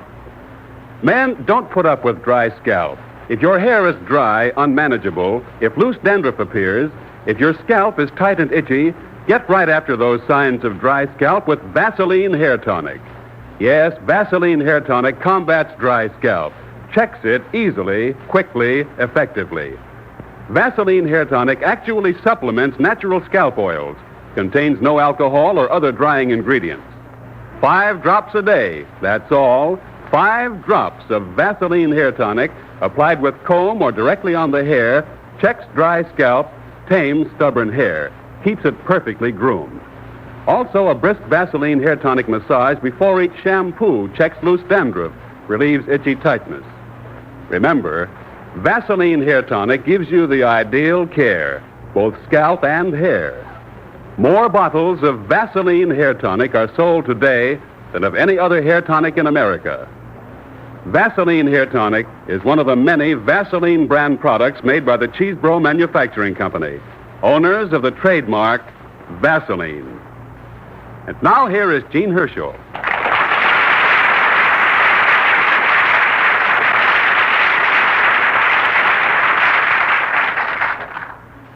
Thank you very much. When we say at the beginning of this program that our audience writes our show, we mean it. Tonight's script came from a young lady named Dorothy C. Shelton, one of our enthusiastic listeners. She is regularly employed at the Granite Foundries Corporation in her hometown of Cherry Valley, Illinois. But she's wanted to write all her life, so she gives her spare time to trying. This is her first radio play, and I hope you all enjoyed it. Next, Sterling Silver by Robert C. Schimmel of Milton, Massachusetts. We invite you all to hear the Vaseline program next Wednesday evening, same time and same station. And until then, I'll say good night. Relieve those chapped lips with a bit of Vaseline Lip Ice. With Vaseline Lip Ice, healing begins almost instantly. Priced at 10 and 25 cents at your drugstore. Remember, Vaseline Lip Ice.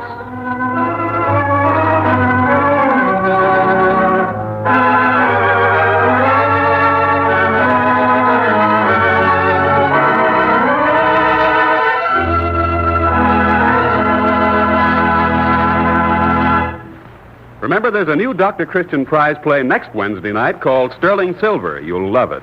Bob Anderson speaking. This is CBS, the Columbia Broadcasting System.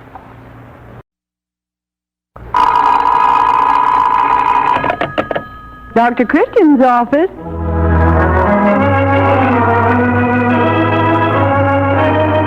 The Vaseline program, the only program in radio where the audience writes the scripts. Tonight it's Milton, Massachusetts that gets the spotlight, and the prize goes to Robert C. Schimmel, 178 Edge Hill Road, for his play Sterling Silver, starring Gene Herschel as Dr. Christian with Rosemary DeCamp in the role of Judy Price.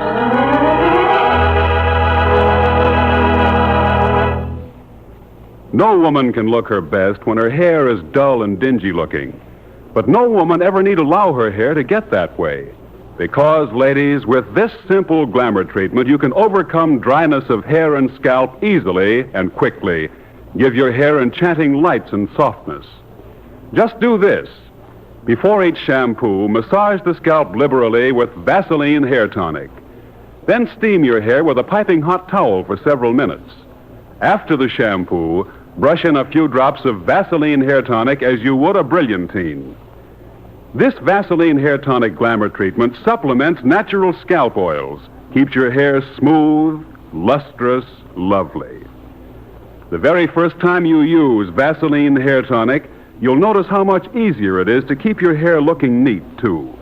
Curls respond to your comb instantly, fall into a flattering, lustrous frame for your face. Give your hair soft, gleaming beauty this winter. Use Vaseline Hair Tonic regularly. Tonight, ask your druggist for Vaseline Hair Tonic.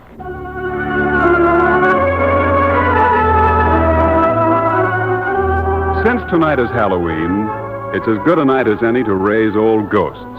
So here is Dr. Christian in his office telling Judy all about sterling silver. Well, well.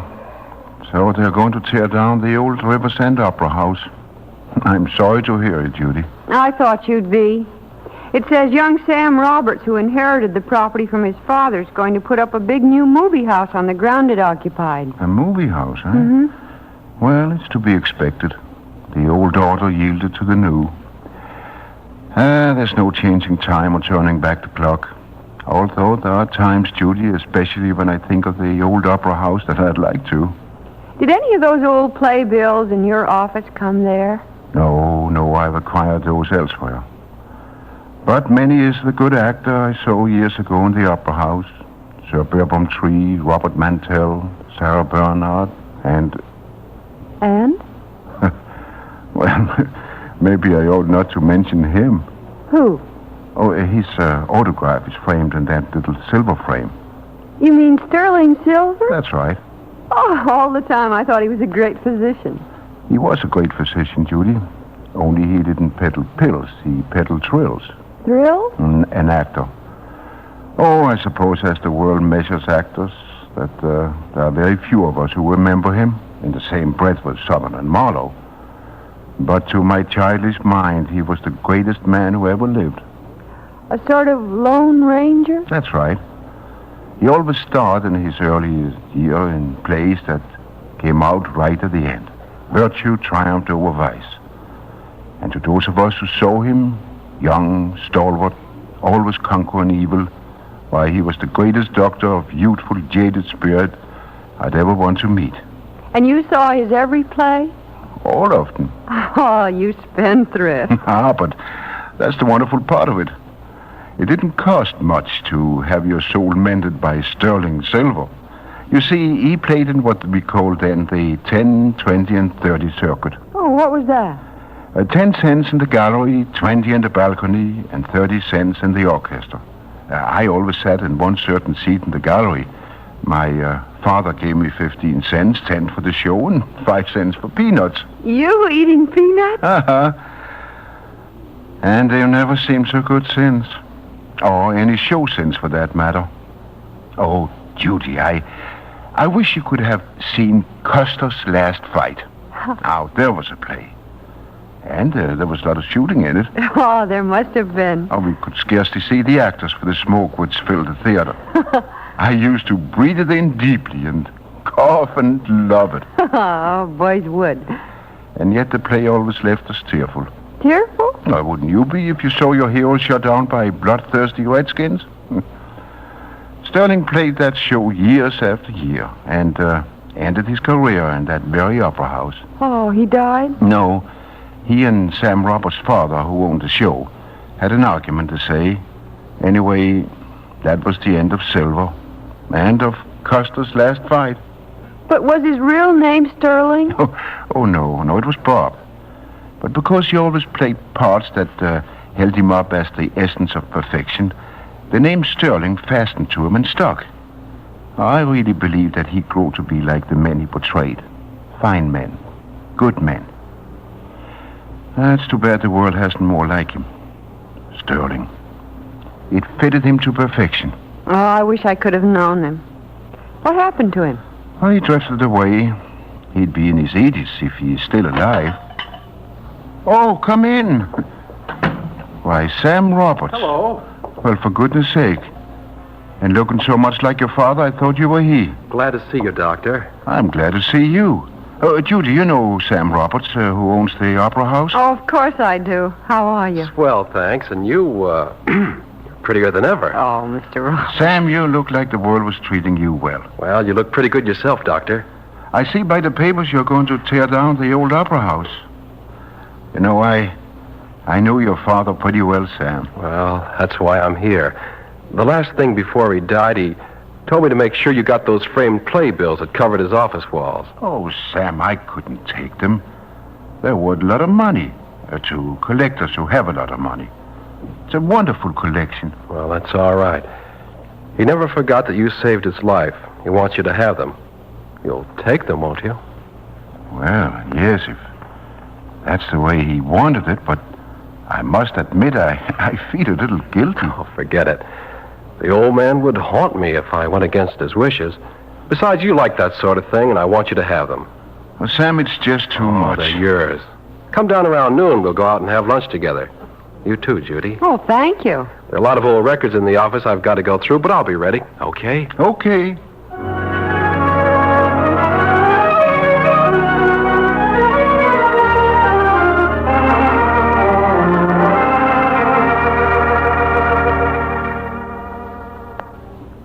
Really, I'm thrilled, Doctor. I've always wanted to see the inside of the opera house.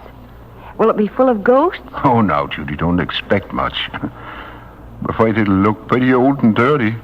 I want to sit in that seat in the gallery where you used to eat peanuts. Yeah, we should have bought some. This is the door we are going through. Eh? Hey, look out for that crossboard. Oh, all right. And this, Judy, is the lobby. Oh. Looks pretty dingy in this light, doesn't it? Ah, but not in my memory, Judy. Oh, see the window over there? Yes. Picture me reaching up on my toes to give the man my treasured dime. Oh, it seems so high then. We've seen all there is to see of broken angels and blowing plaster horns. Here's the door to upstairs. Oh, Doctor, look at the dust on that rail. So thick that it looks like moleskin. Yeah, you better walk in the middle of the stairs. Otherwise, that new folk coat. All right. Climb, climb, climb. They were the golden stairs once upon a time. Doctor, what's that? What's what? Thought I saw something move down there on the stage. Oh, undoubtedly the ghost of sterling silver. This is the eerie place, all right. Well, shall I knock on the door? Yeah. Goodness, how loud it sounds. Well, Sam Roberts must have stepped out. I'm sure he won't mind if we go in and wait. Oh, Doctor, there on the floor. It's Mr. Roberts, isn't it? Yes, he's been shot, Judy. Run next door and call the hospital to send an ambulance, quick. Then He's alive, but hurry, Judy.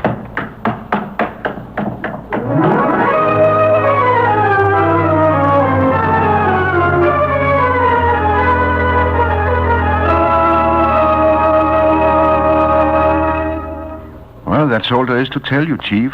Whoever it was evidently slipped down the stairs and out into the street. I wonder who could have done it. Maybe we'll get some idea when Roberts is able to talk. How is he? Still unconscious, but I think he's going to be all right. Good. I don't know what the motive was, but it doesn't seem like robbery. There was a wallet full of bills on Roberts, and it wasn't touched. Dr. Christian. Yes? Are those playbills Sam promised you worth anything? Real money? Yes and no. Intrinsically, They're just yellowed old paper, but how much would they bring in the market? Well, to one who wanted them badly enough, they might bring a small fortune. You don't think anyone was after them, do you? I never thought of that. It could be. You better hop in the car with me and go down there. I've just got a hunch. It's not good. I want to make sure, pronto.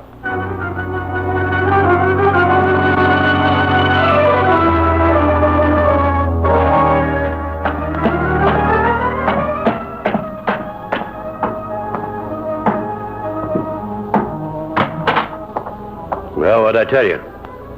Gone. Every one of them. Well, there's one thing sure. They didn't walk away.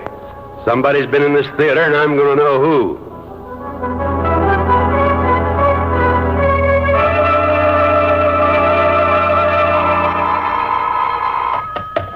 Dr. Christian's office. Hello, Judy. This is Chief Parker. Dr. Christian there? Oh, yes, Chief. It's the chief of police. He's right here. Thank you. Hello, Chief. Doctor, we went through that place, but it was no use. I thought we could trace something but the dust, but the appraisers have been all over and messed it up. I'm sorry about the playbill. No, it's all right. They'll show up sometime. We've sent out a description of them. Oh, and another thing. We found the shooting iron. Shooting iron? Yeah. Pretty fancy affair. Got a silver butt and filigree work and the monogram SS engraved on both sides, but no fingerprints. Did Did you say SS? Yeah. That means something to you? I was just wondering. And you are absolutely sure there were no fingerprints? Positive. I suppose you have a guard around the opera house. Yeah, just as a precaution. It was like locking the barn door after the horse is stolen. When can we talk to Sam Roberts? I'm on my way to the hospital now. I'll let you know as soon as I've seen him.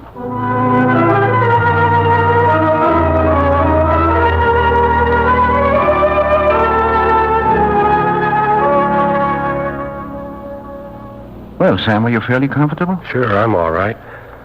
I'm glad to see you, Doctor. I've got to tell you something. And I've got to tell you something. They found a gun. And the silver filigreed butt had an SS on it, didn't it? You saw the man who shot you? No, but I'm sure who it was. Why? Because the man went into the theater with me and on down to the stage. You don't mean Sterling Silver? That's who I mean. Oh, it doesn't seem possible. I thought he was dead. It's not only possible, but true. He came to River's End to see me. He read in the paper that I'd taken over Dad's old theater. And he had with him 2 of those guns. He wanted me to buy them. Poor devil's hard up. His famous brace of silver pistols? Sure. Loaded? You can be pretty sure I didn't know they were loaded. Anyway, he's the man. Oh, I'm sorry. Doesn't seem the act of a man like him. I'll admit that, but evidently he had a reason. Look at this paper. Oh, it's a promissory note signed by your father. Uh-huh. Made out to sterling silver for $30,000. Was in the mess of records I was looking over. Something's funny somewhere. Is it genuine? As if anybody could fake that signature. My father wrote it all right, and it looks like Silver was there to get it.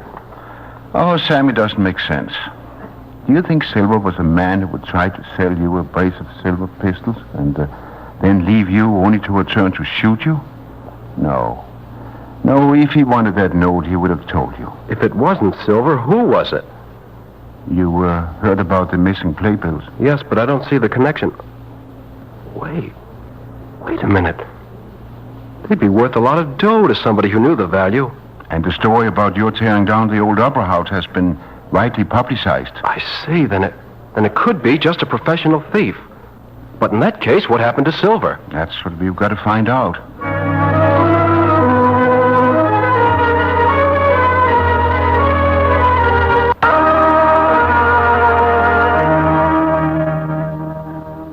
Judy, about the promissory note that Sam found, do you think the elder Sam cheated Silver out of that much money?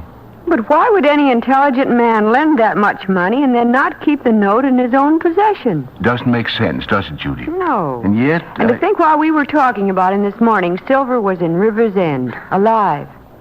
You remember, I thought I saw a ghost moving in the old opera house. Phantom of the Opera House, Did you say Phantom of the Opera, Judy? Did you ever see the famous play by that title? No. Well, I did. And it gives me an idea. Phone Chief Parker and ask him to meet me at the Opera House immediately. Yes, Doctor. Will you please tell me what the Phantom of the Opera has to do with it? The Phantom of the Opera, Judy, lived in the dark recesses way down under the stage.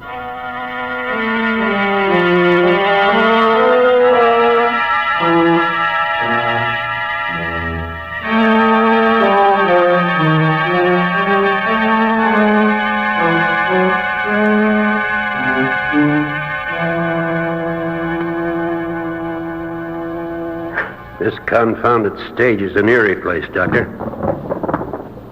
What was that? Oh, bats probably. Now remember, I'll go across the stage with my flashlight. You stay behind the door. Yeah. See? If he attempts what I think he will, he'll cut in back of me and make a dash for it.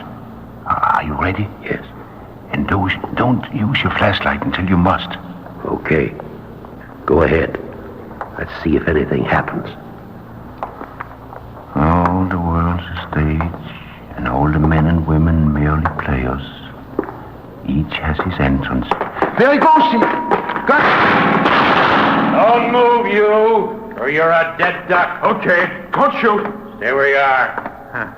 Put your face up so we can take a look at it. You know him, Doctor? He your friend Sterling Silver? No, Silver must be a much older man.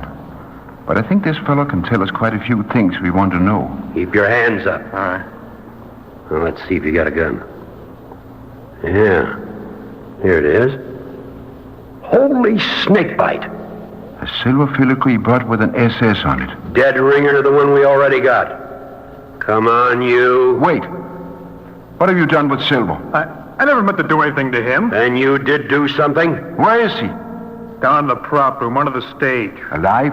Yeah, but he's out like a light. I had a conk him over the head when he left the office this morning, or Roberts would have known. I took his gun off him, but I didn't know there were two until later. Better keep him out of here, Chief. Come on along with me. You and I have got a lot of chinning to do.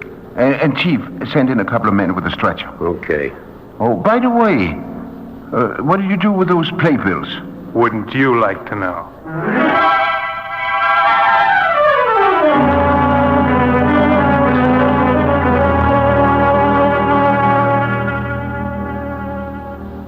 You've been on duty all night, Judy. Better run on home and get some sleep. The hospital nurses can take over from here. He certainly hit Silver a wicked blow. Well, if Sterling Silver recovers the way he used to from being dropped off cliffs and blown up in caves and even being shot dead by Sitting Bull, that little concussion won't even be remembered. He's still handsome. Judy, off with you. But what about you? I'm going in and tell Sam Roberts what's been going on. Well, good night, Judy. Oh, rather, good morning. So long, Doctor. Good morning, Sam. How are you feeling? Never mind about me. How's Silver? My news traveled fast around the hospital. I asked you, how's Silver? He's fine. I just left him. Did you mention that promissory note of Father's? Yes, and do you know how it came into being? Do you? Well, Silver had saved $30,000. Tidy little nest egg. Your father, knowing the improvidence of actors, offered to invest it for him. Wrote out the note, but Silver refused. So the note remained all the years in your father's safe, and Silver's money drifted away. So he was down to selling those pistols he treasured. What did they get out of the thief? Just what Chief Parker and I sort of pieced together. I seem to remember it was you who had the hunch. Well, anyway, Silver caught the thief stealing into your office. Grappled with him, but being younger, the thief hit him on the head and knocked him out. He took Silver's gun, but claims he didn't know it was loaded. He was only going to scare you, but you got up suddenly and the gun went off. And before he had a chance to get the playbills, Judy and I entered the theater. So he wiped the fingerprints off the gun, threw it in the office, and dragged Silver down onto the stage. But I thought the police searched the theater. They did, but they never thought to look way down behind the props. What about the playbills? After the police left the building, the thief went back and took the playbills. Then he found he couldn't get out because of the police guard around the building, so he hid the playbills down among the props, too. Well. I guess the last drama has been played out in Dad's old opera house. You're sure Silver's going to be okay? Oh, yes, and what do you know? The thief has offered him $10,000 for the brace of silver pistols. He says he can sell them to a collector easy.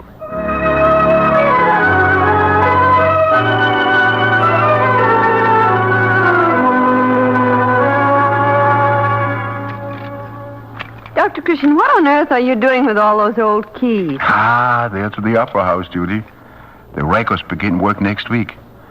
I just thought if we're going to sit in the gallery and eat peanuts... You're wonderful. Now that I know Sterling Silver, I can just imagine what it was all like. What will the show be, Doctor? Well, you know my favorite, Judy. With all the shooting in it, and the smoke filling the theater so we can scarcely see the actors. Custer's Last Stand.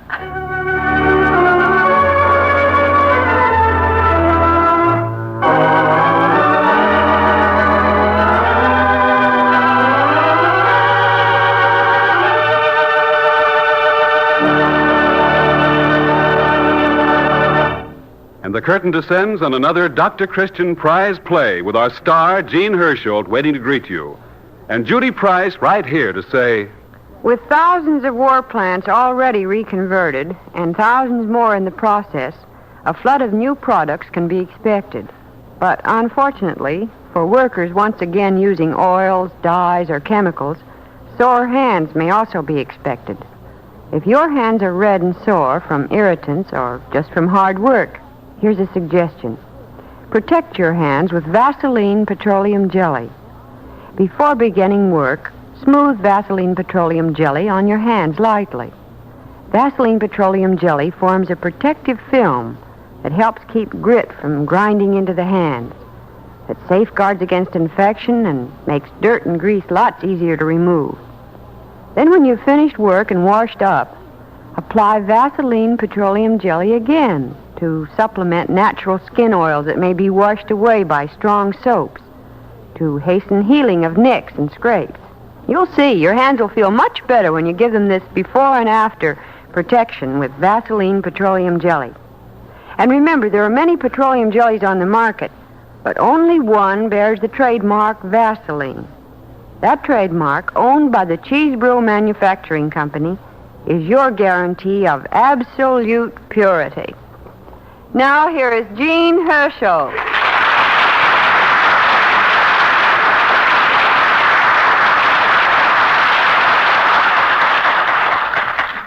Thank you very much. The author of tonight's play, Sterling Silver, is Robert C. Schimmel of Milton, Massachusetts. And he's an old hand at the theatrical writing business. He's had 15 one-act plays published, and he has authored and produced many radio plays.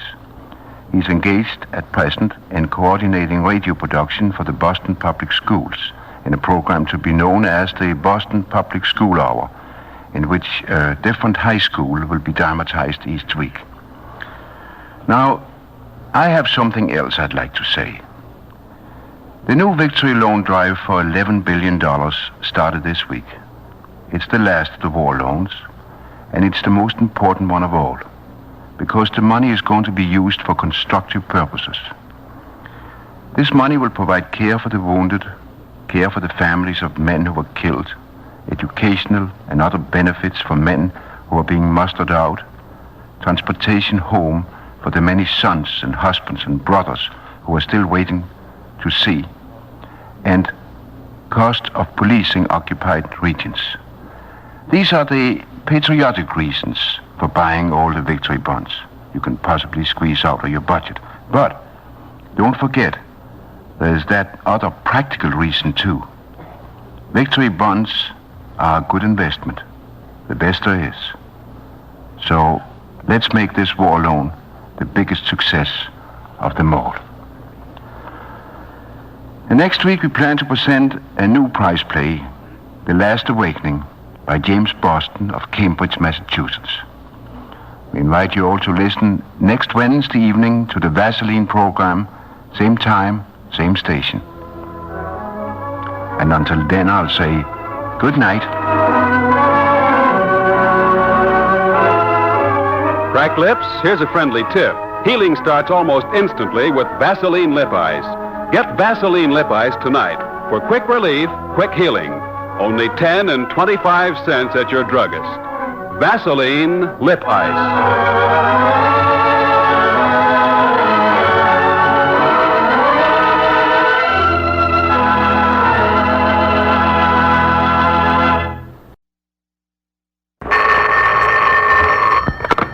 Dr. Christian's office. Oh, this is Judy. Why, Jim Racer. How are you, Mr. Newlywed? Happy? Oh, it's wonderful. Oh, well, how did that happen? And it's the Vaseline program, the only program in radio where the audience writes the show. Tonight, Cambridge, Massachusetts gets the honor, and the prize goes to James Boston of 25 Bigelow Street for his play, The Last Awakening, starring Jean Herschel as Dr. Christian with Rosemary DeCamp in the role of Judy Price. Well, next time you take a hot pan off the stove for your bride, remember, Jim, use a hot pad. Oh, always. Oh, did you have Vaseline petroleum jelly in the house? And you applied it right away, That's just the thing to do. Oh, your burn will be all healed in a jiffy. There's nothing better for minor household burns than Vaseline petroleum jelly. And being a veteran, Jim, you'd be interested in the wartime medical reports I've been reading. Petroleum jelly, as part of a new burn treatment, helped promote remarkable recoveries among burn casualties. Yes, Jim, Vaseline petroleum jelly is the world's leading brand. Well, now, next time either of you happen to get a minor burn, use the same tested aid. Just spread Vaseline petroleum jelly on fine mesh gauze and place over the burn. Bandage firmly, but not tightly. Of course, if the burn is deep or covers a wide area, always call the doctor. Oh, but be sure you always keep Vaseline petroleum jelly handy. Tell the missus hello, Jim. Oh, forget it. Goodbye.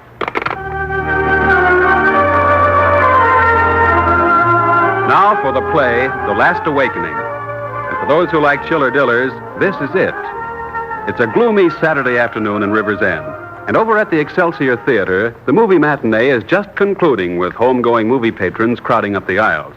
But wait, who's that seated in the very last row? Dr. Christian, wake up. Wake up. It's time to go. Huh? What's that? Time to go? Time to go where, Judy? Time to go home, Dr. Christian. The show's over.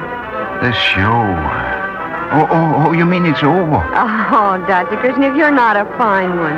You escort a lady to the theater, and then just when things get exciting and the shooting starts, you fall asleep. Asleep? Why, Judy, I wasn't asleep. I was just concentrating with my eyes closed. Oh, I see. Well, I don't think you better concentrate quite so hard then, Dr. Christian. Makes you snore. All right, I guess I'll have to admit it since you caught me in the act. But it just goes to show what a good patient I am when you play the doctor. Well, I'm glad I did drag you here. A movie was just the tonic you needed. This is the first real rest you've had since the flood emergency last week. Yes, old man River certainly brought a flood of patients to our door. It's a relief to know he's rolling along smoothly again. Judy. Yes, Dr. Christian? Did you notice all those people down front there? They haven't got up yet. They're still sitting in the seats. Why, yes, so they are. It's queer. There's so many of them. Oh, they must be staying for the next show. But it isn't continuous, Dr. Christian. There won't be another show until tonight. Not until tonight? No. Well, what can they be waiting for? I can't be sure from here, but I think... You think what, Judy? I think they're all asleep. Say, I think you're right. Yes, they are asleep. Look, there's old Luke Ellis down the first row. Completely relaxed and out of this world. Luke Ellis? Why, he was at your office only this morning, complaining about his insomnia. Said he hadn't had a wink of sleep for days. That just goes to show you the therapeutic powers of the theater. I think I'll go down and wake him up and congratulate him on his dramatic cure. But I don't like it, Dr. Christian. The way they're all slumped over in their seats. So still. Watch him now. Time to get up, Luke. Show's over. Hey, it's time to go home.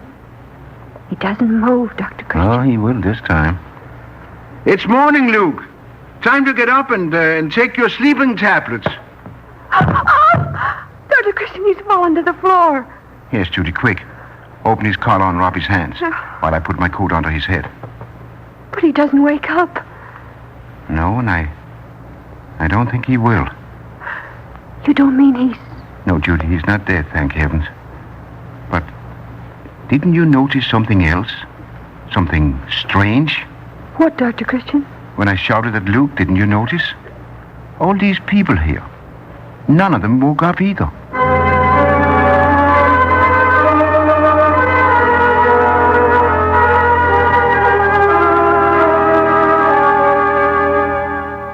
Oh, boy, am I tired. What a nightmare. Every bed in the hospital is full, laying the patients out on the floor on blankets. What is this mysterious, insidious thing that's striking them down? Oh, I think I'll turn on the radio just to get my mind off of it. Of such vital importance to all our River's End listeners that we urge you to pay careful attention to the following message.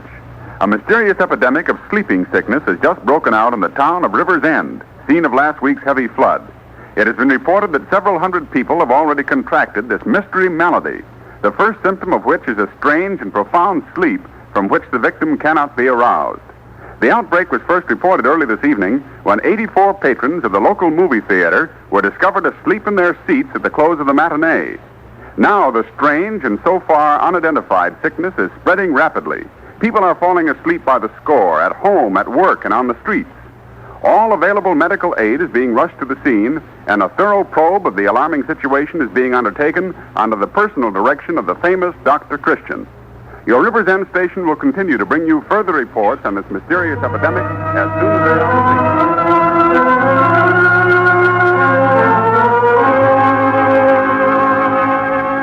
scene. Oh, Dr. Christian, what are we going to do? Are you sure this couldn't be some new, hitherto unknown form of sleeping sickness? Oh, but Judy, that's just the point. These people aren't sick, they're just asleep. Just asleep? What do you mean? Simply this. Now, look at the chart of this young girl I've just been examining. Notice how the pulse, respiration, and blood pressure are entirely normal. The circulation and heart action regular. There's absolutely no indication of any toxic or pathological condition. But, Dr. Christian, it can't be a natural sleep. No, it can't be. Or we should have been able to arouse them. It's just as though they were in some sort of trance, a state of mass hypnosis. Mass hypnosis? Yes, Judy. A condition beyond the scope of any practical medical diagnosis. Professor Grames, the doctor of Oriental Psychology up at State College, spoke over the radio tonight about what's happened here. And I heard part of what he said. In his opinion, the people of River's End are bewitched. Bewitched? Yes. He told how he'd seen such things happen before in the Orient. Whole villages put under the spell of some sinister enchantment. The people bewitched, seized suddenly by this same strange sleep. I see. A most intriguing theory. Well, too bad I'm not up on my witchcraft or voodoo. I might put away my stethoscope and proceed to cast off the spell by counter magic. What if they shouldn't wake up at all, Dr. Christian? What do you mean, Judy? Oh, nothing. I was just thinking of something else. Something else that Professor Grames said. What? Oh, I know it's mad, but he predicted that if his theory were right, the people of River's End might not wake up for years.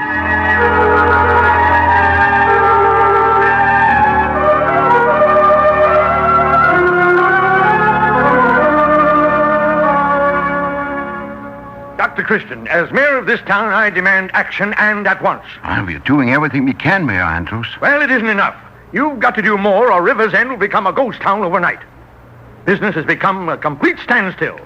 Every factory and industry in town is shut down, and the people are huddling in their homes, watching each other see who falls asleep next. I know all that, and we'll get control of this thing in the end. In the end? Do you realize there's an election coming up in 3 days? Oh, so that's it. A fine fiasco that will be.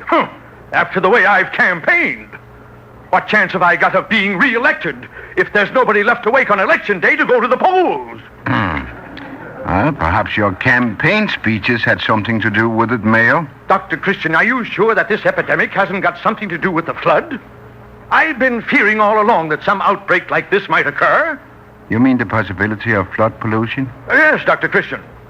Maybe the bacterium germ thing or whatever it is that's causing all this came from the water. I thought of that, Mayor Andrews, first thing. That's why I sent water samples to the state pathologist this afternoon. Here's the report I've just received on his analysis. A lot of curlicues and figures. Most impressive. But, what does it mean? What I'd like to know is, did he find anything in the water? No, Mayor Andrews. Oh, he did make a note, though, that the water contained a surprisingly high chlorine content. Well, it should have. After all the trouble I went through this morning, chlorinating it myself. You chlorinated it? Yes. The water commissioner is out, and with the whole department understaffed, I had to take over the job myself. Then, to make matters worse, the chlorine ran low, and it took me half the forenoon to get through a fresh supply from the sanitation department. Well, it must be quite an emergency when even the mayor has to pitch in and work. Work? I was down to the waterworks for 3 hours this morning, pouring chlorine into the mixing tanks. Well, you certainly did a thorough job of it. From the taste. Judy and I just can't drink it. Are you sure you knew what you were doing? Knew what I was doing? Dr. Christian, I might remind you that I was water commissioner of this town for 7 years. Yes, I know, but in those days, Riversend got his water supply from the old oaken bucket. I'll answer it, Dr. Christian. You keep right on with your work. I'm expecting a call from the governor, and this may be it. Very well, Mayor. Hello? Yes? Yes, this is Mayor Andrews speaking. What? What did you say? The whole town? No, you can't mean that.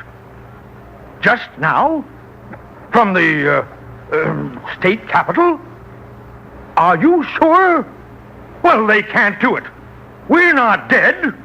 Yet. I'll be right down. And while I'm coming, clear a line through to Washington.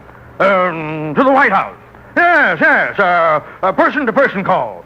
To the president. Well, Dr. Christian, they've done it. Done what? Quarantined us. The whole town of Riversend has just been put under airtight quarantine. Quarantine? Yes, they've got armed troops posted on every road. And no one will be permitted to enter or leave Riversend under any circumstances. But, Mayor Andrews, they can't do that. We'll be isolated. We've got to have supplies from the outside, necessities, food and medicine. I know, Dr. Christian. And we'll probably get them as long as there's any of us left awake to pick them up. They just promised they'd send us everything we need by parachute.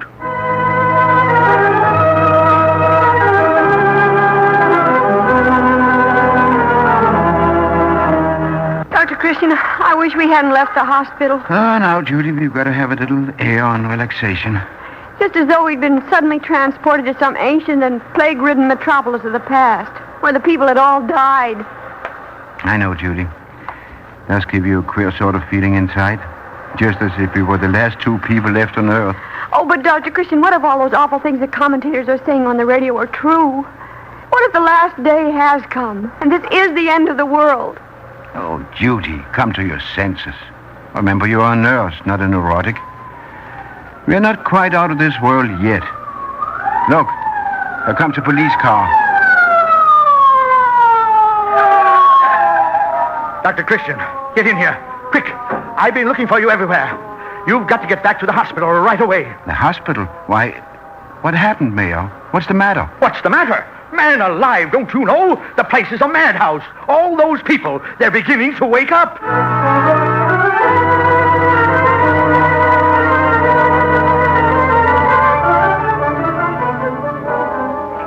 Judy, you see that every patient gets plenty of strong black coffee as soon as he comes to. Yes. And report to me immediately after any change in their condition. I will, Dr. Christian, right away. Well, Dr. Christian, have you finally found out what it's all about? What put all those people to sleep and what woke them up again so suddenly? No, Mayor, it's still a mystery. I'll say it is. Whole town passes out on its feet, and nobody can discover any logical reason why. I feel sure I could solve it if I could only discover one clue. Maybe they were drugged. I thought of that. But all our tests for the usual sleep-producing agents revealed nothing. No, it doesn't make sense anyway. No one could have got at whatever all those people drank at home and given them knockout drops. The idea just doesn't hold water. Knockout drops? Hold water? Mayor Andrews, that's the clue I've been looking for. Of course that must be it. Oh, why didn't I think of it before?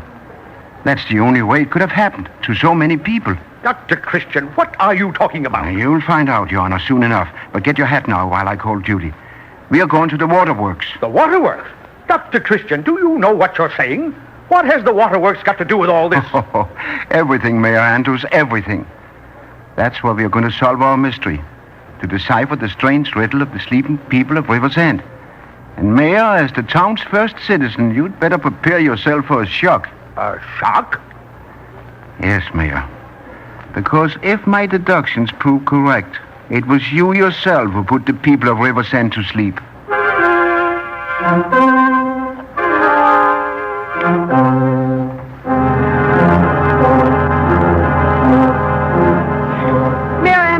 Understand it. What's happened? Why has Dr. Christian brought us out here to the waterworks? Judy, I hate to say this to you, but I don't think that Dr. Christian is in his right mind. Dr. Christian not in his right mind? No, Judy, and it's not surprising. After the strain he's been under these past few days, the added responsibilities of the flood, and then this sleeping thing. I think that with the overwork and all, he's begun to crack at last. Mayor Andrews, do you realize what you're saying? Yes, Judy, I do. I didn't want to be the one to tell you, but back there in the hospital, Dr. Christian accused me, the mayor of Riversend, of putting all those people to sleep. Oh, Mayor Andrews, you must have misunderstood. No, Judy, I'm afraid not. That's why he's brought us out here to the waterworks. You see, Judy, he's under the delusion that I put poison or some drug in the public water supply. Oh, no. I know it sounds incredible, Judy, but just look what he's doing now. Look what he's doing. Peering down into the mixing tanks, testing and fingering all those valves. Look at the strange smile on his face. It isn't a strange smile. No, I'm sorry. I didn't mean to hurt you, Judy. But we must face it. Be realistic. His mind is gone. It has not, Mayor Andrews. I bet there is something in those tanks, or Dr. Christian thinks there is. Poison or something. And how do I know that you're not mad? After all, I heard you tell Dr. Christian that you were down here at the waterworks yesterday morning, chlorinating the water supply. Yes, I was. Doing my best to safeguard the health and welfare of my people, my constituents. Oh. And I can assure you, Judy, it wasn't an easy job for a man of my age, pouring all those heavy cylinders of chlorine into the mixing tanks. 7 full cylinders of the stuff. Yes, Mayor Andrews, enough stuff to kill off the whole population of Riversend. Why, with the way you had those control valves set, 7 full cylinders of chlorine would have made a lethal solution strong enough to poison every person in town. Oh, no. Poison? Dr. Christian, you don't mean that all those people... Oh, now, Mayor, don't get excited. Your constituents are not going to die without voting. Just so happened, luckily, that those 7 cylinders didn't contain chlorine. What? But, Dr. Christian, there must be some mistake. Yes, Mayor, there certainly was. And you're the one who made it. But, Dr. Christian, those cylinders came from our own sanitation department. I told you before how the chlorine supply ran short this morning, and I had a truck rush them over. I know, Mayor. And in the rush, both you and the sanitation department must have neglected to notice that those 7 cylinders were marked chloral. Chloral? Chloral? Why, Dr. Christian, chloral is a disinfectant. Yes, Judy, a most efficient disinfectant. And germicide. But chloral, what has that got to do with what happened last night? Mayor Andrews, you put Riversend to sleep with magic solution, which you accidentally concocted in the mixing tanks by your incorrect manipulation of the control valves. What? Good gracious. Now I've knocked the mayor out.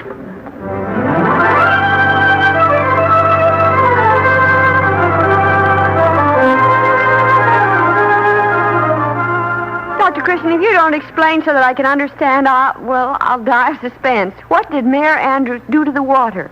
And how is he, by the way? The mayor is all right, but slightly chagrined to have given knockout drops to his own constituents. Oh, what do you mean, knockout drops? Well, Mayor Andrews put chloral in the water supply by mistake, thinking it was chlorine. Chloral and water make chloral hydrate, and that's an effective sleeping drug. Oh, but why didn't the state pathologist detect it when he analyzed the water? Well, chloral hydrate is a simple chlorine derivative, so it's no wonder they failed to isolate it in their analysis. But why couldn't you tell what had struck all the people? Oh, because the sleep induced by chloral hydrate can hardly be distinguished from natural sleep, except by the most exacting tests. But, Doctor, one more question, then I'm going to go home and sleep the whole thing off. Yes, Judy, what is it? Oh, why didn't the chloral hydrate in the town water supply affect the mayor himself? Oh, you forget that Mayor Andrews lives out on the river road and has his own water supply. Oh, that's so. But what about you and me? Oh, now, Judy, if the mayor's knockout drops had affected you and me, there wouldn't have been any story.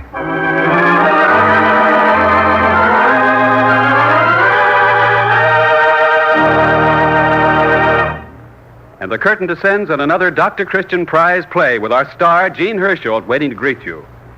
Man, are you bothered by dry scalp? If you have dry, unruly hair, if loose dandruff begins to appear, if your scalp is tight and itchy, remember these are signs of dry scalp. Start using Vaseline Hair Tonic today. Combat dry scalp. Check it easily, quickly, effectively. Vaseline Hair Tonic actually supplements natural scalp oils, contains no alcohol or other drying ingredients. Just 5 drops a day applied with comb or directly on the hair checks dry scalp, tames stubborn hair, keeps it perfectly groomed. Also, a brisk Vaseline Hair Tonic massage before each shampoo loosens dandruff, stops itchy tightness. Vaseline Hair Tonic gives double care, both scalp and hair, checks dry scalp, leaves your hair neat, natural looking, attractive. Remember, more bottles of Vaseline Hair Tonic are sold today than of any other hair tonic in America. Try Vaseline Hair Tonic. Vaseline Hair Tonic is one of the many Vaseline brand products made by the Cheeseboro Manufacturing Company, owners of the trademark Vaseline. And now here is Gene Hersholt.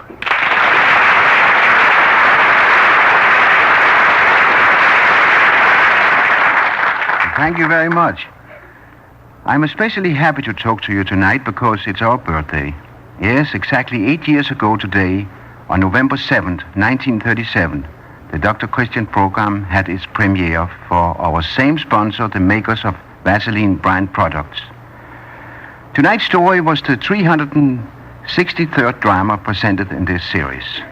Our scripts are contributed by our audience, and since they are written by the people, they give a true and absorbing picture of current American life. It's a pleasure and a privilege to play in them.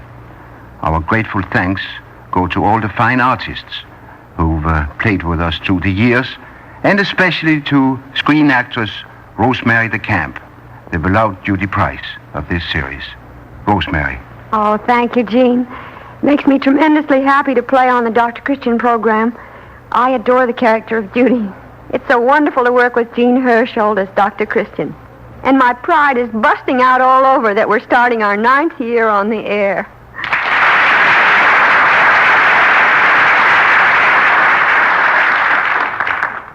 Let us not forget also that this week is radio's 25th anniversary, and the industry, the sponsors, and the artists are equally deserving of our appreciation for the tremendous job they've done in that time.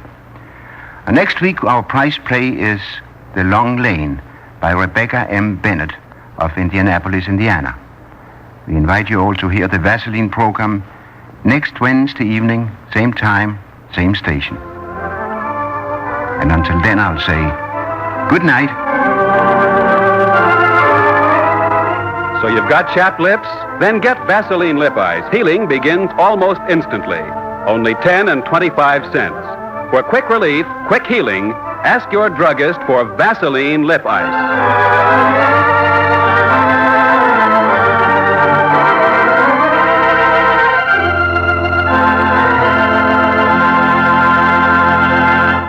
Don't fail to hear next week's Dr. Christian Prize play, The Long Lane. It's a story you won't want to miss.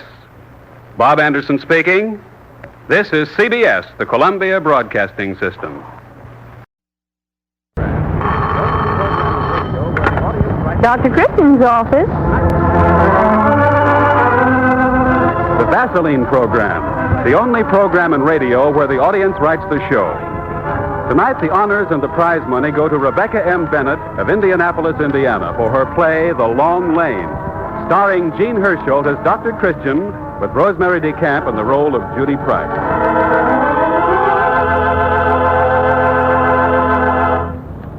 Men, have you dry scalp? It's not hard to tell. If your hair is dry, hard to comb, if it sheds dandruff flakes, if your scalp feels tight and itchy, dry scalp is probably your trouble. Check it with Vaseline Hair Tonic. Just 5 drops a day keep dry scalp away. Here's why. Vaseline Hair Tonic checks dry scalp by supplementing the natural scalp oil. It contains no alcohol or other drying ingredients. Apply Vaseline hair tonic with your comb or directly to the scalp to keep your hair neat, well-groomed all day long. And before every shampoo, massage the scalp vigorously with Vaseline hair tonic, an extra aid that loosens dandruff scales, relieves itchy tightness. Get a bottle of Vaseline hair tonic tonight. See how much better your hair looks, how much better your scalp feels. Remember, more bottles of Vaseline hair tonic are sold today than any other hair tonic. Try Vaseline hair tonic.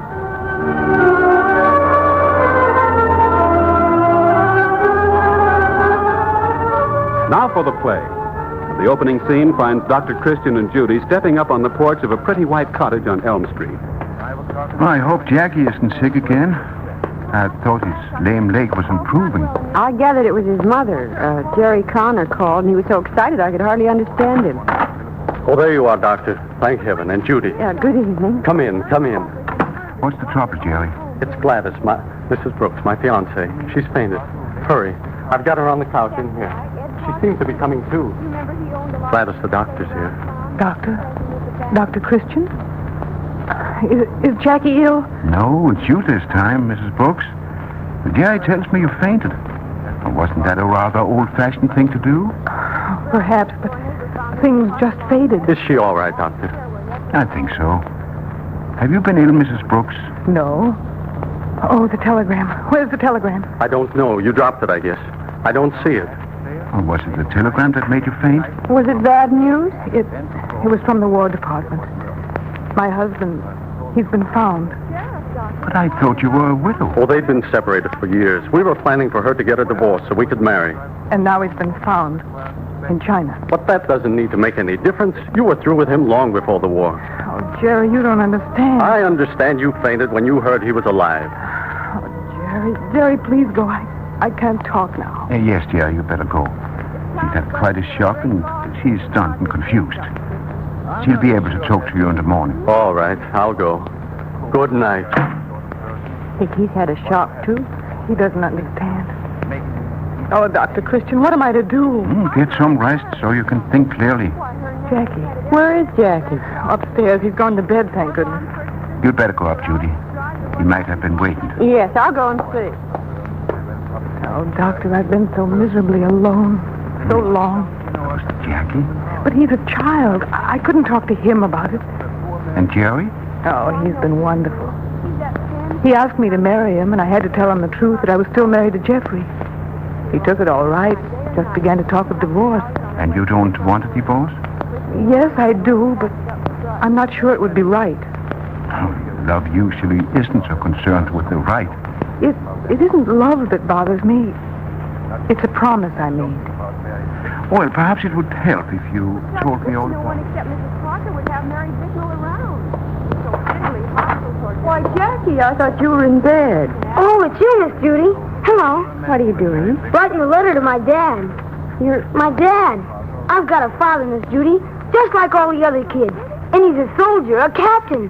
See, the telegram says Captain Jeffrey Brooks. But Jackie, it says he's been hurt. Yeah, but he'll get well. He's tough. I bet you those old Japs couldn't kill my dad, I'll bet you. I thought you didn't know about your father. Mom never talked about much him, but, well, she just said he was away. I don't see why she didn't tell me he was in the war, so I could have told those guys. What guys? Oh, the kids at school, and Bobby next door. They brag all the time about their dads and brothers. They said I didn't have any part in the war, and I could never be a soldier either, because I was lame. But I'll show him when my dad comes home. But maybe he won't be able to come home, Jackie. Sure he will. I'm writing him to come home quick. Well, maybe your mother, maybe she should write, She will, but I'm writing right away. Will you mail it for me, Miss Judy? Oh, sure I will. Maybe you better address it, too. I don't write so good. Here, guess the telegram will show how to mark it.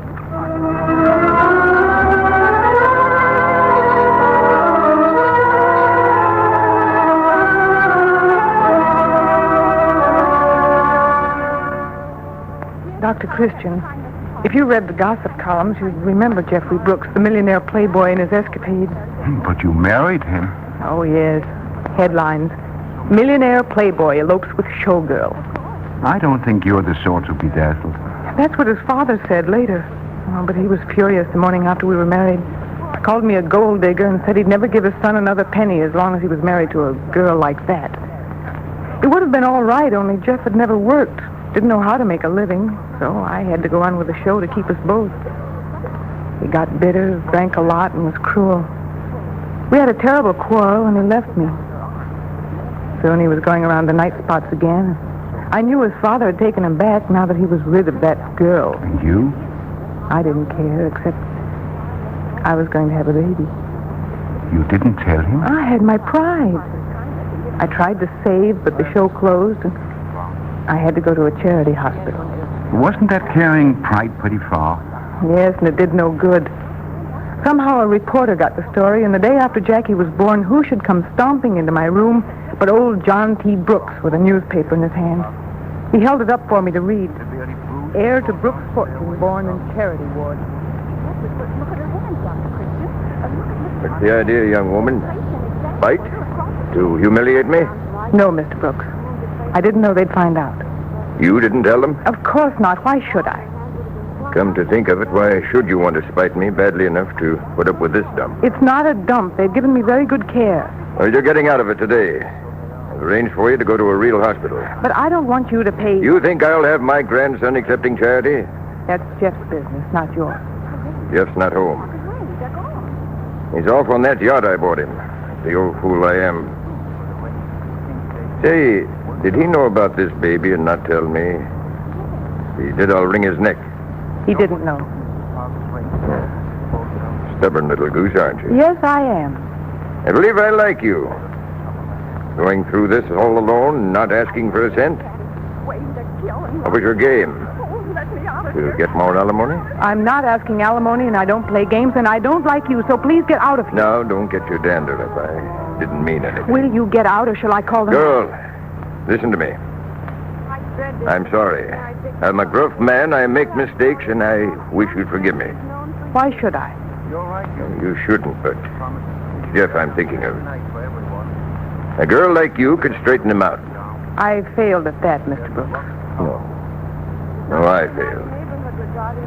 See, I'd come up the hard way, and I wanted my boy to have all the things I'd never had when I was a kid. What are you trying to say to me, Mr. Brooks? I want you to come home with me. You and the baby. Did it ever occur to you that a woman doesn't care to be purchased like a bottle of medicine as a cure-all for a spoiled rat of a man? I'm not very tactful, I know. But I'm going to say what's on my mind. Someday, Jeff will get tired of playing around and come home. And if you're still his wife... He'll never come back to me. It's a long lane. It has no turning. There was something so tired and sad in his voice, but I listened to him. He made me a proposition.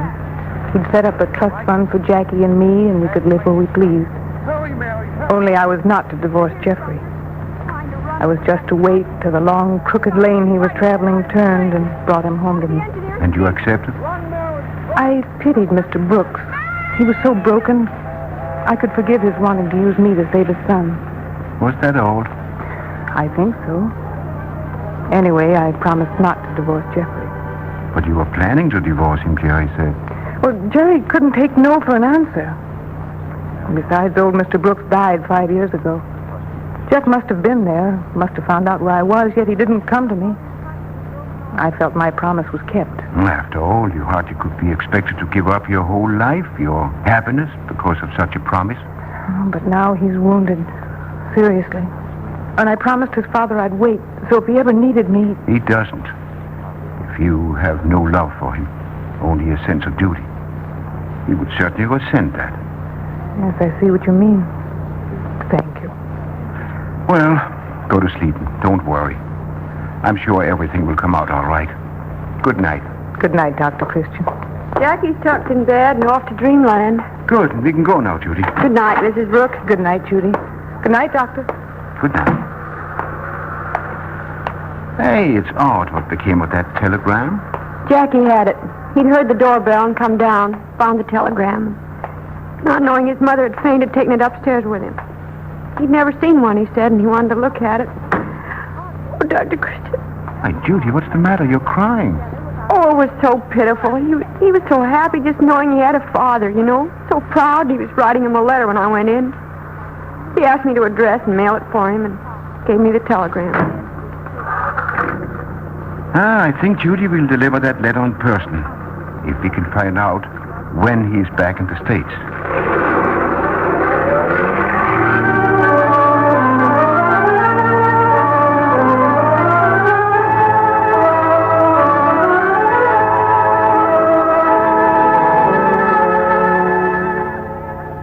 Why, Paul Christian, this is a pleasure. We've been wanting to visit your military hospital here for a long time, Doctor. Now, I understand the young man I telephoned you about is here. Captain Brooks? Yes, he was among those flown back last week. It's wonderful how quickly they get them here. May we see him? Oh, yes, of course. But I warn you, he's not a very pleasant chap to talk to. Right this way. What do you mean? Is his condition so bad? Frankly, I haven't much hope for him. Physically, he should pull through, but he doesn't seem to care to live. Strange, too. His buddies say that he was quite a hero at the front. But here, well, you'll see. Someone to see you, Captain Brooks. Dr. Christian and Miss Price, his nurse.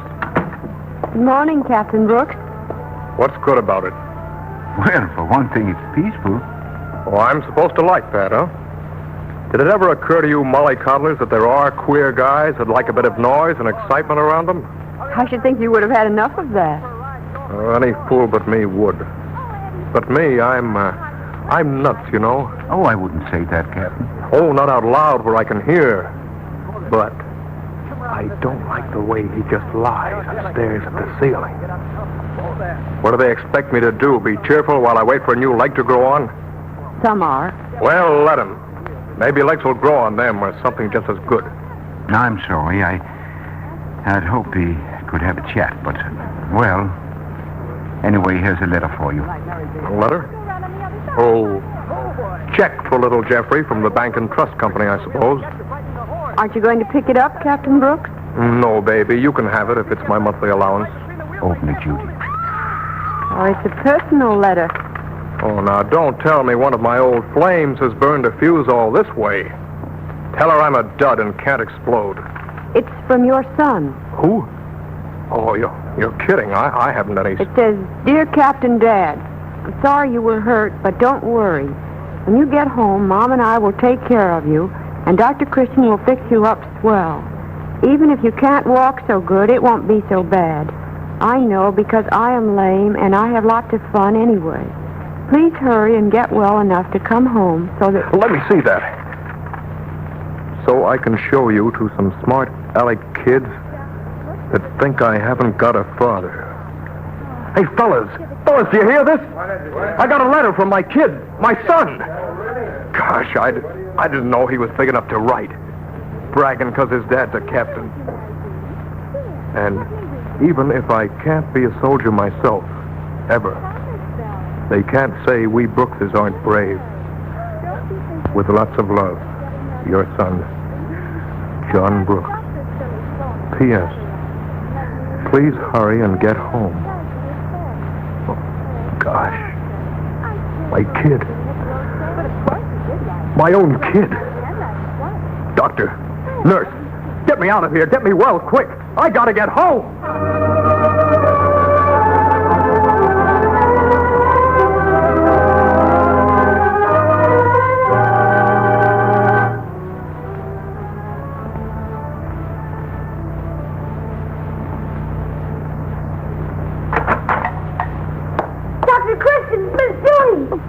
Jackie Brooks, what are you so excited about? He's coming today. I got a telegram to me, see? Well, let's see. Arriving 2:10. Does your mother know? Yeah, I showed it to her and Jere. I showed it to all the kids, too. Boy, did their eyes bulge. I'm going down to the station to meet him. Golly, it's almost 2 now. Poor Mrs. Brooks, I hope she didn't faint again. No, it's the boy's father I'm thinking about. Yes, he's the one that's due for a shock. She didn't know Jackie was writing that letter. Oh, come on, Judy. Let's meet that train ourselves.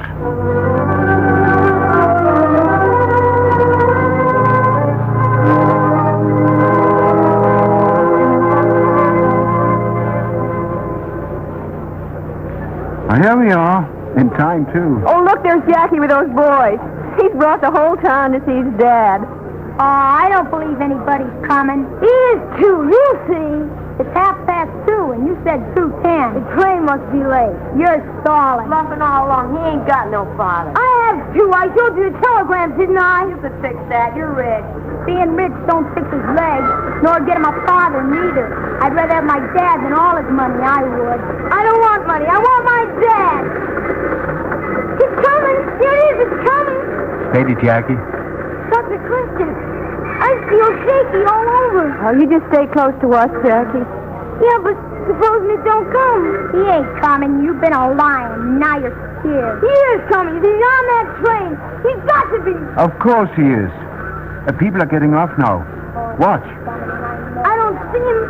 That's just a private. Hey, look, the conductor's helping somebody. It's him. It's him. I know. Dad! Dad! Stop! John Brooks, my son. Oh, Daddy. We came with Jackie, Captain Brooks. Oh, glad to see you, sir. And Judy. Hello. But where's your mother, son? She's home with Jere. That's our lawyer. Perhaps it would be best if you came with us, Captain. There are things you should understand. I see. Well, run along with your friends, Jackie. I'm stopping at Dr. Christian's office a while. Oh, gee. All right. Come on, fellas. He's going in the car with Dr. Christian. But you saw, he is a captain, and he's my dad.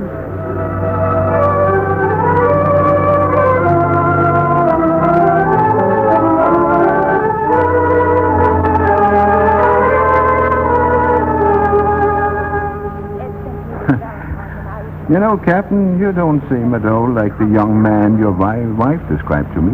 Millionaire Playboy, she said to call you. Oh, I suppose I have changed a bit. 10 years older. Oh, it's more than that. I know. Dr. Christian, whatever my wife told you was true. I was a rotter all my life until... Oh, but what does that matter now? She'll judge me as she remembers me. She loved you. Perhaps she saw you then as you might be. Oh, she couldn't have guessed. I certainly didn't. Well, it was the war, but not altogether. I don't know. Tell me about it, my boy. Well, I was afraid without Dad back of me. Like always, I got drunk. Toward morning, I wound up in a joint in Chinatown. There was a fellow there calling for recruits to fight the Japs. He told what they'd been doing in China. It made your blood creep, some of it. They wanted flies especially. I knew how to fly. Dad had given me a plane, so I signed up. Adventure, I said. That was what I needed. And was it? I don't know. But out there in China, it happened to me. What? I found out I was good for something. I saw what other people had been suffering while I was playing around, and, well, I went for fun. But I stayed to fight in dead earnest. And that gave you the self-respect you needed? More. It showed me what had been wrong with me all along. How do you mean? Well, out there, I was glad and free and happy for the first time in my life because I was doing something for others instead of taking everything for myself. But when I came home, I was through with fighting. A cripple. And nobody to carry it on. Oh, I can understand how you felt. Well, then, Jackie's letter. It was like a rocket bursting into a shower of the most beautiful stars ever seen on the 4th of July. I was a man. I was going to get well, go places, be something. Anything to keep that boy of mine proud of me. And you will. I don't know. I'll never be like I was before, I know that, but I will be lonely. I had hoped Gladys might... Might be she will. You see her? Oh, I'm not going to see her. She loves this other man, and... Oh, I'm going back on the next train. Just a minute. You do still love your wife, don't you? Yes, I do. I left her only because I knew I was no good. Couldn't even support her when Dad cut me off. So I thought she'd divorce me and be free. But she didn't. Well, that was Dad's doing. He knew I loved her. But I'm not going to keep her from being happy now. So what? Gladys, you came down here. Of course, I was afraid you'd go away without seeing me. No, Jeff, darling. I heard what you said about my happiness. And I thought you were selfish. Oh, forgive me, Jeff. Forgive you. Oh, my dear. I'm evacuating my position, Judy. The captain has taken his objective.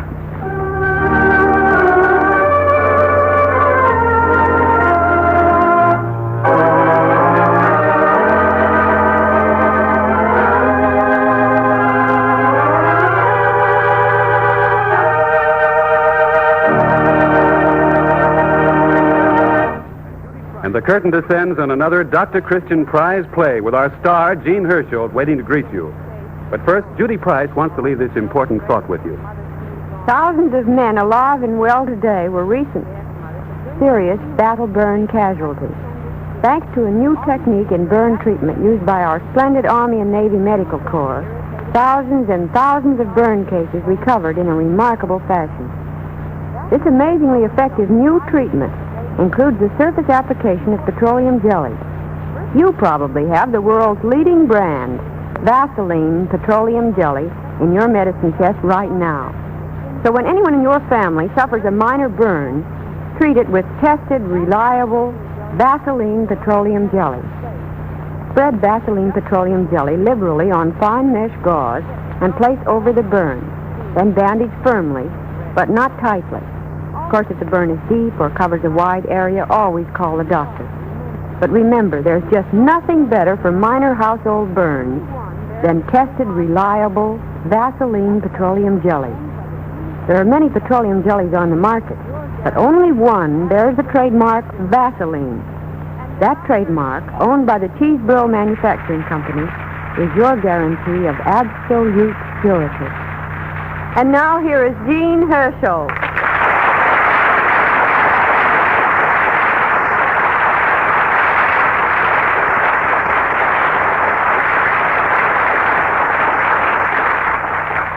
Thank you very much. Tonight's story was written by Rebecca M. Bennett of Indianapolis, who has been a winner several times in the Dr. Christian script competitions and is the author of a book of poetry, The Great White Bird. Next week, we plan to present a new prize play, The Philandering Ghost, by Margaret Corty of Washington, D.C. So we invite you to listen again next Wednesday night to the Vaseline program, same time and same station. And until then, I'll say good night.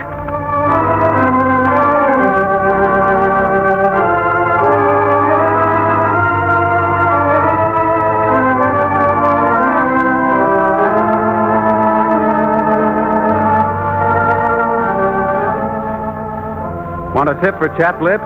Try Vaseline Lip Ice. Healing begins almost immediately. Only 10 or 25 cents at any drugstore. For quick relief, quick healing, Vaseline Lip Ice.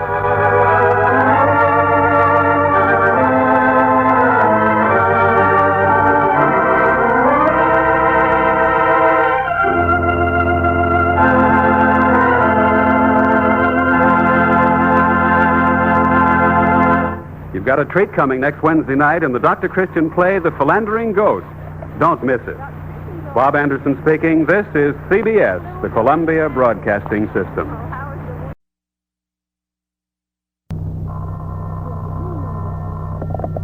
Dr. Christian's office? Oh, Mr. Thompson. Oh, how's the new painting business? Oh, when can you paint our office?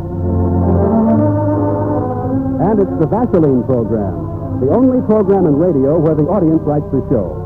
Tonight's contribution comes from the nation's capital, Washington, D.C., with the honors and the prize money going to Margaret Corty of 337 Parkland Place, Southeast, for her play, The Philandering Ghost, starring Jean Herschel as Dr. Christian, with Rosemary DeCamp in the role of Judy Price. Your hands are all red and sore, Mr. Thompson? Well, painting is hard on the hands. Well, why not protect them the way so many workers do? Yes, Vaseline petroleum jelly. Oh, it's ideal, Mr. Thompson. Industrial workers, printers, construction workers, all kinds of people who work hard with their hands, including housewives, use Vaseline petroleum jelly. Simple to use? I should say so. Before beginning work, just smooth Vaseline petroleum jelly on your hands to help prevent paint, grease, and dirt from being ground into the skin. Also to safeguard against infection and make oil and dirt easier to remove. Then after you wash up, rub Vaseline petroleum jelly on your hands again to supplement skin oils washed away by strong soap.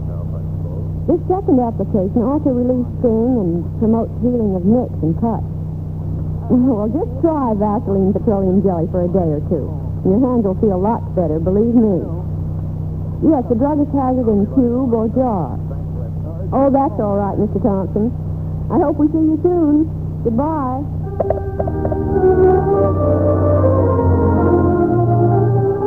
Now for the play. And you can guess from the title, The Philandering Ghost, that here is something new and different in the Dr. Christian story. If you're tired of global problems and unrelenting realism, come step into the world of fancy with us right now and meet The Philandering Ghost. The opening scene takes place in Dr. Christian's office. And that's a new patient just walking in the door as Dr. Christian enters the waiting room from his private office. Dr. Christian? Yes, come in. I'm John Talbot. Oh, yes. I used to know some of the Talbots in the old days. This is my nurse, Judy Price. How do you do? I'm very glad to know you. Well, you're a Talbot, huh? Why, your folks must have lived in that big house up on the hill then. They wanted to say it's haunted. Well, that's the place, and I love it. Oh, you picked a nice, spooky place to stay. Are you going to be here long? I don't know, ma'am. When the Army discharged me, they told me to rest for several months before taking a job, and thinking that River's End would be a quiet place, I've reopened the old house. But what I wanted to say, sir, was I wanted to ask you to examine me at regular intervals. Oh, come on into my office then, and we'll get to work. We can talk while I'm looking you over.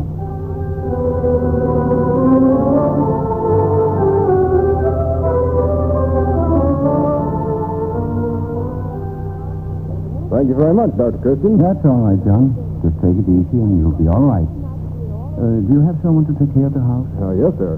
A woman named Lily Pierce. She seems to be a pretty good worker. Oh, I know her very well. She's a good worker, but extremely superstitious. Well, if she sees that Talbot ghost of yours, you'll be left alone in a dusty house. Do you know anything about the Talbot ghost, if there is such a thing? Yes, Dr. Christian, do you? Not very much, except that long ago one of the Talbots, Mortimer, I think was his name, disappeared and was never found. But ever since his disappearance, the house has had a reputation of being haunted. Mortimer was grandfather's youngest brother, my great-uncle. What did they think happened to him? They really didn't know, but he was about to be married when his fiancée died. And he never got over brooding for her. His ghost has kept people out of that house for a long time now. It won't anymore. Say, Judy, maybe you could help John get acquainted with some of the young folks there, since he's new. Oh, I certainly could. In fact, I know Virginia Mason, the girl who lives next door to him. And is she cute, Mr. Talbot?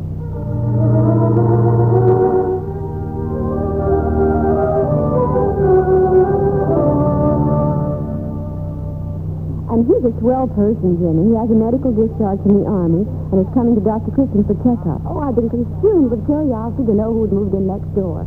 I haven't seen anybody around except old Lily Pierce. Or maybe he just off over there and makes him feel welcome. What can I use for an excuse, other than being his neighbor? Well, nobody in the world makes chocolate cream pie like you do, Jenny. That's what I'll do. I'll make a chocolate pie and take it over today. I haven't seen him yet, but if he's as nice as you say he is, well...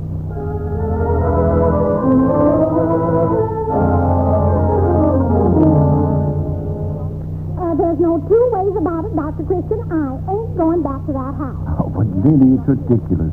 You'll have a hard time proving to me that you saw that Talbot ghost.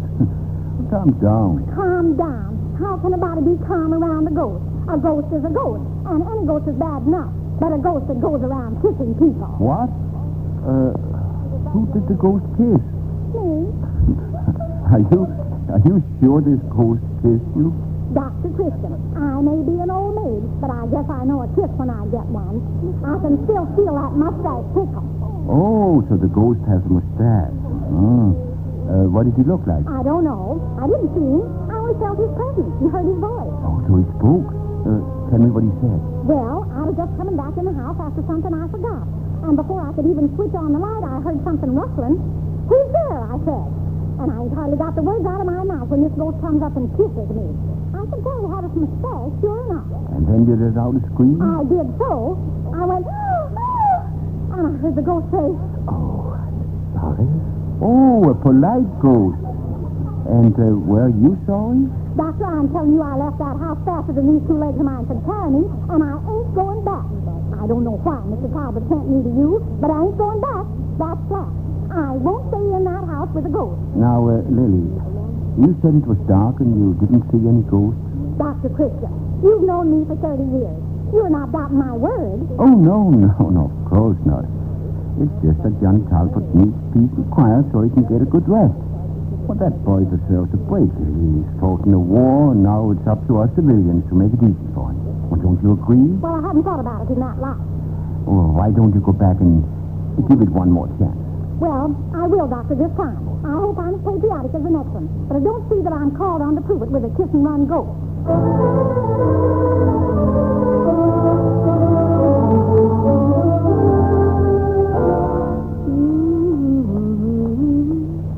Well, this old Talbot house certainly doesn't look hospitable. Should I knock or walk in? I think I'll knock. Mr. Talbot! Oh, Mr. Talbot! No answer. Mr. Talbot! I'll just try the door. Oh, it's unlocked. Well, maybe I can leave the pie inside. See that Lily Pierce has not gotten around to oiling the hinges. Well, so this is the inside of the Talbot mansion. What wonderful high ceilings, and the panelings, and fireplaces in every room. And what beautifully proportioned rooms. Oh, I guess I better put the pie on the table here where I see it when he comes in. When who comes in? You startled me. I didn't see you come in that door. I didn't. But I didn't see you come in that door either. I didn't. Oh, well, it doesn't matter. You're Mr. Talbot? I am. Oh, well, I'm your neighbor, Virginia Mason, and I brought you a pie. A chocolate pie. It's over here on the table. And I hope you enjoy your stay here. You must come over to see me. You were going to say something? Well, it's only that you don't look at all the way I expected. And what did you expect? Well, your clothes, they look a little old-fashioned. That stiff collar and Judy didn't say anything about your having a mustache. I thought she'd have remembered to tell me about that. Oh, don't you like my mustache? Well, I didn't mean that, but it's such an odd style for a mustache. It reminds me of the handlebar mustaches that used to be popular in the gay 90s. Oh, I'm sorry if you don't like it. Mr. Talbot, since you come so close, oh, Ginny, darling, I found you at last. I knew it the moment I set eyes on you. How dare you? You wolf! How dare you kiss me? Well, as far as I'm concerned, this good neighbor policy is out from now on. Goodbye!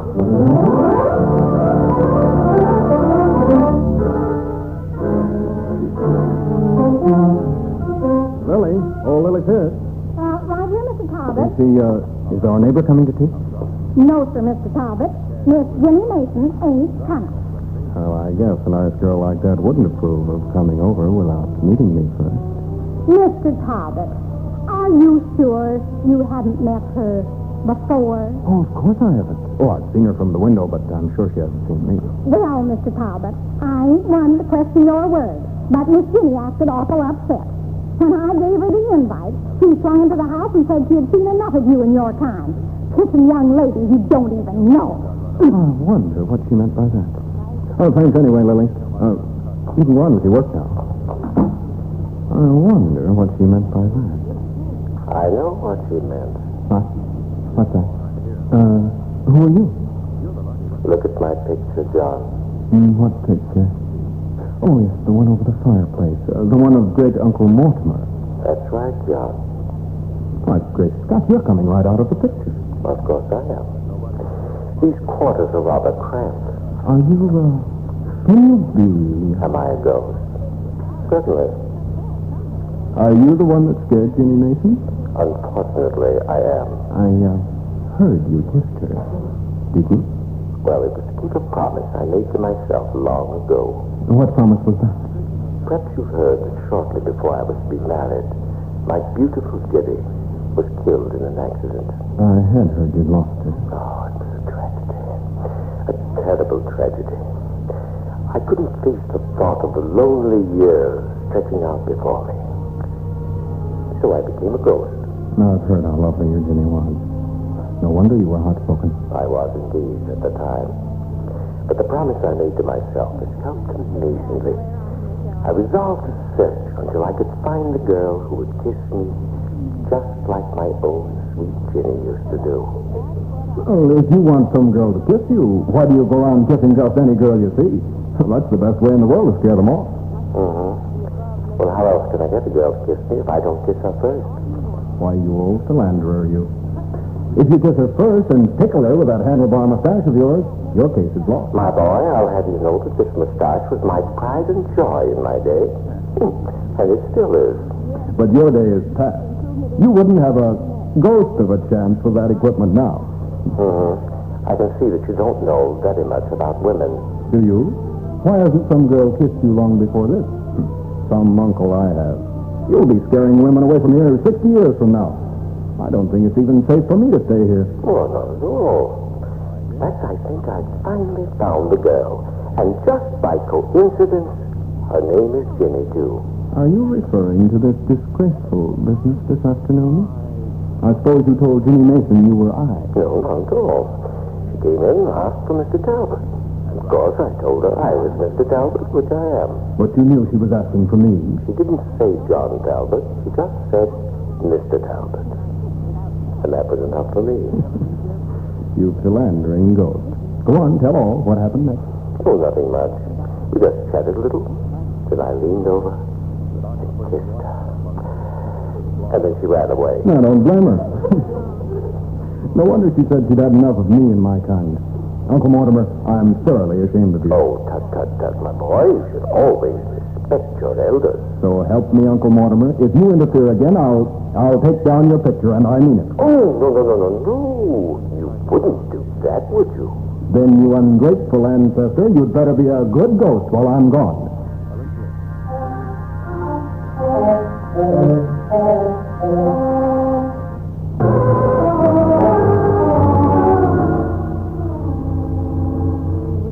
Dr. Christian, I come to you for a matter of recommendation gone wrong. One of mine?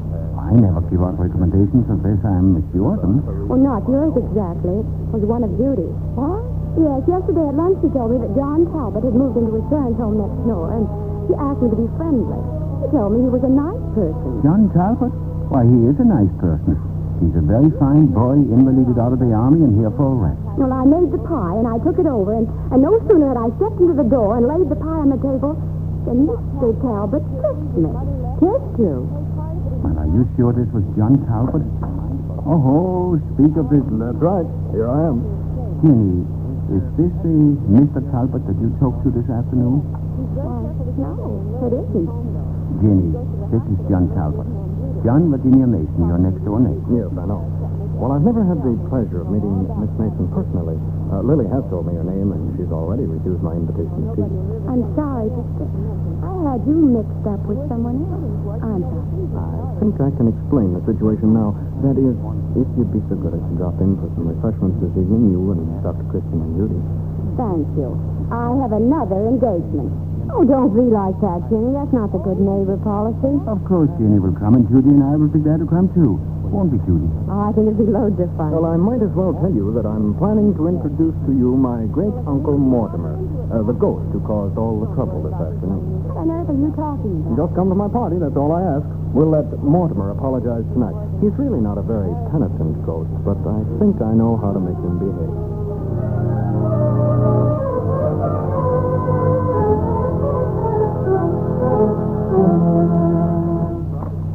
Hello, Dr. Christian, Judy. Hello.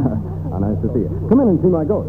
Oh, the ghost. You sound as if you had him captured and tied down in chains. Yeah, that's all I wish I had.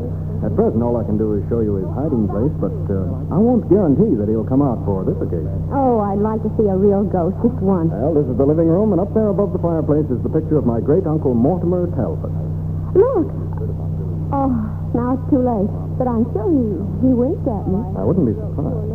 He's an overly amorous ghost. But look, he doesn't like what you're saying. Oh? Picture's right.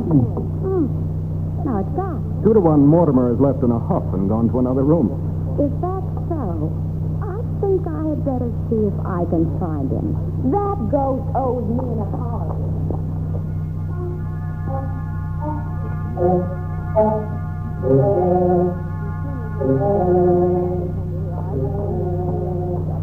Mortimer?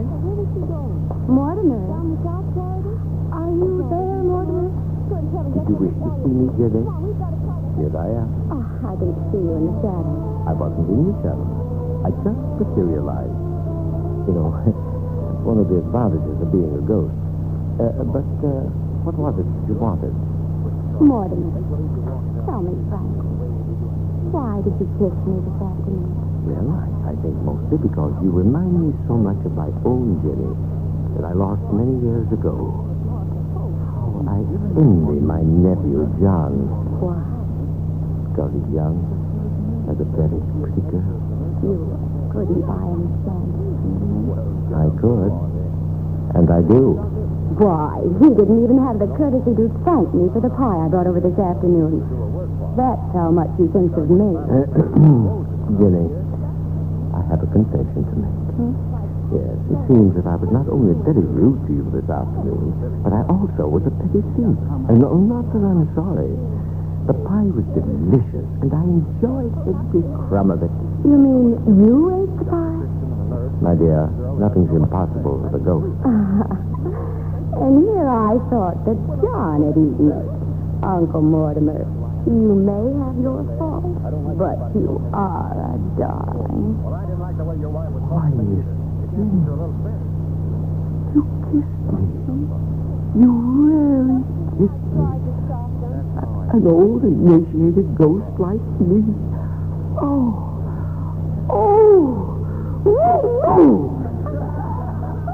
What's the matter? Don't you like it? Do I like it? Well, I almost forgot. My time on this earth is up. You mean you're going away? I'll have to now. You kissed me. What's that got to do with it? Well, you see, long ago I promised myself that I would haunt this house until somebody kissed me the way my Jenny used to kiss me. And now you've done it. You're not sorry? Oh, no. It was worth waiting for. And the waiting was such fun. Goodbye, Jenny. Goodbye.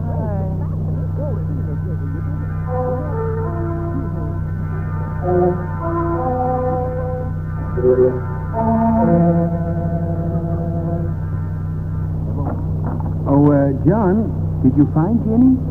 She's been gone a long time. Oh, I don't think we need to worry about her. Mortimer is harmless. Supper is served. Oh, look there, the picture's falling. Oh, heavenly days, it's that ghost. I'm clearing out of here, Mr. Talbot. I told you I saw that ghost one time, and I was going to stay and see it again. Poor Lily. Lily just ran past me like a scared chicken. Didn't even answer when I spoke to her. It's the ghost. What the? Oh, the picture. It fell. Yes, and you can see the hocus firmly in place on the wall, and the wire on the picture is not broken. Mortimer is acting up again. I must speak severely to him. Somehow, I have the feeling that Mortimer doesn't live here anymore. What makes you say that? What goes on here anyway? Why not? Jenny? Why not? Because I kissed Say I'm weary and say I'm sad. Say that health and wealth have missed me. Say I'm growing old for that. Jenny kissed me. Why, Dr. Christian, look on the back of the picture. The poem. The very one you just quoted. Of course, I'm a clairvoyant. What? Oh, I get it. Oh, come clean, John. Have you by any chance been playing ghost? It's nice work if you can get it. And it pays off in chocolate pie. Oh, you should be ashamed of yourself, shouldn't he, Jenny? I wouldn't know. Dirty? Oh, you're a bunch of frauds, all of you, exorcising a ghost. Well, Mortimer and his handlebar mustache is gone. Now it's up to John and Jenny whether the ghost will be replaced with the life and love and laughter the old house is waiting for.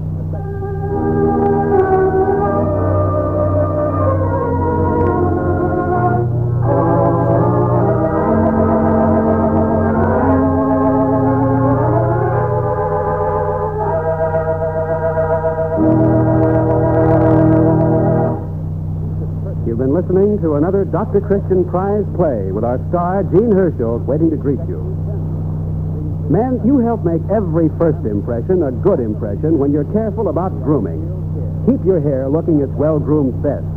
If it's stubborn, stiff, and dry, if you're troubled with loose, flaking dandruff, remember these are signs of dry scalp. Combat dry scalp. Check it quickly, easily, with Vaseline Hair Tonic. Vaseline Hair Tonic actually supplements natural scalp oil. Contains no alcohol or other drying ingredients. Just 5 drops a day, applied with comb or directly on the hair, check dry scalp, and keep your hair perfectly groomed. Also, a brisk Vaseline Hair Tonic massage before each shampoo loosens dandruff, relieves itchy tightness. Vaseline Hair Tonic is the ideal care for scalp and hair. And the proof is this. More bottles of Vaseline Hair Tonic are sold today than of any other hair tonic in America.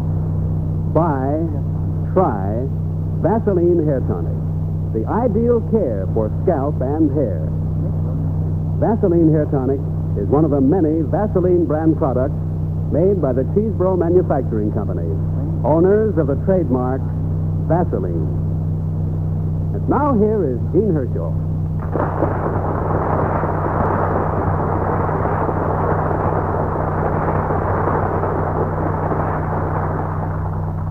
Well, thank you very much. The author of tonight's prize play, Mrs. Margaret Corty, is a young wife and mother, as well as an aspiring writer.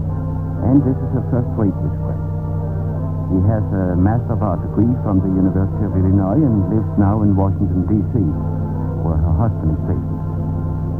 Next week, we present a new prize play called Retreat to Kindness by Freya Howard of New York City. We invite you all to listen again next Wednesday evening to the Vaseline program, same time and same station. Until then, I'll say good night. Cracked lips? Want a tip? Vaseline Lip Ice. Healing begins almost instantly. Get Vaseline Lip Ice tonight, only 10 or 25 cents at drugstores. For quick relief, quick healing, Vaseline Lip Ice. Be sure to listen to Retreat to Kindness next Wednesday evening. Don't miss it. Bob Anderson speaking. This is CBS, the Columbia Broadcasting System.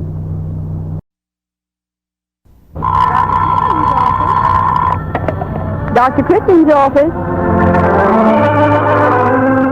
The Vaseline Program. The only show in radio where the audience writes the scripts. And tonight, the spotlight is on New York City. And the honors and the prize money go to Freya Howard of 242 East Tremont Avenue for her prize play, Retreat to Kindness. Starring Gene Herschel as Dr. Christian, with Rosemary DeCamp in the role of Judy Price.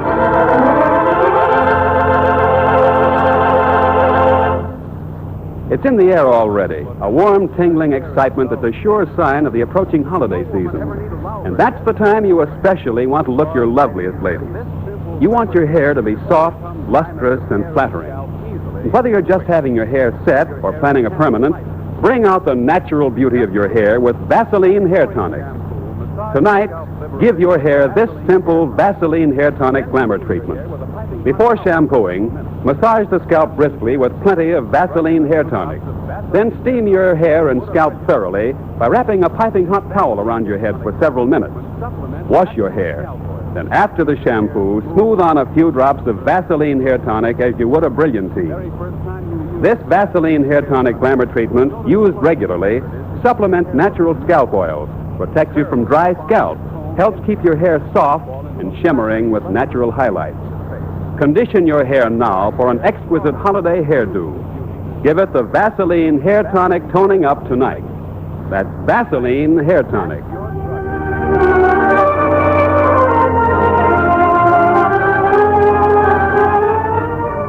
Now for the play. The scene is Dr. Christian's familiar office in the old White House on the corner of State Street and the River Road in the town of River's End, USA. Is, Dr. Christian in? Oh, he should be here any... Jim Bradley, hello. Oh, golly, I didn't recognize you right off. You're a man now. Jim Bradley it is. And surely at my age I ought to look like a man. How are you, Squirt? Oh, you're still at it, Jim, huh? You always had a knack for slurring people. Let me see, you call the other kids skinny, gimpy, half-pint, fatso, and punk. Always a flatterer, aren't you? I take it back, Judy. You're not a squirt at all. Well, you've become a very pretty young woman these past years. Ah. You got class to you now. You have changed since you left town. I never heard you say anything nice to me before. All I can remember is a little monster who used to pull my pigtails when no grown-ups were looking. I was just like a Peck's bad boy, wasn't I? And now you come back a successful reporter and magazine writer and looking almost human. What brings you back to River's End? A vacation? Heaven forbid. I never touched a nasty thing. I'm here on an assignment. By the way, is Dr. Christian free now? An assignment, huh? Here in River's End? Yes, sir. I haven't heard of anything important enough to bring a big city reporter here. What's up, Jim? You know what curiosity once did to a cat, my little kitten? Oh. Just go right on with what you were doing. I'm going to go into Dr. Christian's office. I'll wait for him there. Still the same Jim Bradley who used to dive into the river yelling, "Last one in is a sucker." Oh, Judy, I was just going Good morning, Doctor. Guess who's in your office? Who? Jim Bradley. Well, Jim Bradley. I'll go right in.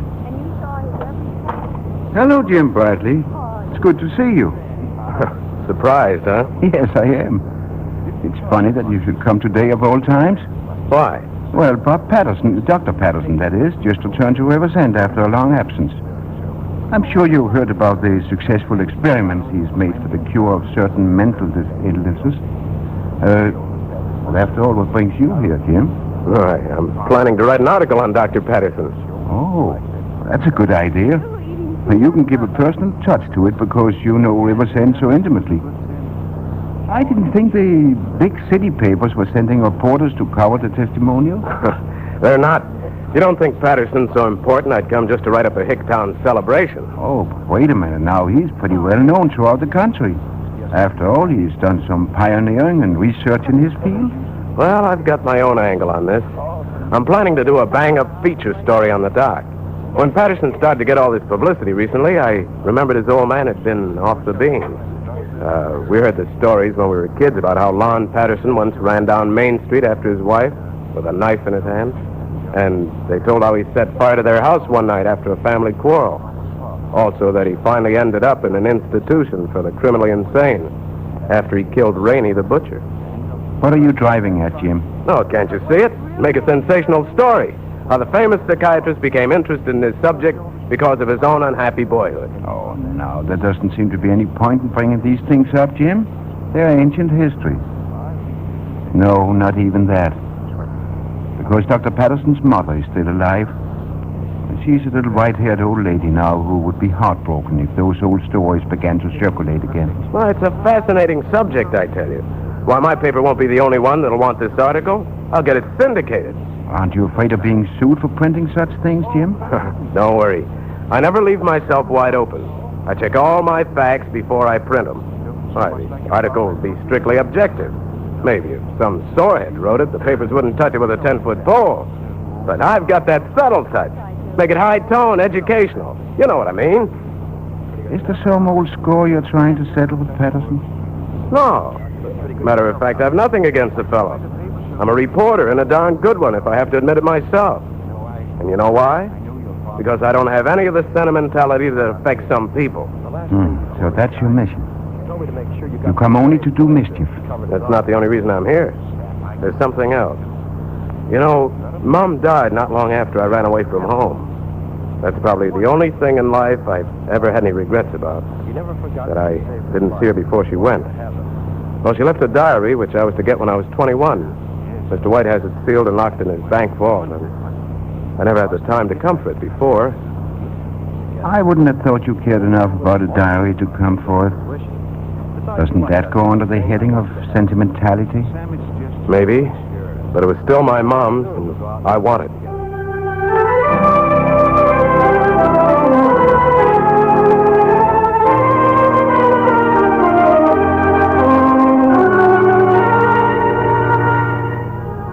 That's how it is, Judy. Jim insists on doing this muckraking. Why, that young man has a heart made of noose type. I asked him to stop by this afternoon. Maybe I can talk to him some more. Honestly, that boy should be thanked. Yeah, he should, but who'll do the job? I'll see who it is. Well, beauty yourself. Yes, but now that you're here, it's Beauty and the Beast. Only it's not a fairy tale anymore, but a horror story. You know, I like you when you're angry. Your color's so pretty, and there's such a nice ring to your voice. What's eating you, Squirt? We've been discussing your plans, and Judy is as upset about them as I am. Of course I'm upset. Dr. Patterson is one of the nicest men in the world. What right have you got to drag him through the mud? I'm a reporter, not a do-gooder. My story's shaping up fine. I uncovered something really juicy this morning. Did you know that as a boy, Patterson spent a few days in the county jail? What? Uh-huh. Seems that during a tantrum, the old man was beating his wife, and the kid tried to stop him. He was too small to fight with his fist, so he picked up a chair and hit his father on the head with it. There was quite a row, and they all ended up in jail. And you're going to print that? You're going to drag out all those old ghosts? You can't do it, Jim. Why can't I? Listen, I told you before, I write what I please about anyone. Jim, Dr. Patterson is coming to my house for dinner tonight. Judy has promised to join us.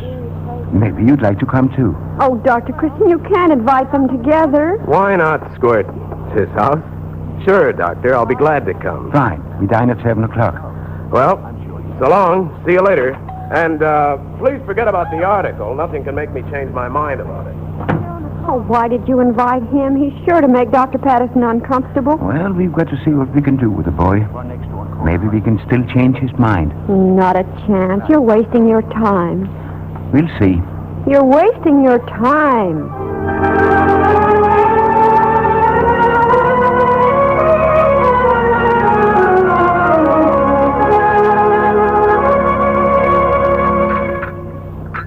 Well, that was a fine dinner, Paul. It's wonderful being back in town. How do you feel about it, Bradley? Oh, I can take it or leave it alone. Only business could drag me back to the sticks. Why, Jim Bradley, River's End is a lovely place to live. You're right, Judy. There's something good about being here. I always think of home as the place where you've left your boyhood. I guess what you like is coming back a famous man and getting all those honors. They're well-deserved honors, and the town is giving Dr. Patterson a gold plaque tomorrow night to show how they appreciate him. That's quite a contrast to the old days, huh, Dr. Patterson? Oh, it isn't the honors alone that make me like this homecoming.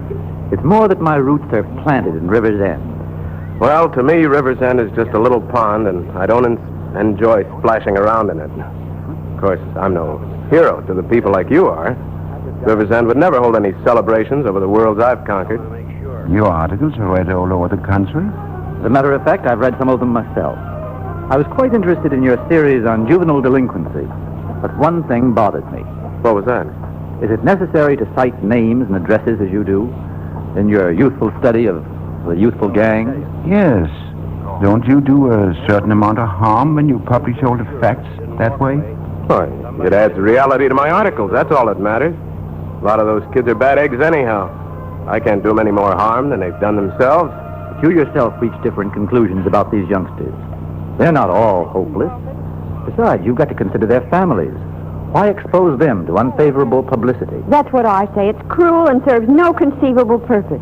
Judy, as a girl, you can be permitted some softness, but Dr. Patterson, you're a scientist, a man who loves the truth. You deal only with facts yourself, so you ought to understand why a reporter insists on going whole hog in a story. It's not the same thing. No, I don't know. Take your case, for instance. You're a big shot in the field of psychiatry, but your interest could be traced to your own background. Your father was... Jim, go on, Bradley. Well, everybody in town knows about your father. It's no secret. Wouldn't it be part of the truth about you to show how your early home influence determined your later work? Your father setting the house on fire. Think of the effect of that on a young, impressionable mind. Oh, please, Jim. Don't stop, Bradley. Well, that's it. Wouldn't an examination of your early childhood give us a key to your later experiment? Wouldn't they be part of a good story about you? A published story, I mean? They're not essential. You see, the medical profession is interested in my work, not in me. As for the layman, it wouldn't be necessary to bring my father into a story for him. I agree absolutely on that. Well, we're only discussing what would make a good article about you, Dr. Patterson. You've got to admit that you were influenced by what happened to you as a child. Take me. My pop died when I was 8, and my mom passed away young, too. I had to battle uphill the whole way through life. Hasn't made me too charitable towards people. So now you refuse to cast your bread upon the waters unless you know you'll get it back buttered. Life is a battle. I can't worry if one of my fists pokes into someone else's face. I've also discovered that one of my secret weapons is the ability to hurt people. You said it. If I have to use it, I do. See what I mean? The medical profession wouldn't be interested in an article such as you describe. You'd only be catering to the busybody scandal mongers. But it will make an interesting story. If you were hurt, Patterson, well, you'd better toughen up your skin a little. The rhinoceros had the right idea. Tough hide and a thick head. I guess if it comes down to it, I could take it. It's a person like Mother would die at the thought that these things had become common knowledge. Oh, by the way, Dr. Christian, Mother's expecting you to call on her at the hotel tomorrow afternoon. She was too tired after her trip to come down to dinner tonight. Oh, I'll be there to see her. You say it would kill your mother, Patterson. Well, it seems to me if she could live through those tough years, she can stand reading about them now. You certainly have become awfully cynical about people, Jim. He must have made a thorough study of himself first and then jumped to conclusions about the human race.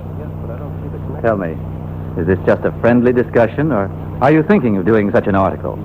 You speak as though you'd been giving this matter serious consideration. Well, to be frank, I have. That's why I'm in town. Doing a little research. And I want to thank you, Dr. Patterson.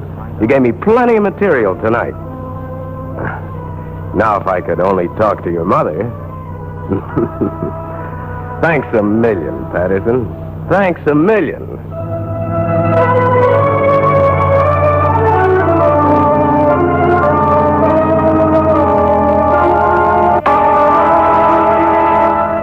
Well, Mrs. Patterson, it's good to see you. Oh, you're looking fine. I'm glad you came to the hotel to see me, Paul. Robert's always been fond of you. And everyone in Riversend like Robert. We're all glad he's been so successful in his work. Oh, you've all been very kind to us. I'll tell you a secret. I was really afraid to come back here. Not only the trip, which is hard for a woman of my age, but I thought some folks would force me to relive the past. And that didn't happen. So many people have come to call on me. Even Mrs. Rainey, the butcher's widow. Seems to me people want to remember the good that was, not the bad. I didn't think so back in the city 2 days ago. I was sure that my coming would bring back everything that's dead and gone. But Robert said no. He was right. Yes, I see that now. You know, I have one fear in life, and it's not death I'm afraid of like some people. It's that Robert will somehow be hurt by something he wasn't responsible for. I'd sooner go through anything than have him suffer because of me or his father. Oh, now I'm sure there's no reason to worry. When I was younger, I didn't mind what anybody said about my husband or me. We had so little that there was nothing anyone could take away. But now that Robert's gone ahead, there's a lot to be lost. I used to worry all the time about someone trying to hurt us through the past. But River's End has given me new faith in the real goodness of people. Oh, dear, who's that? It's too early for Robert. I'll go to the door.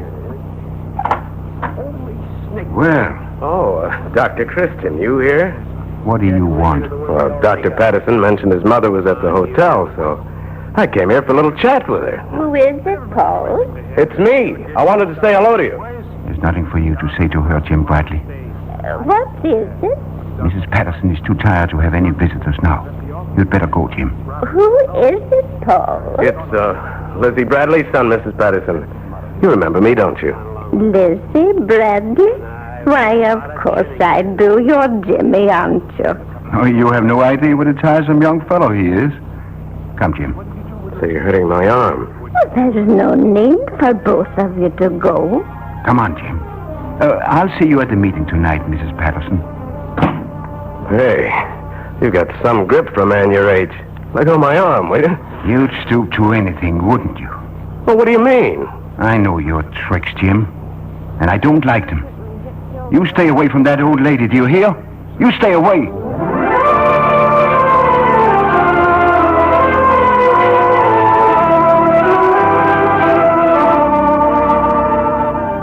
Well, that was a fine meeting, wasn't it, Dr. Christian? Yes, Patterson made a magnificent speech when they handed him the plaque.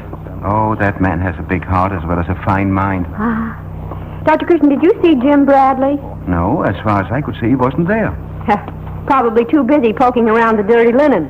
He undoubtedly used the time to write his article. Jim Bradley is still in town, I think, because I met White at the meeting, and he said Jim had come to him this afternoon to get his mother's diary. He took it without so much as a thank you. Well, here we are, back home. Yeah? Oh, there was no need for you to come back here, Judy. You put in enough hours for one day. Why don't you run along to your place? Well, I have to pick up some letters I forgot to mail. One of them ought to go out tonight. Why, the light's on and you're... Don't be frightened, Judy. It's me. I have something for you and Dr. Christian to read. Here in this package. Your precious article, I suppose. You're very proud of it, aren't you? It's the diary my mother kept.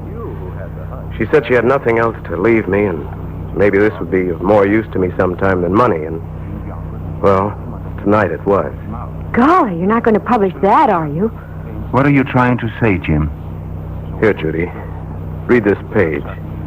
Mom wrote it shortly before she died. I want to hear it read by a woman, like Mom might have said it to me. Very well. It was very hard for me to keep up my courage after Jim left home. There didn't seem much left to live for. With my family gone, life was empty, except for one thing, human kindness. I feel it all around me now. But the one I'm most grateful to is Dr. Patterson. Go on. Read the whole page. He even tried to make me understand about Jim. I had felt only hurt and anger about that, but Dr. Patterson told me over and over there was something about Jim that needed space. He said River's End was too small for the boy's talents. At first I didn't see that, but gradually I came to understand. And when Jim finally wrote sending me his address, I never reproached him or asked him to come home. That's true, but many a time she must have wanted to. I hope that those good angels who look after people will pay back Dr. Patterson, as I will never be able to, for my time on earth is growing short. Thank you, God, for letting it close for me this way, in love with the world and its people. I've been reading this diary all afternoon, Dr. Christian, and the more I read, the worse I felt, like a complete heel. I think I've been missing something. Can you make up for lost time in these things, Dr. Christian? The future is very big, Jim. I suppose it's not too late to start liking people and realizing that what goes on inside them is the most important thing. Well, goodbye, Dr. Christian. I'm going back without my article, but I'm taking along something more important. I guess I've sort of made a retreat to kindness. I'm glad, Jim. So long, Squirt. See you again, huh? Goodbye, Jim. Good luck. Well, I guess this is a trip he'll always remember. I wonder. He went out calling me Squirt in the same old way. Judy, a doctor knows better than anybody that while there's life, there's hope.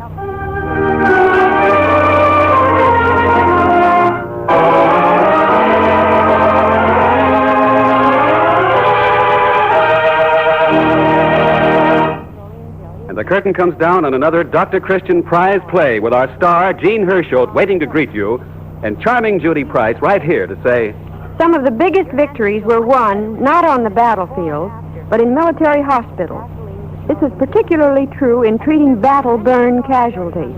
A new technique in burn treatment converted thousands of serious burn cases into astonishing recovery. This wonderfully effective new treatment, now being used in leading hospitals, includes the surface application of petroleum jelly. Probably at this very moment, you have the world's leading brand of petroleum jelly, Vaseline petroleum jelly, in your medicine cabinet right now. So when any member of your family gets a minor burn, as happens so frequently, reach for a tested, reliable aid, Vaseline petroleum jelly. Just spread Vaseline petroleum jelly on fine mesh gauze and place over the burn.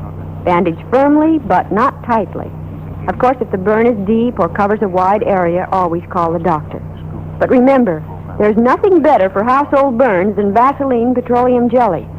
There are many petroleum jellies on the market, but only one bears the trademark Vaseline. That trademark, owned by the Cheesebro Manufacturing Company, is your guarantee of absolute purity.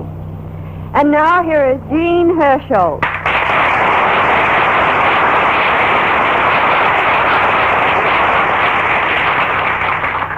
Thank you very much. Tonight's prize play was by Freya Howard of New York City. She is an experienced radio scriptwriter, but as she says, this is her first time that she's taken a prize in a writing competition. Now here's a message from your government suggesting that those of you who wish to give Christmas gifts to hospitalized servicemen, check with your local Red Cross to learn what type of gifts will be most appropriate and desirable. Next week we present a new prize play called Girl Trouble by Mrs. Dana M. Stevens of Charlotte, North Carolina. So we invite you all to listen again next Wednesday evening to the Vaseline program, same time and same station. And until then, I'll say good night. Of all good tips for cracked chapped lips, the best is Vaseline Lip Eyes. Healing begins almost instantly. 10 or 25 cents at drugstores. For quick relief, quick healing, ask for Vaseline Lip Eyes.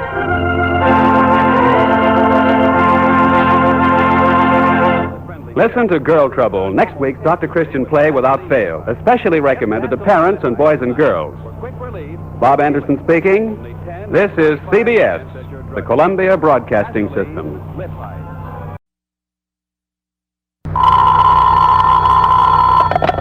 Dr. Christian's office. Yes, Judy speaking. Bill! Well, Bill Monahan. What's new? Oh, Bill, your hand? I see. Firing the first. It's the Vaseline program, the only show in radio where the audience writes the scripts. And tonight, Charlotte, North Carolina gets the honors with prize winner Mrs. Dana M. Stevens of 301 East Boulevard, whose play is called Girl Trouble. Jean Hersholt is starred as Dr. Christian, and Rosemary DeCamp plays Judy Price.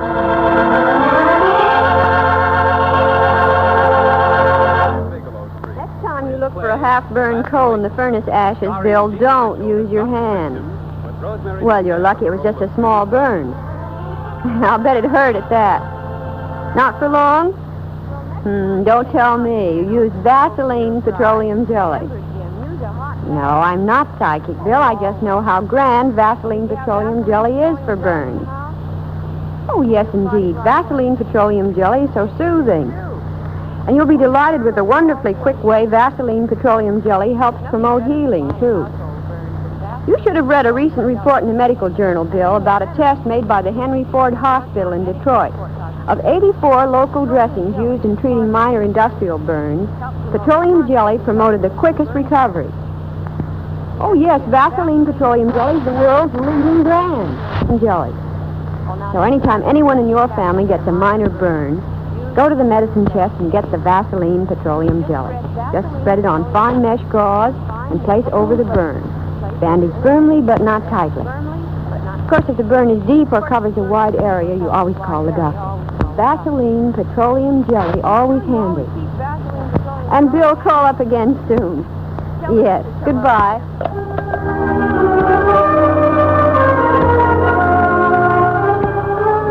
Now for the play. The time is mid-evening on a cold night in early December, and the crowds who have been to the first show are pouring out of the River's End movie house. Dr. Christian has been stopped in the lobby by his friend, Luther Jacoby, and as Judy Price waits for him under the lighted marquee, she's chatting with the doctor's neighbors, Mr. and Mrs. Ramsey, and their little daughter, Marie. It was a marvelous picture, wasn't it? One of the best I've seen in a long time. I'm glad we brought Marie. You know, Judy, I don't usually let Marie go to a picture on a school night, but her father's inclined to indulge her. Mother thinks I'm an absolute infant. She'll never let me grow up. Oh, where have I heard that complaint before? How old are you, Marie? I'm going 12. The stag line is forming. Luther, I've told you before, I think you and Mrs. Jacoby worry too much about the boy. We don't mean to, Dr. Christian, but as you know, he's his grandfather's only heir. We want to bring him up to be worthy of the responsibility of that big fortune. The best training he could have right now is to get out with boys his own age and size and learn to take it. To get along with his own generation. He can do that, the future will take care of itself. Oh, all right, Judy. Let's go along. I hate to ask you to stop at the office, but I have just a few things I'd like to clear up. Oh, I don't mind, Doctor. I enjoyed the picture so much I feel refreshed and ready.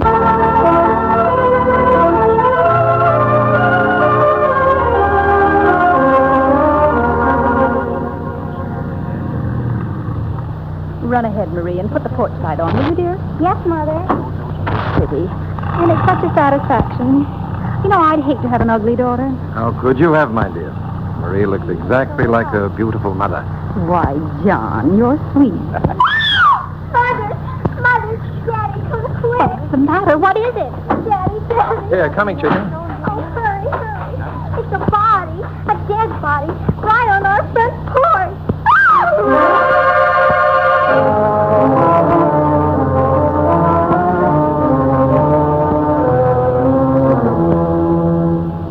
Here, Hugh, lay him on the couch. Is he breathing? I think so. Easy now.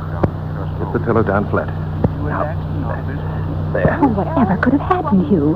Who do you suppose has mistreated the boy so? It's the Jacoby lad, isn't it, Marie? Yes. Oh, Mother, isn't it awful?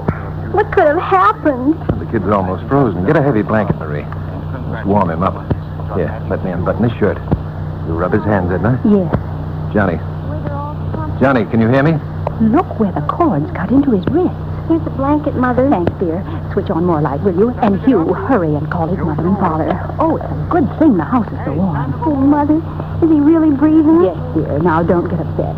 Go out in the kitchen and get a pitcher of water and a glass. Jacoby, this is Hugh Ramsey. Can you and Mrs. Jacoby come right over here? Yes, it's urgent. Now, don't get panicky.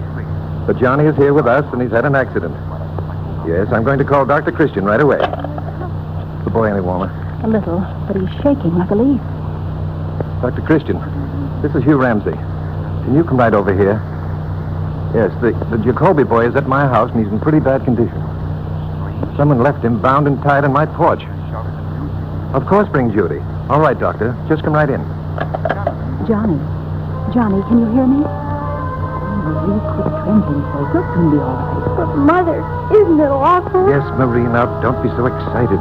Dr. Christian and Judy are coming right over.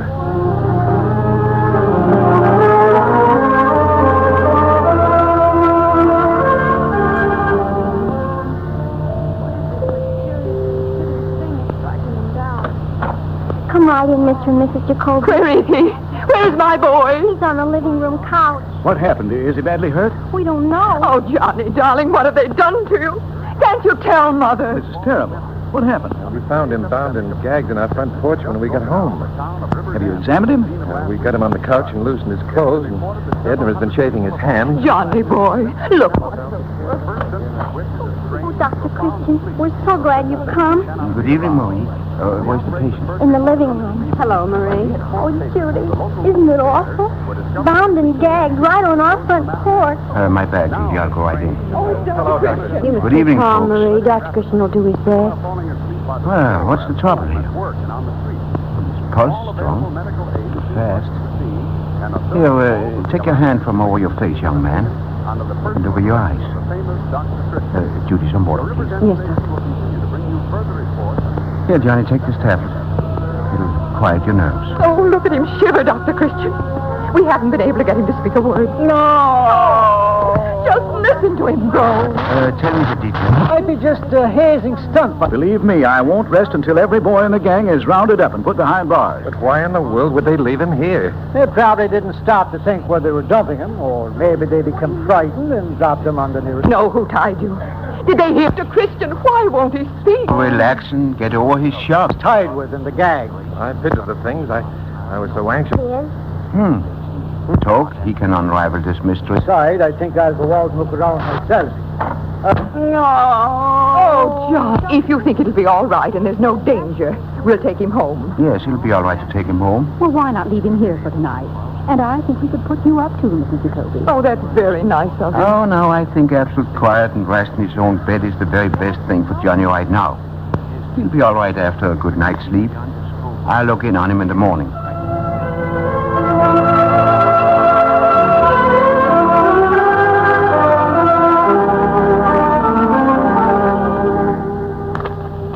Oh, Dr. Christian, look at the morning paper. Johnny's picture on the front page. Yeah. Could that have been an attempt at kidnapping, as the writer of this item seems to think? I don't believe so. Well, the boy's grandfather's very rich. Nevertheless, I don't think so. It's more likely a boyish prank. Well, then the little rascal should be severely dealt with. Johnny's never harmed anyone.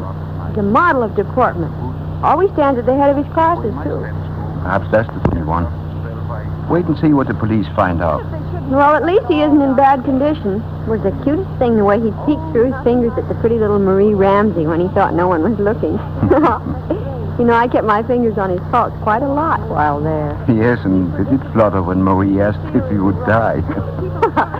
Well, I hope he's escaped pneumonia. I promised Mrs. Jacoby we would come by and check on Johnny first thing in the morning. So we better leave here before people begin coming in.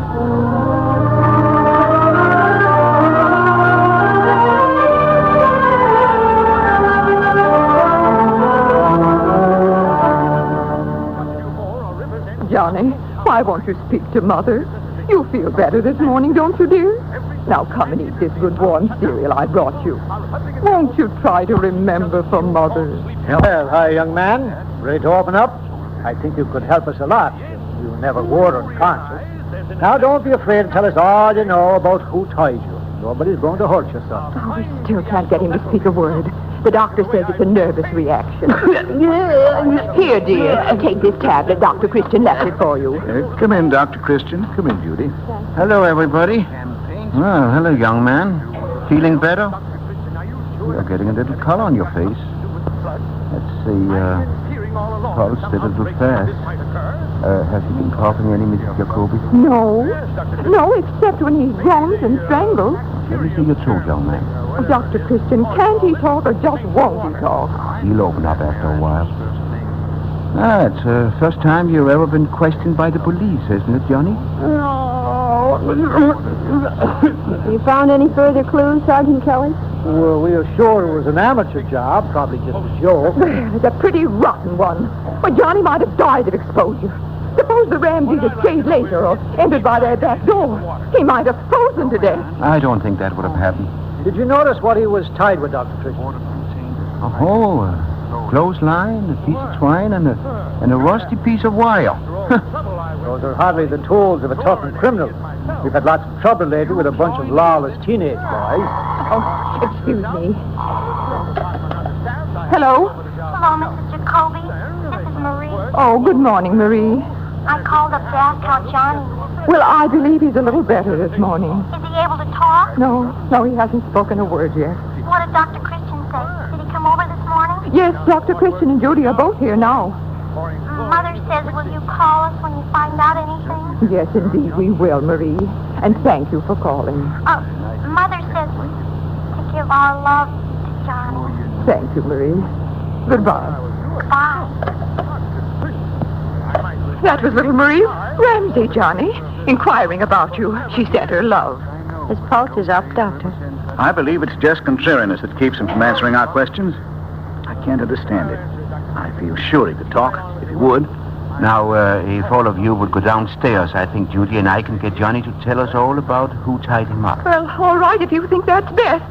Call me if you need me. I'll wait outside, Doctor. Marie Ramsey's a very pretty little girl. Don't you think so, Johnny? I bet the boys at school all go for her. I think she's very sweet, and I'm sure she likes you, Johnny. Remember, she called up to ask about you this morning.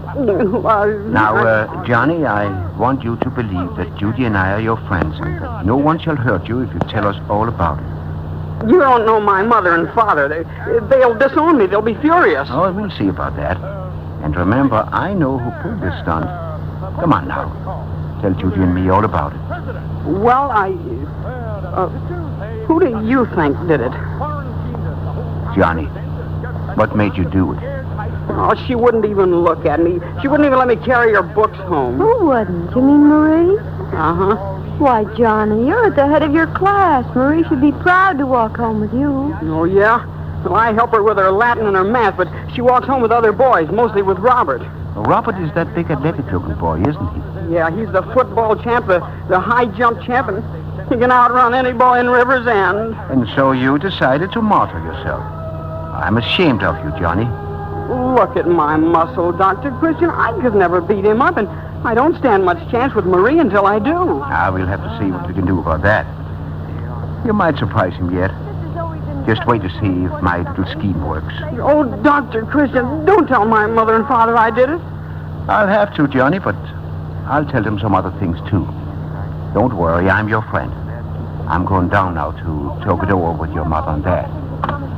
You eat your breakfast while Judy talks to you. You're a swell guy, Johnny. Pretty soon you'll be back in school.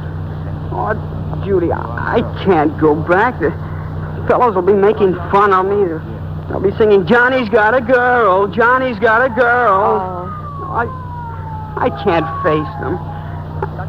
I'd rather take a licking than go back. Oh, don't you worry. Dr. Christian will fix it. You'll probably find out you're a hero after all.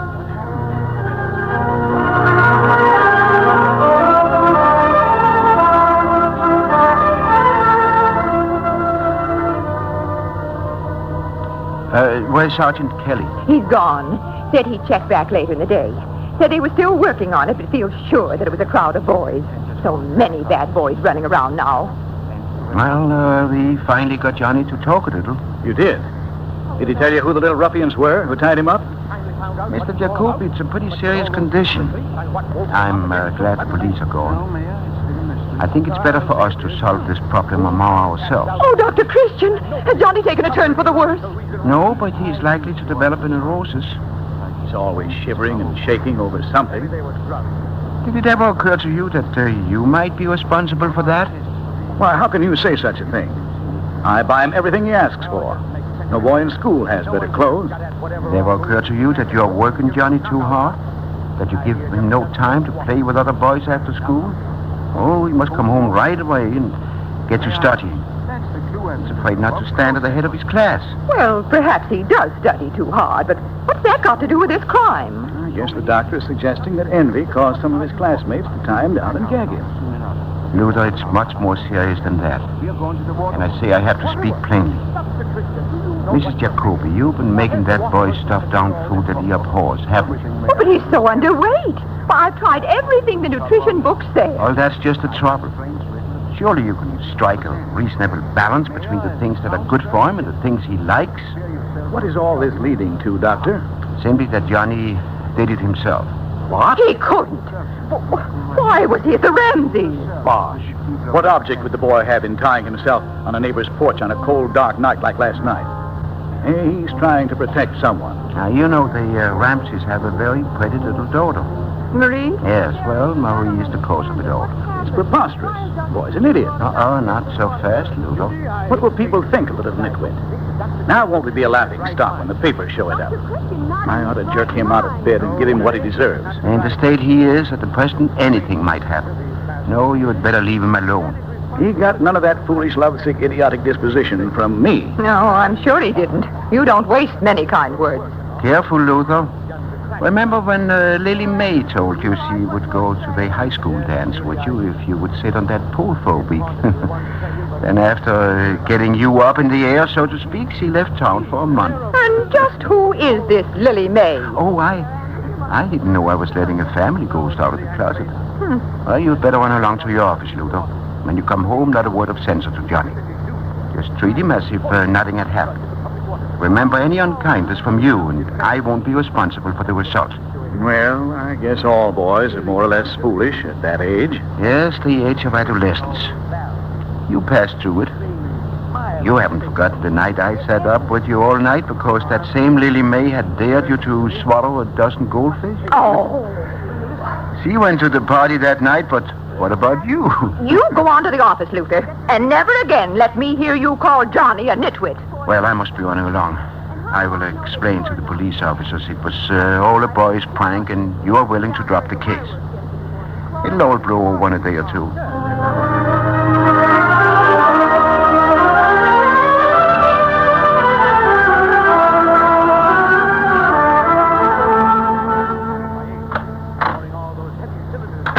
Dr. Christian, what did Dad say? Oh, nothing much. He was so glad you weren't hurt. He's going to the office. Now, don't you worry about it. Expect he did foolish things, too, when he was your age. Of course he did. All boys do. But don't ever try a thing like that again, Sonny. Well, Marie, find I did it? Come in. Oh, why, it's Marie. Come in, dear. I just met Mr. Jacoby out front, and he said I should come right in. Hello, Johnny. Hello, Marie. How are you feeling now? I'm okay. He'll be out of bed and back in school in a day or two. Oh, that's fine. All the kids are just dying to see you. Have you any idea who did it? Oh, here, let me give you some water, Johnny.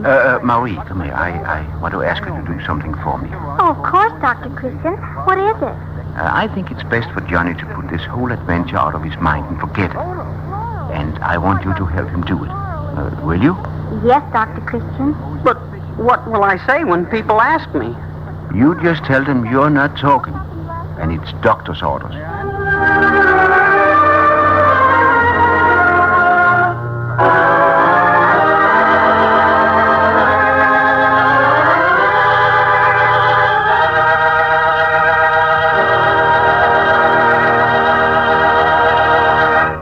And the curtain descends on another Dr. Christian prize play with our star, Jean Herschel, waiting to greet you. Men, thousands of people have dry scalp. You may have it and not even realize it. Is your hair dry, unruly? Does it shed dandruff flakes? If you've noticed any of these signs of dry scalp, start using Vaseline Hair Tonic now. Vaseline Hair Tonic checks dry scalp quickly, easily, by supplementing the natural scalp oil. Vaseline Hair Tonic contains no alcohol or other drying ingredients. Works with nature, not against it. Shake 5 drops a day on your comb or directly on your hair to check dry scalp. Give your hair a neat, well-groomed look. Also, massage your scalp before shampooing with Vaseline Hair Tonic to loosen dandruff, relieve itchy tightness. Vaseline Hair Tonic is the ideal care for scalp and hair. More bottles of Vaseline Hair Tonic are sold today than of any other hair tonic in America. Get yourself a bottle of Vaseline Hair Tonic tonight. Vaseline Hair Tonic is one of the many Vaseline brand products made by the Cheesebro Manufacturing Company, owners of the trademark Vaseline. And now here is Jean Herschel.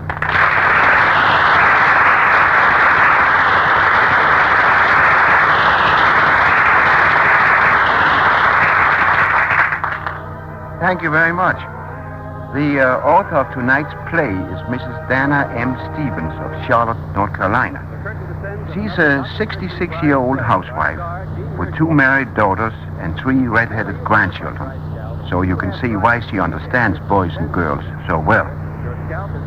Now, a few words on behalf of the Victory Loan Drive to remind you that the cost of keeping our armies in occupied territories, of maintaining hospital care for the wounded, and the cost of bringing the boys home must be met through the money raised in this victory loan. So won't you plan on buying 1 extra bond at least? And don't put it off. Do it tomorrow. Next week, we plan to present a new prize play, Susan Comes Marching Home, by Ray Appleby of Los Angeles, California. We invite you to listen again next Wednesday evening to the Vaseline program, same time and same station. And until then, I'll say good night.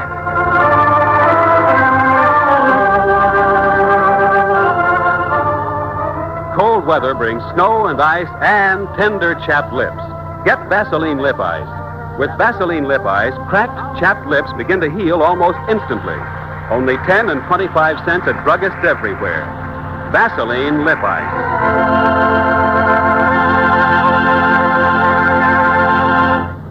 Remember, next week, a delightful Dr. Christian prize play about a returned Army nurse and the man she left behind her. Don't miss it.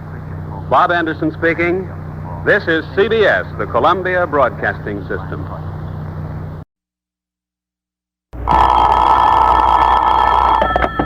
Dr. Christian's office.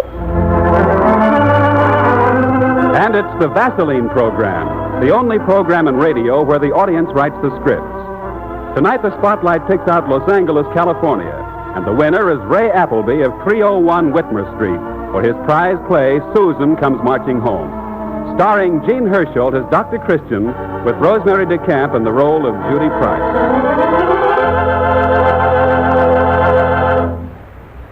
Men, watch out for dry scalp. Yes, dry scalp robs you of an important asset in business and social life, good grooming. If you have dry, unruly hair, if you're bothered with loose dandruff or itchy scalp, remember, these are signs of dry scalp. Start using Vaseline Hair Tonic today and effectively check dry scalp.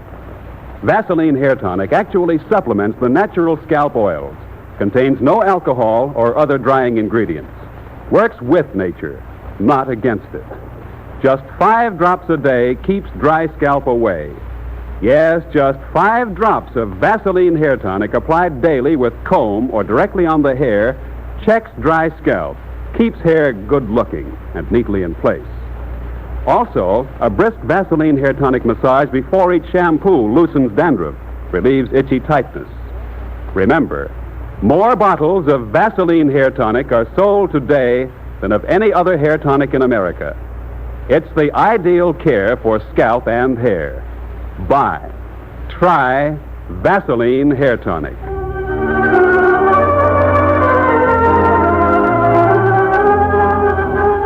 Tonight's story begins in the high school auditorium at River's End. The people have been gathered here to welcome a returning soldier. But now the celebration has come to a close, and on the platform, Dr. Christian and Judy are talking to the guest of honor. Well, how does it feel to come back to the old town as a celebrity, Susan? Oh, I was never so self-conscious in my life, Dr. Christian. You'd almost think I'd done something. Well, I wouldn't call what you and the other nurses on Bataan did nothing. Not to mention those years in the Jap prison camp. Do you expect to stay in Riversend now? Oh, I'm afraid not, Dr. Christian. I'm still in the Army, you know, and there's still wounded boys to be taken care of. But I've got 30 days to rest and play, and then I report for active duty. Well, in the meantime, River's End is yours, Sue. You can have anything you want. Well, there's only one thing I really want. I made up my mind to that during some of those days and nights when things looked blackest. I promised myself that if I ever did get back to River's End, I'd be married just as quickly as I could. Married? Oh, Sue, that's wonderful. I should say it is. Who is the lucky man? Well, he doesn't know it yet, but it's Hillary Dana. Oh, you couldn't have picked a better man, Susan. Hillary is a mighty fine young fellow. Our most elusive bachelor. 6'4" hunk of bashful man. How'd you work it, Sue? Judy is right. Hillary blushes when he passes a strange girl on the sidewalk. Oh, but that's not his fault. He's never had much time for girls. He's worked hard all his life, and he's done all right for himself. He owns the mills now. And now that I remember, Sue, you always were rather fond of Hillary. Oh, I've been crazy about him ever since we were kids in school. I admit it unblushingly. And you say he doesn't know it? Oh, I'm afraid you'll have to rope and tie him. Have you mapped out a campaign yet, Sue? Well, not exactly, but there's an old saying in the Army, over, under, around, or through.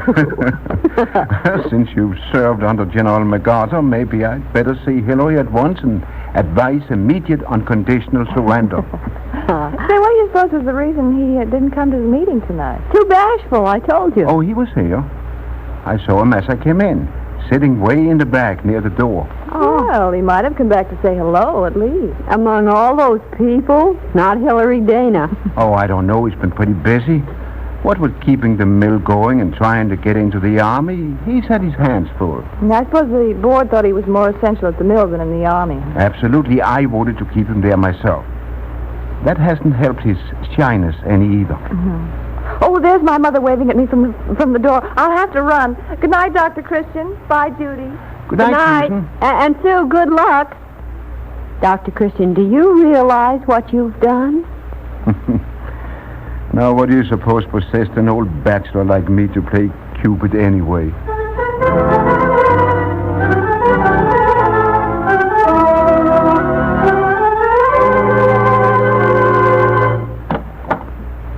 Hello? Is the boss in? Oh, come in, Dr. Christian. Glad to see you. Hello, Hillary. This place seems awfully quiet for a lumber mill. We're shut down for repairs. Sometimes I worried about which would wear out first, me, the Japs, or this plant. Somebody sick out this way? Oh, no. I was just passing by, and I thought I'd say hello. Didn't I see you at the meeting last night in honor of Susan Anderson, our heroine of Baton? Oh, yeah, that was me cheering the loudest. Didn't she look wonderful, Dr. Christian? What I would have done to some of those ugly apes if you and the rest of that draft board had just let me into the army. Now, there's no use going into that again, Hillary. You've been more valuable to the war effort right here at home. Maybe so. But anybody could have run this old mill. Matt Gorman, for instance. Why, we were talking about you after the meeting last night.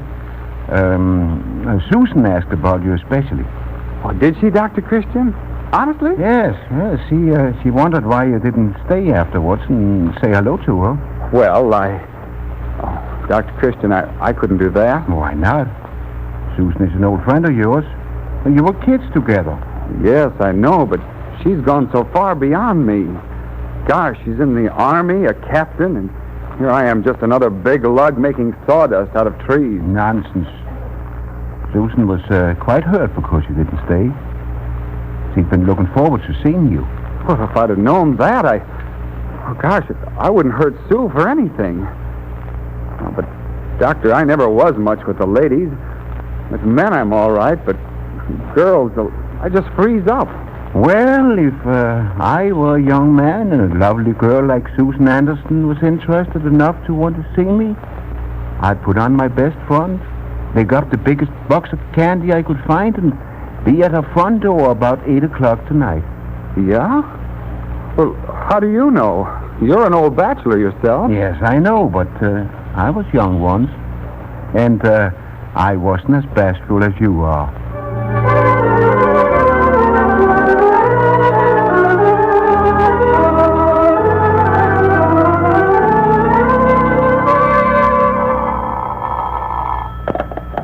Hello? Hello, Susan. This is Dr. Christian. Oh, Dr. Christian, it's nice of you to call. I just want to tell you that everything's going to be all right.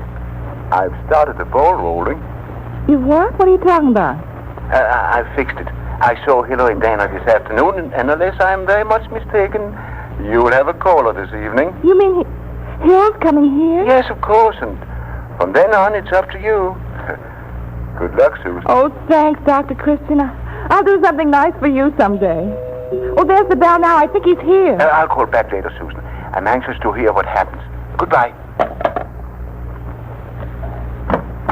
Hillary! Hillary! Susan! Why, you kissed me. Right on the front porch. Of course I did. I'm glad to see you. You'll never know how glad. Oh, there were times when I wondered if I'd ever see you again. Yes, I know. I felt the same way. And there was no word from out there or anything. Oh, let's not talk about that now. Come on in. Come on, come in. Huh? Oh, yeah. I was so busy looking at you, I forgot. Gosh, you look wonderful in that dress. Even better than in the uniform last night. Well, thank you. Dad had to go to a lodge meeting. Mother ran over next door for a while, so I'm having the time of my life keeping house. It's so wonderful to be in a home again. You mean you're all alone? Yes. Isn't it fun? We can have a nice, long talk with no one to interrupt. Well, I don't know whether I should be here or not. Under the circumstances, Oh, Susan. nonsense. Don't be silly. Here, let me take your hat. Oh, that's all right. I'll just put it over here. Oh, hurry, not on Mother's goldfish bowl. She'd have a fit. There, that's better. Well, shall we sit down? Yes. I can't stay very long, though. Oh, don't sit way over there, Hill. Come on, sit here on the sofa where I can talk to you. Well, Susan, I don't know. That's much better. Don't you think? Much more comfortable and cozy. Yeah. Kind of warm over here, though. We've been getting a lot of warm weather lately, haven't we? I like warm weather, though. Don't you? Yes, I think it's nice. I suppose you had warm weather on the islands, too. Oh, yes. We had all kinds of weather. Good and bad. Yeah. That's one thing about the weather. There's so much of it. Yes. I hope you won't think I'm snooping, Hill, but what have you got in the package? Huh? Oh, I forgot. That's candy for you. Oh. It's the biggest I could find. Dr. Christian. Well, I hope it's all right, Sue. Candy's kind of hard to find these days. Oh, thank you, Hill. That's awfully sweet of you. It seems to me I'll never get enough candy to eat ever again. Will you have some? No, thanks. Well, I think I'd better be going. Oh, no. Well, you've only been here a minute, and there's so many things to talk about. I want to know everything that happened while I was away. And, if you miss me. Oh, yes, I miss you a lot, Sue. I used to think of you often. Wonder how you were, what you were doing. If you were married. Married? Me? Well, whatever made you think a thing like that? Everybody gets married sometime, don't they? Or thinks about it. Surely you've thought about it, Hill. Sort of girl you'd like to marry? Well, I guess I have. Thought about it, I mean. Well, tell me, what do you think about it? Well, I think I better be going, Sue. I just remembered some work I've got to do down at the mill. Oh, sit down. You're not going, really. I'm sorry, but I've got to. That work's mighty important. Where's my hat? Here, look out the goldfish bowl. Oh, my gosh. I'm sorry, Susan. Goodbye. Here, you forgot your hat. Oh. Now what? Hello? Is that you, Susan? This is Dr. Christian. Yes, I think it's me, but I'm not sure of anything right now. Did he arrive all right? Oh, yes, he arrived all right. Oh, then everything's perfect, eh? I knew it would be. I had it all fixed. Yes, you're quite a fixer, Dr. Christian. How are you on goldfish bowls? Goldfish bowl? I don't understand. Ours is in 1,000 pieces, fish flopping all over the place. But, where's Hillary? Isn't he there? No, he just fell out the front door. And you're not engaged? Not yet. You're not doing very well by me, Doctor. You'll have to change your prescription. Well, we'll see. But, don't let me keep you. Remember, you've got to rescue the goldfish.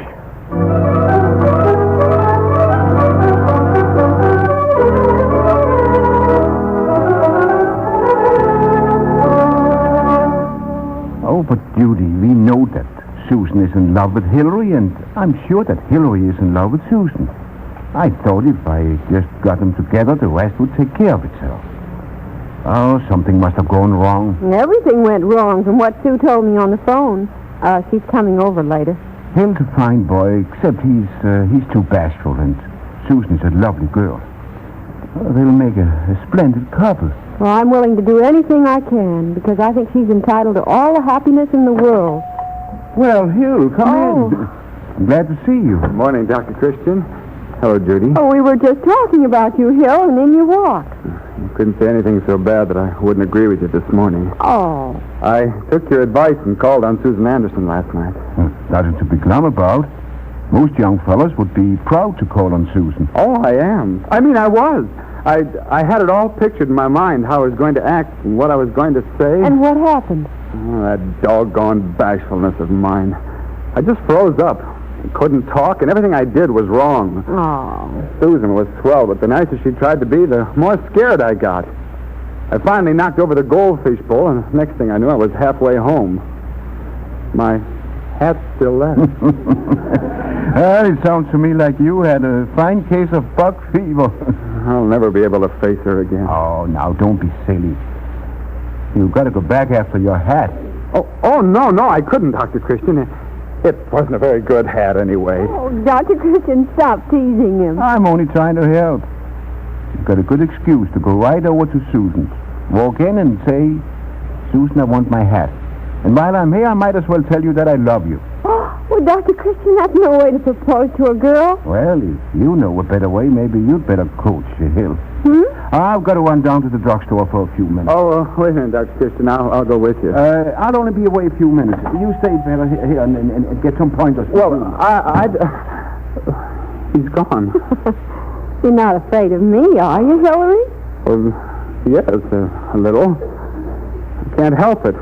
I guess I'll never get over it. Well, you will have to get over it if you're ever going to get married. You've got to propose to Susan somehow. Yeah, but how would you do it? I mean, if you were me and I was Susan, that is. Well, now let me see. If I were a young man in love with a girl, I'd find a chance to sit beside her. And, well, wait, let me give you a lesson. Now, you sit there. Here? Yes. And I'll sit here. Then, now, I'll pretend I'm Susan. Now, put your arms around me and say, sweetheart, I love you. Will you marry me?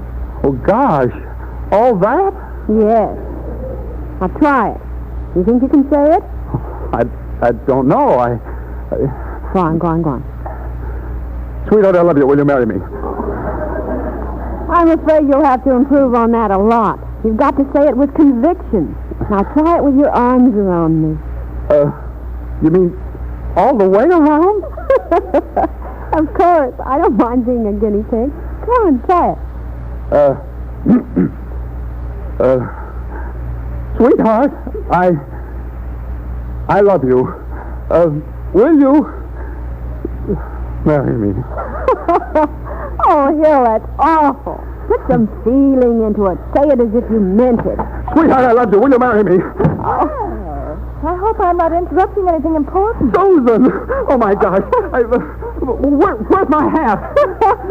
Well, is this something I should laugh at, too? Yeah, you can't get out through there. That's a medicine cabinet. Oh, thanks. Goodbye. No, I seem to have arrived at the wrong moment. Oh, Susan, don't be silly. I was trying to see if I can stop laughing. Hey, what in the world happened to Hill? He almost ran over me. Well, I was acting on your suggestion, Dr. Christian. I was trying to help him overcome his bashfulness, and I was doing a pretty good job, too, when Susan came bursting in. Oh, so that's what was going on. No wonder he ran. He forgot his hat again. Well, he'll run out of hats before long. Susan, I'm afraid the only way you'll ever capture that young man is to surround him.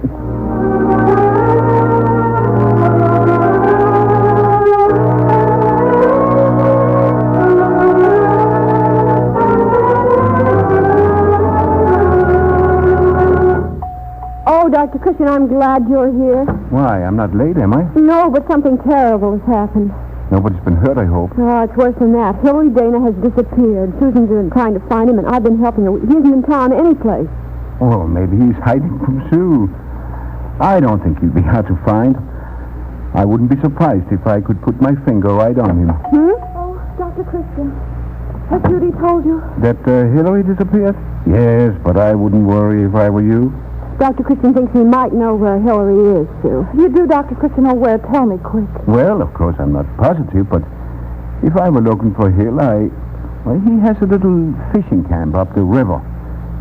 Just follow the river road north about 5 miles past the sawmill. Take the crossroad to the left. It leads right into the camp. Oh, thank you, Dr. Christian. Judy and I will follow soon. But, Dr. Christian, what can we do if Hillary's there? Susan won't need us.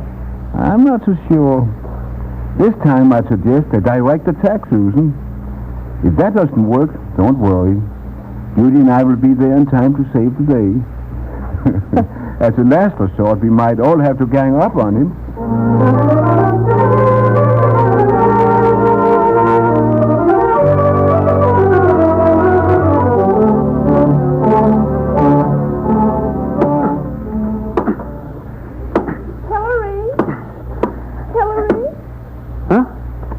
Well, Susan! What are you doing out here? Well, what are you doing? You look so fierce and determined chopping that log, I was almost afraid to speak to you. You didn't hear me drive up? It's working off a rage. Been mad for 24 hours, and the more I think, the madder I get. Fine specimen I am. Everybody else was in the war fighting. And here I sat running a sawmill. I can't even talk to a girl. I can't say what I want to, no matter how hard I try. Now, just put down that axe and sit down a minute. There, on the log. Now, I won't have you blaming yourself for things that aren't your fault. But I just don't be able to do anything about it. I just freeze up. Oh, let's not talk about that here. Let's... Oh, what a beautiful log cabin. Did you build it? Susan, on the day we got the bad news from the town, I wouldn't admit that was the end for you, that you wouldn't come back. So I started building the cabin. I guess I was building it for you. Sorry. When things got too tough, I'd come out here and work on it. I'd imagine how you'd look in the rooms. Sometimes I could almost hear your voice. Susan, do you think you could ever live in it with me? I'd never ask for anything else in the world, Hill. Susan! Susan, I've done it! I've proposed to you! And I've accepted you! I didn't realize... Hurry, Dana, it's too late now. Don't you dare freeze up until you kiss me. Susan! Hello! Oh. Susan! Hillary! Are you here? Here we are, Dr. Christian, over here. Oh, I hope Judy and I are not intruding. Oh, I should say not, Dr. Christian. I've got to tell somebody or I'll bust. You'll probably be surprised, but Susan and I are going to be married. Yes, sir. I proposed and Susan accepted me. Would you believe it? You proposed? You're right, I am surprised. Congratulations, Hillary. And Sue, you got the best man in River's End. I suppose the wedding will be soon, won't it? Well, I don't know exactly. You know, it's partly up to Uncle Sam. Maybe not until I'm out of the service for good. Oh, that reminds me of what I came out here for. It seems the Army has decided to release all those who were in prison camps for more than 60 days during the war. So Susan's release is now only a matter of formality.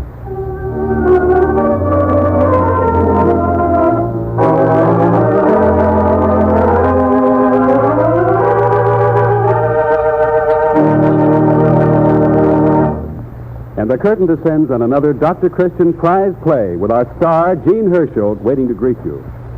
But first, here's a message from Judy. Industrial workers, textile workers, lab technicians, mechanics, all in totally different jobs, and yet they have a common complaint: red, painfully tender hands.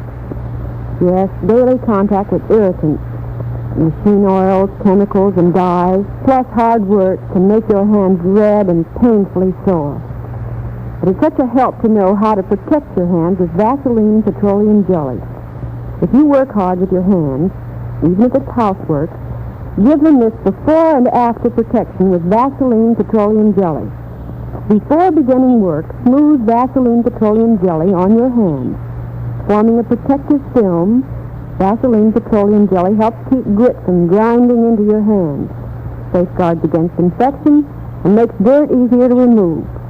Then, after you wash up, apply Vaseline petroleum jelly again to supplement the natural skin oils washed away by strong soaps. This after application of Vaseline petroleum jelly also hastens the healing of little cuts and scrapes on the hands. Try this Vaseline petroleum jelly before and after protection. You'll be surprised how much better your hands feel.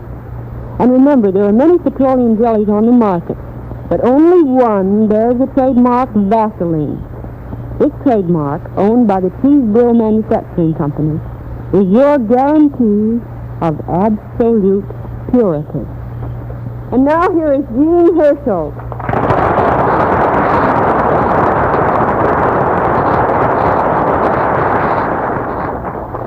Thank you very much. Tonight's play was written by Ray Appleby author and actor, and you've heard his work on many radio programs. Next week, we plan to present The Little Carpenter by Richard Taylor of Brooklyn, New York. We invite you all to listen next Wednesday evening to the Vaseline program, same time and same station. And until then, I'll say good night. Here's a friendly tip. If cold weather brings tender chapped lips, for quick relief, quick healing, get Vaseline Lip Ice. With Vaseline Lip Ice, chapped lips begin to heal almost instantly. Only 10 and 25 cents at druggists everywhere. Vaseline Lip Ice. Don't forget, a new Dr. Christian Prize play every week at this hour. Don't miss them. Bob Anderson speaking. This is CBS, the Columbia Broadcasting System.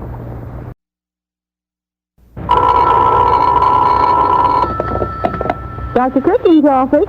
Well, this is Judy. Anne McGovern, well, how are you? Oh, heavens, your elbow? Well, how did you do that?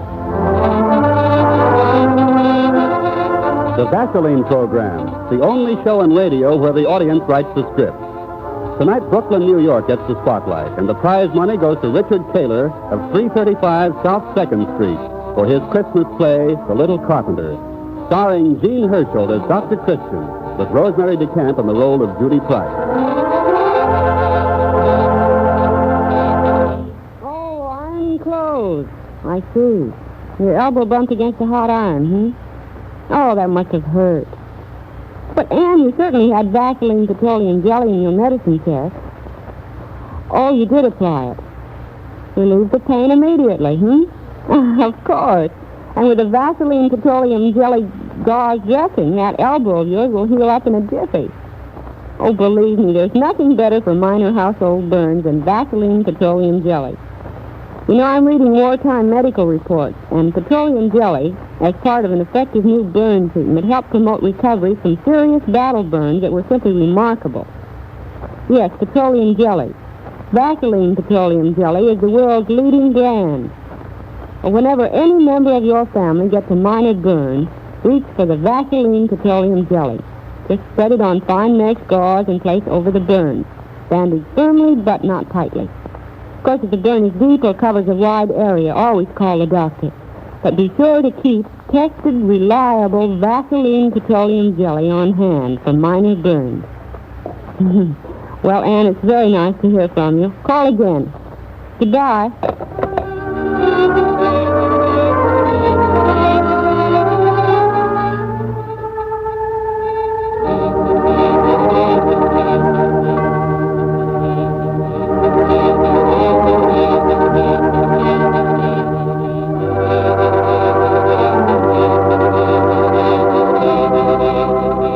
This is Christmas.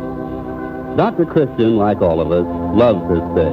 But he dreads Elsie Farrington's Christmas parties, the most lavish and dullest affairs in River's End. So tonight we find the good doctor and Judy Price trudging, alas and alack, down a lovely avenue of snow to keep a date with Mrs. Farrington's turkey. And he's feeling much sadder, I think, than the turkey might feel about the whole occasion.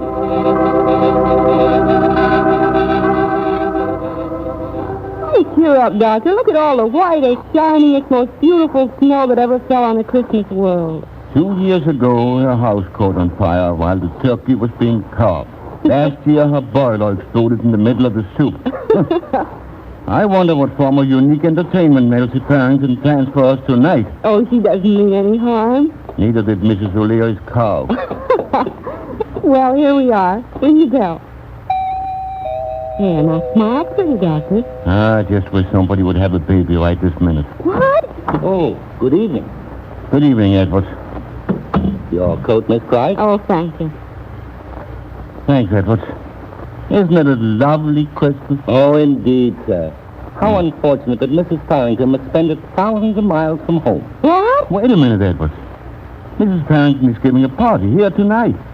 Where is Mrs. Farrington? Down in Mexico, sir. Mexico? Judy, don't say I didn't warn you. Mrs. Farrington suddenly became a grandmother, sir. She chartered a plane this morning to see what the stork left. What about her party, her guests? Oh, now, Doctor, weren't you hoping a moment ago that somebody would have a baby? Oh, I only wish. Careful. You don't do that again. Oh, just let me go home. Oh, that wouldn't do, sir. Mrs. Farrington left instructions that you were to carry on as host. Me? Precisely, sir. Edward, she says, tell Dr. Christian come taffy or salt water. My dinner must go on. Who wants to be host to a screwball party? Dr. Christian will be delighted, Edward. Bring on the lions.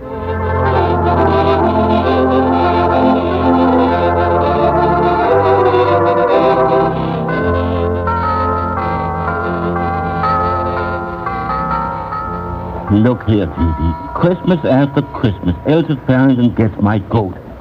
Why do I come here? Just to see what could possibly happen next. And it always happens. Uh-huh.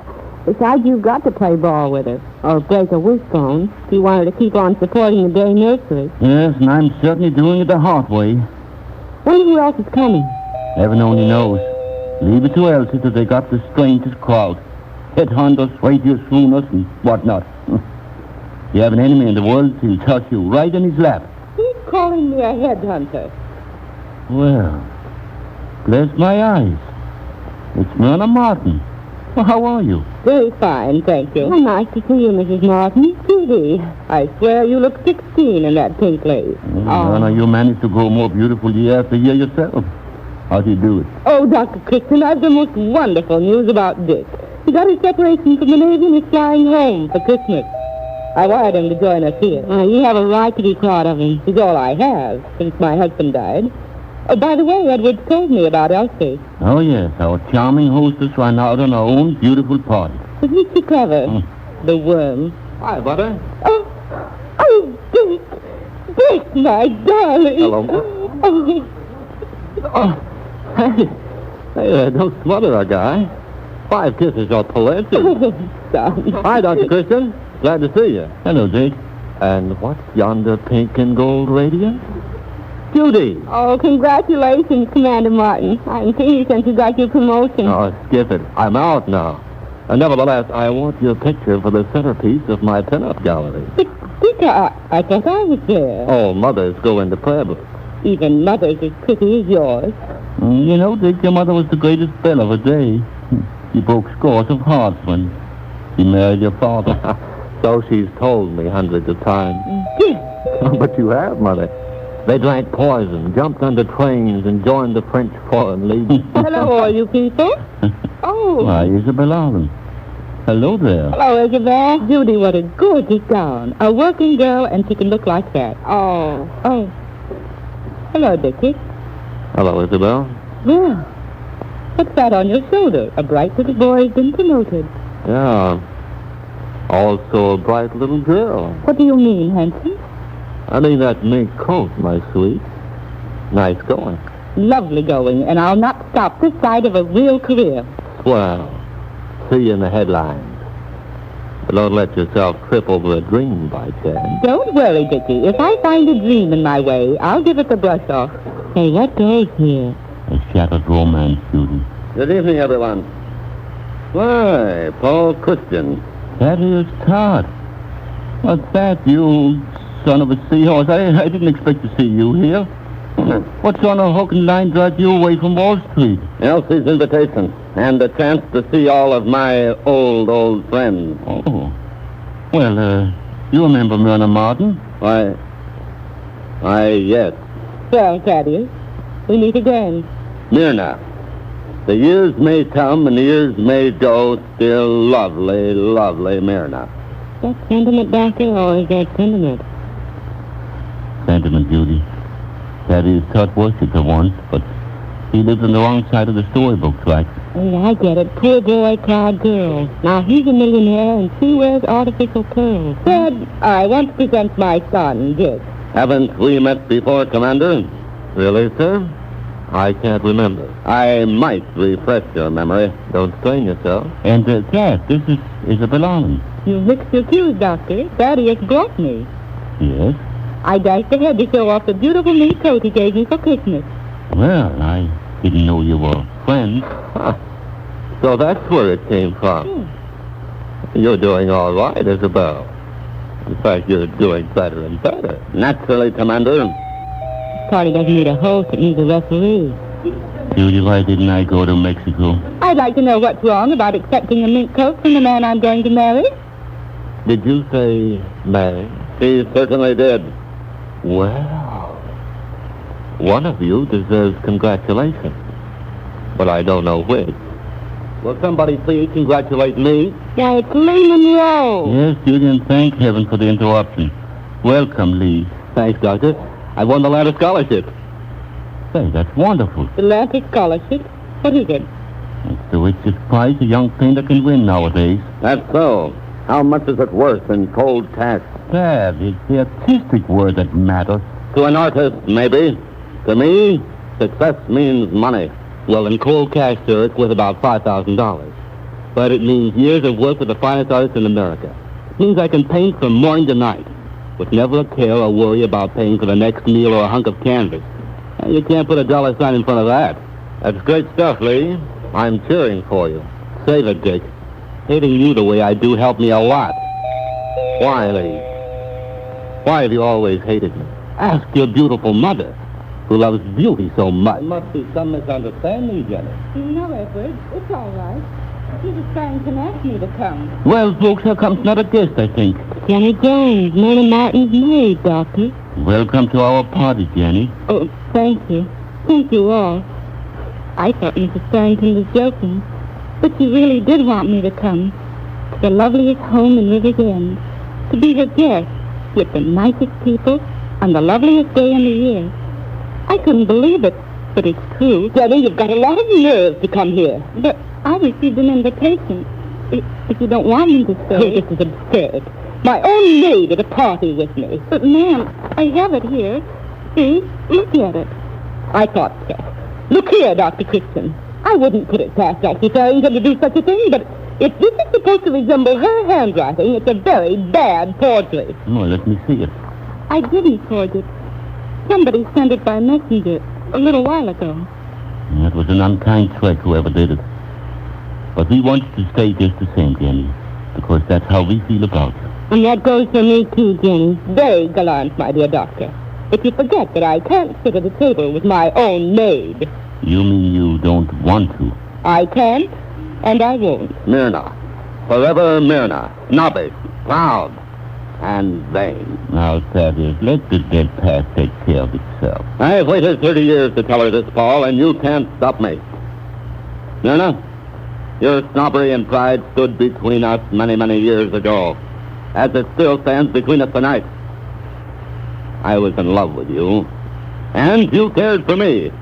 But you were ambitious, beautiful, and I was a grocery clerk. So you married for position and money and broke the young clerk's heart. But I made a vow then, Myrna, a vow that someday I'd have the money and the power to get even with you. The beast you are to say things like this to me. My mother didn't have to marry you if she didn't want to.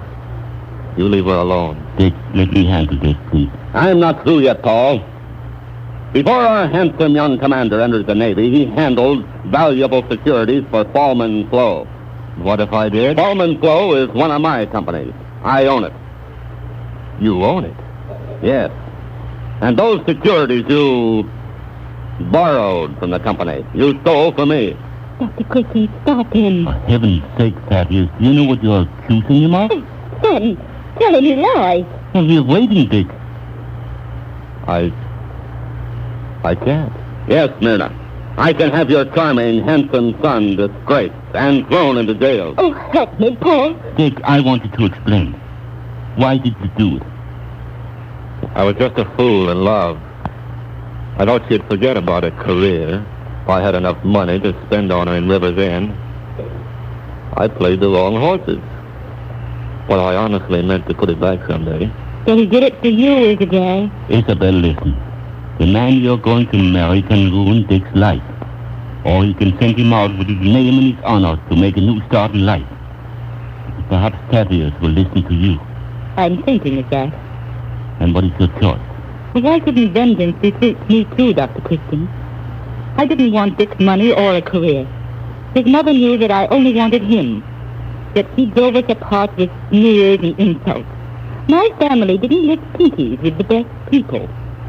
And you asked my choice. It's okay, Doctor. I've got a beating coming to me. But listen, all of you.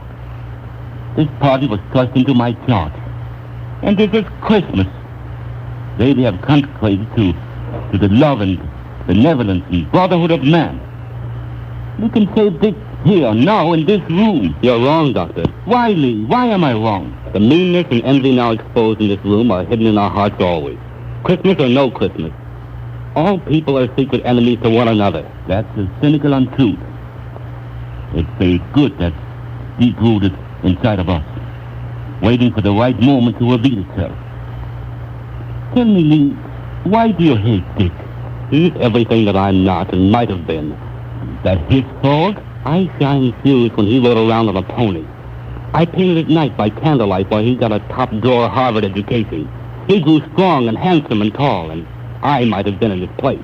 But how could you be? Because Dick is my brother. What? My twin brother. You're crazy, Lee. Am I crazy, Dr. Christian? Didn't you bring me into this world? I remember. Yes.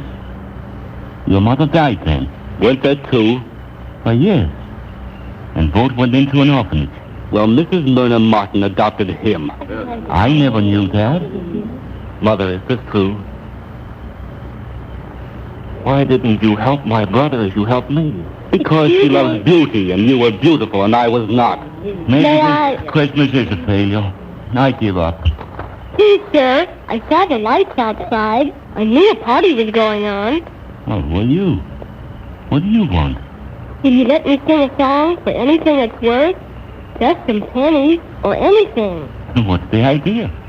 There's a swell Christmas present I want to buy me, if I can earn the money. What kind of present? It's a dandy carpenter's bench with hammers, tools, nails, and everything. Please let me sing for it. Go on, Doctor. Nothing can make this party any worse. If it's okay with everybody, then okay. Well, remember, everybody, you don't have to give nothing if you don't want to.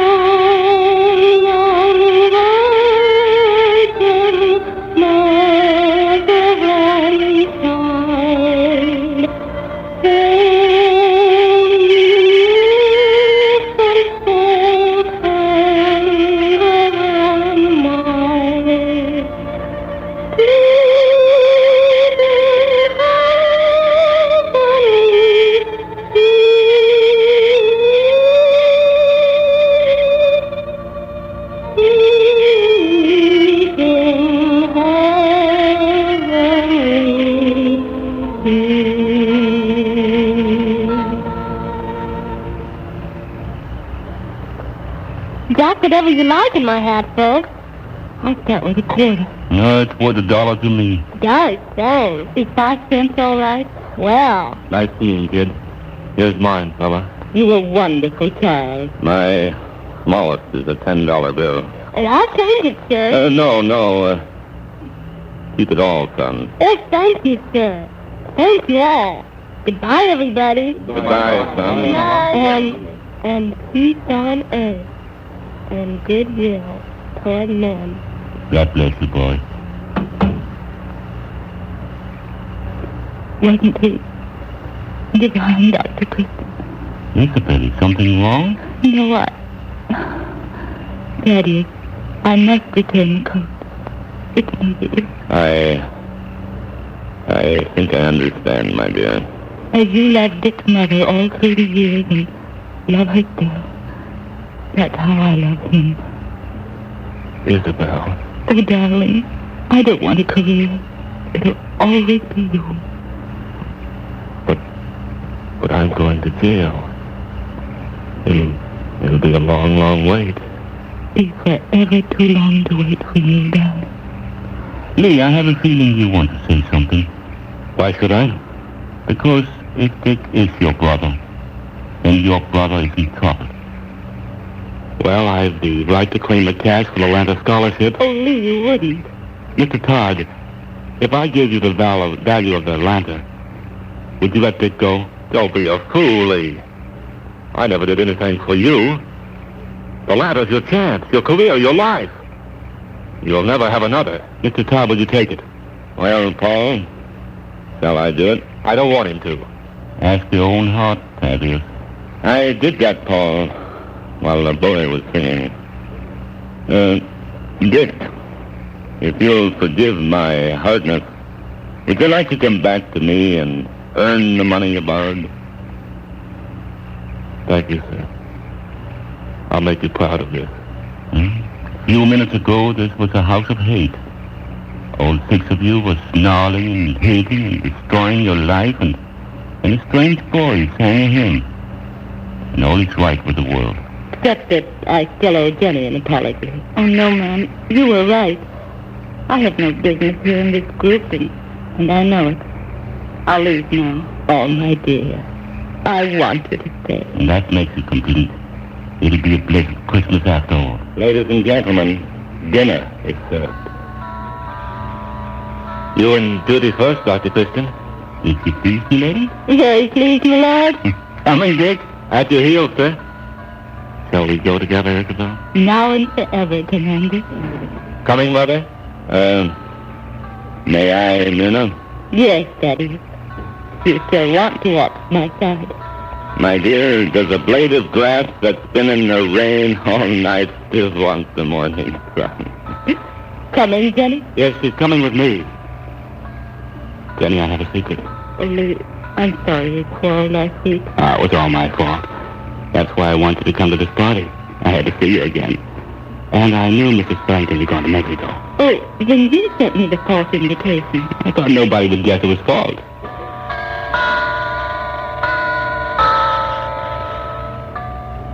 Look, Doctor.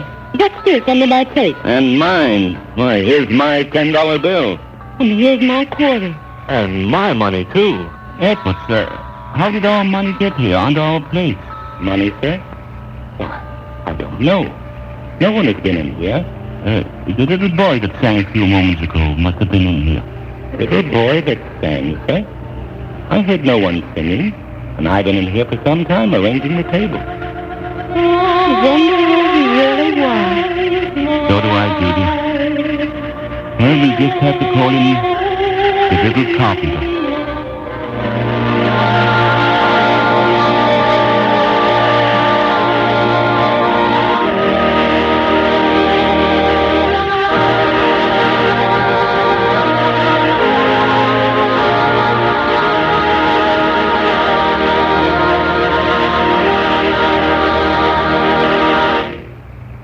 And the curtain descends on our Dr. Christian Prize Christmas play with our star, Gene Herschel, waiting to greet you. Man, dry scalp is a common nuisance. You may have it and not realize it.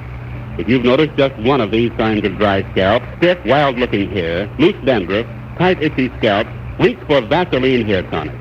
Vaseline Hair Tonic combats dry scalp, checks it easily, quickly, effectively. Vaseline Hair Tonic actually supplements the natural scalp oil. Contains no alcohol or other drying ingredients. It works with nature, not against it. Just 5 drops a day. 5 drops of Vaseline Hair Tonic applied with a comb or directly on the hair checks dry scalp, keeps hair perfectly groomed. Also, a brisk Vaseline Hair Tonic massage before each shampoo loosens dandruff, relieves itchy tightness. Yes, Vaseline Hair Tonic gives double care, scalp and hair. More bottles of Vaseline Hair Tonic are sold today than of any hair tonic in America. Buy. Try Vaseline Hair Tonic. Vaseline Hair Tonic is one of the many Vaseline brand products made by the Cheesebro Manufacturing Company, owners of the trademark Vaseline. And now here is Gene Herschel.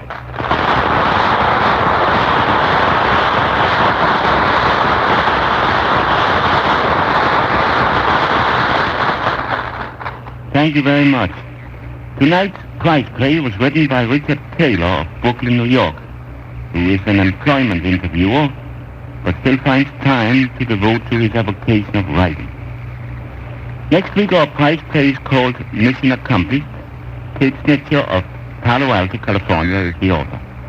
We invite you to listen to the Vaseline program next Wednesday evening, same time and same station. And until then, I'll say Merry Christmas to all, and to all, good night. Are your lips chapped? For quick relief, for quick healing, get Vaseline Lip Ice. With Vaseline Lip Ice, healing begins almost instantly. Only 10 and 25 cents at your druggist. Ask for Vaseline Lip Ice.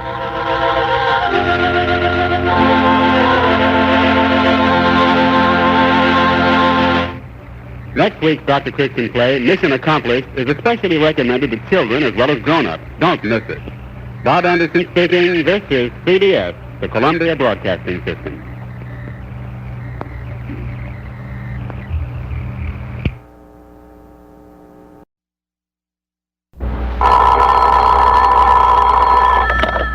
Dr. Christian's office. The Vaseline program, the only show in radio where the audience writes the scripts.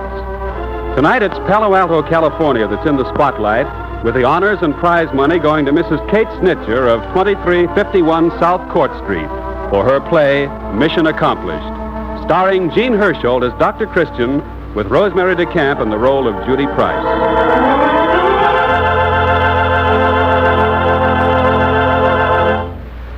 Confidentially, ladies, are you really satisfied with the appearance of your hair? Proud of the way it looks after a shampoo? Well, if you're not, here's a beauty tip to help make that next shampoo a flattering glamour treatment. It's this simple. Get yourself a bottle of Vaseline hair tonic. Then do this. Before shampooing, apply the Vaseline hair tonic liberally and give your scalp a brisk, vigorous massage. Next, wrap a steaming hot towel around your head and let the heat penetrate for several minutes. Then wash your hair. And finally, after the shampoo, brush on a few drops of Vaseline hair tonic as you would a Brilliantine. What a flattering surprise you'll get when you comb your hair before the mirror. Every lock will respond instantly to the direction of your comb. New silkiness, softness, brightness. And besides, with this simple Vaseline hair tonic glamour treatment, you supplement natural scalp oils. Protect yourself from dry scalp. Start now. Get a bottle of Vaseline hair tonic tonight. That's Vaseline hair tonic.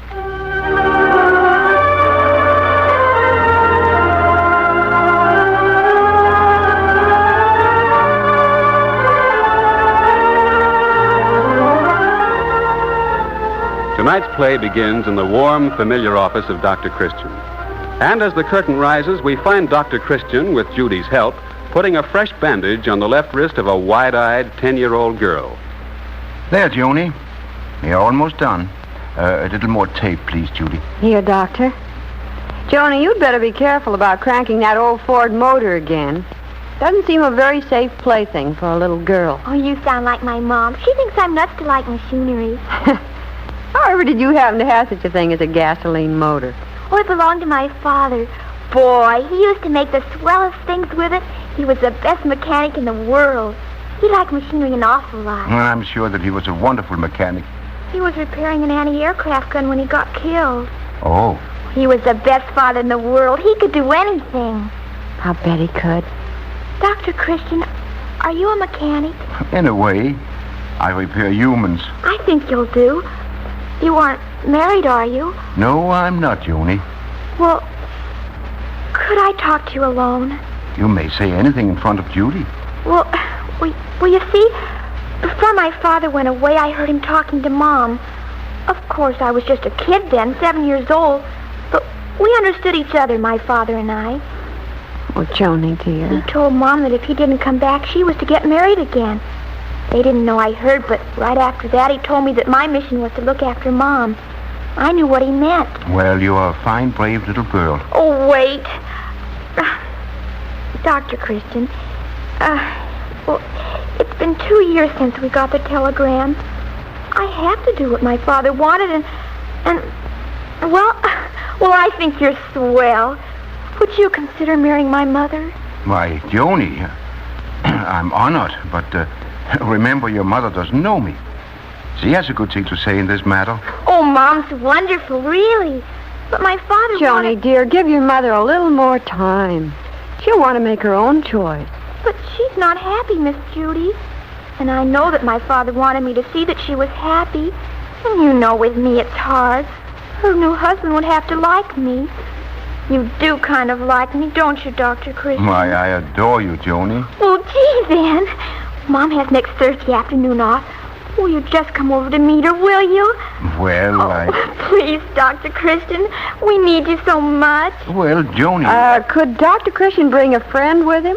Well, sure, but... Oh, he'll be there then. Will 3:30 be all right? Oh, Dr. Christian, you'll really come. Oh, thank you. I know that it will work out the way we want it to. You'll see. Oh, but don't tell Mom. Thank you, Miss Judy. Bye. Well, Judy... Oh, that poor worried baby. She gets me, Doctor. She adored her father. Yes, she did. Bless her, trying to take his place. Worrying about her mother. You realize that she came up here with that injured wrist all by herself? Yes, and she took it without making any fuss. It's not her mother's fault that she didn't come with her. You know, she's running Dan Miller's radio station, and they're terribly short-handed. But it's hard on Joni.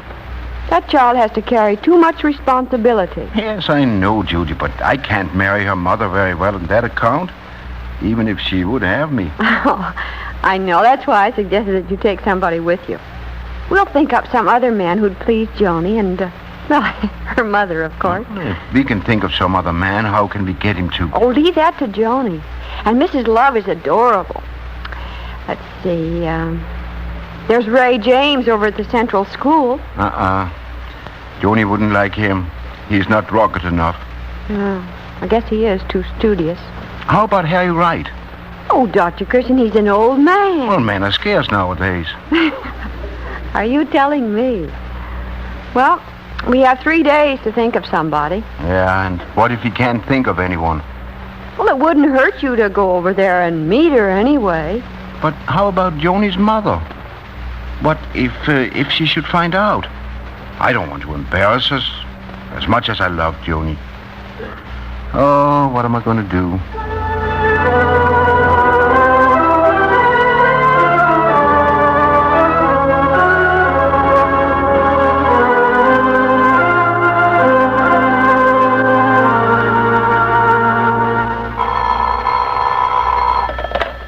Dr. Christian's office. This is Joni Love. Is Dr. Christian there? Oh, yes, he's right here.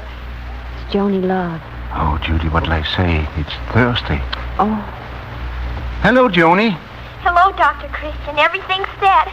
I made a cake, and I'm going to pretend I have a stomachache and call you at 3:15, and then you come right over. Well, Joni, you see, Oh, Mom's coming. Goodbye. Judy, now what am I going to do? Oh, don't look so panic-stricken. You better go on over, and maybe Joni will decide that, you're not the right one. I could make sure that her mother didn't like me, but I couldn't let Joni down that way. You know, we're being much too serious about this. After all, it isn't Mrs. Love who is pursuing you. And I'm sure she could use a friend. Yeah, that's true, Judy. Mrs. Love will know better than I how to cope with Joni. Of course, I'll go to Joni's tea, even if you haven't found a substitute man. Well, you can't go until we see who this is. Is the doctor in, Judy? Why, Mr. Miller, come in. Dan, when did you get home? I came in on the afternoon train. Oh, it's good to be here. I see you're out of uniform. Yes, I got my separation last week. Oh, we heard that you were wounded, and then, we've heard nothing for months. Oh, there was no one for me to write to. Oh, I'd have loved to have written to you if I'd known. Oh, you're sweet, Judy. But, I made out. Only, I envy the fellows who got letters from their wives and kids. I got the feeling that I didn't have much to come back to. Oh, why, Dan, you have so many friends here in Riversend. Friends aren't family. You have the station. You love your radio work. Yes, I worked so hard that I didn't have time for anything else. Now my work doesn't seem as important as it used to be. Oh, now, Dad. Now, don't look so worried, Doc. I'm all right, except for a stiff hand. And I haven't any psychological problems. I plan to settle right down in harness. But, my values have changed. I see. Dr. Christian, why don't you take Mr. Miller over to Mrs. Love's with you? I just was thinking that. You must have corresponded with Mrs. Love. Mrs. Love? Yes, Mrs. Love. She's running KTRE. Mrs. Love, you say? I didn't know that. I thought it was a man. The letters were signed Leslie Love. Well, you certainly aren't complaining because Mrs. Love is running your station, are you? She's done a good job. Oh, yes, everything seems to be fine. That's why I haven't bothered to write while I was in the hospital. KDRE didn't seem to need me. Well, now, this is a good opportunity for you to meet Mrs. Love. I never pictured a woman running my station. And why not? You'd be surprised at the things that women are doing today. KDRE is just a small studio, but it's work running it. Oh, you admit that she's done a swell job, I hope. Now, Judy, that didn't mean that women weren't competent. Well, Dr. Christian's office. Hello, Judy. What about the doctor? Oh, yes, Joni. Well, he'll be right over. Come on, Dan. You're going to meet Mrs. Love and her daughter, Joni, too.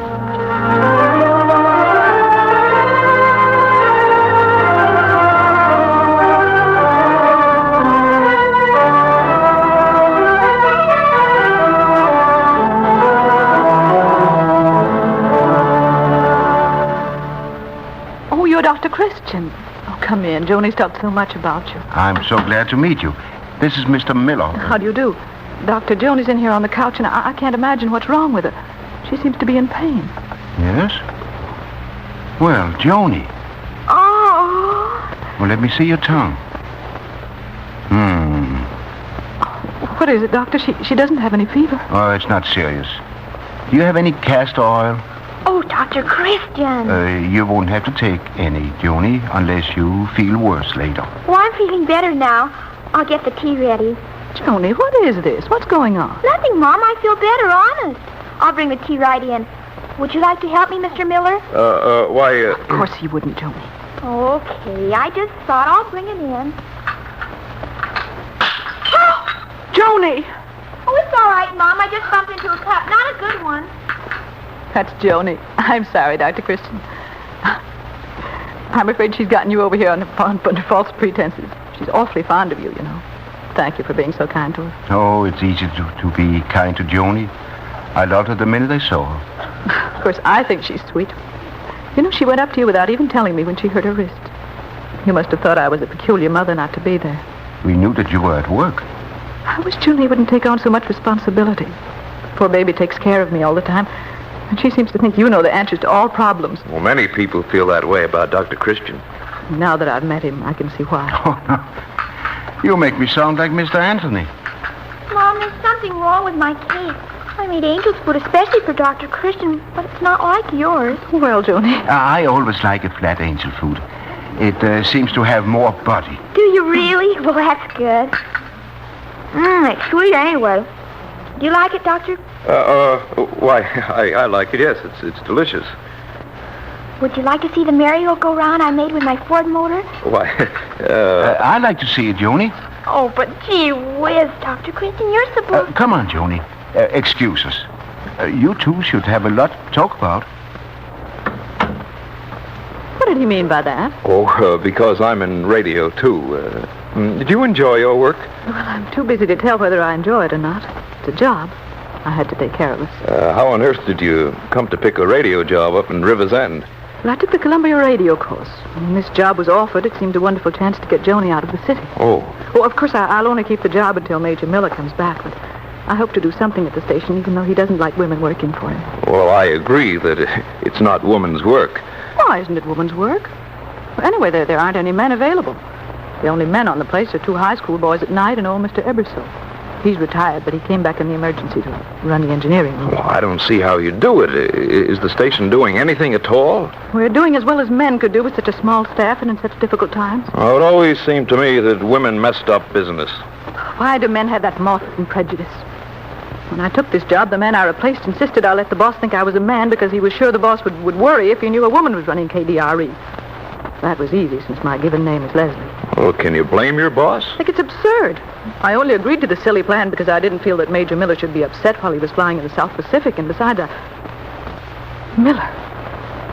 You're Major Miller. Oh, yes, I... I don't like your coming here spying. Oh, but I wasn't. You should have told me who you were. Mom, Mom, Dr. Christian likes my merry-go-round. Joni has a great deal of ingenuity with machinery. I thought little girls played with dolls. Joni and I just don't suit you, Major Miller. What's happened? Oh, I didn't mean to sound that way, Mrs. Love. I do have a doll, Mr. Miller. She's beautiful, but I don't have much time for her. Come on, I'll show her to you. Joni. Did you discuss the radio station? Yes, and I'm afraid that Major Miller has a poor opinion of my work. Oh, no, really. Lots of times I help Mr. Ebersol in the control room. He's getting pretty old. He says I'm better than helping some high school boys. You don't mean that they let you work over there? Oh, I just help Mr. Ebersol when I'm waiting for Mom. Would you like another piece of cake, Dr. Christian? Not now, Joni. We must be going. It's been nice meeting you, Mrs. Love. Joni, the cake was wonderful. You must come again, Dr. Christian. Goodbye, Major Miller. Goodbye. Is everything all right, Dr. Christian? You know what I mean. Why, What is all this about? Well, it's a secret. A nice one. Oh, you will come again, won't you, Dr. Christian? Of course I will, Joni. Goodbye now. Oh, goodbye, Mrs. Love. I'll come into the studio soon. Goodbye, Joni. Thank you for the tea. Goodbye, Dr. Christian. Now remember... Hey, what's going on, Dan? Why was Mrs. Love so upset? Mad, you mean? You know, she's lovely, isn't she? Yes, she is. She certainly is. She's so fragile looking that you wonder where hearty little Joni came from. What happened to her husband? He was killed at Guadalcanal. Oh. She looks tired, doesn't she? Mrs. Love, I mean. But those shadows under her eyes make her even prettier. It's good that you can take some of the responsibilities of KTRE off her shoulders. Oh, I don't think she'd agree with you. I guess I forgot how to act in civilized society when I was out there in the jungle. Everything I said and did was wrong. Oh, they don't like me. Oh, they will. You must make Joni like you. Oh, I sure want to. Oh, but you don't need to worry about it, Doctor. That's what you think.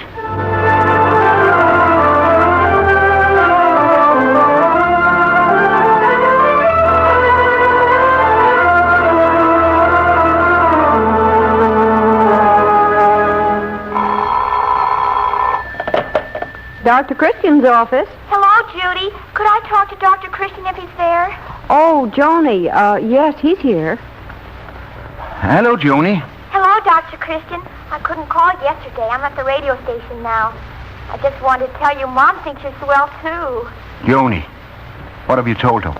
Oh, she doesn't know about our plans, but she does like you, and that's good. Yes. Did you like Mr. Miller? Has he been over there at the station? Oh, you don't have to bring him again, do you? You mean you didn't like him? Oh, he's all right, but I think he didn't hit it off with Mom. Oh, here comes Mom. Bye, Joni. I gather that Mr. Miller wasn't a success with Joni. I'm afraid not, Judy. With Joni, I'm still the best mechanic. Oh, don't worry. So it's not that important. Oh, but it is important. Joni is right. Her mother should marry again, and Dan needs a family. It would be so perfect for them all, but Mrs. Love well, is... give her time. She'll find someone she can love again after a while. But what about Joni? You know that she's worrying and fretting too much. Well, Joni's healthy. She'll get along. Yes, thank goodness. I wonder why Dan Miller hasn't been over to the station. He knows how badly he's needed there. Oh, now don't start worrying about him. Worrying about who? Huh? Oh, hello, Mr. Miller. Well, we were just talking about you. Yeah, I bet I know why. Oh, come on in, Dan. I bet you were talking about the way I acted over at Mrs. Love's. Oh, no, we were just wondering why you hadn't gone to work. Oh, I just don't want to. I haven't settled down yet. Oh. Well, I have to get out my statements. Excuse me. Why don't you go over to the station, Dan? It's not fair to let Mrs. Love carry that load when you're here. I'm embarrassed. Why, I acted as if I were injured because she was working over at the station when I should be grateful. Oh, you'll have to straighten that out sometime. Her eyes make me think of pansies. Bruised pansies. Why, yes. You know, she's so little and valiant and tired. She makes me feel humble. She's a lovely woman. This is crazy, Dr. Christian. I feel like a high school kid to say it, but it's true. She's She's my dream. Are you saying that you fell in love with Joni's mother at first sight? That's it. What about Joni? Oh, she's a dandy kid. I meant that I liked her when I made Mrs. Love so mad at me. Well, Mrs. Love is on the defensive about Joni. She feels guilty because he can't be home with her. If I could only take care of her. Them. The best way to start would be to get right over to KDRE and take some of the business load off Mrs. Love's shoulders. Yes? Dr. Christian, Joni's on the phone. She seems excited and insists that she talk to you. Put her on, Judy. Hello, Joni. Dr. Christian, come quick. Mr. Ebersol is awful sick. He fell right down on the floor, and Mom's taking care of him. All right, Joni, I'll be right over. This is on the level, isn't it, Joni? Oh, yes, honest. Come on, Dan. Old Mr. Ebersol has collapsed at the radio station.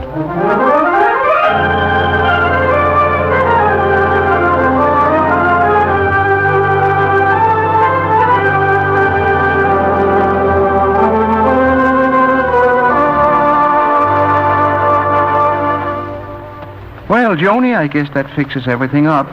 Mr. Ebersol would be right over after a few weeks of rest at home. Oh, that's good. You know, Dr. Christian, Major Miller is working in the control room. He's the most wonderful radio man in the world. I bet he can do anything, almost. Yeah, I wouldn't be surprised. Dr. Christian,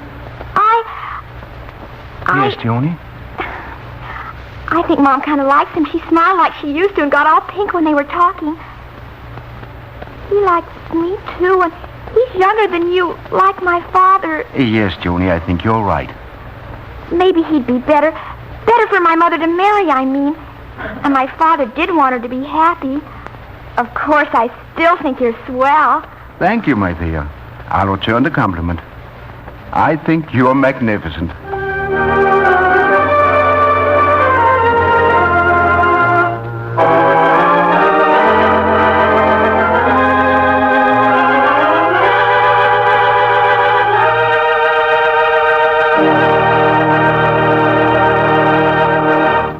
And the curtain descends on another Dr. Christian prize play with our star, Jean Herschel, waiting to greet you. But first, a word from Judy. The world today is at peace. A hard-won, inevitable, costly peace. A peace that we shall keep because it was so dearly won. During those difficult days, many problems were met and solved. Few, perhaps, as successfully as the problem of battle burns faced by our Army and Navy Medical Corps. This real problem was solved by the perfection of a new technique in burn treatment, a treatment that converted thousands of serious burn casualties into remarkable recovery. This truly effective treatment, now followed by leading hospitals, includes the surface application of petroleum jelly. The chances are you have the world's leading brand, Vaseline petroleum jelly, in your medicine cabinet right now. So when any member of your family gets a minor burn, reach for the tested, reliable aid, Vaseline petroleum jelly. Just spread Vaseline petroleum jelly on fine mesh gauze and place over the burn. Bandage firmly, not tightly. If the burn is deep or covers a wide area, always call a doctor. And remember, there are many petroleum jellies on the market, but only one bears the trademark Vaseline. That trademark, owned by the Cheeseboro Manufacturing Company, is your guarantee of absolute purity. And now here is Jean Herschel.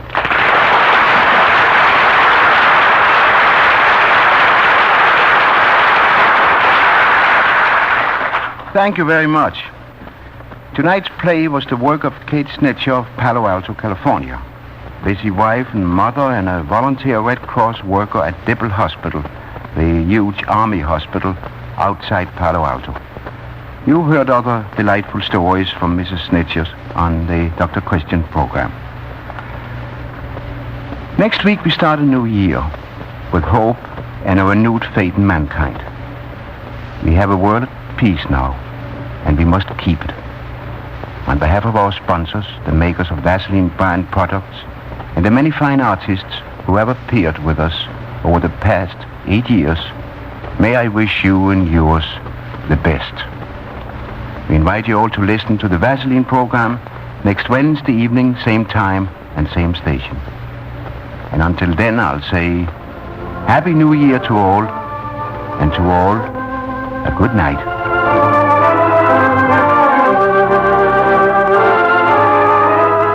Bring soothing comfort to tender, chapped lips with Vaseline Lip Ice. Healing starts almost instantly. Only 10 and 25 cents at any drugstore. For quick relief, for quick healing, get Vaseline Lip Ice.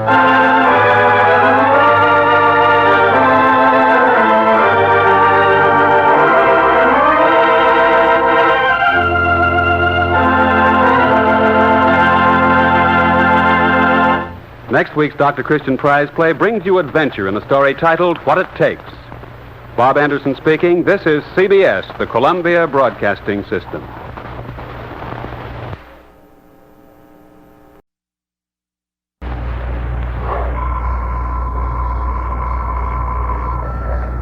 Dr. Christian's office, Judy. Oh, Doris Mack. Well, I haven't spoken to you since last year. Oh, no, yesterday? New Year's Day? The Vaseline program, the only show in radio where the audience writes the script. And tonight, Indianapolis, Indiana gets the limelight, and the prize goes to Rebecca M. Bennett for her play, What It Takes, starring Jean Hersholt as Dr. Christian, with Rosemary DeCamp in the role of Judy Price. Well, how on earth did you burn your leg, Doris? Oh, you dropped the tea kettle. Ooh, what a shame. Was it, just a small area, not deep. Oh, thank goodness. I hope you had Vaseline petroleum jelly handy. You did? Oh, grand. Oh, well, you know, there's nothing better for minor burns than Vaseline petroleum jelly. You can count on it for soothing relief and to help promote quick healing. Doris, you should see the medical reports about burn casualties during the war. Yes, I've been reading them. Simply remarkable recoveries resulting from a new burn treatment which includes petroleum jelly as a surface application. Oh, yes. Well, Vaseline petroleum jelly is the world's leading brand. Well, anytime anyone gets a minor burn like yours, Doris, just cover the burn with Vaseline petroleum jelly. Spread on fine gauze. That's right. Bandage firmly, not tightly. Of course, if the burn is deep or covers a wide area, always call the doctor. Well, I'd check to make sure there's plenty of Vaseline petroleum jelly in your medicine chest. And Doris, hold on tight to the tea kettle next time, will you? Oh, of course not, certainly. Call us again. Goodbye.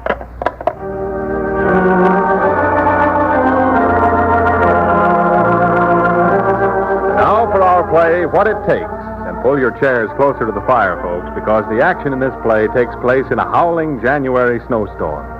It all began on the interurban bus as it crawled slowly through the heavily falling snow, carrying Dr. Christian, Judy Price, and a strange assortment of bus passengers towards River's End. 8:30, Judy. We should have been home hours ago, Dr. Christian. Never catch me on a slow pokey bus if I could ever get delivery on my new car. Well, I'd have been home before the snow if it hadn't took me so long shopping for things the stores ain't got. That's awful. Even the buses are falling apart. What with all the strikes, you can't even get parked. I suppose there's no use reminding them it's the natural aftermath of the war. Eh, Sergeant? You'd be wasting your breath, Doctor. Pardon me, is your baby sick? I'm a nurse. He's hungry. I was going to get his formula fixed in River's End. Oh, we'll surely be there soon. Let me hold him, will you? No, I won't give him up, ever.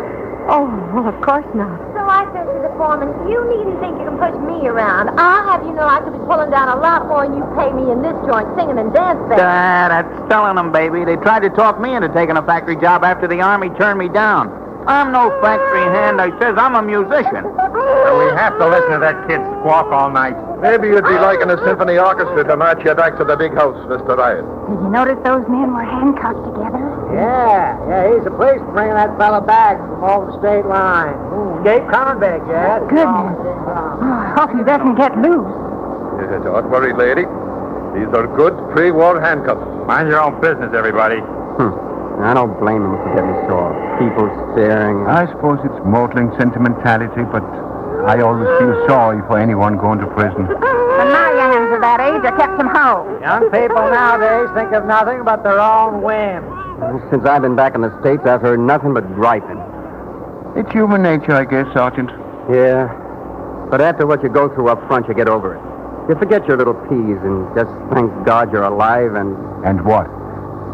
What else are you thankful for, Sergeant? I was going to say, alive and American. What's so grand about that, I'd like to know. You would know if you'd been willing to give as much to your country as you took from it. What did it ever give me but free board in a big house? You had your chance. Well, that's the point. This country gives all a chance, and then it's up to us to see what we do with it. Huh. Not much freedom left in America, if you ask me. Work and sweat. Just pay your income taxes. And all these regulations. Why? They wouldn't let me have but one sheep today. Gosh sakes.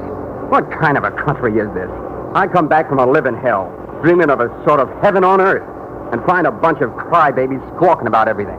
Maybe you don't know what's been going on here at home, young man. Do you know what went on over there? Or can you see anything but your own profits and losses? Yes, and you, missus, you got to have a nice clean sheet to sleep on. You couldn't lie in a muddy foxhole all night. And you kids back there, you artists that can't work in a factory.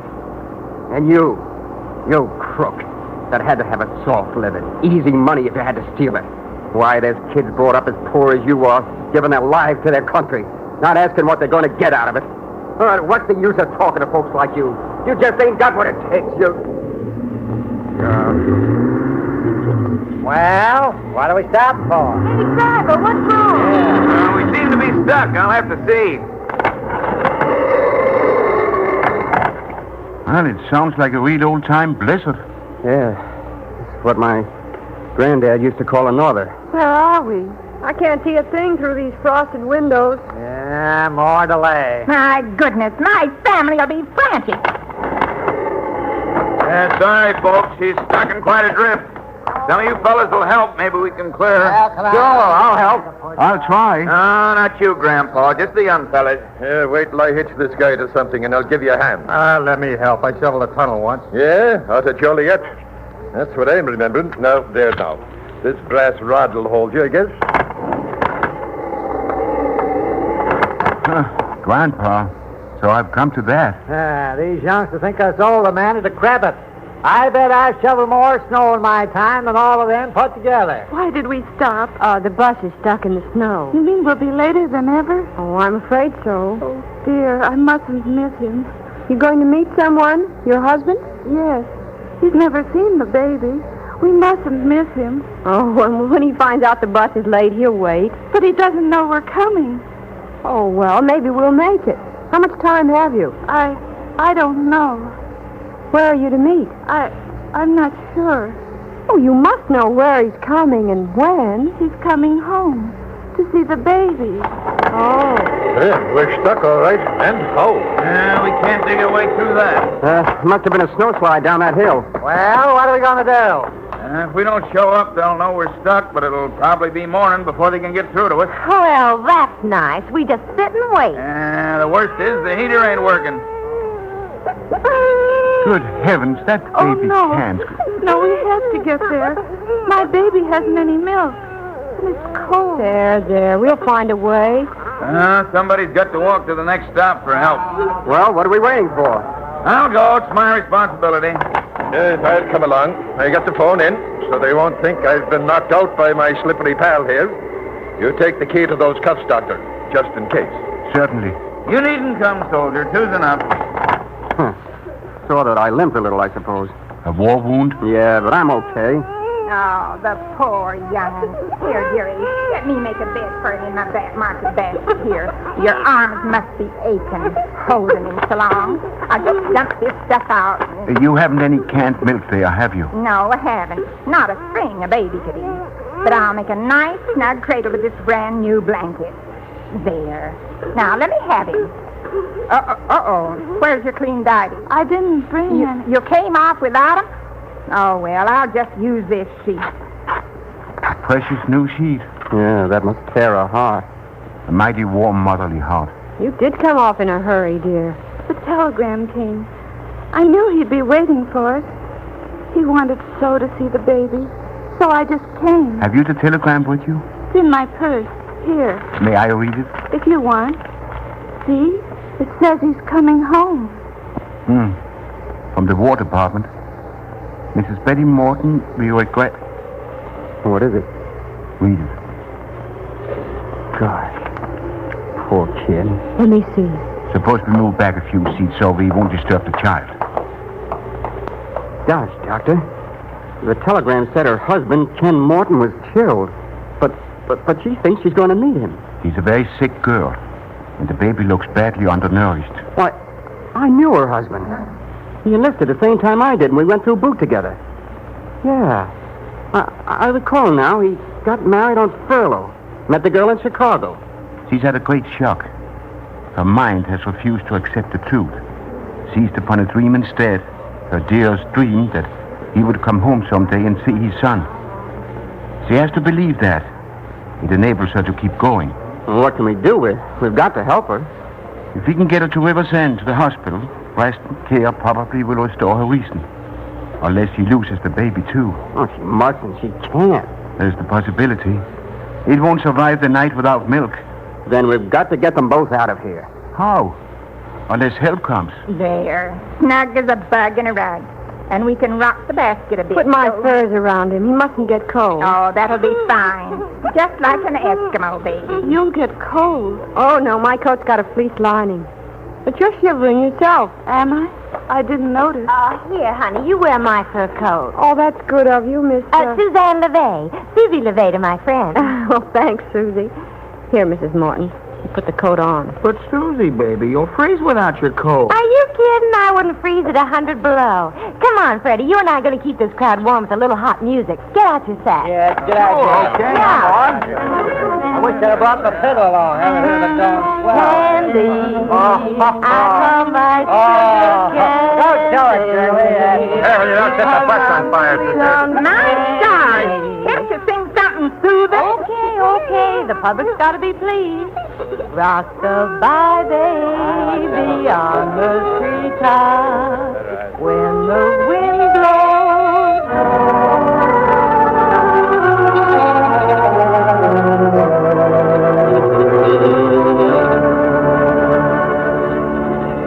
What time is it now, Doctor?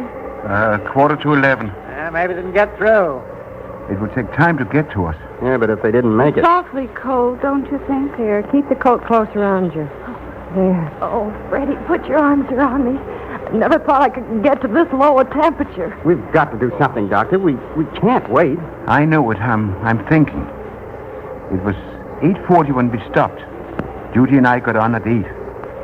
We must be about at Jordan's Hill, not far from the Jordan farmhouse. You think someone might get there for help? We've got to try it. How do I find a place? Now, wait. I could find it best. Well, you're not going alone. My leg's okay, I tell you. All right, Sergeant. We'll make a try for it. The sergeant and I could find it, Doctor. You stay and look after the girl and her baby. I'm no one who could get through. Didn't I swim a river in January to throw off them dogs? A third wouldn't hurt, in case someone gave out. Oh, honest, Doctor, would you let me... Here's our man, Sergeant. I told you. Oh, you're not going to unchain him, Doctor. We'll go fasten together, like alpine climbers. Only it will be a chain at the wrist. Nut. Now, here's my plan. There's a fence along here. We'll find that and follow it back to where it turns. That'll be the old road that leads over the hill to the Jordan place. Well, how do you know the hill road is behind it? I figure we must have passed it. We'll take a chance. Gogan and the driver went forward and no help has come. We'll try the other way. Well, I'm ready. Me too. Keep your spirits up, everybody. Keep the baby wrapped warm and don't go to sleep. Keep moving, keep singing, anything, but don't go to sleep. Just leave that to me, Doctor. No audience ever went to sleep on me. Good. Well, so long. Be careful, Dr. Christian. He'll be all right. Say, you look after her, Miss Price, and the baby. Ken Morton was my buddy. I understand, Sergeant. I'll take care of him. Okay, stack up the band, Professor. Step carefully. Slowly. Probably a hollow beside the road. That's all right, Doctor. I just stepped in that hard. Hey, I got it. The fence. Good. Now, keep hold of it, all of us. And stay close together.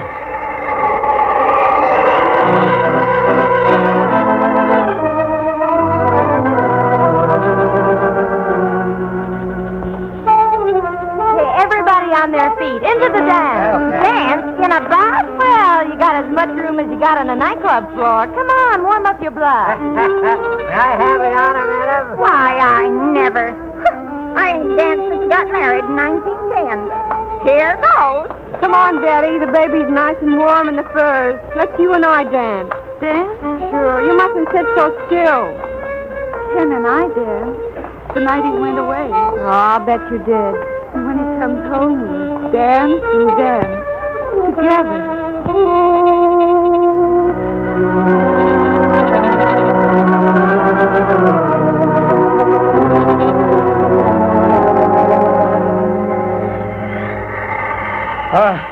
I thought you said it wouldn't be far, Doctor. I couldn't be sure.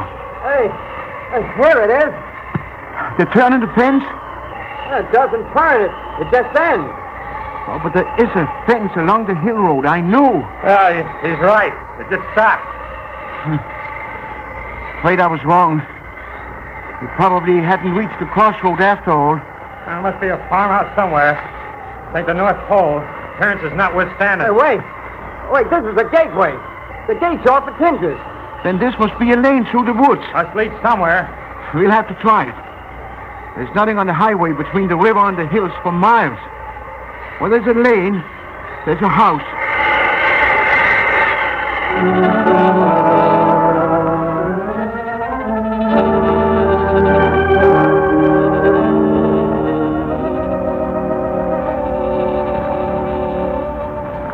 Thank heaven the wind has gone down. Yeah, it ain't snowing much now either.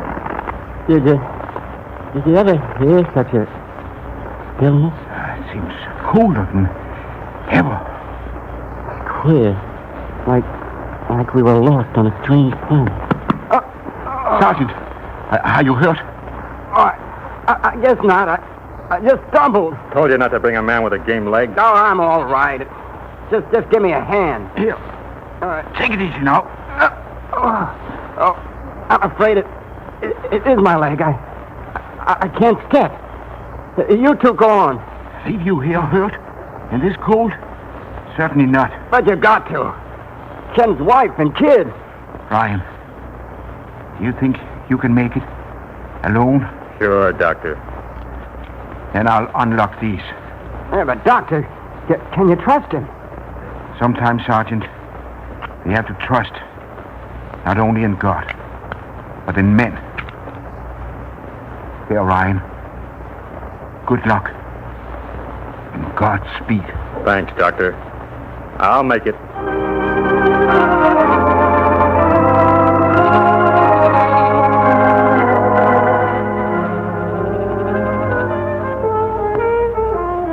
It's no use, Susie. They can't keep on dancing.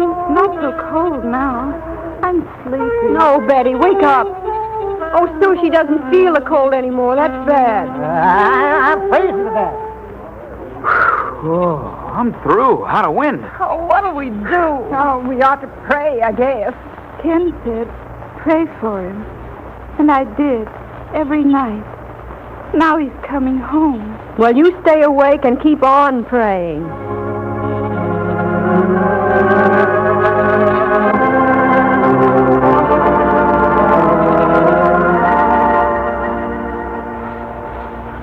Easy, son. Lean on me. I can't. My leg. Rest a moment. Okay. How white still the night is. Do you hear anything, Doctor? Not a sound. Money. I hear music. We better go on. Try, son. I'll help you. I do hear music. Hello! Hello! You're down here! It's a bobsleigh, Sergeant. Ryan did get us through after all.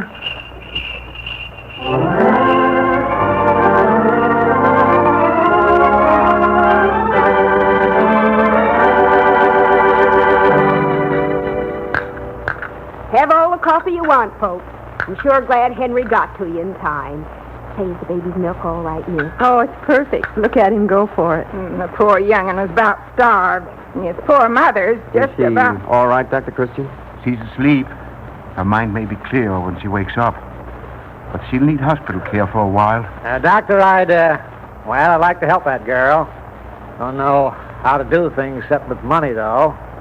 Here's a check to cover expenses, and, well, give the kid a start. Why, how generous. Oh, gee. You're a right guy, even if you're rich. Hey, I wonder where Ryan got to. Oh, he's laying on the sofa in the front hall. He was all tuckered out. Maybe I'd better go and have a look at him. Yes, he's still here. I'll go with you. Oh, they must have got the phone fixed. Answer it, somebody, will ya? I got my hands full with this hot tea kettle. It's right under the stairs in the hall. I'll get it. Hello?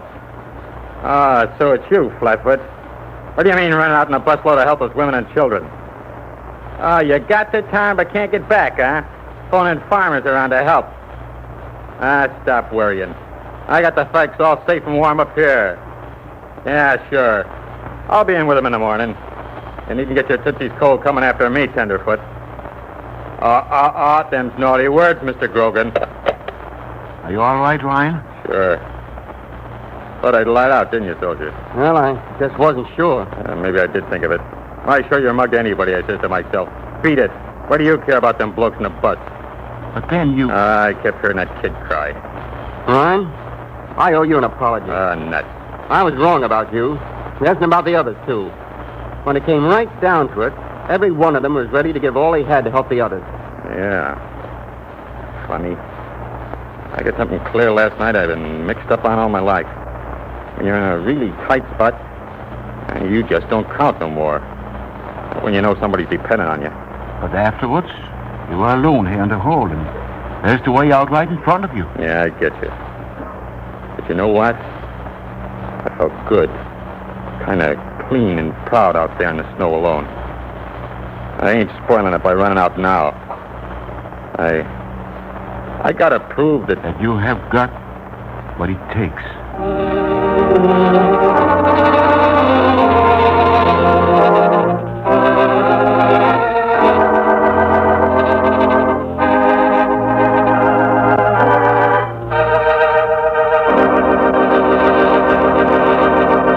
And the curtain comes down on another Dr. Christian prize play with our star, Gene Herschel, waiting to greet you. It's yours, a brand new year. Make it a good year. Resolve, ladies, to look your loveliest. Take the first step to new beauty now, tonight. Give your hair a Vaseline Hair Tonic Glamour treatment. It's so simple, so easy. And how Vaseline Hair Tonic tones up your hair. How it recaptures natural highlight. Restores soft, silken, natural beauty. Yes, and especially how it checks brittleness and other unflattering signs of dry scalp. Get a bottle of Vaseline Hair Tonic and do this. Before shampooing, massage your scalp vigorously with plenty of Vaseline Hair Tonic. Next, steam the hair and scalp for several minutes with a piping hot towel. Wash your hair. And then finally, after the shampoo, brush on a few drops of Vaseline Hair Tonic as you would a Brilliantine. That's simple, isn't it? Yet this Vaseline Hair Tonic Glamour treatment does so much. It supplements natural scalp oil, checks dry scalp, helps keep your hair attractive, naturally lovely. Try it tonight. Get yourself a bottle of Vaseline Hair Tonic at your druggist. Vaseline Hair Tonic is one of the many Vaseline brand products made by the Cheesebro Manufacturing Company, owners of the trademark Vaseline. And now, here is Gene Herschel.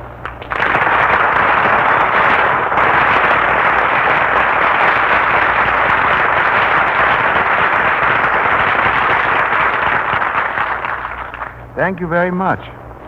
Tonight's fine play was written by Rebecca M. Bennett of Indianapolis, Indiana, who's been a contributor to our Dr. Christian series a number of times.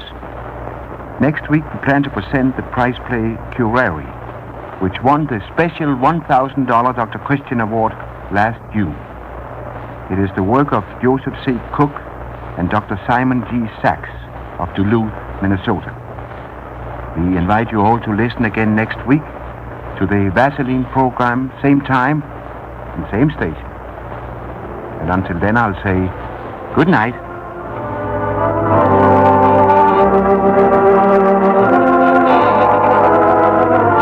Cracked lips? Here's a friendly tip. Healing starts almost instantly with Vaseline Lip Ice. Get Vaseline Lip Ice tonight for quick relief, quick healing. Only 25 cents at your druggist. Vaseline Lip Ice.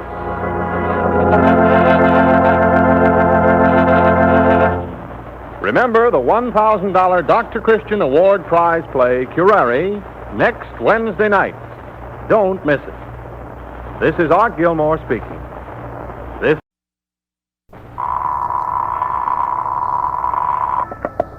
Dr. Christian's office.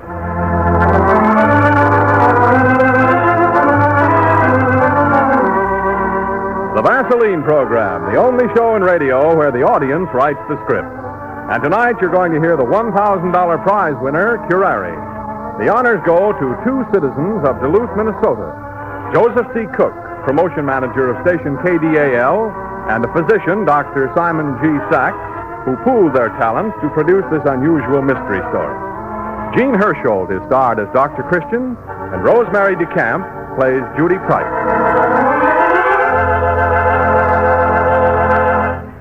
What is this dry scalp I hear so much about? That's what a lot of men ask. Well, it's just about one of the commonest troubles that men have. It means dry, lifeless hair that's hard to comb, loose, flaky dandruff, that tight, itchy feeling. Combat dry scalp.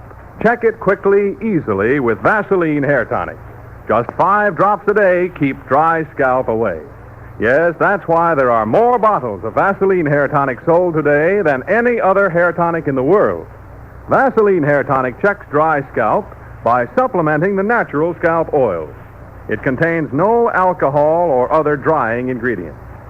Vaseline Hair Tonic works with nature, not against it.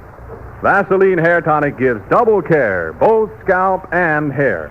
Your scalp feels better, your hair is alive looking yet easy to manage, stays in place without being slicked down. Use Vaseline Hair Tonic also before shampooing with massage to help loosen dandruff.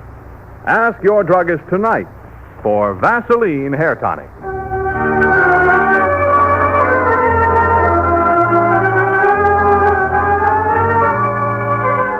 The opening scene of Curare is laid in Dr. Christian's familiar office, and that's the popular Judy Price busily typing out her statement. Good morning, Dr. Christian. Oh, you're late. I know it, Judy. And I'm afraid I haven't got a very good excuse this time either. As a matter of fact, I've been standing down on the corner for the last hour. Standing down on the corner? I was watching the circus come in. Why, Dr. Christian. Oh, you know, Judy, there's something about a circus coming to town that... Ah, Doctor. Oh, what's so funny? Oh, you're still a little boy at heart. Watching the big wagons come into town brings back a lot of happy memories, Judy. I'll never forget the first time the circus came to my hometown. I'd been waiting all year for it. And the very day the big top went up, I came down with the measles. Oh, what rotten luck. You must have been heartbroken. You can bet I was. Johnson Brothers Greater Shows. They've come to River's End every year since I can remember. They generally put on a pretty good little show, too. Oh, yes, they do. I'd like to see it. Why don't you find yourself a companion and take in the performance tonight? Oh, for goodness sake, who'd want to see a circus with me? I would. Well, it's a date, Judy. Oh. Do I have any home appointments? No, none. The sheet's empty for a change. Good. We'll finish up. Good morning. Hiya. Is this the doctor's place? This is Dr. Christian's office. How'd you do? Could we make an appointment to see the doc? My name is Brown. This is Benning. Oh, yes. We're with Johnson Brothers, the circus. Oh, yes. Well, this is Dr. Christian. Well, how do you do, gentlemen? Oh, yeah. I was just watching your company come in. I'm not busy right now, if you'll like to step into the other room. You, both wanted to see me? Yeah. Yeah, both of us. Oh, right in here. Have a seat. Now, what seems to be the trouble? Plenty, frankly. Well, I don't quite know how to put it. It's the darnest thing. Well, let's start at the beginning. Yeah, okay. Well, just a few years ago, Doc, we were known as the world's greatest aerialists, see? Yes? Yeah, we were on the big time. The biggest shows in the world. We were writing our own tickets, but then we began to slip.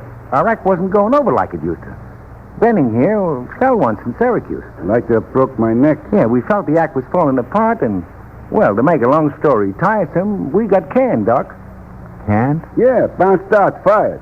Oh. So we got ourselves on the smaller circuit, and that didn't pan out either. We worked for about 6 months on the Midwest run, and our act got worse and worse. I see. Our coordination was going haywire. Brown here kept on getting the dizzy spells. He felt weak all the time. Yeah, like I was starving to death or something. Only I was eating regular, so that couldn't be it. And anyhow, it got so we couldn't hang on to those ropes like we used to. Weak. Just seems we were getting weak, sort of sick-like. Yeah, we darn near took a nosedive. So we got bounced out of the Midwest circuit, and here we are playing a one-ringer in small towns. I mean, well, to us it shouldn't happen. We're Benning and Brown. This weakness, you both seem to have it? Yeah, that's the funny part. Maybe it's 'cause we're together all the time. The boss figured maybe we got some kind of sickness. Yeah. Well, I can't tell from just your story, and I wouldn't make a diagnosis without an examination, but it would seem offhand to be something of a polyneuritis. Poly what? I can't be sure, as I said, but it sounds like polyneuritis. It's a multiple nerve disorder. If it isn't, I told you I'm not sure. Well, perhaps a good rest and a bit of medication might help. Do you have time for an examination?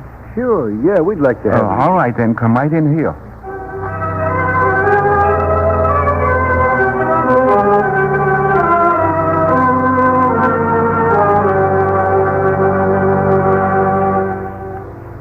Well, gentlemen, frankly, I'm just a little bit puzzled. It's the oddest thing. You have no temperature. No? And you seem healthy enough. Are you easily tired? Yeah, weak-like. How long will you be in town? Oh, we're just going to be here tonight. One performance, Doc. Well, you might not like this, but my advice, as far as I can judge now, is that you do not perform tonight or any night for some time, until your trouble can be completely diagnosed and corrected. You mean we should quit the show business? Temporarily, anyway. Oh, but, Doctor, we can't do that. Why, it's all we know how to do. We can't quit, not even for a little while. I'm only speaking as a physician. I'm just telling you what I think, and I think you should stay off the trapeze as of tonight. Neither of you is fit. Yeah, but, Doc, we're starring in this outfit. We can't let them down. They can't afford it. And neither can we. You don't know how it is with circus people. The crowds every night, the band, the ring, and all those people gasping, screaming, and clapping. I mean, gosh, we can't quit just like that. I mean, not tonight, anyway. Yeah, what harm could a few more shows do? Well, gentlemen, I'm not trying to be dogmatic about this thing. I simply feel you're taking a risk every time you go on. That's what we get paid for, taking chances. Don't give us that noise about not going on. Come on, Brown, let's blow. We'll see you later, Doctor. Oh, here's a couple of passes for tonight's show. Compliments of Benning and Brown, world's greatest aerialist. See you around. Oh, thank you. Yeah, see you, Doc. Well, I told him what I thought. Sorry they got indignant about it. People are funny. Judy. Yes? Would you come here for a moment? For goodness sakes, Dr. Christian, what did you tell those two flying trapezers? They slammed out of the outer office as if they'd been highly insulted. Well, perhaps they have. Well, are you still serious about our date for the circus tonight? Oh, certainly. Remind me to take my bag with me, will you? Your bag? You think you'll need it? Might seem awfully silly now, but I have a notion I just might.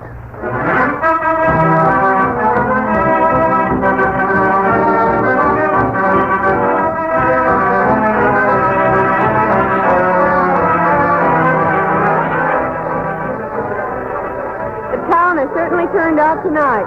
I'll bet there are more people here on the circus grounds than there are in River's End itself. Farm folks, many of them. Huh? There's Sam Silver. Hiya, Sam.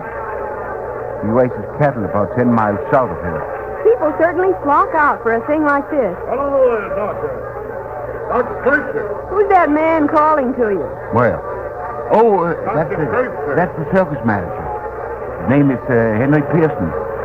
Hello there, Mr. Pearson. Oh, You do remember me. Oh, yes.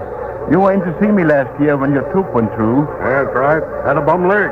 This is Miss Judy Price, Mr. Pearson, my nurse. Yeah. Very happy to know you. How do you do? You're working for a fine doctor. Oh, I know I am. Oh, I wouldn't. Now, say. Dr. Christian, your ears are red. How's the show this year, Mr. Pearson? Oh, terrible. I'm ashamed to take it around. Looked like we had something pretty good when we started out. But all I've been getting is grief. That's too bad. My top actor's on the fritz. My animals are bad. My horses are getting old. Yeah, if it wasn't for JoJo, we wouldn't even have a show. Who's JoJo? One of the best little clowns ever to run the sawdust. Came in with Benning and Brown. Was with them in the big time. Oh, Benning and Brown went to see me today. Yeah, I sent them up. Now, there's a funny thing. Used to be the world's best. No fooling. But they've been falling so fast it scares me. It's unbelievable what can happen to a couple of big-timers like that. Why, they wouldn't even be with us if it wasn't for their pal JoJo. JoJo got them on every job they ever had. Got them into the big tents. And now he's still sticking with them. Great pals, eh? Yeah. And JoJo's top-notch. None better. Funny little guy. But he's okay. Well, glad to have seen you, Doctor. You'd better hurry in. The performance is about to start. You got tickets? As a matter of fact, Benning and Brown gave us two. Well, hope you enjoy yourself. See you later. Seems like an awfully nice fellow, despite the fact that he wears clothes that would wake the dead. Yes, he's a good man. He knows the show business. Well, let's get in while there's still a few seats, eh, Judy?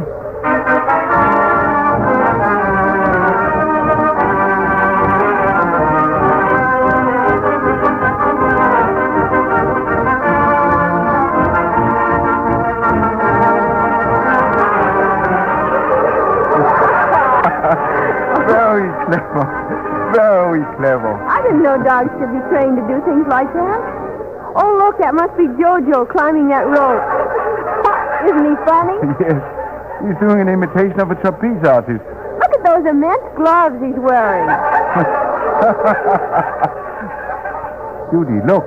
What? It's Benning and Brown. Oh, they're going to go on after all. I told them not to. I hope nothing happens. Ooh, so do I. Ladies and gentlemen, it is with a great deal of pride and pleasure that for the first time in River's End, Johnson Brothers' greatest show, present one of the outstanding aerial acts in the world. Watch them as they climb the rope to the high-flying trapeze. With danger to life and limb, they will thrill you with their unusual twists and turns through the air. Ladies and gentlemen, presenting Benning and Brown. Danger to life and limb is right. They certainly work way up, don't they? No net either. Judy, look. One of them is having a hard time getting up. I don't like the looks of this. There they go. My goodness, he almost fell. What's the matter with them, Doctor? I don't know, but I do know they shouldn't be up there on that trapeze. Maybe that slipping is part of the act. Oh, I know it isn't. The one on the left is swinging. There he goes. Oh, I can't look. Did he make it? Yes. Well, yes, he made it. He's hanging on to his partner's hands now. Oh! He dropped him. Come on, Judy. We're going down there. Will you let me through, please? Thank you. Is there a doctor in the crowd? Is there a doctor in the crowd? Yes, I'm a doctor. Pardon me, please. Come on, Judy. I'm right behind you, Doctor. You're almost to the ring. Excuse me, please. Look out for that clown, Doctor. He's acting up to keep the crowd quiet. Look out, he'll handspring right into you. My goodness. Hey, keep out of the ring. What are you doing out here? Get back in the bleachers. Can't you see you've had an accident? I'm a doctor. I'm trying to get to the man in the ring. Keep out. They'll look after him. Well, what do you men think of that? He really acted as if he wanted to keep you out. Hey! Hey, you dropped something. You didn't hear me. What is it, Doctor? Little brown bottle. Labeled. Crude Curare. Curare? I don't get it. I don't get it either. What's Curare doing in the circus? Hey, Dr. Christian, hurry up. Let the man through there. Step back, everybody, please. Step back. I'm coming.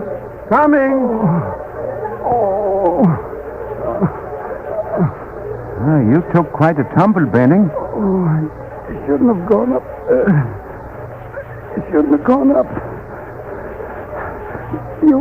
You were right. Take it easy now. Now, this man's leg is broken. I'll have to splint it before we can move him out of the ring. You were right, Doctor. We should have listened. It's my fault, too.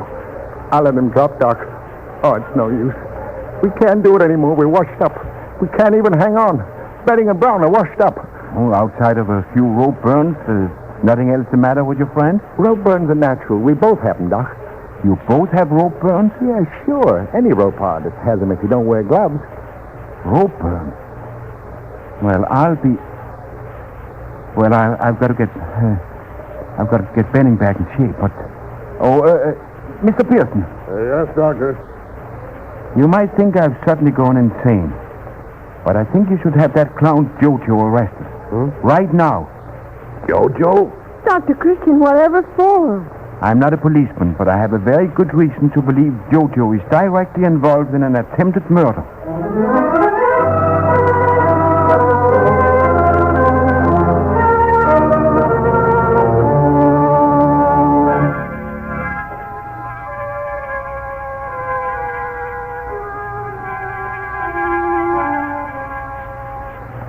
The circus can be spooky looking at night. Empty bleachers, dim lights, those dangling ropes. Yes, it does look mysterious, Judy. Well, Dr. Christian, I hope you know why you brought the police down here. I can't quite see the sense in your story. I think you'll find a lot of sense in what I'm going to show you, officers. With your permission, Mr. Pearson. Go ahead, Doctor. The place is yours. But I don't get it either. Where did Jojo fit into this thing? What was Jojo's usual routine just before Benning and Brown came into the ring? Well, let's see. He did a little comic impersonation of Benning and Brown on the trapeze before it was raised to the top of the tent. Exactly. And how long has he been doing this little act? Oh, he's done that little trick ever since he's been with us. It's always the start of the Benning and Brown number. Exactly. I still don't get it. Maybe I've been a policeman too long. Nothing of the sort. It's something a Riversend policeman would know nothing about. Can you lower the trapeze? Oh, sure, right away. Lower that rig, Jake. Yeah, the secret is in the ropes. They're ordinary ropes. They've been part of the equipment long before Benning and Brown joined the show. It's not the ropes themselves. It's what has been poured onto them day after day, performance after performance. What's been poured onto them? It's my guess it's Curare. What in heck is Curare? It's a poison. See the label on this little bottle? I'm positive the test will show you those ropes are loaded with poison. And furthermore, before we leave this arena, I'm going to prove conclusively that the illness of Benning and Brown was a result of slow poisoning by crude Curare. And I think Jojo the Clown knows plenty about it.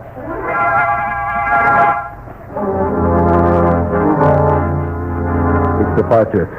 It hit Dr. Head of Fighting. I don't know anything about it, I tell you. It's all a bunch of lies that fellow things up. You can't prove that bottle was mine. You can't pin anything on me. I've been Benning and Brown's best friend for years. I taught them all the tricks they know. Made those guys the greatest aerialists in show business. So the poison was on my gloves. So there was poison on the rope, so what? That don't prove that... Oh. So the doc's ready to swear he saw me drop the bottle labeled crude Curare. Well, okay, I did it. And I'll do it again. Why should those guys get top billing and a big cut in the case and ready to ride to glory when it was me? Me that taught them every shift in turn. You kick your brains and steal your stunts, and then when you're disabled by a fall, it's them that's up there under the top taking the bows.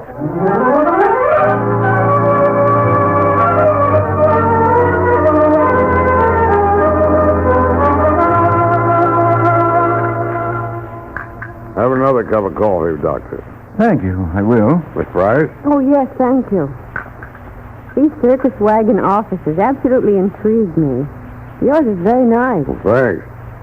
Doctor, I don't know how to thank you for what you've done. Oh, no thanks are necessary. I was just taking care of a couple of patients. Dr. Christian, you missed your calling. You should have been a detective. Well, diagnosing a disease is something like running down a criminal. Well, when Jojo broke down and confessed to the cops that he's been trying to run Benning and Brown into the ground ever since that big-time days, you could have knocked me over with a feather. It's hard to understand the motive. Jojo was insanely jealous of Benning and Brown, especially after his injury put an end to his own days as an aerialist. Where did you learn of this poison, Doctor? Oh, Curare is quite well known in this country in large medical centers. It is used as an adjunct to anesthesia. Really, it's a South American poison used by the Indians years ago. But what made you think the poison was on the rope? Oh, I remember. We remarked about Jojo wearing those huge gloves when he was doing a mimic of the aerialist. Yes, and why should Jojo wear gloves when the others did not? Also, I saw that Benning and Brown had rope burns on their hands. In a flash, it came to me that the poison could easily be placed on the ropes and could be absorbed into the body through the rope burns. It was an amazingly ingenious system. Yes, but that's what defeated him. Only because he dropped the bottle of Curare in front of a doctor who recognized it and understood its symptoms. Oh, what a break for justice. Judy, when you've lived as long as I have, you'll find justice always gets the breaks. Wrongdoing never pays off in the end.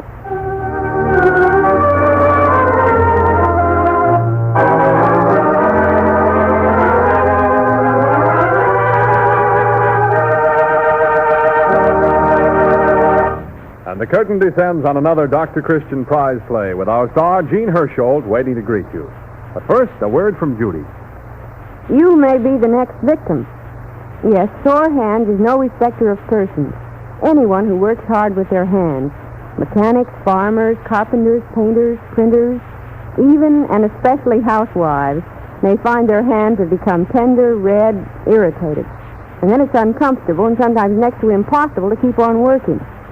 The thing to do is guard against sore hands. Give your hands before and after protection with Vaseline petroleum jelly. Just do this. Before you begin work, smooth Vaseline petroleum jelly liberally on your hands. In this way, you form a protective film that helps keep dirt and grit from grinding into the skin. This protective film of Vaseline petroleum jelly also safeguards against infection, makes dirt and grease easier to remove. Then, after washing up, apply Vaseline petroleum jelly again, this time to supplement the natural skin oils washed away by strong soaps, to hasten healing of nicks and cuts. Just try this Vaseline petroleum jelly before and after protection for a day or two, and you'll immediately notice how much better your hands feel. And remember, there are many petroleum jellies on the market, but only one bears the trademark Vaseline. That trademark, owned by the Cheesebro Manufacturing Company, is your guarantee of absolute purity. And now here is Jean Hersholt.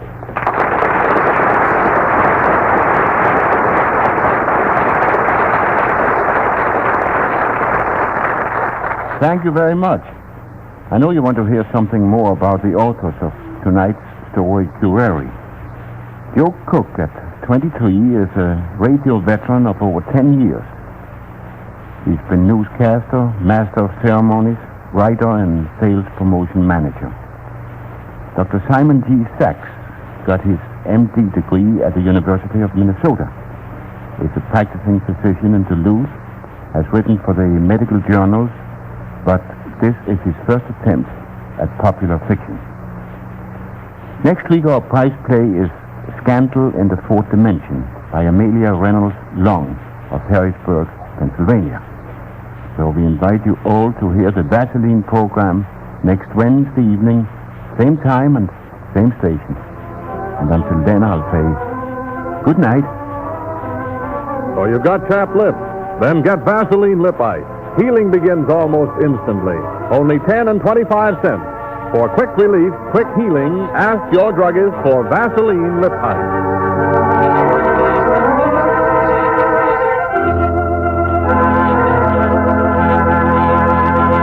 Next week's Dr. Christian Prize play is a delightful fantasy, Scandal in the Fourth Dimension.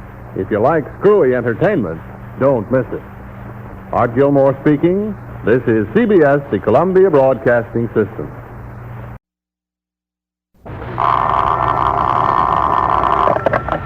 Dr. Christian's office. Judy speaking. No. Is it? Oh, I know. Jenny Smith, the new mother. Well, how's the baby? Vaseline program, the only show in radio where the audience writes the script. And tonight, it is Harrisburg, Pennsylvania, which contributes the winner, Scandal in the Fourth Dimension, by Amelia Reynolds Long of 725 South 25th Street. Jean Hersholt is starred as Dr. Christian, and Rosemary DeCamp plays Judy Price. Why, I think Gerard is a lovely name for a boy, Jenny. Handsome as his dad, Oh, he's been unhappy. Well, what's the Oh, irritated skin. Oh, well, yes, that happens lots of times. The baby's skin is so sensitive. Uh-huh. Oh, I'm glad. Well, what did the doctor use? Vaseline petroleum jelly? I thought so. Oh, yes, of course. Vaseline petroleum jelly is ideal. Brings soothing relief to baby's touchy chafed skin, especially in the little folds of skin where clothing rubs. Is it gentle, Jenny? Oh, as a breeze. Uh-huh. And it's pure, too. You can use it just as freely as you like. And, Jenny, remember, Vaseline petroleum jelly does more than soothe. It forms a protective film to help keep out infection when the skin is broken. Yes, I noticed that. Vaseline petroleum jelly really promotes healing, too. It's grand, all right, Jenny, and not just for little Gerard's skin, but for yours, too, when it's safe. Oh, sure I have. Keep an extra jar for grown-ups? Well, it's a splendid idea. Vaseline petroleum jelly is so useful anyway. Well, bring the baby in. We're dying to see him, Jenny. That'll be fine. Goodbye. Now for the play, Scandal in the Fourth Dimension. And you may know from the title that here's another. One of those different stories. Cockeyed, maybe, but delightfully so. It begins, prosaically enough, however, in Dr. Christian's familiar office. And I tell you, Dr. Christian, it's not fair. Alec Dale is a nice boy, and if Betty Boswell wants to marry him, her father has no right to forbid her. Just because Alec wants to be an inventor when he gets out of the Army, old Grumpy, Professor Boswell, thinks he's impractical. Why, some of our most practical men have been inventors. No, you're right, Judy. I think young Boswell knows that, too. But once he's taken a stand about anything, he hates to back down. Then he didn't help matters either the night he was laying down the law to Betty and Alec and pounded the top of his desk so hard with his fist that he broke a bone in his hand. It served him right. Oh, now, Judy, you don't mean that. But speaking of Professor Boswell, isn't that he coming up the walk now? This is his day to have dressing on that hand changed, I believe. It is. Put on your bulletproof vest, Doctor, or dig yourself a nice, comfortable foxhole behind the desk. No need to do either. His bark is a lot worse than his bite. Dr. Christian, do you think that while he's here you could manage to put in a word for Betty and Alec? Well, I can try, Judy. Hello, Dr. Christian. Hello, Judy. Good morning. I'm due here this afternoon, I believe. That's right, John. Now, how's the hand feeling today? Oh, it could feel worse, I suppose, but then it could feel a lot better, too. This wouldn't have happened in the first place if it hadn't been for that half-baked young cub my daughter thinks she's in love with. Sit down here, and I'll take a look at it. Why do you dislike Alec Dale so much, John? He seems to me to be a fine young man. He's a brainless young idiot. He reminds me quite a bit of a roommate I used to have when I was in college. A brilliant young fellow named Aloysius O'Flanagan. Aloysius O'Flanagan. Oh, Dr. Christian. Oh, yes, Judy, yes. That was really his name. He was a science major, I remember, and particularly brilliant in mathematics. In fact, he was the star pupil of Professor Erasmus Stokes, head of the mathematics department. Oh, Christian, you're making those names up. Why, John, how can you accuse me of such a thing? Roll a bandage, please, Judy. Yes, sir. As I was saying, Aloysius was Professor Stokes' star pupil. In fact, he not only turned in perfect classwork, but he frequently went to the professor's home to work with him on special theories and experiments and higher mathematics. Playing up to the old boy, huh? So it seemed at first, but when Aloysius appeared at the senior dance with the professor's very attractive daughter, Patsy, the mystery was explained. No, not a presumptuous young colt, huh? As I said in the beginning, John, Aloysius and Alec remind me a great deal of each other. But to get back to my story, Professor Stokes' chief hobby was the fourth dimension, and he believed that objects in that dimension possessed invisibility. Huh? Sounds screwy. Yeah, maybe so, Judy. Anyway, when the professor insisted that the fourth dimension would have complete invisibility, he always won his argument. Nobody understood what he was talking about well enough to contradict him. I can believe that. For some time, Aloysius had been working with him in his search for the right mathematical calculation whereby a three-dimensional object could be made to demonstrate the fourth dimension. But whether it was because he believed in its possibility or because it enabled him to be near Patsy, it's hard to say. Then, one evening, he returned from the professor's house. Oh, it happened. What happened, Aloysius? Has Patsy promised to marry you? Oh, not yet. The fact is, I'm afraid to ask her. I'm talking about Professor Stokes' experiment. He's done it. Discovered the fourth dimension? And it's as he claimed, invisibility. Oh, I don't believe But it. he vanished right before my eyes. Aloysius, where were you before you went to the professor's house? Oh, no, Paul, I never touched that stuff, honest. When I say he vanished, I mean it. By the application of certain mathematical calculations and formulae, a man can make himself... Tell that to the freshmen. Maybe they'll believe it. But it's true, I tell you. I saw him do it. And was it true, Dr. Christian? Of course it was. The only trouble was that when Professor Stokes tried to explain it to his brother professors, none of them could understand it. The only person who was able to grasp it was Aloysius. And he could demonstrate it too, I suppose? Yes, John. Yes, he could. I'll never forget the first time he demonstrated his ability in public. A number of the boys at the fraternity house had been kidding him about what they called the Professor's Vanishing Act. Aloysius didn't say anything, but after making some complicated calculations on a sheet of paper, he began to fade, go out, right before our eyes. When he finally reappeared, no one said a word. But the next morning, 3 flasks were found in the trash barrel, and a boy who had been an atheist went out and bought a Bible. This is beginning to sound good. What else happened? And it was shortly after the incident at the fraternity house that Aloysius decided to speak to Professor Stokes about his feelings for Patsy. He approached the professor in his office one day after classes while Patsy waited outside in the hall. Huh? Oh, it's you, Flanagan. Well, what can I do for you? I'd like to speak to you about Patsy, sir. Yeah, what about her? I'd like to marry her. You... What? I said I'd like to marry her, sir. Have you any objection? Not to you, Flanagan. I have no objection to you as a member of the human race.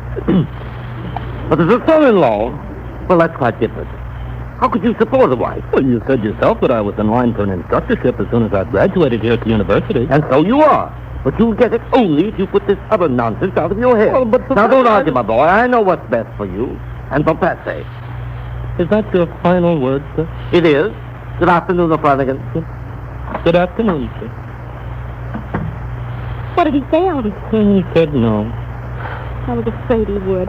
Did he get mad? No. If he had, there might be some hope, but he was just, well, calmly obdurate, Patsy. And there's nothing in this world harder to lick than a calmly obdurate attitude. I know it. But we're not giving up. He may get a chance to change his mind for him even yet. months passed and the change didn't come. Then one evening, Aloysius and I were in our room preparing for an examination when the telephone rang. He answered.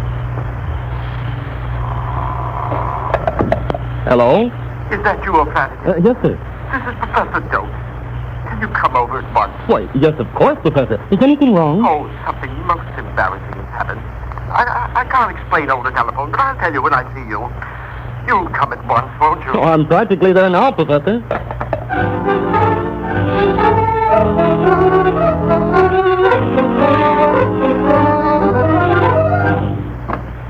Hello, Patsy. Your father sent for me. Yes, I know I was in. He's in the study. You'll see what's happened when you go in. And when you do, remember, this is our chance. Okay, Patsy. I'll remember. Good evening, Professor Doak. Oh, my dear O'Flanagan. It was good of you to come so promptly. I have great need of you, my boy. I was in the act of passing into the fourth dimension in the course of an experiment when I made a slight miscalculation just as I was midway. Which unfortunately prevents my either going on or retracing my steps. You'll see what I mean as I rise and step from behind my desk. Why, great heavens, Professor. Your legs. They're gone. Oh, not entirely, my boy. Merely stepped into the fourth dimension. But you see my unhappy state. Naturally, I can't appear publicly in this condition with any semblance of dignity. Therefore, I must ask your help. Well, I shall be glad to help you, Professor, but it is generally accepted that the laborer is worthy of his hire. What's that? Oh, as I see. Commercializing on your knowledge, eh? Well, it's not so bad, my boy, not so bad. After all, that is the main purpose of knowledge in this generation. What is your price? You're a daughter of Patsy, sir. What? Why, you impudent young scoundrel, Good evening, sir. You know where to reach me in case you change your mind. What happened, Aloysius? Oh, he wouldn't give in, Patsy. But I'm holding out. Good. He'll come around in the end. He can't go on indefinitely without any visible means of support. However, capitulation was far from the professor's thought. For all practical purposes, his legs were as good as ever. If he could only avoid attracting attention until he had discovered his miscalculation, he'd be all right. The unfortunate part was that, being halfway into the fourth dimension, he was unable to start at the beginning of the process and search methodically for his error. He had to confine himself to the middle portion, which made the task most tedious and difficult. He must have had trouble when it came to teaching his classes. How could he stand there and tell them that all of its parts are essential to the whole, and expect him to believe him? Oh, he solved that problem the first day by going early to the classroom and delivering his lecture while seated at his desk. But the second day, he forgot himself and rose to illustrate a point of the blackboard. Now, ladies and gentlemen, in order to find the distance between the points A and B, neither, of course, which is accessible... Young lady, what is the meaning of interrupting my lecture with that undignified sound? Professor, you've forgotten your man. My infertile absent-mindedness again. The mischief was done. The story got around, and later that morning, it was with a feeling of loss that Professor Doak found himself in the presence of his team. Professor Doak? Yes, Dr. Stark. Please make yourself comfortable, Professor. I suppose you understand why I sent for you. My somewhat unusual physical condition, I suppose. Precisely. My dear Doak, don't you think that some explanation of your rather extraordinary state should be forthcoming? Well, you see, Dr. Sharp, it is due to a slight error in my experiment. An error which I shall correct eventually. Can't young old Flanagan help you?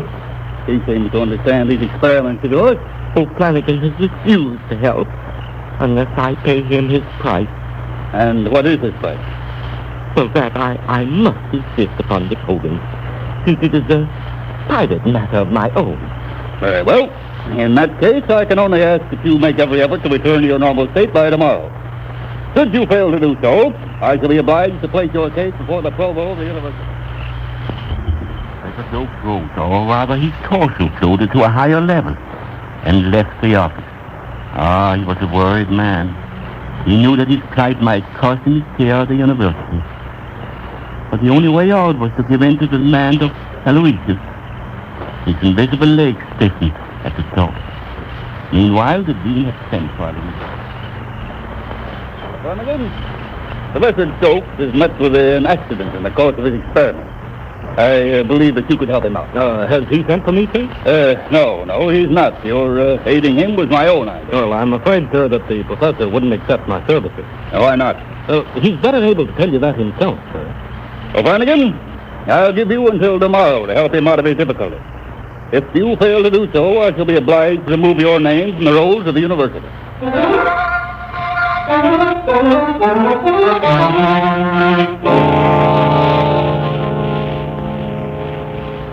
And that's the way it stands, Pastor. If I give in, we lose our big chance to make your father consent to our marriage. If I don't, I get canned here at school. Oh, let me think. I know.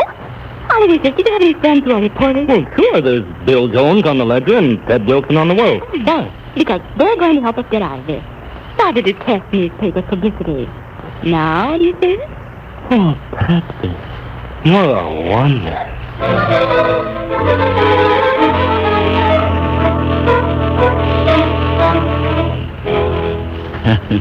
That afternoon, Professor Stokes was visited by two young men who asked a number of innocent questions about mathematics, while they used their eyes to good advantage. The following morning, when the professor picked up his newspaper at breakfast, oh, the infernal impudence! What's the matter, Father? Listen to this headline in the Ledger. University professor discovers dimension of invisibility. Puts his foot in it. Oh, and this one in the World. Noted professor legless in fourth dimension, but still kicking. Oh! And where did they get such stuff? I really couldn't say, Father. There goes the phone. I'll take it. Hello? Just a minute. Here's the line, please. Who is it? It's a representative from a motion picture company. He says this company will pay you $10,000 for your fourth dimension invention using fixed photography. Oh, confound the fella. Hang up on it, Patsy. I'm sorry, Professor Stokes says he isn't interested. Hello? I'll ask him, but I'm afraid... Now what? It's the vaudeville company. They want you to travel with them in their act of sawing a man in half. Tell them to go to... And the professor says no. I'll take it this time. Well, what do you want? Oh, you done... Oh, that was the worst. It was so mysterious. Hello? It's the doorbell this time, Father. I'll go. Don't feel. If I find out he started this... Here's a gentleman to see you, Father. Well, what's your business, young man? Mr. Stokes, I represent the Associated Press. What? Hold on! Professor. Right. Is that thing a camera? All right, you are, Professor. Now, just one more shot in case the first one doesn't turn out well. Get out of here! Before I go, Professor, I'd like to ask a question about your clothing. Does it become visible when you take it off at night and invisible when you put it on again in the morning? I don't care if I get my hands on wait a you... minute, Professor. Look out there. Just let me catch you, that's all I ask!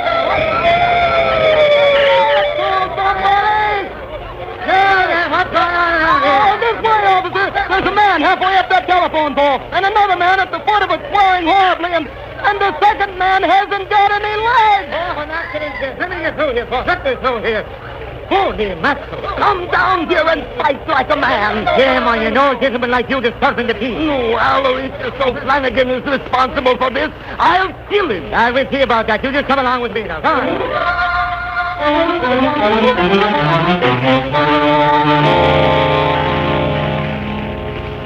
In a few minutes, it was all over.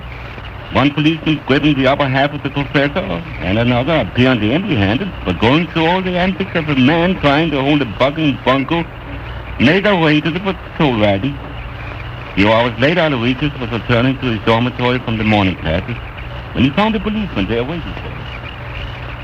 Have you Aloysius Flanagan? Oh, that's right. But I don't own a car, officer. Well, it's not a ticket I'm here to give you.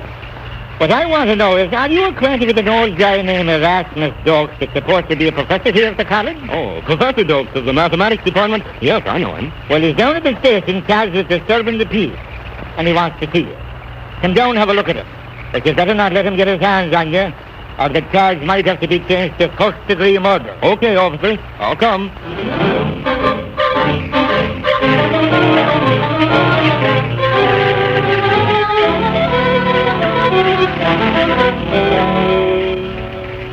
Here he is, Mr. O'Flanagan.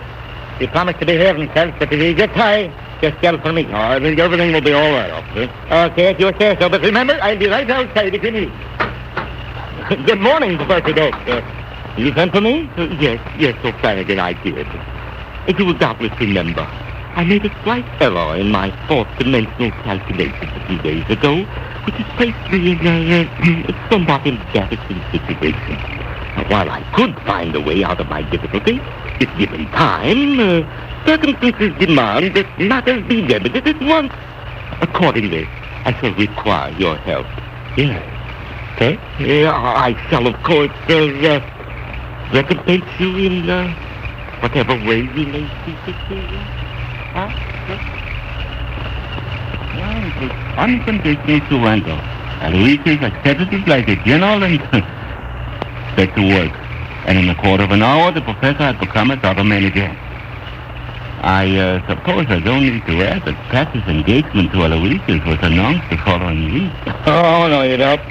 And what's the moral of the story supposed to be, Dr. Christian?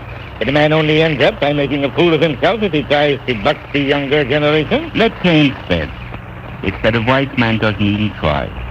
After all, they say love will find a way, you know, in spite of, in spite of everything. Well, maybe you're right at that. And maybe I have been a little hard on Alec Dale. Anyway, I'll think it over. If you're finished bandaging this hand of mine, I'll be getting along. Goodbye, Doctor. Bye, Jere. Goodbye, Professor Boswell. Goodbye, John, and, take it easy with that hand. Dr. Christian, what a story you tell Professor Boswell. You didn't expect him to believe it, did you? I think he believes them all in it, Judy. And that's all that matters. John Boswell isn't an unreasonable man. He just doesn't like to change his mind without a reason.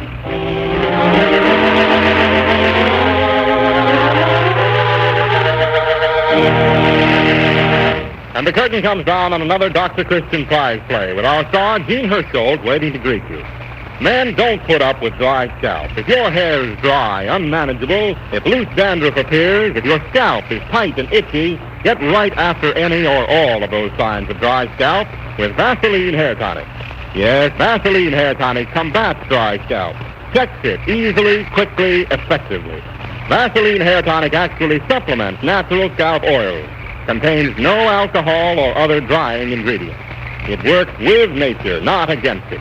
5 drops a day, that's all. 5 drops of Vaseline Hair Tonic applied with comb or directly on the hair checks dry scalp, tames stubborn hair, keeps it perfectly groomed. Also, a brisk Vaseline Hair Tonic massage before each shampoo loosens dandruff, relieves itchy tightness. Remember, more bottles of Vaseline Hair Tonic are sold today than of any hair tonic in America. Vaseline Hair Tonic is one of the many Vaseline brand products made by the Teesville Manufacturing Company, owners of the trademark Vaseline. Get a bottle of Vaseline Hair Tonic tonight. Now here is Gene Hersholt.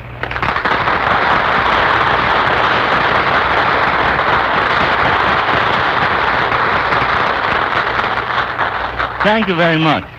Tonight's unusual story is the work of a well-known mystery story writer, Amelia Reynolds Long of Harrisburg, Pennsylvania.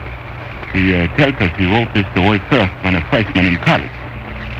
Now a message from the government to say the supplies of industrial fat are far short of demand and needs. It is therefore as important as ever for housewives to save, waste fat, and turn them promptly to their dealers.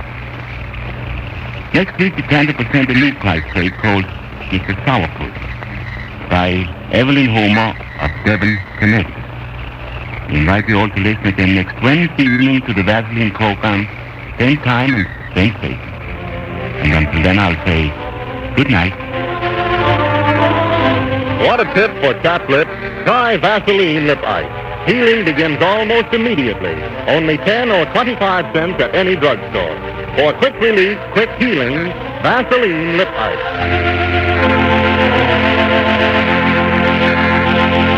Make a note now to be sure to listen to next week's Dr. Christian play, Mr. Sourpuss. You'll love it. Art Gilmore speaking.